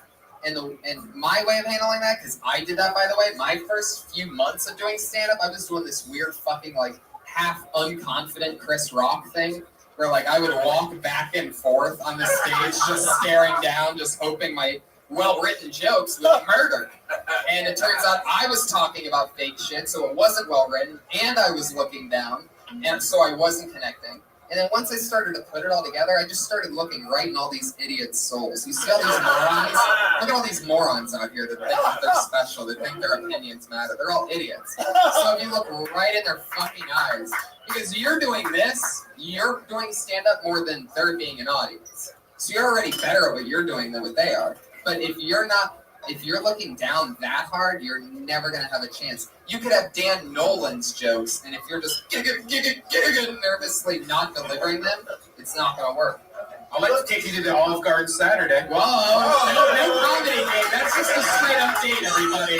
She just won a date with Ryan Redman. Oh, the husband is yelling from the back. We really fucked up this one. Where's the gunshot now, Ryan? You have good premises. You have very smart stuff that as you keep doing it more and more, it's going to be really fun to watch. You know, it's like I did my Montreal a long time ago. I did a Montreal Comedy Festival. I tapped into something I didn't know yet, and now I got it. You got something, you just don't have it. But when you get it, you have a likable head. You're gonna be fine. Keep doing it. Brett Pepperman, everybody. She's on Twitter at Brett Pepperman. Be on it. Pat Reagan, Byron Ballard, Sam Tripoli, the drawing for Ryan J. Ebelt, everybody. Look at that. What did we get tonight? Oh, football jerseys. Football jerseys and the horse of truth. There was a lot of honesty in this episode. A very compelling episode of Kill Tony. Thank you all for joining us. Have a great night. Thank you. Good night. We're going to take a picture real quick. Guys, fire, real quick.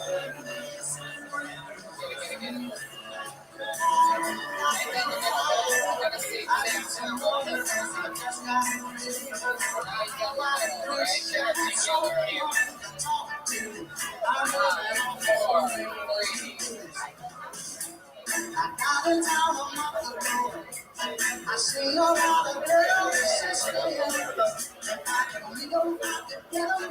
Cause all I have was scar in the street.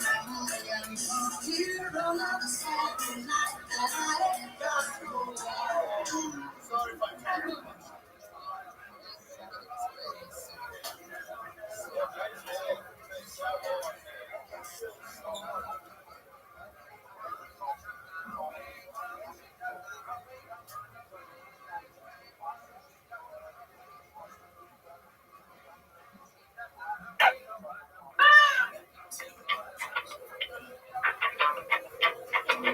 Hey, this is Rabbi coming to you live from the Road Famous Comedy Store for a brand new episode of Kill Tony Volume 3. Get up for Tony Hensley!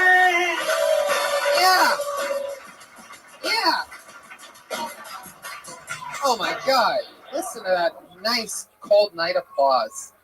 Hi everybody, welcome. How you guys doing? Fuck yeah. How fun. Come on, you can make some more noise than that. Make some noise Monday night. It's alright. That's pretty good. Yeah, we're live to tons of people live on Ustream right now. And we got a live audience here. It's Monday night for another fun episode of Kill Tony. Brian Redband's here, ladies and gentlemen. What's up, guys? Come on. Yeah.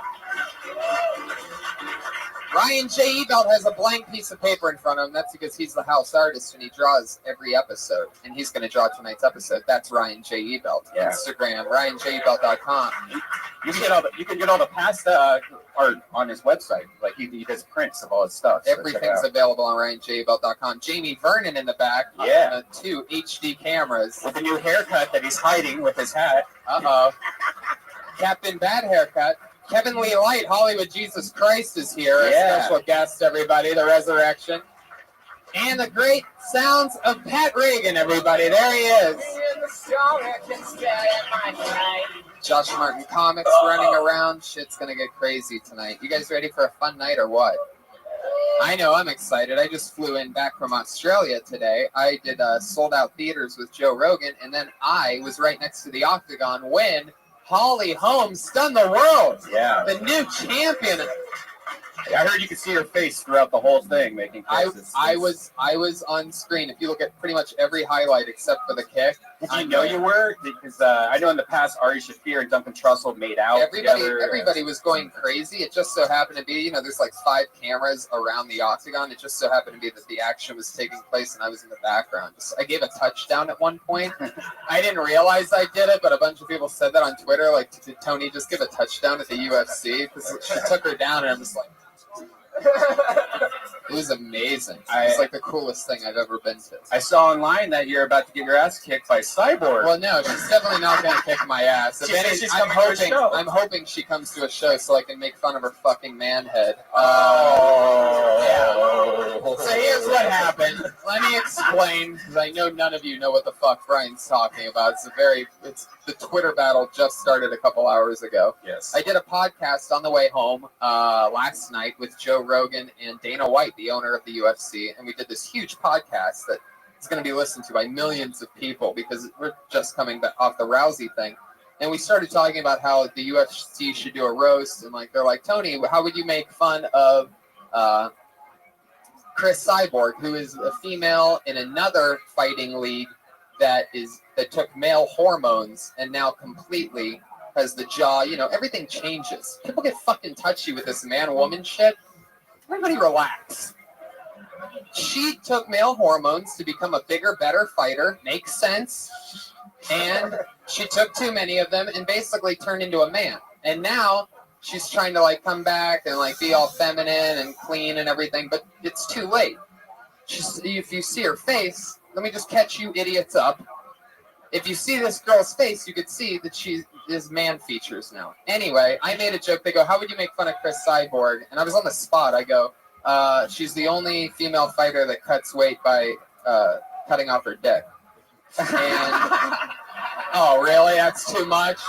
It's a fucking on-the-spot roast joke. They're like, Tony, how would you do this? That's not how it works. Guys, I want to introduce to the stage Cyborg! Okay. All right, Brian, I see what you did there. What do you think? I was going to get scared? No, I will roast her right now. Come on out, Well, Cyborg. I think you're being harsh. You're calling her a man feat. She took male hormones. Look, I don't call other women men. All right? How about that? I don't do that because that's not right. I have funnier ways to make fun of women. I would still hit it. I bet you would. You would fuck this bucket even further. I love you, Cyborg. I have no problem with your beautiful face. I think you are amazing. All right, I'd love to see you say that to her face. I would. Why do all these UFC fighters have alliteration in their names? Chris Cyborg, Holly, whatever, Hope, Ronda Rousey. Wow. It's like, maybe you're onto something. Juice. Jamie Juice. Oh, there you go, Dad. That was the big payoff. Jamie Juice at the end. Was the big payoff. You pitched up a big beach ball to yourself and you just smacked it down into the ground. Oh shit! We actually have protection here, anyways, guys. Tate Fletcher. Oh yes. Fuck yes. The great Tate. You just missed the Cyborg talk. Where you know anything about this? I made fun of Cyborg on the Rogan podcast last night. Now, yes, exactly. Thank you. Tate. The UFC. He's saying there's 2 fighters. Yes, exactly. Well, she's mad at me right now. That's right. Maybe. Who knows? Brian is. No, I'm just covering his ass because she's going to come to one of these shows and beat him up. She's not. And I don't want any part of it. Yeah, she's going to fly from Brazil up here. What? Anyway, so I'm not backing down from this Cyborg thing. If she wants to come and fight me, you know what? Bring it, lady. I'll fucking take you on. Because you know what? I'm a pretty feminine guy. and you're a pretty manly chick. And I don't know exactly how far off we are. So it might be fair, and I'm pretty sure we're in the same weight class. But if we fight your game, then we have to have a roast battle here the next week. And then you fight me on my field, my terms. Yeah, you have to do 60 seconds, Chris Cyborg. All right. Anyway, that's what happened. Let's do tonight's show. You guys ready or what? Every week I have two of my funniest friends, two of the funniest comedians in the world on this show. This week's no different. Put your hands together for Theo Von and Fahim Anwar, everybody. Here they are. Fuck yes. Two guys that I work with almost every single night. Theo Von, you have a new special coming out in February on Netflix, everybody. Come on. Thank you. Netflix. For watching the internet. Hell yeah. It's your first time on the show. We're going to have fun. It's going to be a blast. Fahim Anwar is back. Hey, what's up? Put your hands together for Fahim, everybody. The man, the myth. Close friends with Lance Kanstopoulos, one of the sensations here at the Comedy Store. Fahim is known as one of the only people that he'll hang out with, which is pretty fucking cool.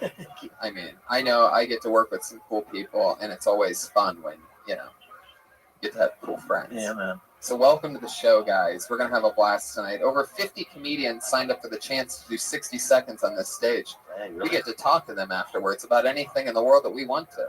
They get 60 uninterrupted seconds. Comedians, you know your 60 seconds is up when you hear the sound of a kitty.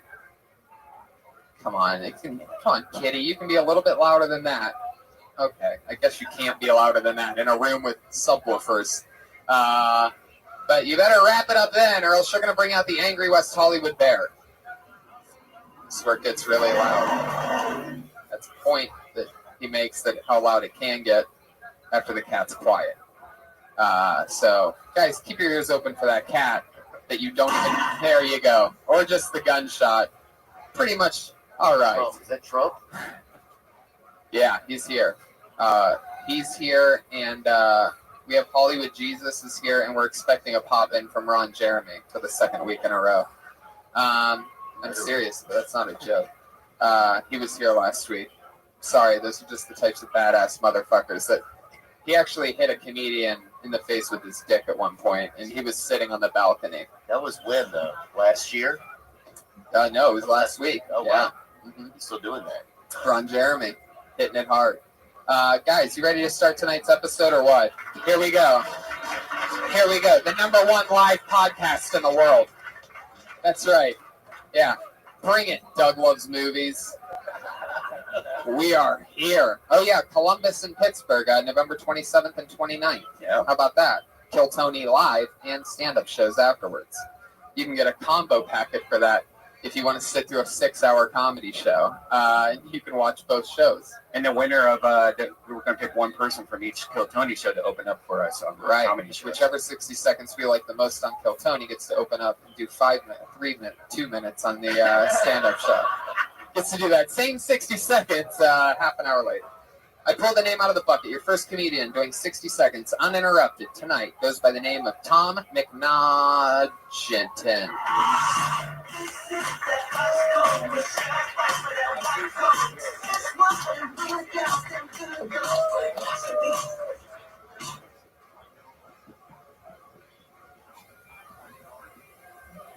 You guys ever notice that when a pregnant lady says that she's eating for two, she never seems to realize that second one is just a baby?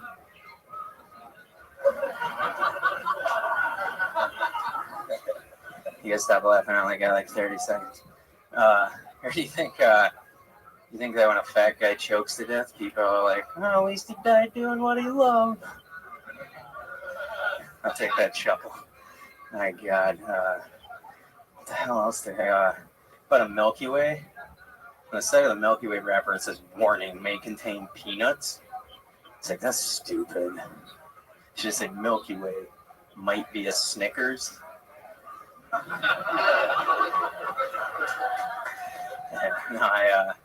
I bought it, I had to sign for it. They gave me one of those pens with a spoon taped to it. It's like, what the hell is that? It's like, if I take it, I just get more shit, right? It's like, what about the people buying soup? Tom McNaughton. Am I saying that right?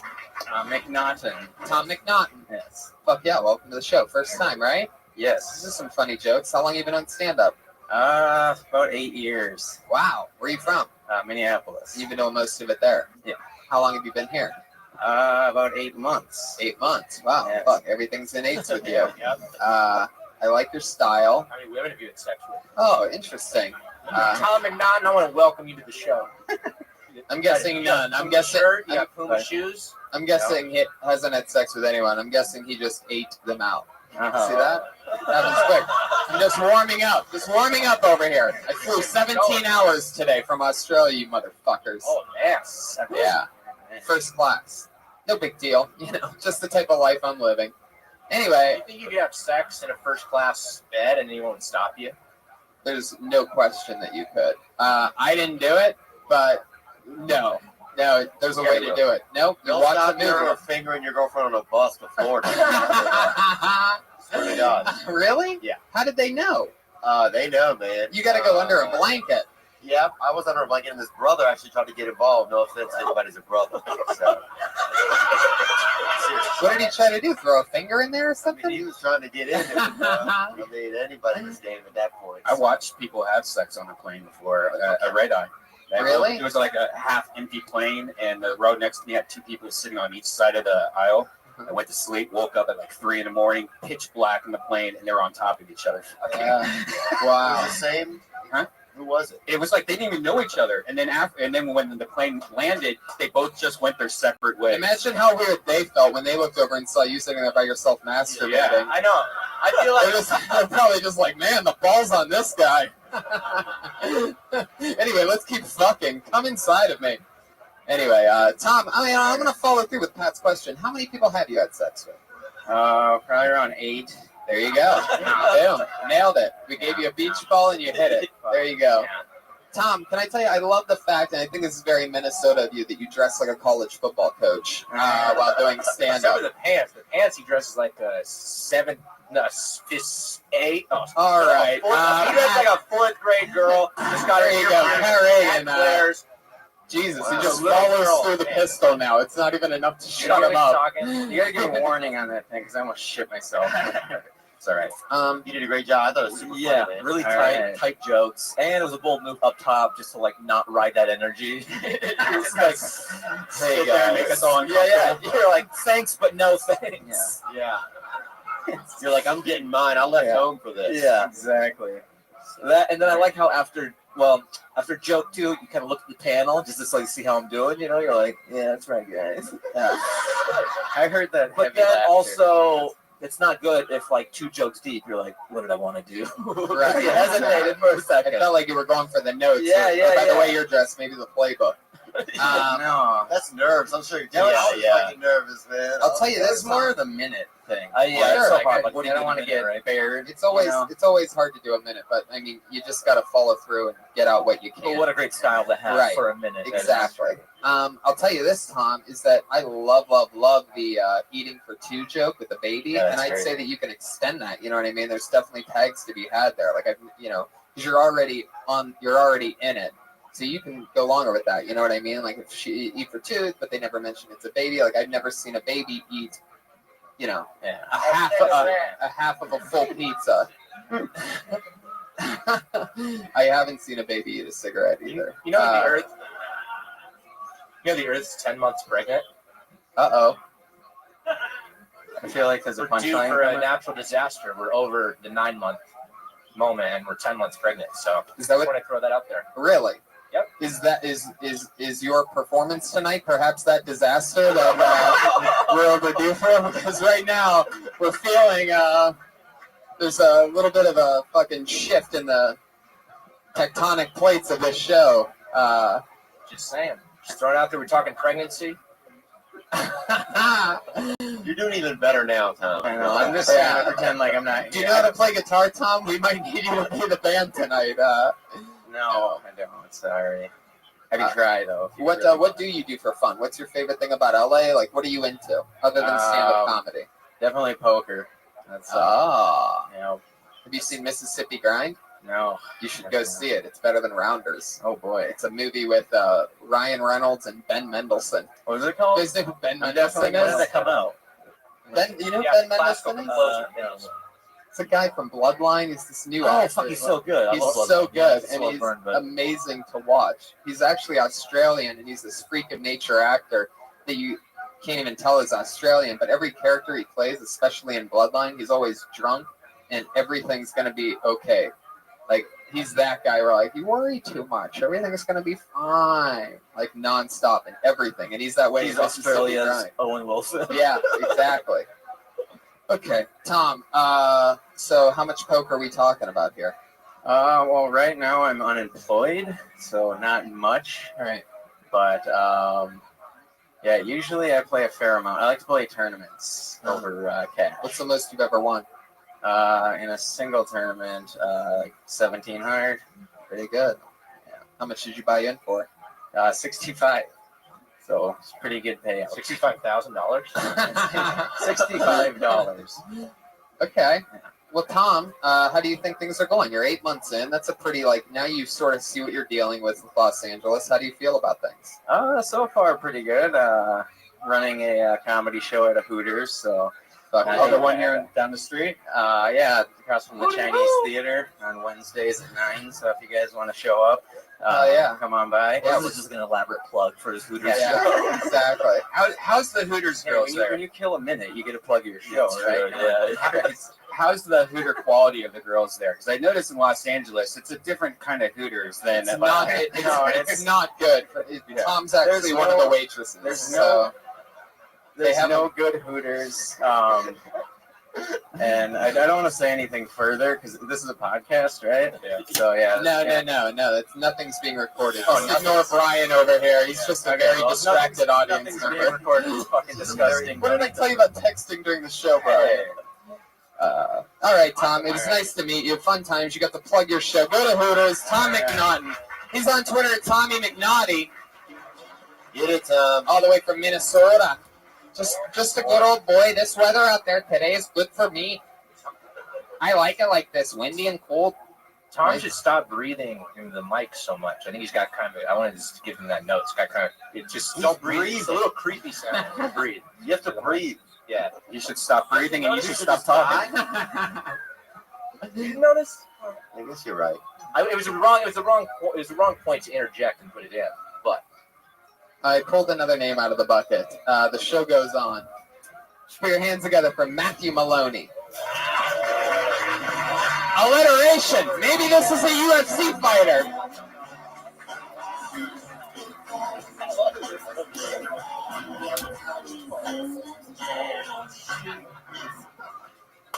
All right, heads up, everybody. I'm coming in like halfway through my set about time travel.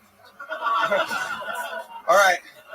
So what this means is everyone in this room is alive thanks to Adolf Hitler. So you can't go back in time to kill Hitler because that would mean that you would never exist. And I know some of you are thinking, that doesn't matter to me. I would still go back in time. It's the right thing to do. I would still kill Hitler if it means I would never exist. It doesn't fucking work that way! This isn't Back to the Future where you'll just start fading away from photographs. That doesn't make any sense! If you don't exist, why would anyone take your picture? Do you think if Marty had failed to get his parents back together, George McFly would have just walked around with pictures of no one in his wallet? George, like, why do you have all these pictures of nobody? Oh, those are just the pictures of the children that I don't have. Yes, go. Okay. Those are pictures of the people that I don't have. If I... Stop. Matthew Maloney in what has got to be one of the funniest performances by a Best Boy employee. It's so good I fucked it up. Stepped on my. Best Boy is a local youth service, though. It is. He is the combination between Best Buy and Bob's Big Boys, so it actually does make sense. I wish I could go back in time and change that joke. Wow, there he goes. He plays right into it. This guy's a fucking star.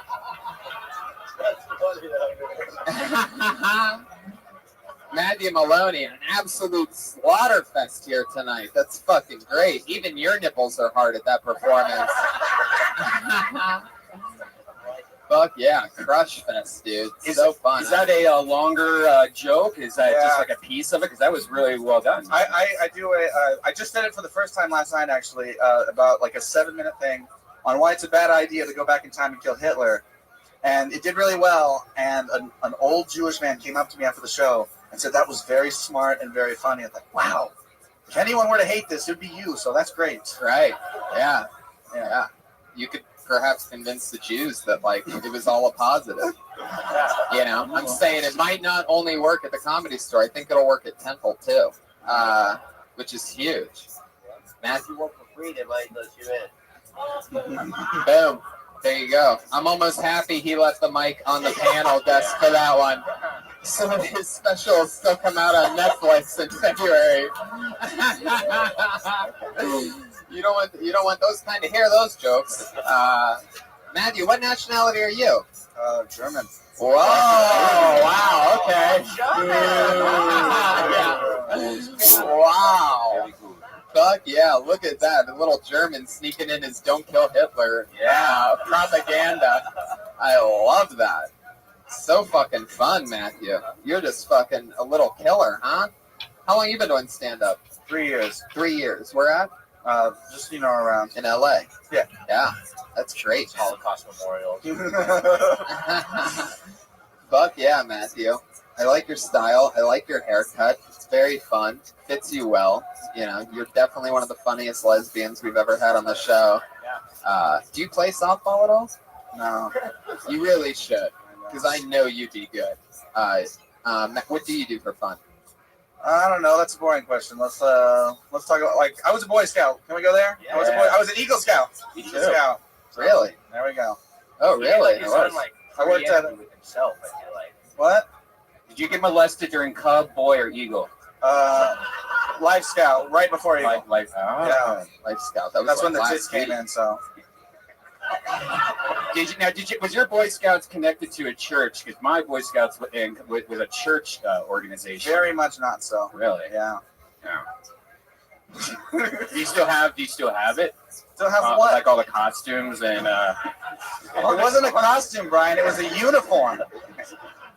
It's used as a costume. I don't think they're costumes. They are now, like the neckties and stuff. It's high. Well, that's fun, Matthew. You've been getting a lot of spots, blown up a lot. I'm trying. Where do you live? Palm Springs. Palm Springs. So then, where do you get up around? Do you get up around Palm Springs? No. I drive out here, and I'm an Uber driver, so I drive out here and I do all my business during the day, and then Do you try to find a ride? Somebody in Palm Springs that's trying to Uber to LA? That happened one time. Wow. That happened one time. How much did you make for that? I came out with like 170 something. But they paid like 220 something. It wasn't that bad, but it was. But yeah, it was. Wow. Fuck yeah. How many times did you stop to take a shit on the way? It's like, I get the feeling that, like, you start letting out a couple farts and, give them a little warning that it's coming. You're like, so I'm going to pull over at this next exit. Especially you get that Sonic burger in you. Much to your surprise, I'm a professional, Tony. So professional? No shits the whole time? No shits. Wow, that's amazing. You got to get those 5 stars somehow. That's right. And that's the way to do it. If your Uber driver takes a shit, you can give him 2 stars. Okay. Matthew, I'd like to see you. That's a rule. I thought something big was coming. I'm like, he's got an Uber joke locked and loaded for this. No. Tony, please. Brian's about to invite me to the ice house. That's right. Friday, 10:30, 10 o'clock. I'd love to have you there. Matthew, this is one of the most...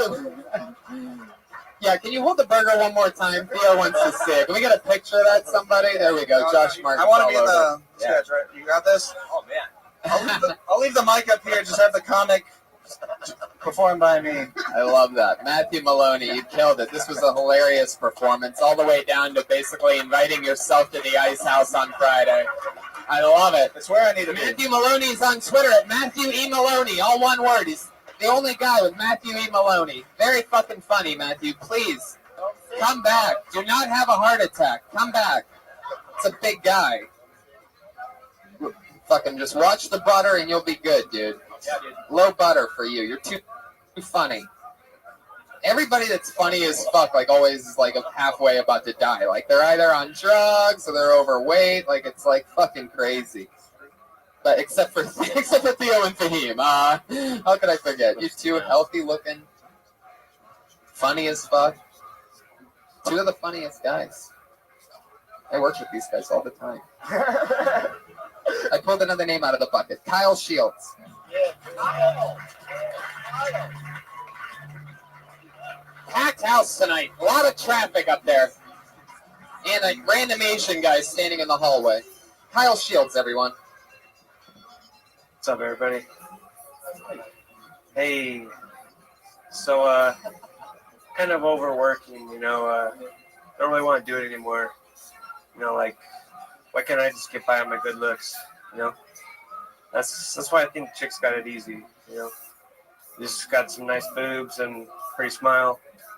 You're set, There'll be a dude there. He'll pay for everything you need for the rest of your life, You're good.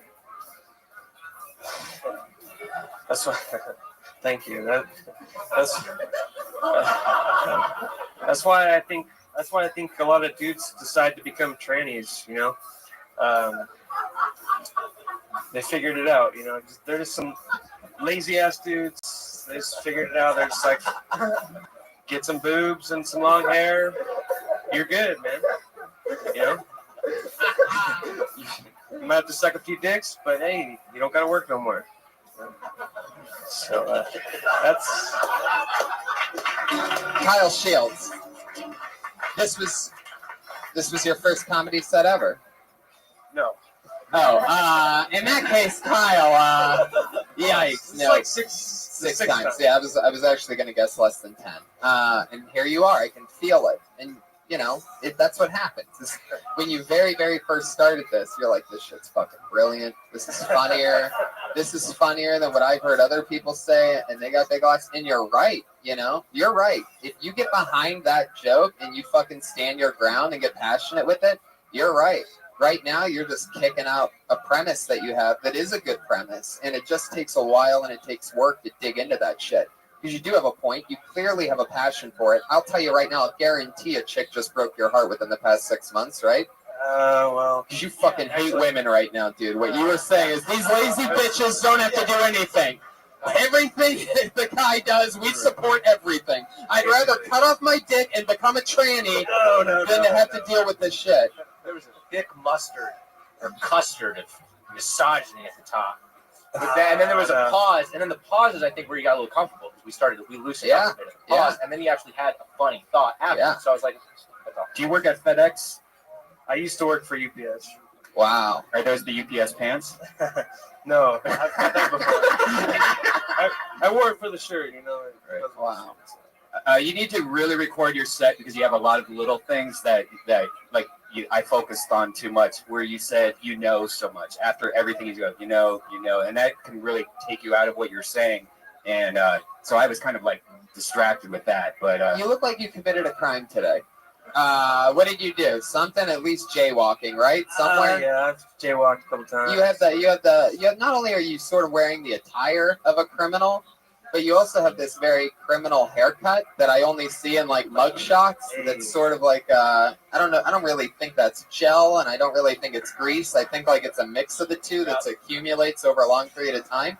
And like in prison movies, you see that, and they just comb it back. You don't really see them wash it or rinse it. It just keeps getting. Am I close? It's like 3 days without a shower. There you go. Boom. Right? 3 days. You guys didn't know that, did you? No, I'm a studier of people. I looked at this fucking guy, and I'm thinking, you're a dirty fucking criminal. And all I had to do was dig in a little bit. Let's say you find out. Torch of Truth is out now. Thank you. We're getting there. Like I said, I'm warming up. So what's the last illegal thing you did, if you had to guess? Let's go truthies. Smoking weed, I guess. My card's expired, so I guess it's illegal. All right, I guess, you learn after a while of doing stand-up that the truth is the best way out. It'll set you free.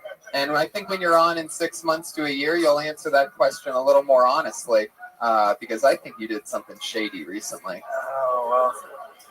kind of nervous up here with all these people. Do you want a future? Like a high school counselor here. I just quit my job, so it's like. What was your job? I worked for UPS for 10 years. You worked for UPS for 10 years. Yeah. That's holy shit.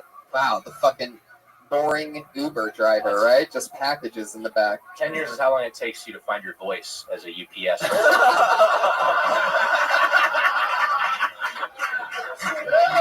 There it is. He's 1 for 27 tonight. Pat Reagan.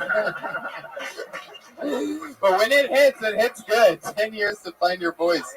How'd you get through it? What do you listen to? Like, you one of those UPS drivers that's just fucking jamming to music? Like, I have a guy that like dances down the street with packages and shit. Well, I never got to driving. You know, it's just part time in the warehouse unloading packages. Oh, you never got the big promotion to driver that you always wanted. That's like the saddest thing I've ever heard. So you would just load up these trucks, and you were like Rudolph, and everybody's like, "Look at the guy that can't drive." Yeah, it broke my heart. That's why I had to let it go. You know? Had to let go of the dream. Did you ever find any weed or drugs? Actually, yeah. There's been a lot of times where boxes have opened up. You know. See, I feel like this is the kind of guy when you were working at UPS loading packages. I feel like you brought your own drug dog to sniff out packages, and you'd be like, "Good job, boy," and you just take it. That's basically everybody there has got a nose for drugs. Right. I bet. Long hours there, right? No, it's part time. So how long you been? It's someone like I'm trying to relate with this UPS guy. I have no fucking idea. That's awesome. Driver, no, I worked in the warehouse, long hours, no. What's something that we'd be surprised to know about that UPS warehouse where all our shit's going through? I'd people break a lot of boxes, step on them, you know, smash them. Mm-hmm. Happens a lot. Wow. I always wonder why don't UPS or FedEx deliver people? Why is it only boxes? Like, why don't y'all do an airline? Well, I mean, they do have airplanes, but I don't know. But for like $30, if I can get my sister to fucking. Yeah. Did you see Castaway? That seems like such a bad idea with like the boxes and the nets and the crushing and the death. You would think 10 years at UPS would help you with your joke delivery, but I was really surprised that, you know, it just really doesn't. I guess there's really no crossover there. But Kyle, I mean, that's fun stuff. You're gonna be just fine. Are you having fun doing stand-up? You said 6 times. What's going on? Why? Oh, well, I only get up a couple times a week. You know. Why is that? You're not working anymore. He's part-time. Yeah, part-time. Part-time, and that's my thing, you know. No, I just got a new job doing windows and doors, but that's having sex with windows and doors. The party horn for that one. It's pretty fun. It's pretty windows fun. and doors. Party! What are you doing with windows and doors? Looking through them, opening them up. You know. Should write that down. I'm guessing by the way you're dressed, it's mostly windows you're going through. Brings it full circle to that criminal thing for those of you paying attention on your Kill Tony bingo card.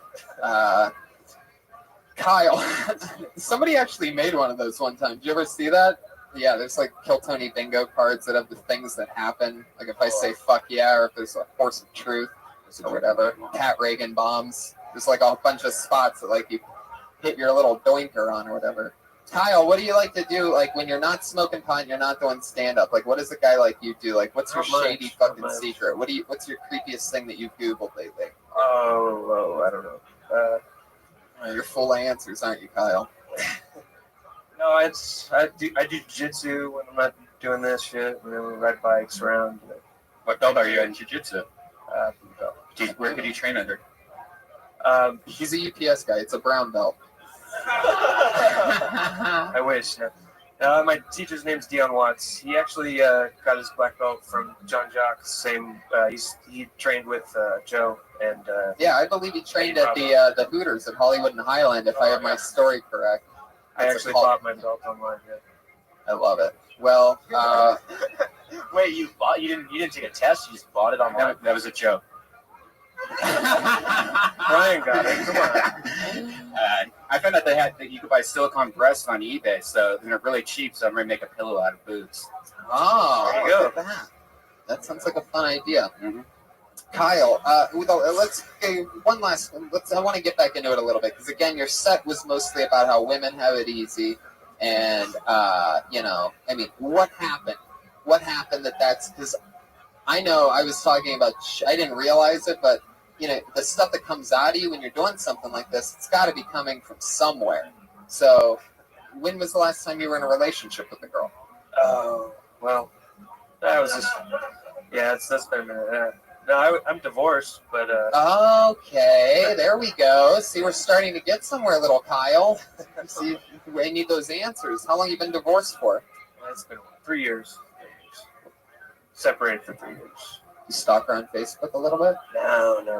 I used to. It seems like you're reliving memories from your relationship in your head. Right now, yeah. Kind of, yeah.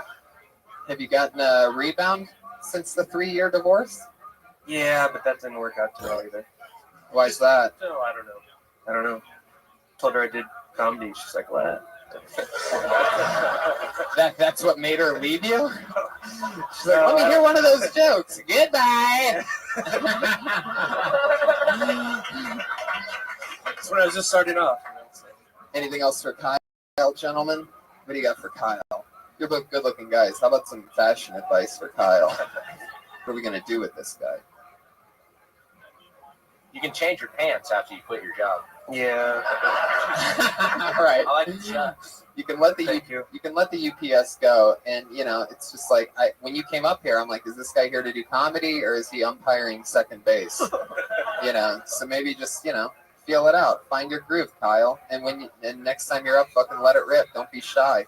All right. And that muscle only gets stronger every time you go up. So if you really want to do this, go for it. You got nothing to fucking lose. And what'll end up happening is you'll get sort of funny. You'll end up getting that chick that you're mad at in the universe right now. And please cheer the fuck up, man. You're making me. Yeah, have some fun, Kyle. Yeah, I feel like you have a point of view and everything, and you want to get something across, and then the more you'll do it, you'll know where the actual punchline is. Because I think even when you were first starting out, like, the audience kind of approximated where to laugh, but we weren't quite sure, like, where. Okay. So, yeah. It was a good punchline. I thought it was going to be really bad, and then it was good. And and I think everybody thought that. Yeah. That makes me feel good. Thanks. Well, there he goes. Kyle Shields, everybody. 805 S Best. Number 805 S Best. Kyle Shields. Let's say Area code is best. What is that area code? What's 805? San Diego? Ventura? Ooh, Ventura. I don't know if 805 is best. No. It's an interesting Twitter handle. All right. How about Darren Davis?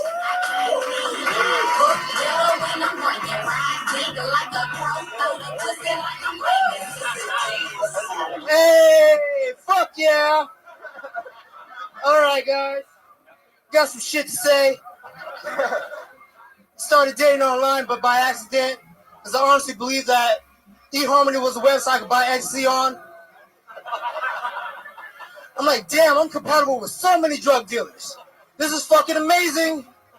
So I decided to send them a dick pic because that's what millennials do.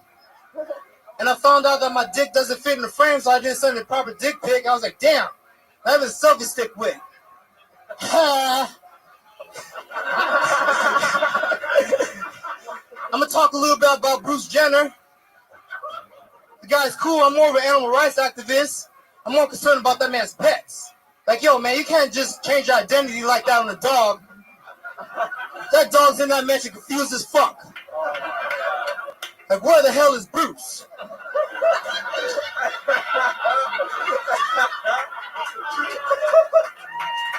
That's my time, ladies and gentlemen. Y'all have a good fucking night. Boom, boom, and boom. Bruce Jenner's one of those things I won't even touch with a 10-foot pole. Like, it's just a topic that I haven't talked about at all because I work with Joe Rogan so often, and he has this amazing, fucking long, amazing Bruce Jenner joke. And then a few weeks ago, I caught Bill Burr, who has this long, amazing, a couple months ago, actually, I saw this long, amazing Bruce Jenner joke.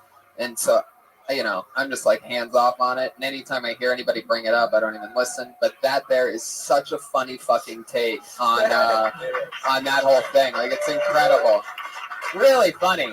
You're a fucking funny guy. You got up here, you took the energy that Kyle left, Kyle let the audience really breathe and get well rested for the next funny comedian, and you took it and really ran with it. I would say you took the gloves off and let it rip, but no, you're actually the first person to ever perform in gloves. And obviously, what's clearly a tribute to O.J. Simpson, you came up here and killed with black gloves on in Los Angeles. Fuck yeah, it's a triple joke, baby. Again, mark your fucking bingo cards, bitches. You're funny as fuck, dude. You have an amazing fucking, powerful delivery. You believed in what you said, and one of my favorite parts is when a joke didn't go, you fucking coughed at it or something like that. I don't know what that was, but you saved it by like dissing your own flat joke, which I'm always a big fan of. How long you been doing comedy? A year now. Wow, you're gonna be a monster. That's fucking incredible. Where are you from? From the Valley. Holy shit, that's shocking. Yeah. That's just really surprising. Most people as funny as you come from like a funnier place, like a tougher street or something like that. But no, you're just like a fucking little 15-minute drive away, huh? Yeah, if I had a car. Oh, I love that. Right. you metroing it? Yep. That's amazing. The orange line, huh? Yep. Orange line to the red line? Straight up. Wow. Fuck yeah. You get off at Hollywood Highland, then walk down, take the 2? Nah, skate. Oh, fuck yeah. I wouldn't have taken you as a rollerblader.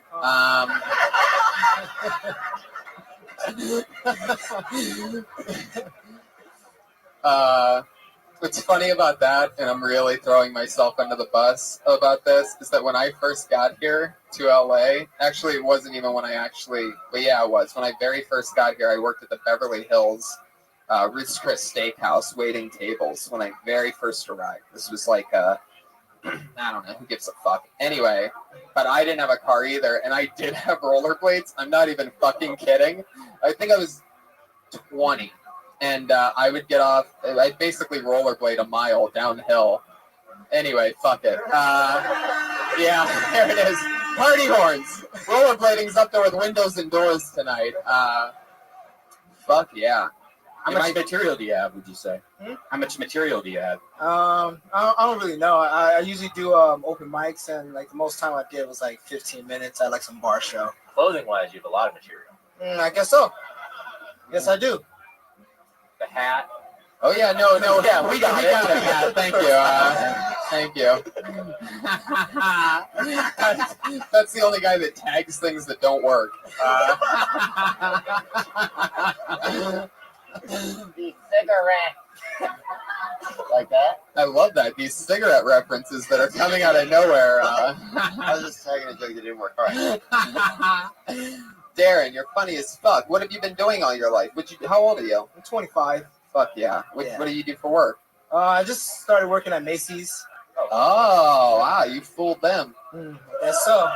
What do you do there? I just fix the clothes up, make them look real pretty and shit. Get the fuck out of here. Yeah. I do not take you for a Macy's guy. Like, I can picture you getting maced before working at Macy's. That's funny as fuck. Way too funny. You guys have like racial. He's laughing at it. Why aren't you white idiot tourists laughing at it?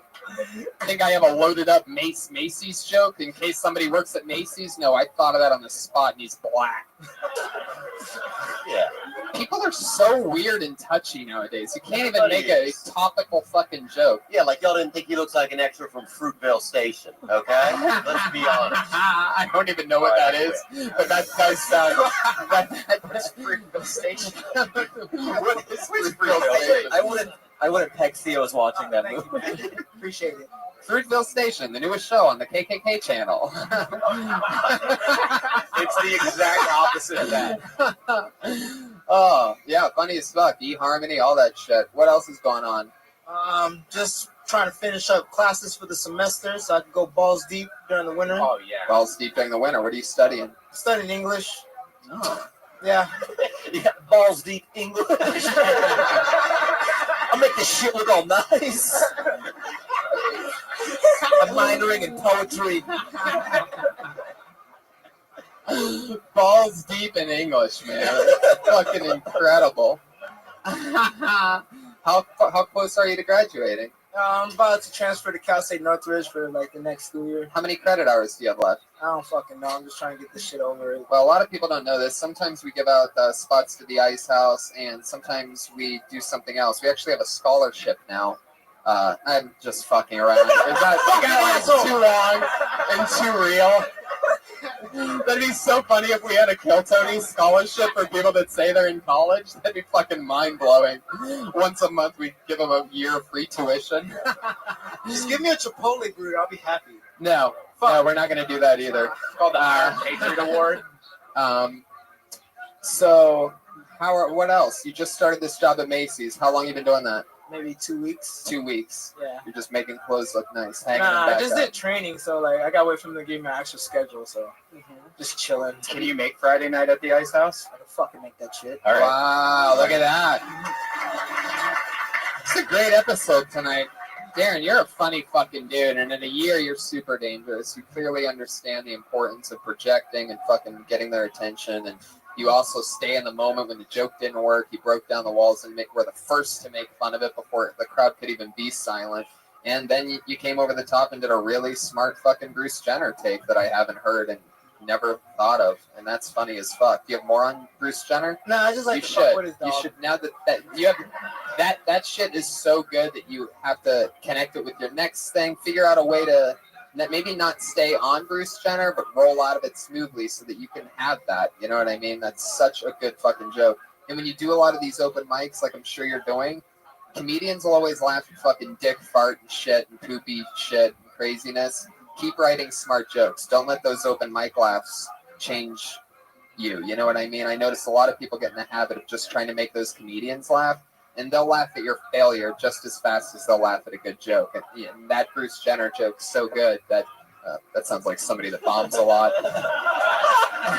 Yeah, those fucking people want to watch me fail. Anyway, Darren, anything else for Darren, guys? Look at this bad motherfucker. Look at this, like a young Jamar Neighbors. No, I like the energy. Energy was good. Jokes were good. Great. Yeah. I love it. Straight out of the valley. It's Darren Davis, everybody. He's on Twitter. King Day City. Wow. Some good young comics coming up through the ranks. Darren Davis, Matthew Maloney. A lot of alliteration. You set us off into alliteration. Ronda Rousey, Holly Holm, Darren Davis, Matthew Maloney. There's patterns everywhere. You just have to look for them. Oh, wow. There you go. Somebody did mushrooms this weekend. Oh, shit. No, I got it. Say more. No, that's a first. Your next comic never will have a chance in show business. No. I'll put your hands together for Eric Ebenante.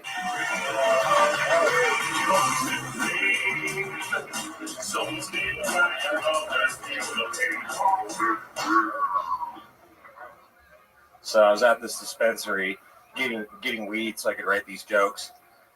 And this hobo came up to me and he was like, "Hey man, do you have any change?" I'm like, "Sorry man, all my money is to buy drugs." And he's like, "That's cool, that's living the dream." I'm like, "Thanks, could you move your nightmare ass out of the way so I can get some drugs?"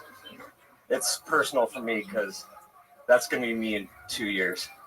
So if you ever see and so he was like, "Fuck you, man." He walked away. And this other hobo came up to me and he's like, "Hey man, that was fucked up. Could I have some change?" And I was like, "No." He's like, "Damn, I thought good hobo, bad hobo was gonna work there." If a hobo ever comes up to you and like you see this is about to happen, just be like, "Hey man, do you have any change?" And they're like, "No," and it's like, "It's cool, you can give me next time." All right, and then, you know, there you go, Eric Ebenante.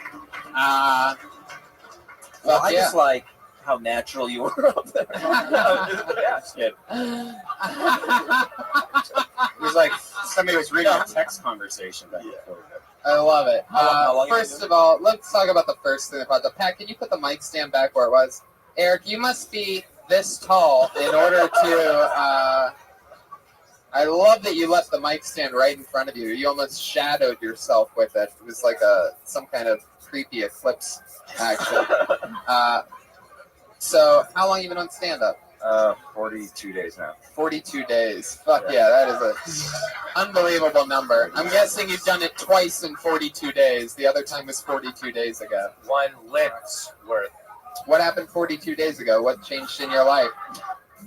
Just bored as fuck. Really? Yeah. What was going on before that? Nothing. Just I'm an autism tutor and just got. You're a what? Autism tutor. Autism? To get rubbed off. Yeah. Yeah, I didn't know autism was airborne. Fuck yeah. So 42 days. What happened? I mean, so are you still tutoring autistic kids? Yeah, I still. So you tutor them. So that's not even like you're a teacher. You're helping them with extra stuff that they think they need help with. No, it's just like I actually teach them how to like read and write and shit. Yeah. Oh, yeah, It's great. not as funny. Sorry. I meet a lot of girls that are in the spectrum, so I understand. Meat or fuck?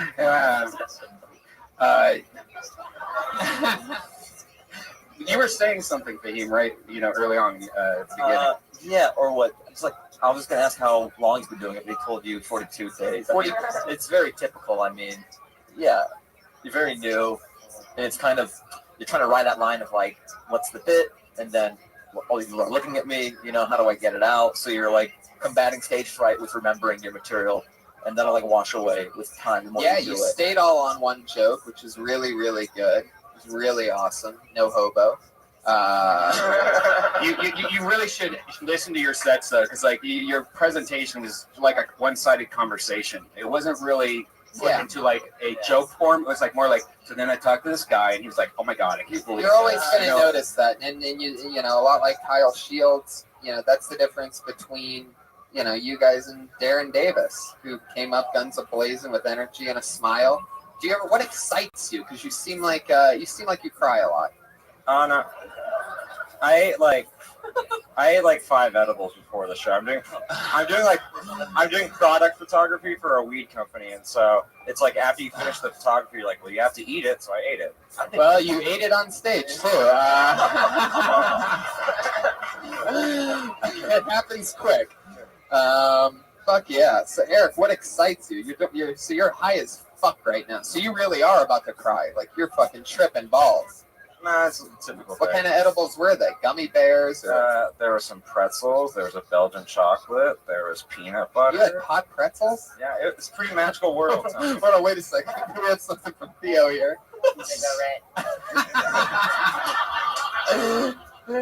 Why are you getting so high? I feel like you should probably be focusing a little bit more. He's like my friend Scott. What else Yeah. am I doing? No, but I think that can change, right? And I think Tony has some good ideas on how you can probably get things headed into a better direction. It's true. Yeah, you gotta, balance the things out. Do you work out? No. Right. I think Yeah. you're Well, fine. obviously, I mean, did you have to ask? Well, I mean, not really. You could jog, but I know that I'd you go don't. jogging with him. I would go on a hike with you. I think you're funny, and I could picture myself looking into your eyes and having a good conversation.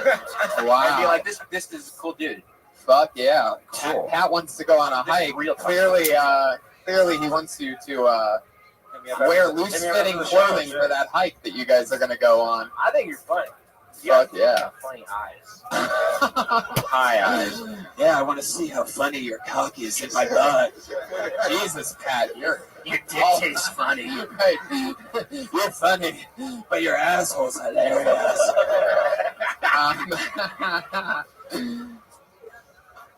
Eric, you ever had your heart broken? Not really. Not really. You're just fucking impervious to everything, aren't you? It's just boring. Unstoppable. Everything's boring to you, huh? Just even coming on a live show in front of 100,000 downloads, you're like, I need 5 edibles for this shit. It's my 42nd time on stage, so I got this. All right, so nothing interests you. You have no hobbies. I like shooting videos and shit. I'm kind of into like Woody Allen, so I want to shoot stuff. I bet. If you're anything like Woody Allen, you want to shoot on a 5-year-old Korean girl. Hey, I didn't do it, guys. Woody Allen did it. So you're shooting like movies and stuff? Yeah, I'm shooting a music video tonight, actually. Oh wow! Tonight, after this, after you did pot product placement and a spot, $10 a gram dispensary, people. What are you? That's a plug. Everybody has a plug tonight Yeah. for some reason. This is like the new thing. It's turned into like a hip hop radio station where people are like, "And my Uncle Chow and my cousin Sally." It's like what the shout out. Yeah, who does it? Hollywood Highland. So you've been doing this 42 days. Now, what's the work ethic like? I do it like 2 or 3 times. I try to get up 2 or 3 times a night. I mean, Yeah. I know it doesn't show yet, but What do you do for money? I'm an Oxford tutor. Oh, that's right. Yeah. Fuck yeah. Yeah. Somehow forgot already. Yeah. So those 5 edibles are rubbing off on me. My high is contagious. Yeah. How are you doing so much drugs and teaching kids with autism? All right. Do you have to get down to their level just like, fuck, I don't even, I'm sorry. I mean, it's fucking counting and like basic words. Like, how are you not doing drugs? You know? Yeah. It's so fucking funny. Just write that. Yeah, absolutely. That's a joke that only you could do. You know, you teach autism kids and and you get high and people are like, how do you get high and do that? And it's like, 1 + 1 is still 2. Like, I never get that high to where I'm dumber than an autistic kid. I mean, that's a joke only you can do. So fucking there you go. There's a little gift. That's what you get. Eric Epenante, everybody. There you go. Woo! We're doing it tonight. Eric Epenante is on Twitter at Eric Epenante, ABBENANTE. Fuck yeah. This is fun, right? It's interesting. I love it. By the way, I've noticed about the cigarette thing, it's gotten funnier every time. I've never seen one go like from 1, it's like, oh, it didn't work. 2, boom. 3, bang. I'm excited to see. Maybe there'll be a 4th cigarette callback. That's right. Let's get some fucking female energy up here, guys. Finally, we pulled a lady out of the bucket. Leah Mansfield, everyone. Here she comes.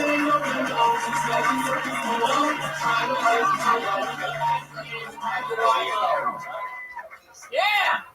Let's hear it for a lady!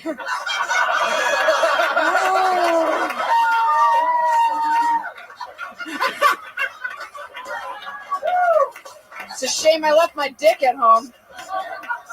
Yeah, man. So,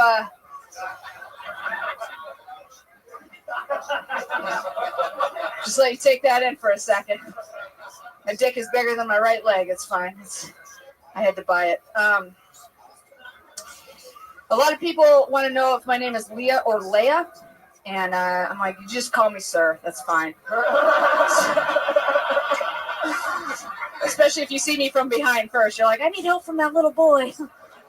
Thank you. I have terrible gaydar. I'm a gay. You guys all got that? Yes, everybody's good. I have terrible gaydar. Like, I pretty much just have hope-dar. Like, I see women, I'm like, man, I hope she's gay. She's not. If I'm into her, she's not. She's straight. If I can tell they're gay from a distance, I'm like, well, we can drink beer together. That's pretty much it. Has it been a minute, or are we? Yeah, all right, cool. What's amazing about that, sometimes the comedy gods just fucking hit a show right in the head. Out of all the times we've done this show, I have never been the guy, and I've hosted tons of shows. I'm never, ooh, a lady, everybody, ooh, a female.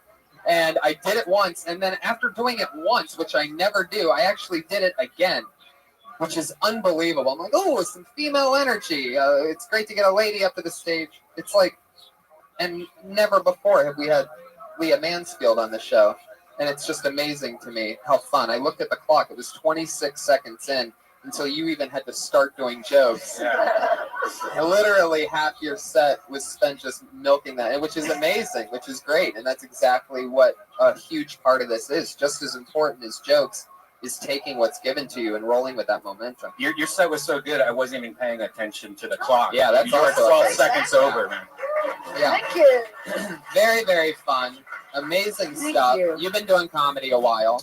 I have. It's been almost 10 years. A little over 10 years. Yeah. Yeah. It shows. You definitely have chops. Where you been?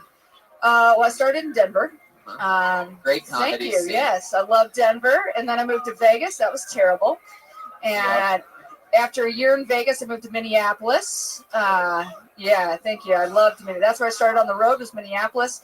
Then I did a year and a half in Seattle, and then I moved to LA 2 years ago. So Fuck yeah. I don't like staying in one place or meeting people very well. So typical lesbian, gets around a lot. I am a huge whore. So. That's so fun. That's got to be a blast for you. Where's your favorite spot for out of all the cities? Oh.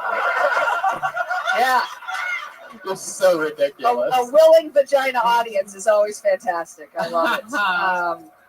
Man, one of my favorite shows in the country is the Monday Night Comedy Show in Minneapolis. It's in just a basement bar. Yeah, no, I love that show. Man, that's where so else fun. So you've been doing it 10 years. How long have you lived in LA? 2, just about 2. Hell yeah. Have you been getting up a lot here? Or? Yeah, some here and there. You know, I'm parking cars at a hospital during the day, so that's how well comedy is going. It's fantastic. Oh, you're not the stunt woman for Tig Notaro? I know, right? I just thought she's doing so much stuff now that she had a stand-in at least. But really, well, when she does need one, I'm sure. I know. I'm gonna have to trim my boobs down a little. I think. That's right. Oh, take a week left. Boom. Well, they grew in like 14 years ago, and I need to I want to cut them back anyway. But please keep. How does that work? Yeah. You know what I mean? Like, it's an interesting thing that obviously we would have no idea about because, you know, I'd imagine, and maybe I'm like way out of line here, but I'd imagine in that lesbian game, you're more of the alpha, right? Yeah. Well, I actually like a strong feminine woman who will make the first move. Yeah. In all of life except in bed, and then I'm in charge, right? Do what I say. Make me a sandwich, whatever. She never does. She doesn't. I end up making the sandwich and coffee and everything. So yeah, no, I'm definitely the butch. Like I fall under the butch femme dichotomy, which I never intended to do. It was not like you come out of the closet and you're like, I'm gonna be a butch. I'm only gonna date femmes. But that's just how it ended up. So that's amazing.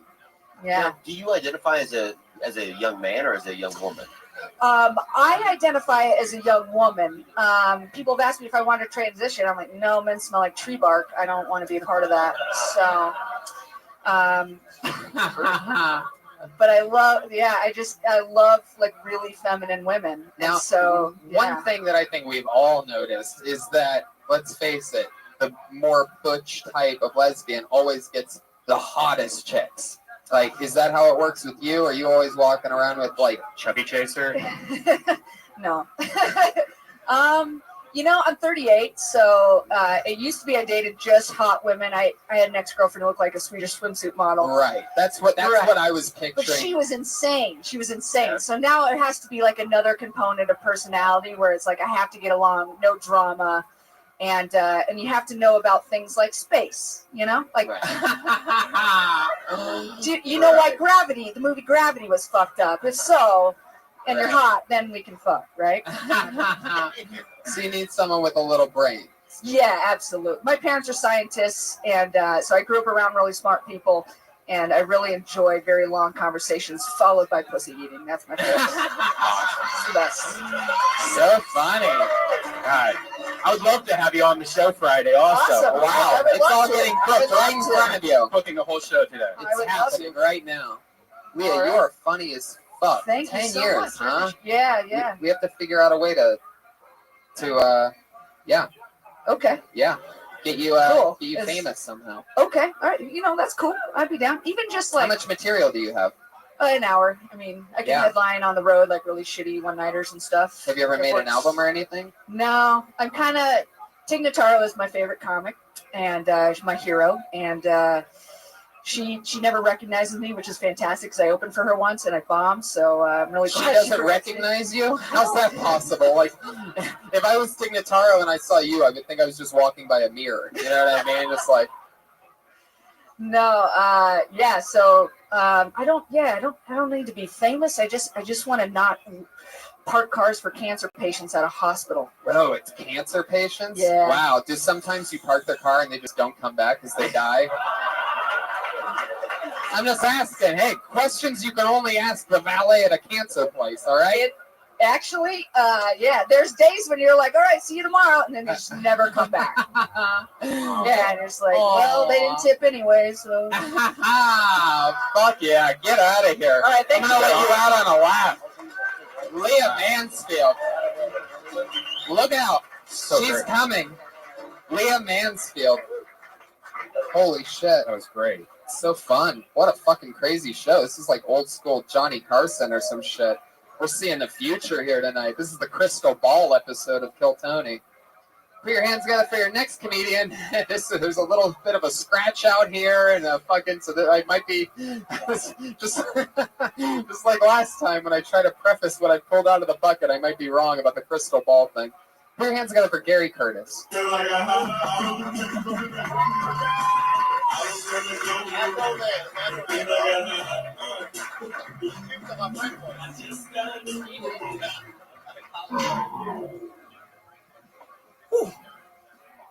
They say English is the hardest language to learn. I honestly believe that's only because they haven't declared woman as a language yet. Now, I was having this conversation with my girlfriend. Well, fellas, have you ever been having a conversation with your girl and then you realize that you're in the middle of an argument? Like, how the fuck did I get in here? So we're having this conversation and then she ends it going, see, I was right. I'm always right. I was like, okay. So I'm leaving later that day. I was like, bye, baby, I love you. Wow. She was like, I love you more. I was like, you right. And yeah, she got mad. I said, how can you get mad? You just told me you're always right. She was like, well, not now. I said, always means always. She was like, not now. I was like, oh, okay. So since you'll always mean something different than my always, sure, we'll always be together. Yeah. All right, y'all. There you go. 55 seconds of thunder. Gary Curtis. Very, very funny, man. You've been doing comedy a while too, huh? 2 years. 2 years. Wow. You have a good look. Everything is, I think, what Red Band would call on fleek. On fleek, yeah, especially the eyebrows. Wow. You take good care of yourself. You chiseled that today, right? Yeah, that yeah, beard. definitely, yeah. I mean, that's as fresh as it gets. You gotta look good for the podcast. For the podcast, yeah. All right. Had to look good for it. You got that cardigan clearly straight from the closet of Drake. That's what I was going for today. Yeah. I love it. Where are you from? Originally from Jersey. Wow. Fuck yeah. Yeah. It's amazing that you shave regularly. Normally people from Jersey don't even shower. So that's pretty amazing. You know. I feel like I think the audience is wet for you. I like to have the audiences wet for me. Thanks. Yeah, I think Pat's just gay tonight. Yeah, Pat's super gay tonight. Was it just tonight? Yeah. I'm pretty sure you made Pat's butt wet, is what he's saying. No? I don't think so. No? Uh-oh. You know what that sound means. It's time for Pat to show his wet butthole. Let's see that wet bunga. Let's see it now. Gary, it's true. I could sort of see what Pat is saying, though. There's something. It looks like you're sort of like an R&B singer doing comedy. Yeah. You know what I mean? You need to do females only shows like Teddy Pendergrass. So I'm just gonna get that reference, but. Right, and then Pat wants you to invite him to those only shows. He'll be in the fucking front row, waiting for you to bust out the tearaway pants. Pat, I love it. You're like leaning in closer and everything. It's kind of weird, like trying to get a whip of it. By the end of I'm this, getting hella gay right now, bro. I'm like watching like a little gay thing morph out of you, bro. You're like is a there little a gay.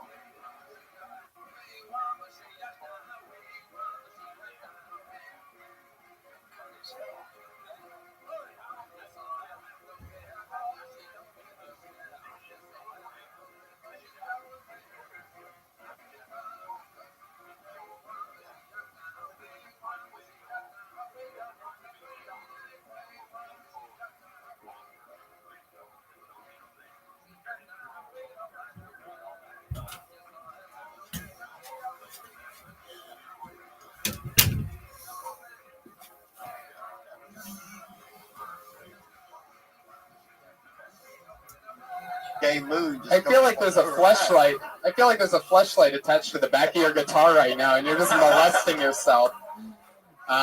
Gary, so this is your first time on the show, right? Nah, I did it a few, like 3 weeks ago, I think it was. Oh, really? What did you do? Bleach your skin afterwards or something? Why can't I remember you? Nah, I don't know. You were too busy looking at his dick. It was bro. with Joe and Ian. Oh, okay. That's fun. How did that go? Well, Yeah, you fun guys times. like it? You like Hell it? yeah. It's cool. So what else is going on?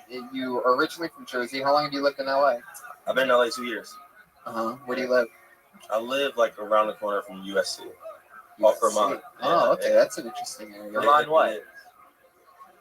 Uh-oh. Pat wants that. There it is. Pat wants that cross street, everybody. Will he get it? It's time for another fun segment we call Pat Wants That Cross Street. We already have Vermont. Gary, is it north or south of Sunset? Oh, it's south of Sunset. Oh, it's south of Sunset. You know what that means. Yeah, south of Sunset. All right. I'm waiting for that chorus. You have to put it near the chorus. You're in the middle of the first verse. If you hit play now, it's probably going to happen. That's right. I'm waiting for we'll wait it. for it. I'm gonna set it up, and then you'll be able to hit it. All right. Is it south of? No, come on. Pat, where do you live? I used to live at Vermont and 37th Place when I went to USC. Oh, are you close to that? Yeah, I'm close. Yeah, there it is. Comic timing right there. I feel like it's the only time I've ever heard that first verse to It's Raining Men was on this show for 15 seconds longer than it should have been. It's like a totally different song.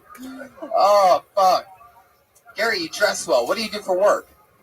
So I'm a treasury analyst. I help manage companies' cash. Get the fuck out of here. Yeah. I used to work in banking. Then I came here, got like on the corporate side. I worked at a company, but I told them I'm quitting today to go to a different company. Damn. Yeah. You're just laying down the law. Yeah. Love it. Treasury, huh? Yeah. You're just working with money. Yeah, that's it. That's fun. You ever take some? Yeah, I wish. Back when I used to work at the bank, I did, but not, You did? Yeah. Oh. Is that easy to do at a bank? When you're a teller, it used to be. Yeah. I probably shouldn't incriminate myself on this shit. Hopefully there's a statute of limitations or something like exactly, yeah. That was back in the day, I mean. Mm-hmm. Way back. Wised up. Your Honor, it was way back in the day. And it was just a sperm bank. I mean, like, who's really the thief here? Me or the bank? Let's be serious. Right. Yeah, brother. They are. Absolutely. You took that shit. Yeah, let's get political. I love it. Well, fun times, Gary. It was nice to meet you. Thanks for coming on the show. All right. What else is going on? Anything else? Shit. You getting up a lot, Gary? There's so much. Not that much every now and then. Yeah. Yeah. And also at the parlor. I opened up at the parlor a couple months ago. Yeah. So you getting up? Yeah. I do a bunch of videos with BuzzFeed and shit. That shit, it's fun Tell sometimes. them to stop ruining our Facebooks. Yeah. What happens next to this girl? Yeah. All right. Stuff, man. Gary, very fun. Thanks for coming on the show. He's on Twitter at GKurt at CSB. Gary Curtis, everybody. GKurt CSB. This part of the show, we are going to go outside of the bucket for our one and only regular. Every single week, we have one girl who writes and performs a new 60 seconds every single week. She is the newest regular here on Kill Tony. Put your hands together for the always adorable stylings of the likable and nervous Melissa Esslinger, everyone. Here she is.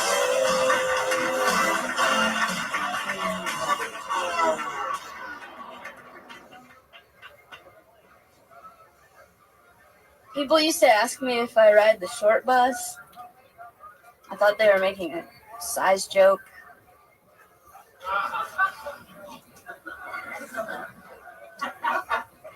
Short bus. A lot of people spend a lot of time trying to think outside of the box, but I'm still trying to figure out how to get in it. I looked up normal in the dictionary. It said not abnormal. So I looked up abnormal, and it said not normal. Fuck you, dictionary. It's not very helpful. Kind of put the dick in dictionary. Oh shit. 53 seconds. You have a 6-second joke? Yeah, I'm so short that like automatic doors don't open for me. There you go. A new minute from Melissa Esslinger. The party horn is out. Keep the mic up. You did it again. That's another new minute. That counts. I would definitely, when you do a short joke about the short bus, you don't have to wait and see and react to their reaction. You know what I mean? You don't really even have to do that joke. Plow forward. No, that's not true. Don't listen to Red Band. He always tries to play bad cop with the regular, and that's not true. That joke's perfectly fine if it's cluttered between other short stuff. If you're talking about being small and people fucking with you, then it makes sense. What comes after that joke, it shouldn't just be a one-liner. You know what I mean? It's more of a semi-premise. You know what I mean? Short bus, ba ba ba ba ba ba. It could be anything before or after it, but to let it stand on its own, that's where you're going to get in trouble. Had you done the short bus and then the automatic doors, or the automatic doors and then the short bus, you'd get a different reaction from the short bus. Right. But letting it stand on its own. Lump all your topics together so you have a chunk instead of just a standalone joke. Or you could even preface it by saying, I'm small. When I thought people used to fuck with me when they were saying, want to ride the short bus. Like, no, I want to ride the tall bus or whatever. You can go anywhere with it. Yeah. But you just have to beat it out. Because I don't really think you're a one-liner person. Right. And it's fun to test out premises here, and that's exactly what it's good for, is for you to hear it and to see how to work around it. But I've never heard anybody make a short joke off of a short bus thing, so it's not hacky, so you're onto something. And the automatic doors, is that true? Let's get into it more. Yeah, actually it is true. Especially it doesn't happen at like every automatic door. I haven't figured out what causes it, what kind of sensor it is. Right. But these are the things I think about when I approach doors that say automatic on them. Am I going to have to jump? Am I going to have to wave my hands up? Am I going to have to do this? Or I can just casually wait till somebody's like walking with me. Or just have there you go. There it is. That's how it happens. Exactly. Yeah, he's my... Yeah, Theo's the first ever. Theo's the first guy to podcast history to go no mic on it. So, what was that? I said Melissa.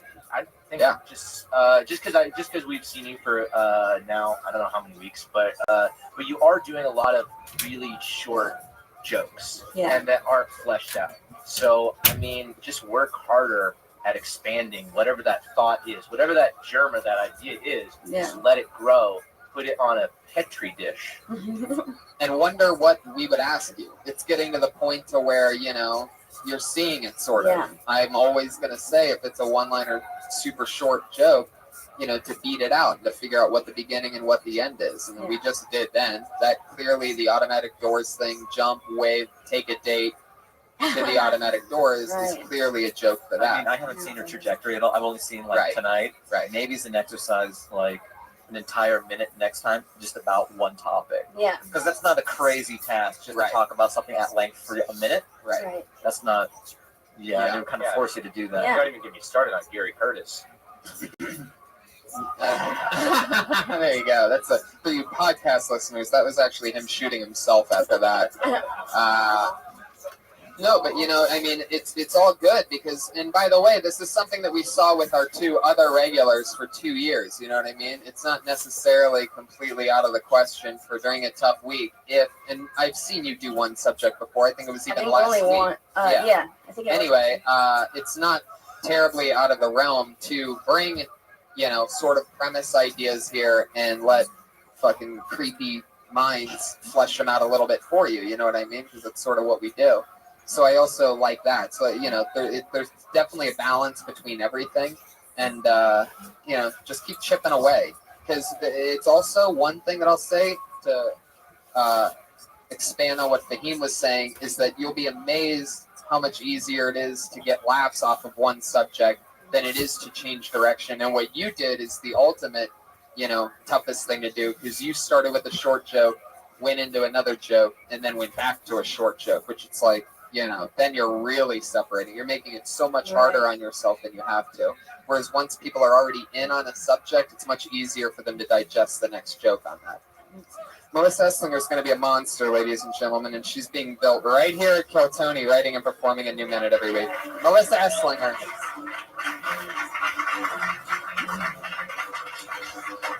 What do we got, 9:35? Huh.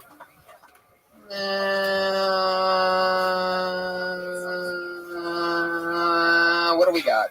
Let's see what happens. One quick one. Tam Fam, everybody. Tam Fam. Awesome. Hey, when I quit my job, I had to slash my food budget so much that in 3 months I went from 160 pounds to 120. I wasn't fat to begin with. In fact, I set an unofficial world record as the skinniest person ever to lose 40 pounds in 90 days. Non-AIDS division. I'm too skinny and too short to be attractive to anybody aside from pedophiles. So I once thought that maybe I should convert to Islam just to be eligible for 72 virgins. But how awkward would that be? Imagine what would happen if I was alone in a room with 72 virgins. There would be 73 virgins. Thanks. That's amazing. What's funny is, like, when you were halfway through the 72 virgins joke, I was actually going to give you the joke that you said is the punchline. And so you got it. That's a funny joke, Tam Fam. You got it. You nailed it. Tam Fam, how are things going? You are the most Asian-looking motherfucker I've ever seen in my life. Like, it's I disagree with that. Really? Yeah, but go on, guys. How are things? You've been one of our fun people that have regularly gotten pulled out of the bucket. You have that famous Asian luck that they all have at the casinos. Get pulled out of the bucket a lot. How are things going? We've seen you a few times. How's the progress? Going pretty well. You used to wear a shirt that said @TamFam Comedy on it. You were very popular for that. On Twitter, right? It also said that, as if people couldn't figure out @TamFam Comedy was your Twitter handle. You've gone no @TamFam Comedy. We saw him 4 or 5 times wearing the branded shirt, and he started going no shirt. And things started going a little bit better for you. How's that working out? It's actually going very well. I started. I'm not sure if it's the shirt or not, but I think people are liking my stuff more. I cut out a lot of the worst jokes. I just started filtering stuff down to my best material right now. I don't really get that. Out of all the jokes I've heard you say, the 160, 140 seems like a long setup. What are you saying there? Were you really 160? Yeah. And then you got down to 140? 20. And why? How? I quit my job and just had to cut down on Food. expenses. Yeah. What were you eating? Food. Just like chicken and Go on, say it. Rice, motherfucker. Say rice. Piece of shit. Fall into my trap, Tam Fam. Good news is he'll be performing at the Rice House this Friday, everybody. No, I'm kidding. Bye, Tam Fam. There he goes. Rice House jokes. That's the episode, everybody. We got through it. Ryan J. Ebelt makes art every single week for the show. He drew tonight's episode with Fahim Anwar. Follow him at Fahim Anwar and check out his many great things. Look at his fucking art. Is this incredible or what? Theo Bond, check out his special on Netflix. You have it. Watch it. That's coming out in February. Theo Bond and Fahim Anwar. Patty Reagan is Patty Reagan. Melissa Esslinger, Jamie Vernon, at Josh Martin Comic, Ryan J. Ebelt. I'm Tony Hinchcliffe. I'm Redbound. See you guys soon.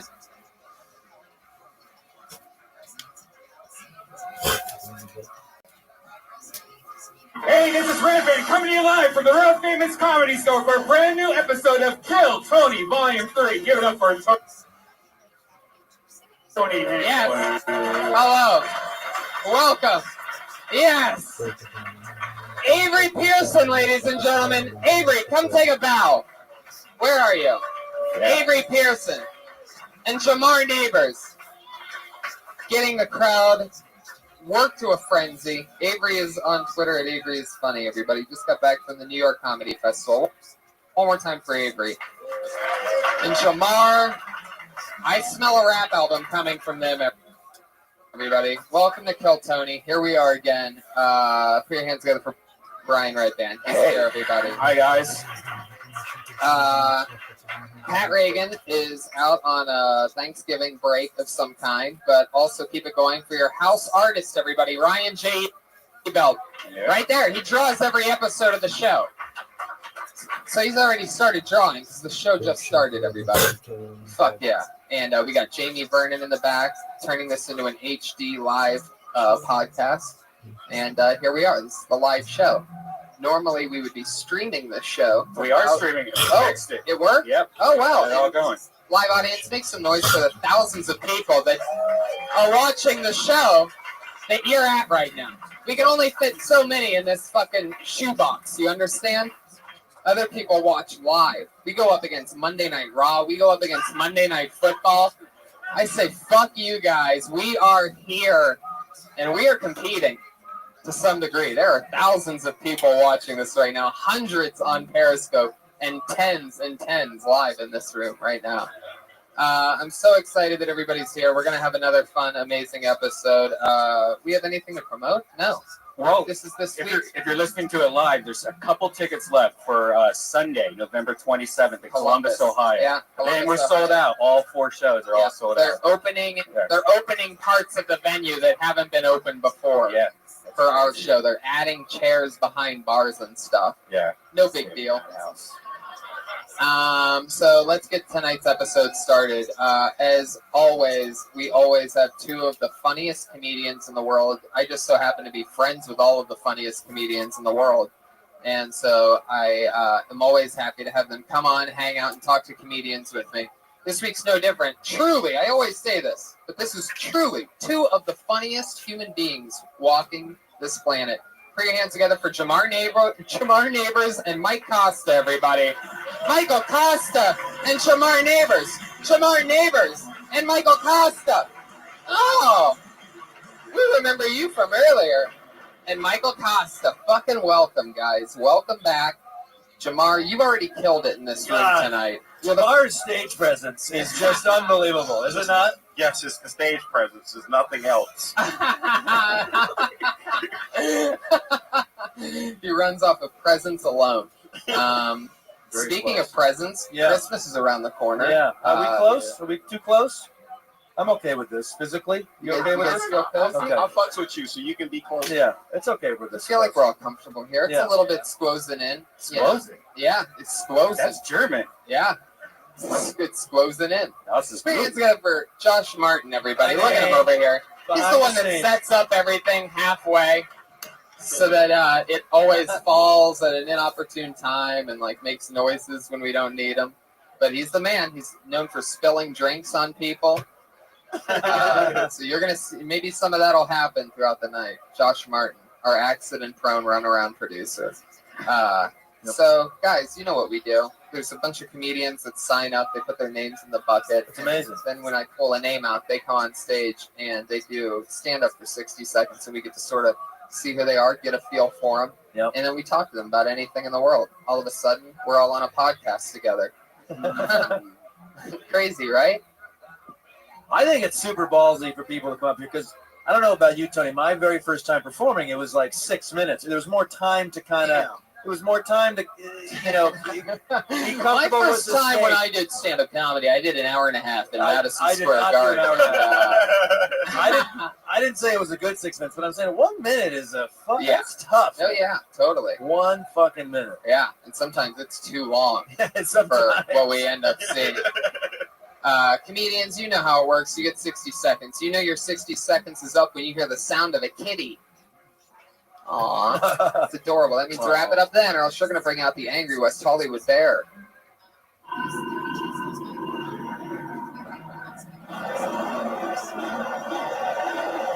Jesus, God, he's vicious tonight. Oh my goodness, did it skip? We're operating off of CDs here, everybody. So let's do it. You guys ready? Kick off the show. It's Kill Tony. Episode 130, by the way. Yeah. Episode 130. No big deal, you motherfuckers. A lot of people have 130 episodes of a hit live podcast.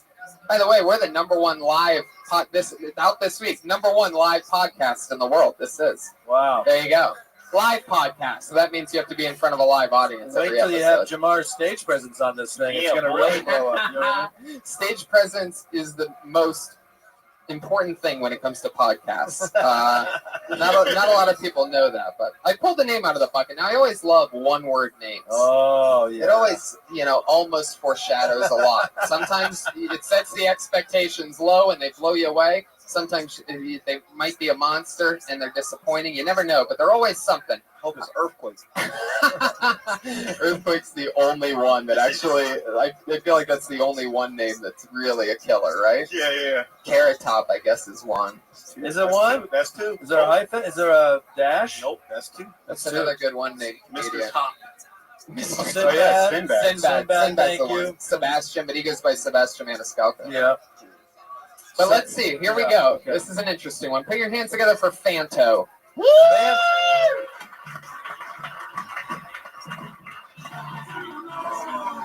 Oh, no. There's no Fanto. You got to be kidding me. I hyped it up.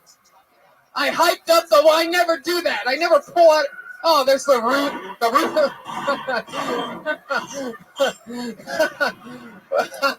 All right. Nothing's funnier than a sound effect of gunshots at the Comedy Store. Right. Oh, too soon. What do you mean me? Remember that guy that What do you mean me? We were doing. There was Red Man threw gunshots. There was also a rooster at the Comedy Yes, Store there was. last week. Oh, Mike, that was my homie. I can't believe there's no Fanto. Fanto. I'm really disappointed in that. If anybody knows Fanto, tell them that we're really saddened by their. Oh, so Fanto was maybe like a group? Maybe it was group comedy. I pulled another name out of the bucket. This sounds like a real human being. How about Charlie O'Connor? Woo!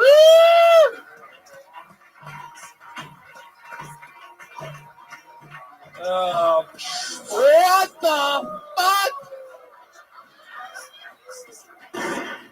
What the fuck? Oh my god. It hurts. That's what it feels like. It feels like being shot and then a wolf in the middle of the night.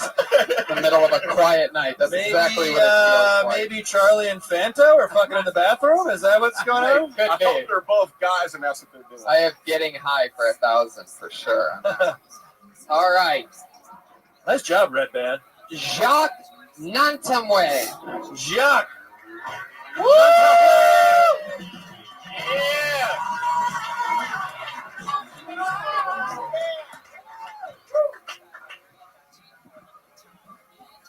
There was a lot of controversy about Obama saying the N-word on a podcast over the summer, which, if you think about it, isn't that much of a historical problem, right? People freaked out about it, but he's the first president to say the N-word on a podcast, but he's the 44th president to say the N-word.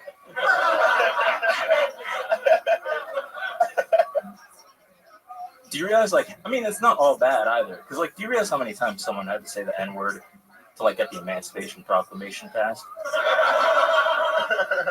Lincoln said Negro, and they were like, is that an animal, vegetable, or mineral?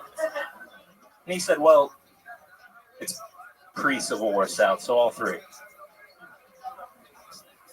I get, snaps for that. I don't know about you guys, but have you ever had a woman leave you because your dick is too big? Fuck yeah, 60 seconds from Jacques. How do you say your last name? Ntoma. Ntona. Ntoma. It's Cameroonian. Oh yeah. I was gonna say I wasn't thinking that this is what Jacques was gonna look like, to be honest with you. That's how I get jobs. Really? Where do you work? I'm a lawyer. I actually was on here a while. Yeah, you did really good last time I too, did right? Terrible last Oh really? time, yeah. Oh, I remember that. You did shitty last time. I don't remember that. I love it. So you're a lawyer? Yeah. Wow. Yeah. What kind of lawyer? Employment law. Employment law. Yeah. And that's you've passed the bar. You're a lawyer. I'm barred in Texas. Yeah. I mean, Okay. barred in California. Barred in California. Yeah. So what the fuck are you doing here right now, man? Are you also a stand-up comic? Yeah, I loved comedy before law school, and then I went to law school and didn't do any comedy, and then I started doing it. Are you like funny in the courtroom? Do you like fart really loud and like objection at the same time? Your Honor, let's be honest. He is the 44th president to say the N-word. What's the funniest thing you've ever done in the courtroom? Usually be identified as a defendant. Oh shit! I'm not kidding about that. That's amazing. Do you talk about that on stage? I sort of keep those lives separate, actually. Yeah. Well, that's ruined after this broadcast. I love it. Now, have you always rocked that haircut? I remember when. Not only do I remember when Jamar once had that haircut, I remember when Michael Costa once had that haircut. That's how far back I go. Yep. Josh used to have that haircut. Yeah, he did. Josh Martin used to.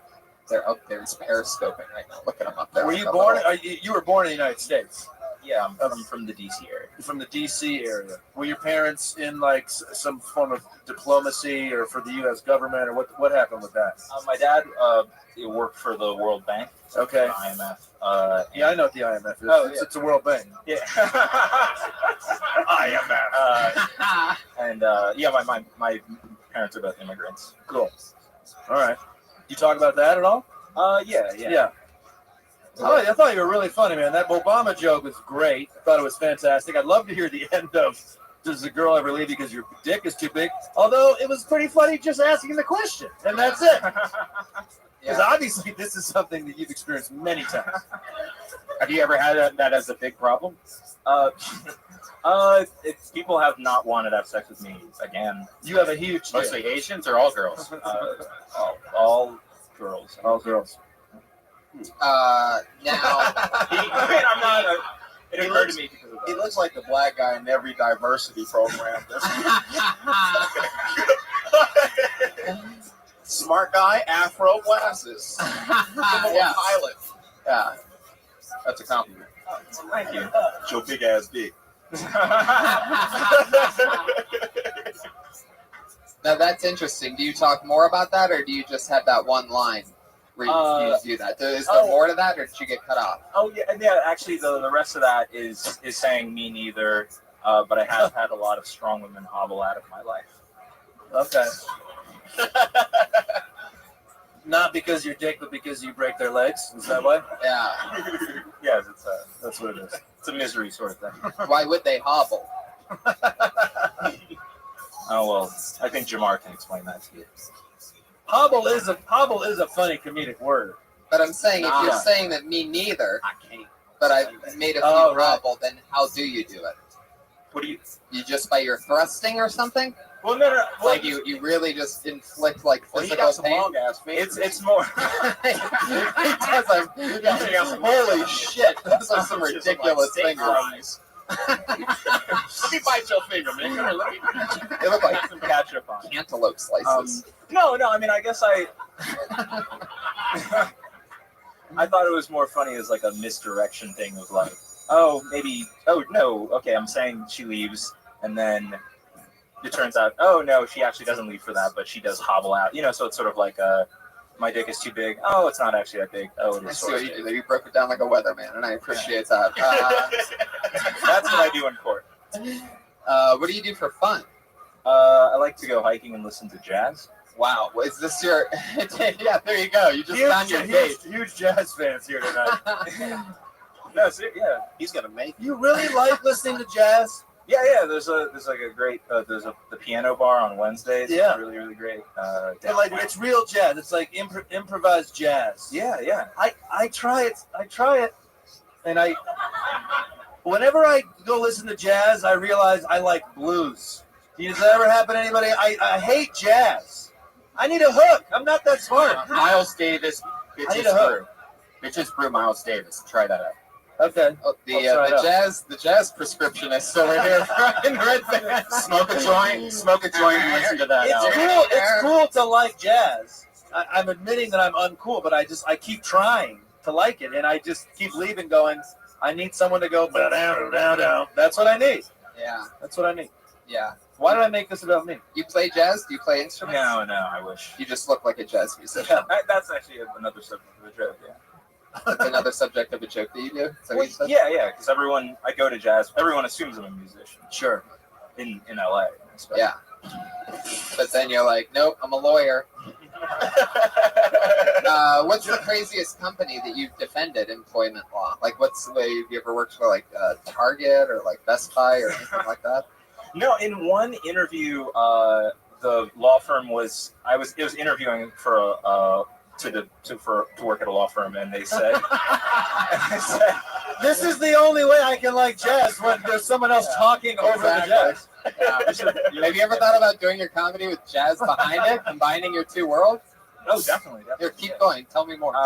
Isn't this Snap Judgment on NPR? Isn't that what stories with the themes or some shit? Okay, sorry. I don't know that reference, but it sounds dead on. Where I was doing an interview with the law firm, and they were like, "We're currently defending BP with the Deepwater Horizon oil spill, and how do you feel about that?"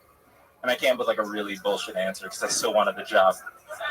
Like I was like, well, I think in democracy it is, you need someone to represent the bad guys and all that shit. So, but I don't know if that was not a good story. There you go. Something like that. It just trickles out into nothingness and the music comes back up. I think we could find you a new niche with jazz music behind you. What kind of? How do you spell that last name? Toma. And how do you It's spell spelled how it sounds. Toma. Oh no, it's not. Just spell how it sounds. It's that one letter you haven't. Does it start with an N and a T? Yeah. The first two letters are N and T? Yeah. And so what's your name? Ntoma. Gotcha. Do you have a joke about that? No. No. Do a joke about your name, man. Do a joke about my name? No, fuck it. You know how older communities give you like bad advice? I want to be that nigga for you. Are both of your parents Cameroonians? No, my mom is Vietnamese. Whoa, look at that. They found each other, those islands of love. Vietnam and Cameroon. Where'd they meet? They met church in DC. Wow.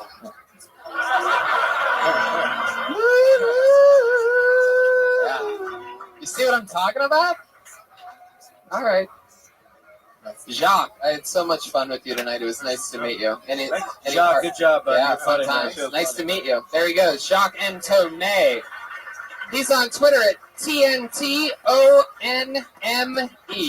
TNTONM.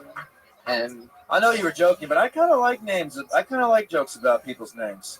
I think, you just got to go with, nobody's ever going to be able to pronounce that right. Yeah. Nobody ever. He's going to one day, he's going to be a huge star. He's going to have an opener that he pays a lot of money, takes on the road with him. He's not even going to be able to say Jacques that right. West and Tomois or some shit like that. And Tomei, like, I don't know. I wonder if Cedric the Entertainer ever had a joke about his name. Dom Irera has a joke about Cedric the Entertainer's name that's amazing. I've heard him do it because he's ranked above him on the Comedy Central made a list, like top 50, top 100 or whatever. Top 50 funniest people of all time. And, he's like, Dom Irera's number 38, but Cedric the Entertainer's number 37. And Dom always jokes around. He's like, how do you beat an entertainer? I never even had a chance. Dom's one of the best. He's on like 10 episodes of Kill Tony. Do you think every president has said the N-word? Hell yeah. I think every single person in the world probably has. Do you think everybody has said it? Jesus, Brian. I mean, wow. 3 and up. 3 and up. 3 and up. Maybe, yeah. How old were you when you I don't said it, Jamar? Because you almost can't even tweet without saying the... By the way, without a doubt, and this is true, I tell him this all the time, so I'm happy to finally tell him in front of a fucking audience. Jamar is my favorite person to follow on Twitter. If you ever get a chance, you have to immediately follow him. If you're wondering who I'm laughing at during the day ever, this is to the podcast. And great Google image search for you also. Some great photos of you naked in the bathroom. He doesn't hold back. He always pisses people off. Oh, yeah. Your Twitter's fantastic because I sometimes think of a tweet and I go, don't do that. That's going to piss somebody off. Yeah. You just fucking You press float, send. you I float love it out that. there. He'll go on I these fu- rants I that are love just. it. I love it. That's what comedy's supposed to be. You're not supposed to Yeah. filter. Mainly about bitches and niggas. That's all I talk about. That's all I know. That's it. That's all it takes. It cracks me up 7 times a day. So follow Jamar Neighbors on Twitter. I just pulled another name out of the bucket, and that name is Heather Maruli. There we go.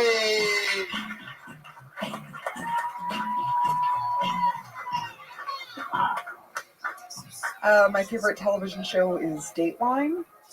It's been on since '92. If you caught it, it's a good one.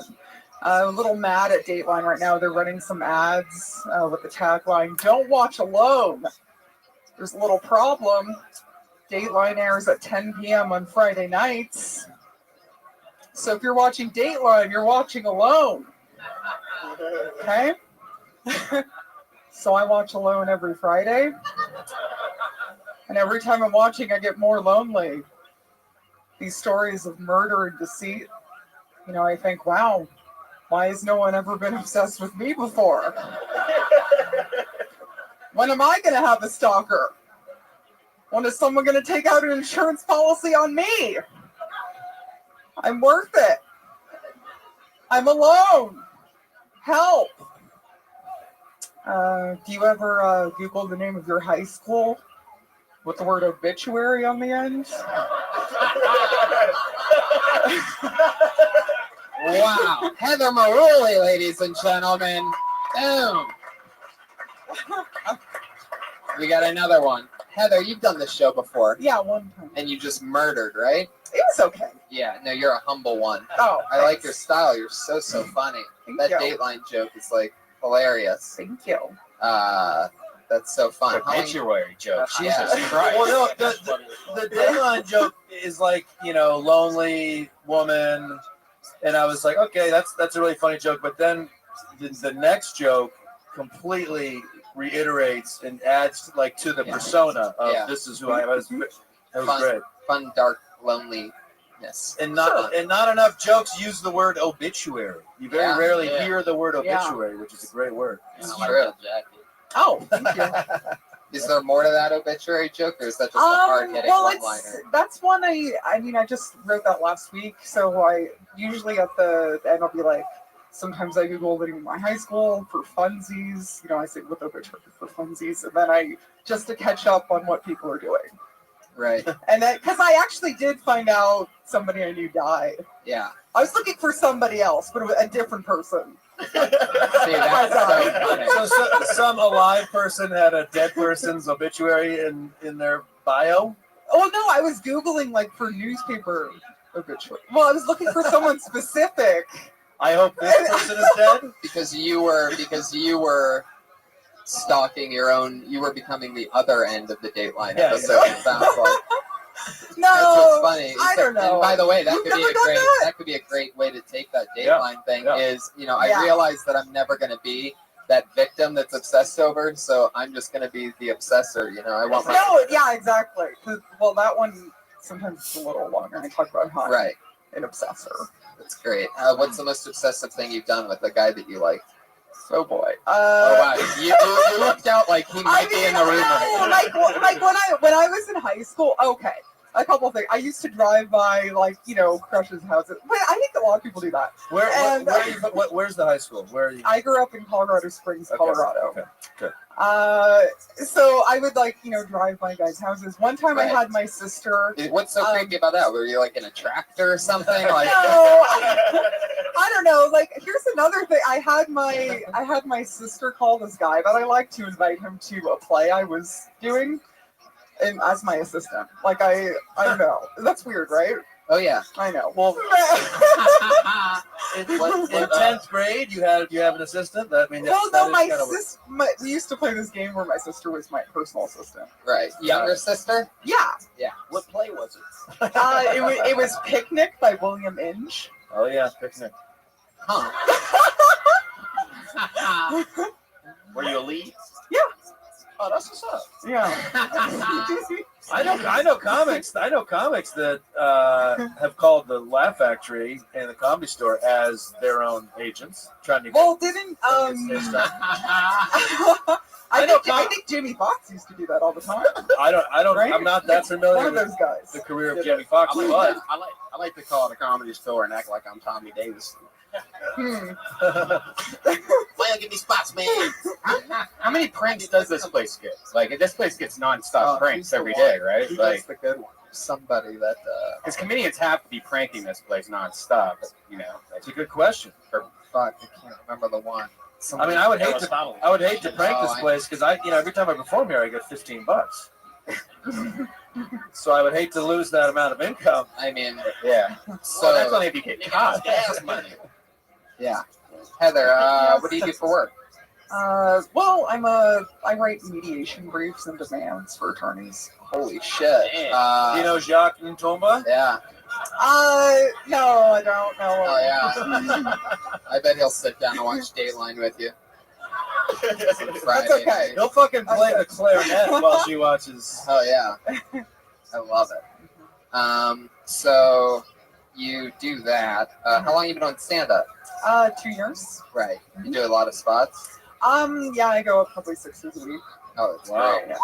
It's so Like fun. sometimes twice in it. Like I'm probably gonna go up after this. What's your go-to porn? Go-to porn? Right, from Free Point. Gosh, I like a lot of stepdad stuff. Stepdad stuff. Wow, there you go. This turned out to be a good question, That's Brian. really a good question.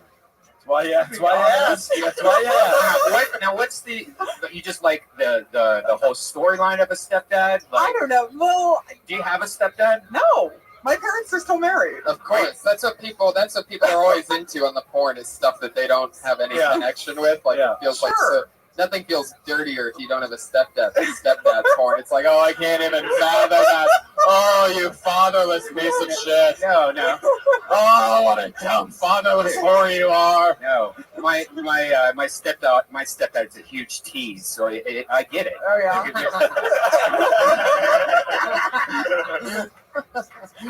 Interesting. So you like dad bod and everything? No. Wow. What's that? I mean, okay. Hey, well, did you just rust the horn yourself?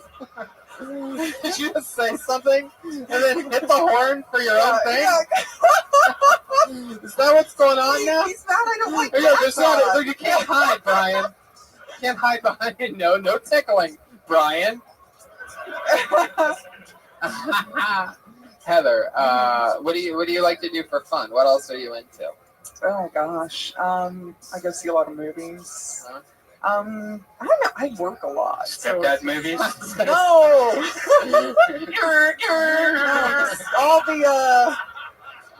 all the popular films out there. What's your favorite, most recent movie?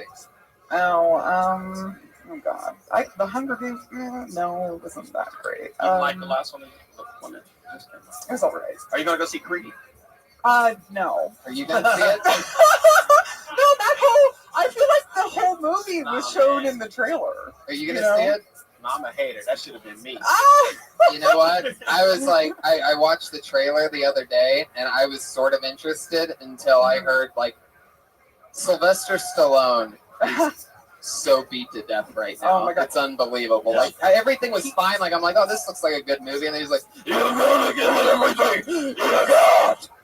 He's got like nothing left. Yeah. So this is like watching Sylvester Stallone die from 30 years of fucking steroids. You know, he has to. You gotta put all your heart into it. You gotta just keep on fighting. It's like unbearable. He's turning into Mickey from Rocky. Yeah, exactly. That's what he's trying to. Thank you, Brian. You are on the money tonight, dude. Are these your fun comedy earrings, or are these the earrings? No, I wear these every day. You wear these even when I'm Puerto Rican. You're Puerto Rican. Oh, that makes sense. These are required to wear.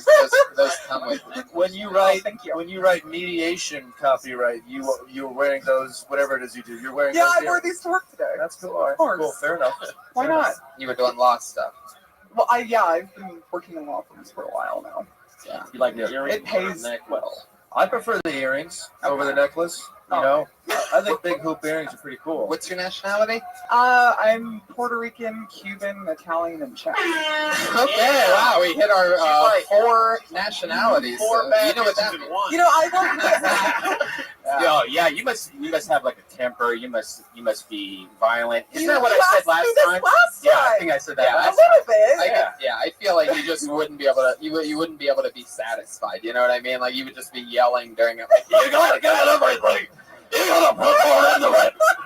You know what I mean? Go full out new Sylvester Stallone. Harder stuff. Yeah, harder. 10-point callback, but with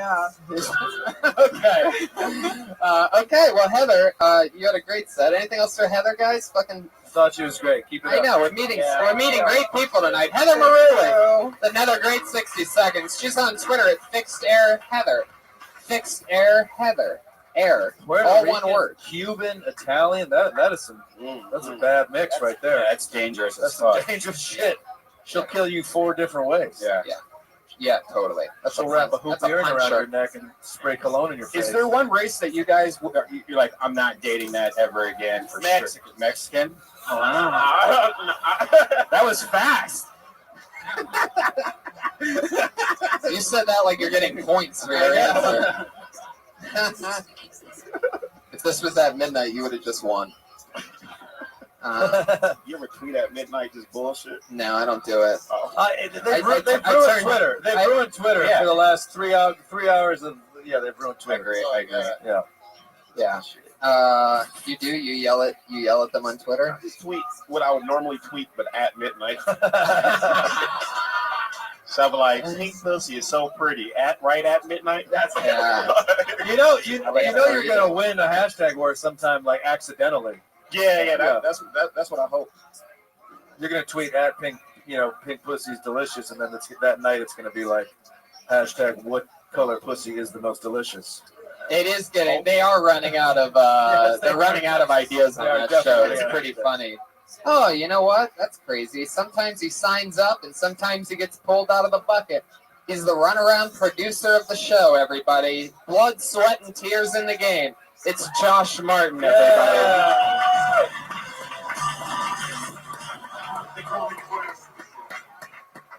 Oh, hey guys. I have a speech impediment. It's really hard to understand words that I say. I can barely say words. I sound retarded, but I'm educated. I'm an educated guy. I went to college, got a degree in biology. I was going to go to medical school, and then I changed my mind because I realized that what kind of doctor I would be. I would be like the doctor you see, and then you walk out, and then you immediately see a different doctor, like a second doctor. You know? You get a second opinion because you don't trust anything I'm saying.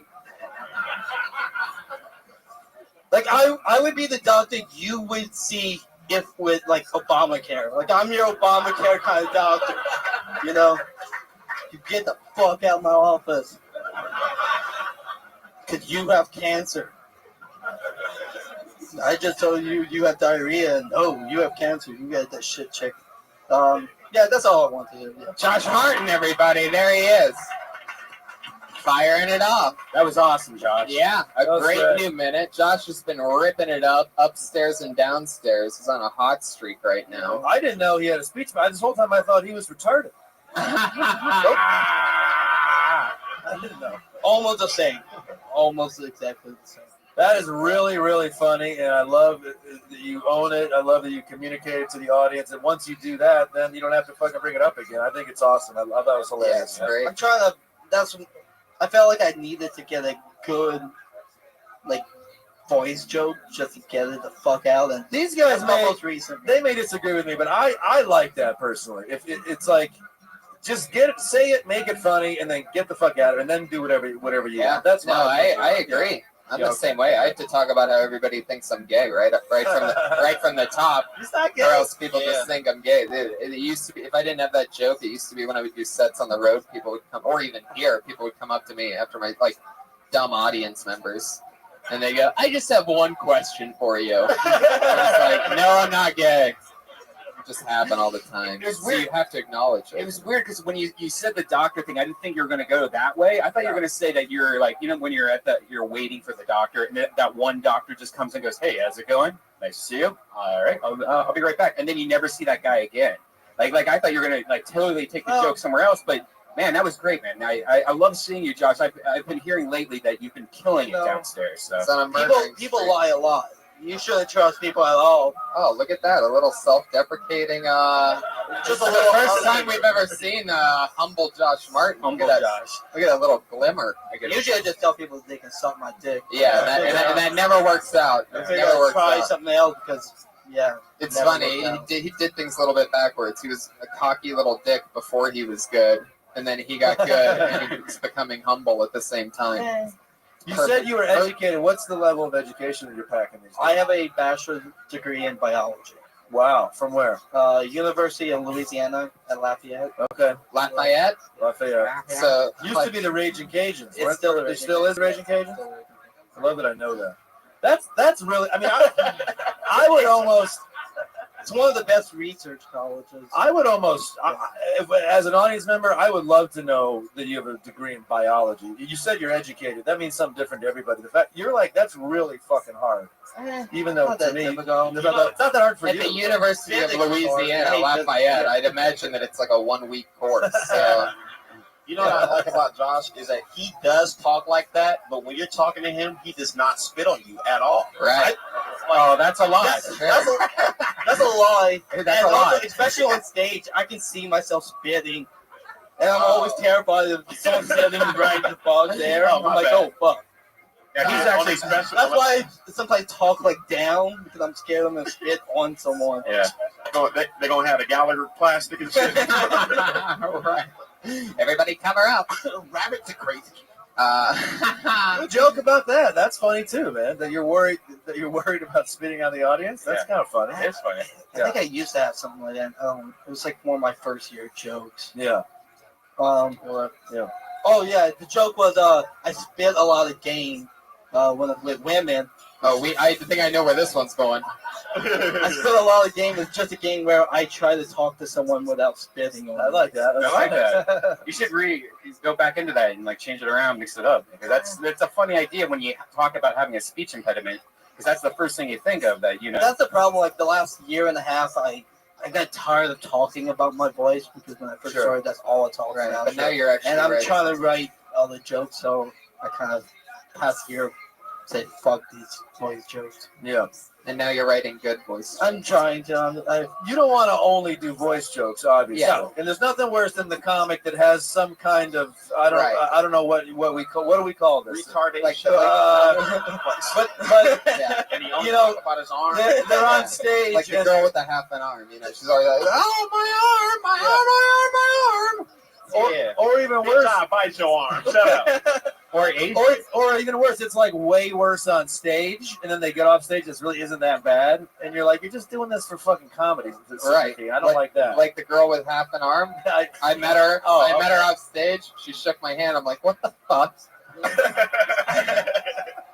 Anyway, They had one fingernail coming out of his. That's nasty. Josh, what else is going on in life? How's it going? How long have you been here at the Comedy Store? Coming up to 4 years. Really? Wow, 4 years. 4 years. So 4 years ago, you were what? Managing a McDonald's in the suburbs. Yeah. And that was Beach. it. But when I met you 4 years ago, you didn't have a speech impediment. Did the Comedy Store give this to you? The Comedy Store works in mysterious ways. Yes, it does. These ghosts. Ghosts come. Josh, what are you doing Friday? Whoa. There's no show Friday, so. I know. Is this Because me and Tony will be in Columbus and Pittsburgh. Yeah, if you fly yourself, you can set it up for me. Yeah, you could get our anyway. Josh, anything else? Anything you want to promote or anything? I'd rather get some more comics up, so I'm done. Oh wow, look at you, the hero, Oh, man. the hero for the people. Josh Martin comic. He's at Josh Martin comic. Oh, sweetheart. Did you guys? Do you guys remember anything that you did when you very first started stand-up comedy that you can't believe you did that you sort of regret? something dumb. Well, you were saying about Josh how he was cocky when he wasn't good. Uh-huh. That's kind of how I was. I mean, I feel like I was way cockier when I didn't know how to do comedy. And I'm not suggesting I fucking master comedy, but now it's like once you see how good other people are, it really humbles you. But at the beginning, you don't have any fucking clue. I used to try and not be ghetto. Ah. That shit fucked me up. Oh, that's interesting. So you would talk like you do like white guy voice, or what does that mean? What's up, ha ha, cup? Wait, what? What was that? What's up, ha ha? Hey everybody, what's going on? I'm Jamar Neighbors. Is that what you used to do? Yeah. Like, Really? hey guys, I want to talk, but I was still talking about ghetto shit. I'm like, yeah, man, your mother would be like smoking crack in the living room, and she's crying, and you're crying, you know. Did you guys ever try to change your persona? Like, I know when, like, I forget what that one comedian, but the Aziz Ansari, he was like, I was like, I need to do like a more hipper version of my set. Sure. I tried it one time. It actually worked, but it made me feel so shitty afterwards that I never did it again. Did you feel like Aziz Ansari afterwards? I did. I was like, wow, that's really easy. Just talk about my cell phone. Pulling another name out of the bucket. Aziz is a good friend of mine. I'm just kidding. No. We know this girl, Sarah Kenny, everybody. Come on. Sarah Kenny. Finally!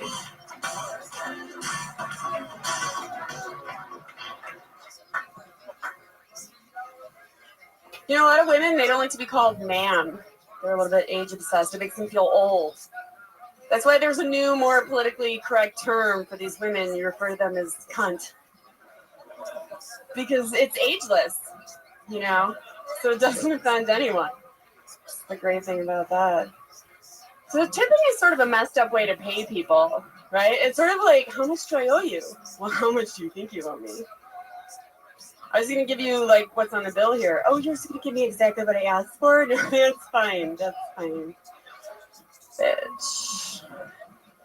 And it's not always clear who you tip, right? Like my coke dealer. I'm just going to give him what he asked for. I'm not kicking in an extra 20 just because he's my dad. Ridiculous. You guys, I used to be paraplegic with Down syndrome. And then I got off gluten. And you know what? Things really turned around for me after that. Thank you. Fuck yeah. Sarah Kenny. What was that quadriplegic show? Gluten-free. I don't know why I did that. We have cocaine, gluten-free, and the word cunt in that set. I appreciate all that. All the buzzwords. All the buzzwords. So, wait, what was the last joke? Everything else was great. One more time for Sarah Kenny. Yeah, come on. I'm just trying to figure out what you were saying with the gluten-free.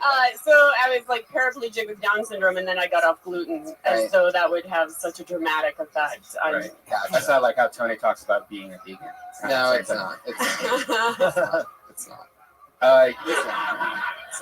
Now, you usually are in the back hacking everyone because you're a hacker. You always steal everybody's personal information. Yeah, you're here every week, and you have an open laptop in the back of the room. Using DOS, which is awkward as fuck. That's like one of the hottest things, though, to see a girl that knows how to hack. Wait, so well, first of all, it's not DOS, not Linux, but I don't even have the Wi-Fi. No, it's not. I'm sorry. When you said that, I thought you meant like comedy hacking. No, you're saying like computer hacking. She's a hacker. Okay, I was like, you can't just call. I was like, she's hacked. Yeah, well, that's what I was worried. I was like, that's not good if that's the case, but that's not the case. Yeah, there's many of other hackers in this room. That's a different kind. Sarah, so how long have you been doing stand-up now? Coming up on 3 years. Wow. And what do you do for work? So I'm not a hacker, but I'm a programmer. Wait a second. Oh shit! That's really suspicious. No, I already sniffed her packet thing, and what the fuck is that? What are you supposed to? What is that supposed to sniff her packets? Is that like a digital thing that you're talking about? It is a technical. Yeah. Oh. That's Jared. He's in the front row right there. That's him. Who? Jared. Who do you program for? USC. USC. Yeah. So what do you program for them? Well, I'm working on an artificial intelligence project. What the fuck? I mean, I want to hear exactly. I want to hear about this. I mean, comedically, you don't have to maybe give the specifics of the project you're working on, but this is really fascinating, and I really enjoyed your comedy. But I almost felt like more like you were telling jokes as opposed to really getting personal. And Yeah. it sounds like to me like your actual real life is pretty fucking fascinating and unique to everybody else in this room. You write programming. There you go. Yeah. That means we've reached the compliment max. Oh shit! Is that what that Now means? I gotta start breaking me down. Yeah, there you go. Sorry. No, There's that sound. I have like a handful of programming jokes or like nerd tech jokes, and there's a couple that are okay. I mean, your dad's not your coke dealer. That's just a joke. I wish. No, it's just a joke. Yeah. So you have jokes. It sounds like you have jokes about everything. Yeah, I don't really have a specific niche, I would say, which is, I don't know, good or bad, depending on how you look at it. Do you have any jokes about being flat-chested? What the fuck? Are you just feeding me that? But you all laugh. You can owe me as hard as you want. Okay, I totally did my flat-chested joke on this show. Oh, really? And your response was like, I've heard a million flat-chested jokes, but that one is solid. Oh. Remember, she I has the forgot. big- You can never tell which ones do good and which ones fell flat. You know what I mean?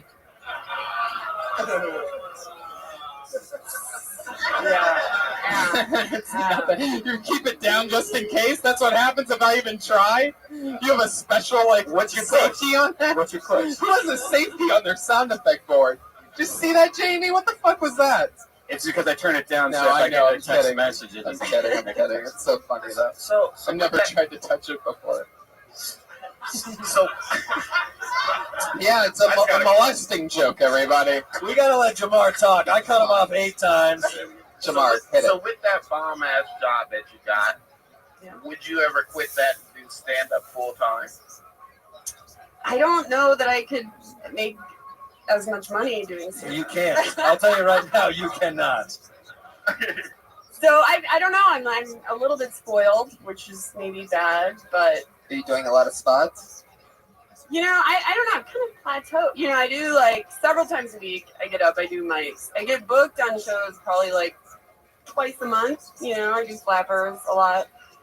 But You do flappers? I do flappers. Surprising to me based on the size of your breasts.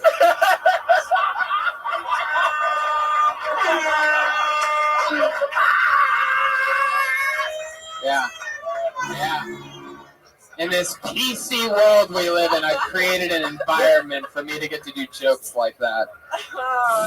This is why I was complimenting you so much earlier. Right. Just get me I knew it was coming. I knew I should wear my I can padded make bras. these jokes with Sarah. She's one of these warriors that's always here and she's relentless. I love your breasts. I think they're fine. Just because I know how big your areolas are underneath there.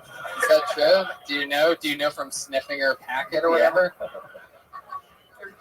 What is comedy fulfilling for you? Is it just like a fun little hobby? Do you do? No, I mean I love it. I truly want to commit to it. I'm just not quite sure what the next step is for me, which is kind of confusing. So yeah. How much time do you think you have? All together. In life? No. That's such a computer programming answer. Like my motherboard has 45 more years. How long of a set can you do? I think I could do 40 minutes comfortably. Wow. Yeah. Look at that. Maybe you should just make an album then. Maybe you should do a show and record the set. And just program it into every freshman USC. Just put it in their fucking computer. You could just take over the internet. Dane Cook your way to the top. You know what I mean? Actually, if you're in an airport that you're all using the same Wi-Fi, and if you search your folder, you can also see a lot of shared folders on people's computers that are open. So a lot of times I would put just like dick pics and like shit on the people's computers when I'm bored. But putting your albums is actually a good idea because when it searches your computer for music, it will find it. Would you put your dick pics in other? No. Google like Other blue waffles and shit, and I just put like fart porn and like everything. What are blue waffles? Go Google blue waffle. How do I not know about this? I'm the last. What is it? I'm the last of the blue waffle party over here.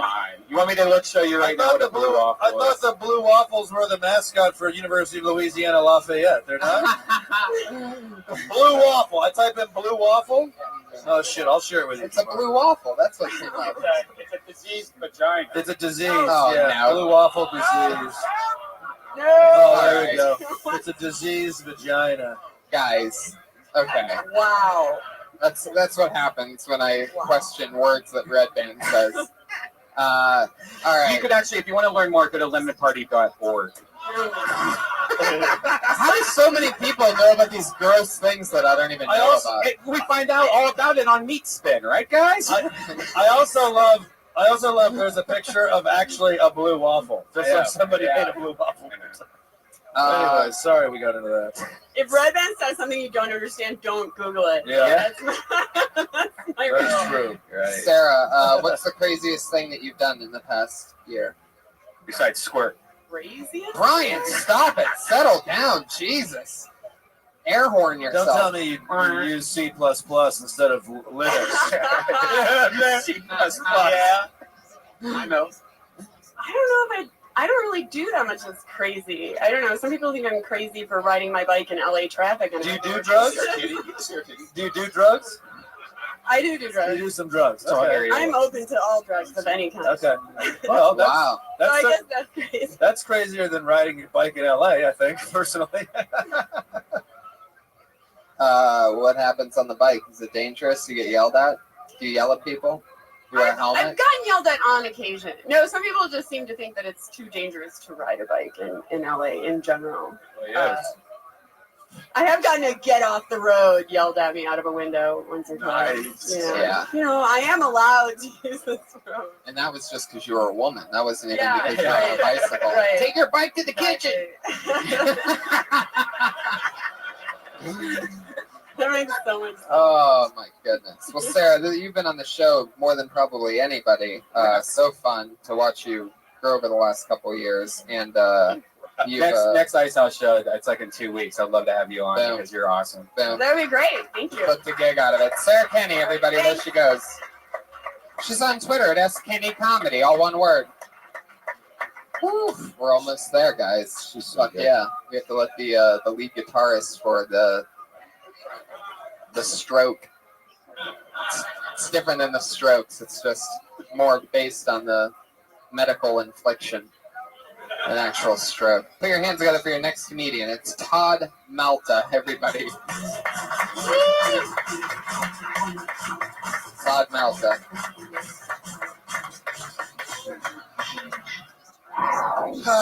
Yeah. My name's Todd. You said it. I'm not a big fan of it. I actually changed it when I was younger. I had to change it back. I'm now officially retarded. I recently finished reading the Quran, and turns out there's nothing in that book about being mean or hurting people. Did I say Quran? Kama Sutra. Fucking son of a gun. I always wanted to get a job as a motivational speaker, but I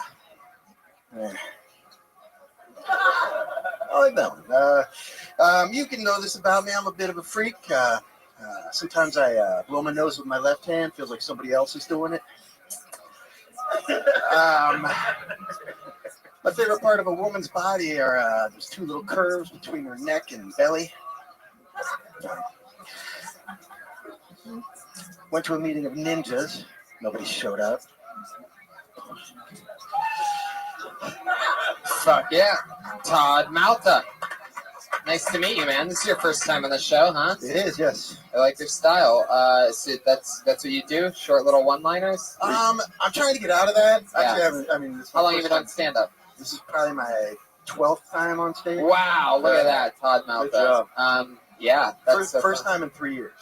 Oh, what made you start back up again? It's time. My son turned 3. Your son's 3? You know what they say, when your son turns 3, start doing stand-up comedy. Right, exactly. So it's in every parenting book. That shirt is so yellow. Yeah, it's yellow as fuck. I'm not really cool, you know. Yeah, oh. At all. Where are you from? A cruise ship? It's so funny to see when the roaster comes out in you. Like, it's just like because you've only seen me do it all the time, so it's funny to see. What are you from, a cruise ship? yeah. It's like where are you from actually? I'm actually from Ohio. Oh, really? Whoa, What dropping part? names. Worcester. You know it? Whoa. Yeah. I haven't watched the game yet. I TiVo'd it, so don't tell me they how much won. they won by. Yeah, they won. So when you say your son turned 3 and now it's time for you to start stand up, is he at home is he old enough to be at home by himself now? No. Yes. No. That's He's actually probably the funniest person I've ever met. So he kind of inspires me that way. Every I'm parent, serious. every parent thinks their child is Yeah. great. No. Yeah. Well, what do you mean? Because he could do stand-up comedy? He could. He's a natural entertainer, not like Cedric or nothing. Not like. Here he is. He's actually Skyping in right now. There it is. Wow. Okay. Jesus Christ. I don't know why I liked Retarded so much, but I really fucking did. That was really funny. That made me laugh. What was the last joke with the ninjas? What'd you say? But nobody showed up? Yeah, nobody showed. Yeah, It's not because great. it's a bunch of ninjas. You didn't even know they were there. Yeah. Okay. What's the neck and belly? Oh, my favorite part of a woman's body are the two boobs. curves between her neck and belly. Her titties. Her titties. Oh, So like a sizzle. yeah. Hey, I think about all it. these jokes seem like bumper stickers, though. You know, like Yeah. that one. The one with the one that you did right before the neck and belly. There was something that you did that was like, oh no, he's going to do one of those jokes. And even though you changed it, it didn't change the fact that we all knew what the joke was. And these are your jokes. You wrote these jokes. Yes. Okay. I love that. I thought his son wrote them.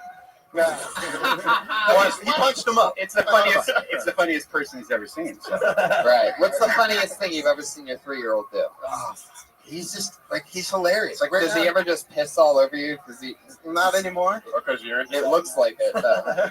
Thank you. The yellow shirt, everybody. It's a yellow shirt reference because it's covered in piss. Everyone. Yes. This room got really quiet. We got disengaged I know. at What's some that all point. about? I love it, Todd. I think you just have that kind of energy. I actually thought he was gonna suck when he grabbed the mic. I was like, there's no way this guy can be funny. I don't know why I thought that, but you are funny and you made me laugh. And maybe I don't know what it was. I just thought you just seemed like a little bit of a goofy dude. But look, I'm saying this is a good thing. It was funny. Yeah. Retarded is stupid, but it's fucking funny. And the bottom line is those single line jokes. You don't want to laugh. You didn't want to laugh at one of them, and you fucking laughed out loud. What got me? You didn't. Well, that's what I'm saying. That's how I felt too. I didn't want to laugh at the bumper sticker joke, but if it is funny, But was it funny because you can't believe he did it? Because that's what I felt like. I was like, oh my god, Not really? for me, it wasn't. Not for me, it wasn't. I laugh if it's a sound joke. Yeah.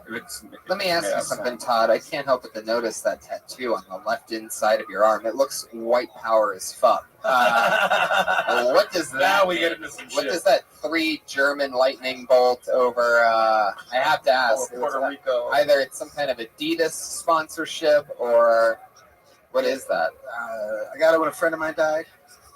Don't you feel like a fucking asshole? I think there's more to this story. Yeah, the friend is a German soldier that was killing people in a. No, he was a good American Nazi. No. So what's that logo? It was when my dog died. Actually, Wait, Your dog is a really? yeah. Your dog or your dog?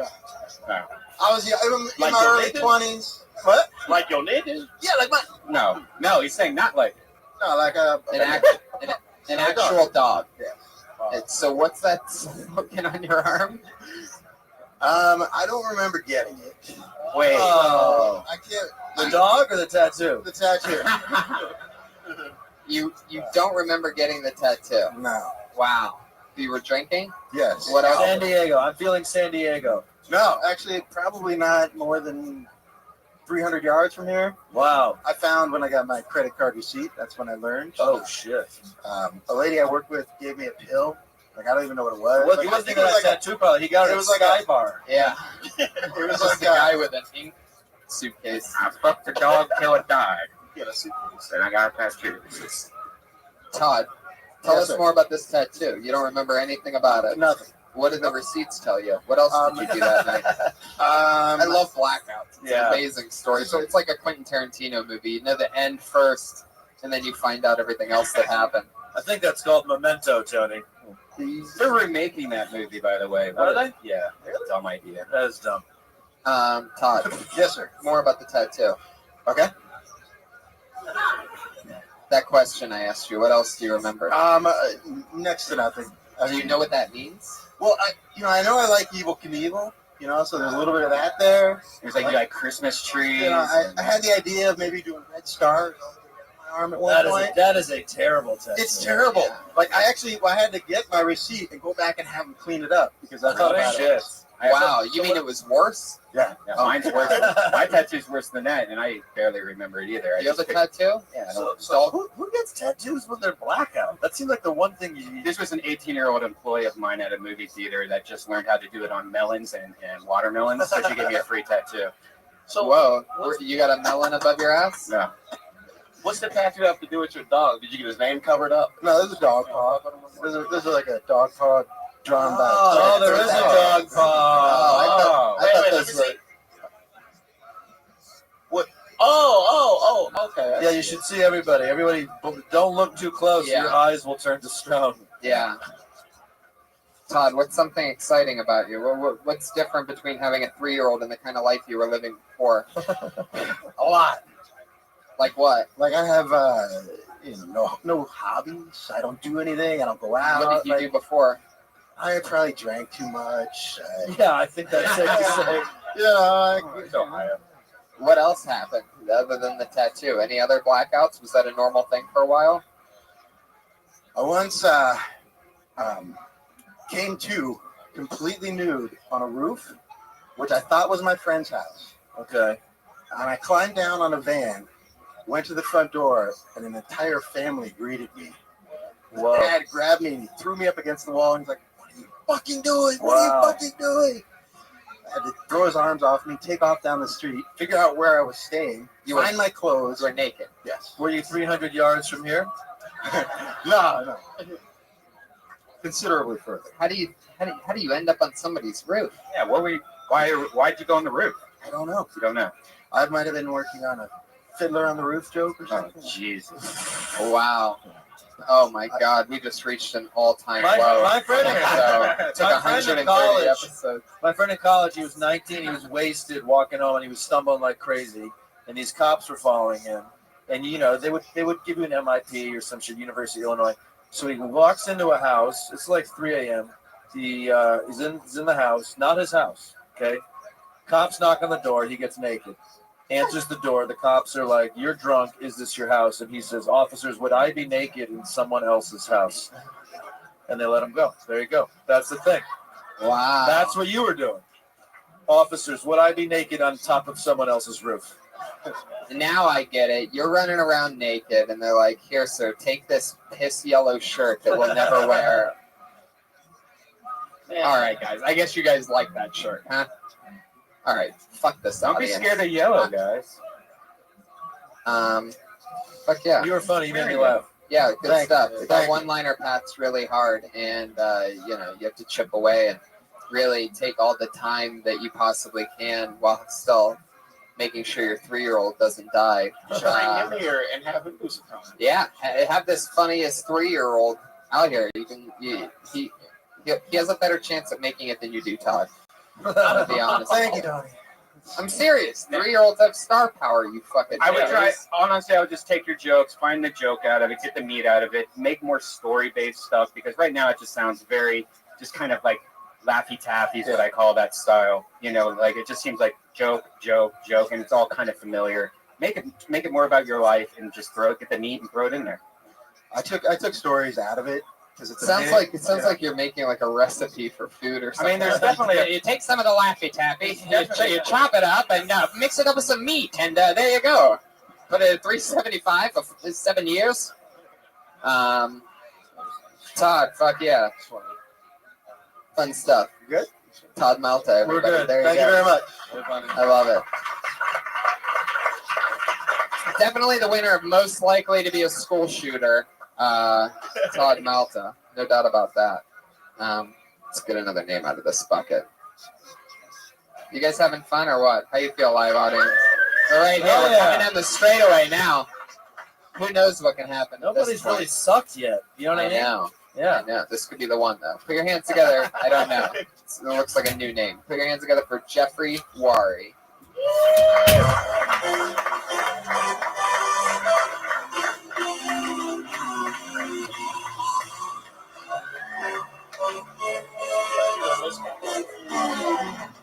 Oh, one fucking minute, huh? All right, we'll talk about the guy who said he got a big dick and scared of women, or women scared of him. You know what the fuck you doing? You know what I'm saying? I mean, I know I want to say this right, but you don't know what the fuck you doing. You just don't. He got a big dick, and women scared of fucking. You think you got a jackhammer or a sledgehammer, you do. You don't fuck pussy like that. You take it easy. You come back out. You play with it. You got a dick, you play with it. Bring it back out. Am I right? Am I right? So you don't want a big dick just coming in and you like, pow! I'm in. No, you want to look at it and say, take it easy. Like, all right. I'm coming in slow. And then you don't work it. You don't go in, pow, pow, pow, pow, pow, pow, pow, pow, pow.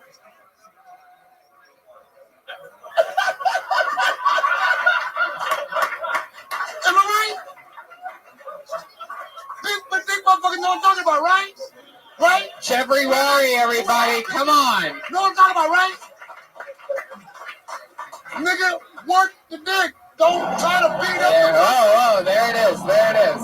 There's that bear. It comes out sometimes. I didn't hear the kid. Oh, shit. Jeffrey, I love how he was mad at you, Tony, the whole time. I know.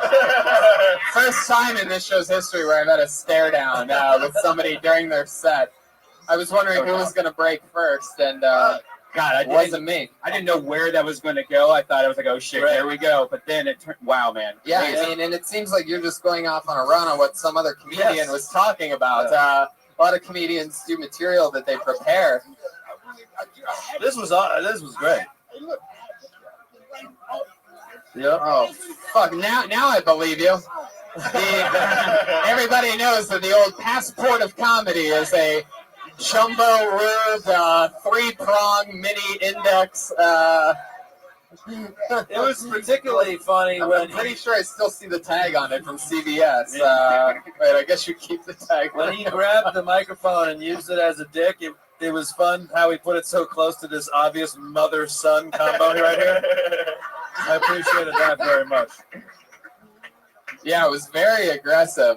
You were really slamming that mic stand up and down. I want us both to go take a blood test to see if we related in nature. It's true. A lot of stage presence on this one. Maybe it's the old hand. A lot of stage presence. You know, it'd been tight. If you would have like busted the door like the cops and shit, like busting the pussy like the cops and shit, like, bow, bitch, get on the ground and start fucking the bitch. You don't need though. I mean, hey, but that shit's funny though, bro. Yeah. I never heard from the Bliss Cafe. Oh, really? Yeah, man. Wow. How long you been on stand-up? 6-7 years. Off and on, sort of, huh? Well, no, I kind of went through a depressed day. My mom died a couple years ago. I just kind of fucking went downhill for that point. Uh-huh. Yeah, now I'm back. I love that. You're back. You got a lot of energy. Hell yeah. I love that. That's my first night doing this after 2.5 years now. First night back after 2.5 years. 2.5 years, a lot's changed. Todd Malta's son grew up. I think it's funny that he hasn't done comedy 2.5 years and he came up here and immediately just improvised the joke. Yeah. That's pretty fucking great. All that pent-up energy. You're like, Yeah. you know that thing somebody else was talking about? I'm going to do a better version of it. Really well done. It's exactly what you did. I mean, a lot of energy. Now, I'm still a little confused. Were you saying that you're on the big dick end of it or the little dick end of it? I don't even know what you were saying. I just knew it was great. Big dick end of it, of course. Right. So you're saying you have to warm them up. You have to let them see it. You just don't go smashing in the pussy. Right. Right. Smash. You got to take your time with it. Play with it. How much It's the time color do you take? speech. It's the speech. Yeah, when they see it. Because I feel like you're a real lovemaker, Jeffrey. I feel like you get a lady back to your place. You have candles lit up, music. All that. What do you play music on? Barry White. What do you play it on? You play it on your iPhone? He's not jazz, is he? Set the tone, Jeffrey. Let me ask you something. Set the tone for us. What? How do you pick Barry White's one pop hit? Oh, okay. All right, now busting the pussy now. That's busting it on the pussy. That's too much. That's too much. That's busting it on the pussy right there. Right there. It gotta be something really slow. Yeah, it's gotta be like a slow Barry White. Gotta be a little bit more. You know you don't want. So what do? You light some candles. Light candles. Put a little Barry White on the cassette player. Smoke some weed first. Set the atmosphere. Lights are low. Nice plain music. Have a nice drink. Bring you closer to me. How you doing? Here comes that mother-son combo again. I got a friend I'd like you to meet. Uh-oh. His name is Big Willie. So you bring him in slowly. I got a question. Yes. Why are you still wearing the clothes that they gave you when you leave jail?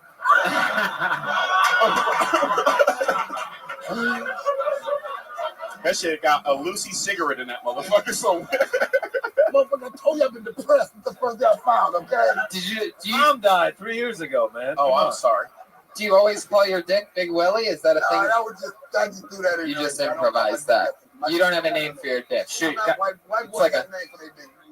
Which is the name for your dick, Mike? We don't have names for our dicks. We keep it just. What's you guys' names for your Yeah, I dicks? know y'all got names. You know you do. Mine's Jason. I used to have a. Is that because you make it wear a mask? Yeah. Do you think you have a bigger dick than the other guy? Should we have a dick off, guys? Wow. Brian has been pitching this to me for weeks. Trying to get him on board. Hey, if you're trying to beat WWE Raw or whatever, this would be a great way to do it. Have a Oh little yeah, dick dick off. I don't even know what it's called. WWE Raw. Is not Especially, what it's called. well, this is a lot like WWE because this is actually Virgil. Do you remember Virgil from? I For don't. the 7 people in the room that know who Virgil is, but all right. Do you know who Virgil is, Jeffrey? Do you have any kids? Yes, I do. How many? 3 boys. How many that you don't know about? No, only 3. Only 3 that you don't know about? I'm black. I got a goddamn place. So I'm gonna get 3 kids. I do. So 6 kids total. No, 3. That's so great that you would be there for those 6 kids, Jeffrey. I know. I feel like some of them maybe are grown up. Like how old's the oldest? The oldest is 32. Hell yeah! Wow. That's definitely grown up. How old are you, Jeffrey? I'll be 53 next week. Wow. Look at that! More energy than any of these kids. You know, absolutely. I hope at 53 I'm still coming by the Kill Tony Monday Night Podcast. Hell yeah, Jeffrey. What do you do for fun? Right now, not a hell of a lot. Yeah, what's like your favorite hobby? What do you do to get away? Smoke weed. Smoke weed. Yeah. Smoke weed. Yeah. What's your favorite thing to do when you smoke weed? Fuck. Fuck. Wow. But you don't pound it real hard. You kind of got to go nice. You just ease into it. There it is. There you go. Hey, Jeffrey, you got a piece of rice on your top lip. It's true. Plus, because it wasn't. Yeah, no, it's true. I noticed it too, but I wasn't going to say anything. It's not rice. Pussy juice. Oh, pussy juice? Oh, you Is had there- pussy before you walked up here? Wow. Jeffrey, let me ask you something. What's your trick to going down on a lady? You have any tips of that trade? It seems like you know how to do the dick thing, but I want to know if you know how to please a woman orally. Do you do that? Oh, yeah. What's some tricks with that? Just make sure you hit the right spot. Make sure you hit the right. Where's the spot at? Make sure you hit the right You spot. don't know the spot, then you got problems. Yeah. And I know Sure. the spot. You mean the asshole? Yeah. You got a problem. Yeah. Do you ever gobble the asshole up? Never. Why? It's the cleanest part of a woman. That one's not true. It's like how the dog's mouth is the cleanest, Yeah. cleaner than humans. That's not true. It's wiped 3 or 4 times a day if you think about it. It's true. Even masks give you pimples on your lip. No, it doesn't. Oh, it don't. Oh, okay. Jeffrey, what's the craziest thing you've ever done with a woman? You have more experience than all the guests tonight, than all of us on the panel. I know you just swim in pussy all the time. So, but I have fucked the girl in the bathroom at the airport before she took off. What? Wow! Look at that! Fuck yeah! Hell yeah! Why do I feel that. like this was a Southwest flight? Yeah. No way, it wasn't Southwest. It was fucking jet black. You know what I'm saying? Hell yeah. Boom. I got you covered, Jeffrey. Actually, it's like Spirit. It's like Spirit Airlines. Yeah, well, maybe. Because he does charge them to have sex with them afterwards. Spirit Airlines charge you $20 to fuck in their bathrooms. Before you take off. Jeffrey, you're so fucking cool. I probably met you years ago because. Yeah, I've met you before, man. Yeah, so good to see you again. Congrats on being back in the game. Sorry about your mom. And I'm glad that you're back, making people laugh. Jeffrey Wari, everybody. There he goes. Boom. Another one. And then another. And another one. And then another one. And another one. He's on Twitter at fucking bad handwriting. Bad handwriting. Is he using cursive? He's the only 53-year-old on Twitter. Who do you think that is, Jamar? Do you guys use cursive too? At Jwari. Well, you give it to the black guy to translate the black guy's writing? Yeah, it's like doctors and pharmacists. I don't know. All right, guys, this is the part of the show where we have our one regular. This young lady writes and performs a brand new minute every single week. She's our only regular right now, and here she is, everybody. The always nervous, the always fun stylings, the underdog, the one, the only, Melissa Esslinger, everybody. Here she is, another new minute. I didn't poop in the toilet till I was 5 years old, which is always a good way to start a conversation. I was scared to go in the toilet. My parents tried to bribe me with a dollhouse, and but what really did it was when I pooped my pants in my favorite DuckTales pajamas. That was kind of the last straw. I ate, this is related, just hang on for a second. I ate chalk when I was a kid. I specifically remember having the logic like, no, chalk, yes, crayons, no. Gross. I think I just wanted to like make my poop pretty before it finally came out. I got more if you want. I don't know where I'm at. It's 54 seconds. What do you want to do? I was going to talk about the time I ate a nickel. Yeah. Yeah. What happened there? My brother was going to buy an eraser, and I didn't want him to. I don't know what that was. So I took the nickel and I put it in my mouth. I swallowed it. That was a cool x-ray, though. Did they really x-ray it? Yeah. Wow. It might have been a dime. That makes more sense. It's smaller. But... Huh. There you go. Melissa Esslinger with a new minute, everybody. She ate a fucking nickel. She ate chalk. What was the first thing? Pooping. Poop. I almost would flip the order around. I would go eating, and then pooping. Right. So that's just me. Because you're right. naturally, if you eat chalk and a dime, you're going to have to talk about shit for a little bit. I thought you were going to say some shit like, you didn't go to the bathroom, so your mom bribed you with a dollhouse, so you took a shit in that bathroom. Yeah, that's what I thought you were going to. I thought you were actually going to say, I couldn't take a shit in the bathroom, so my parents bribed me with the dollhouse, and I took a shit in the dollhouse. Yeah. Either way, yeah. Yeah. So what was the deal with the pooping? Why do you think you couldn't poop in a toilet? Were you pooping in diapers? Oh my God, you had diapers until you were 5. You are so adorable. I didn't want to. This nervous little girl. Oh my God, I didn't wear them. I feel like this is all like a lie, and you're still wearing a diaper right now, and you might be literally shitting your pants right now. Every time I come on stage, that's just what I do. Poop your pants a little bit. Now that's interesting. 5 years old. I guess when did where's Marta at? Is your 3-year-old pooping on a toilet yet? Yeah. I feel like you're lying, and that was just like But he's doing it hilariously, right? Right. Yeah, he kills it. Backwards and shit. I would literally I don't actually remember it, but I think I put the diapers on myself, and then I would go in my room. I would go in my room, That's not the funny. bathroom, because I would. Yeah, that's what's funny. You know, That's you funny. know you have a problem That's when you're funny. putting on the Yeah. diapers yourself. I mean, you agree. You know, and then when I turned 16, I had to drive to the store and get the diapers and bought the diapers. Right. I mean, Tony introduced you as the always nervous, so I haven't seen you perform before yet, but just you talking to us right now is so much more laid back than you performing stand-up comedy. And obviously, I'm sure it's something you've heard before, but the goal is just to be as laid back and as chill as possible. But the only way to do that is you just keep doing this. Yep. That's all I gotta say. Yeah, I used to pee in the bed till I was like 12. Oh, hell yeah. Wow, 12. A lot of I did it in Vegas a lot last of male month. comics, a lot of male comics, including myself, that I've talked to, have wet the bed late into their fucking life. Oh yeah, I still do it. Me too. Like, have you? I think it was like 10 or 11. It was late, dude. It was fucking late. Like, I was 11. Mom made me go see a fucking therapist and think shit. so. Yeah. Have you ever like been so wasted like in Vegas or something that you actually peed where your bathroom would be, but in a hotel room? So like, so you like walk the same path, but then you peed on a plasma. There's something weird about comics, both men and women, in like our systems of release. It's like we're late with that shit or something. Sometimes I still pee a little bit. Yeah. You guys pee out of your butt ever? You mean like diarrhea? No, just regular I've never had diarrhea. Pee that's been put in there.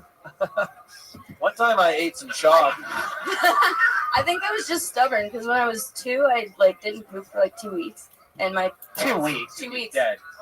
Whatever. That's what my mom said. I don't know, but she took me to the doctor. Is your mom one of those that sees like ghosts and UFOs and shit? I feel like she might be. Where's Dad? Maybe that's the right question. Where's Dad?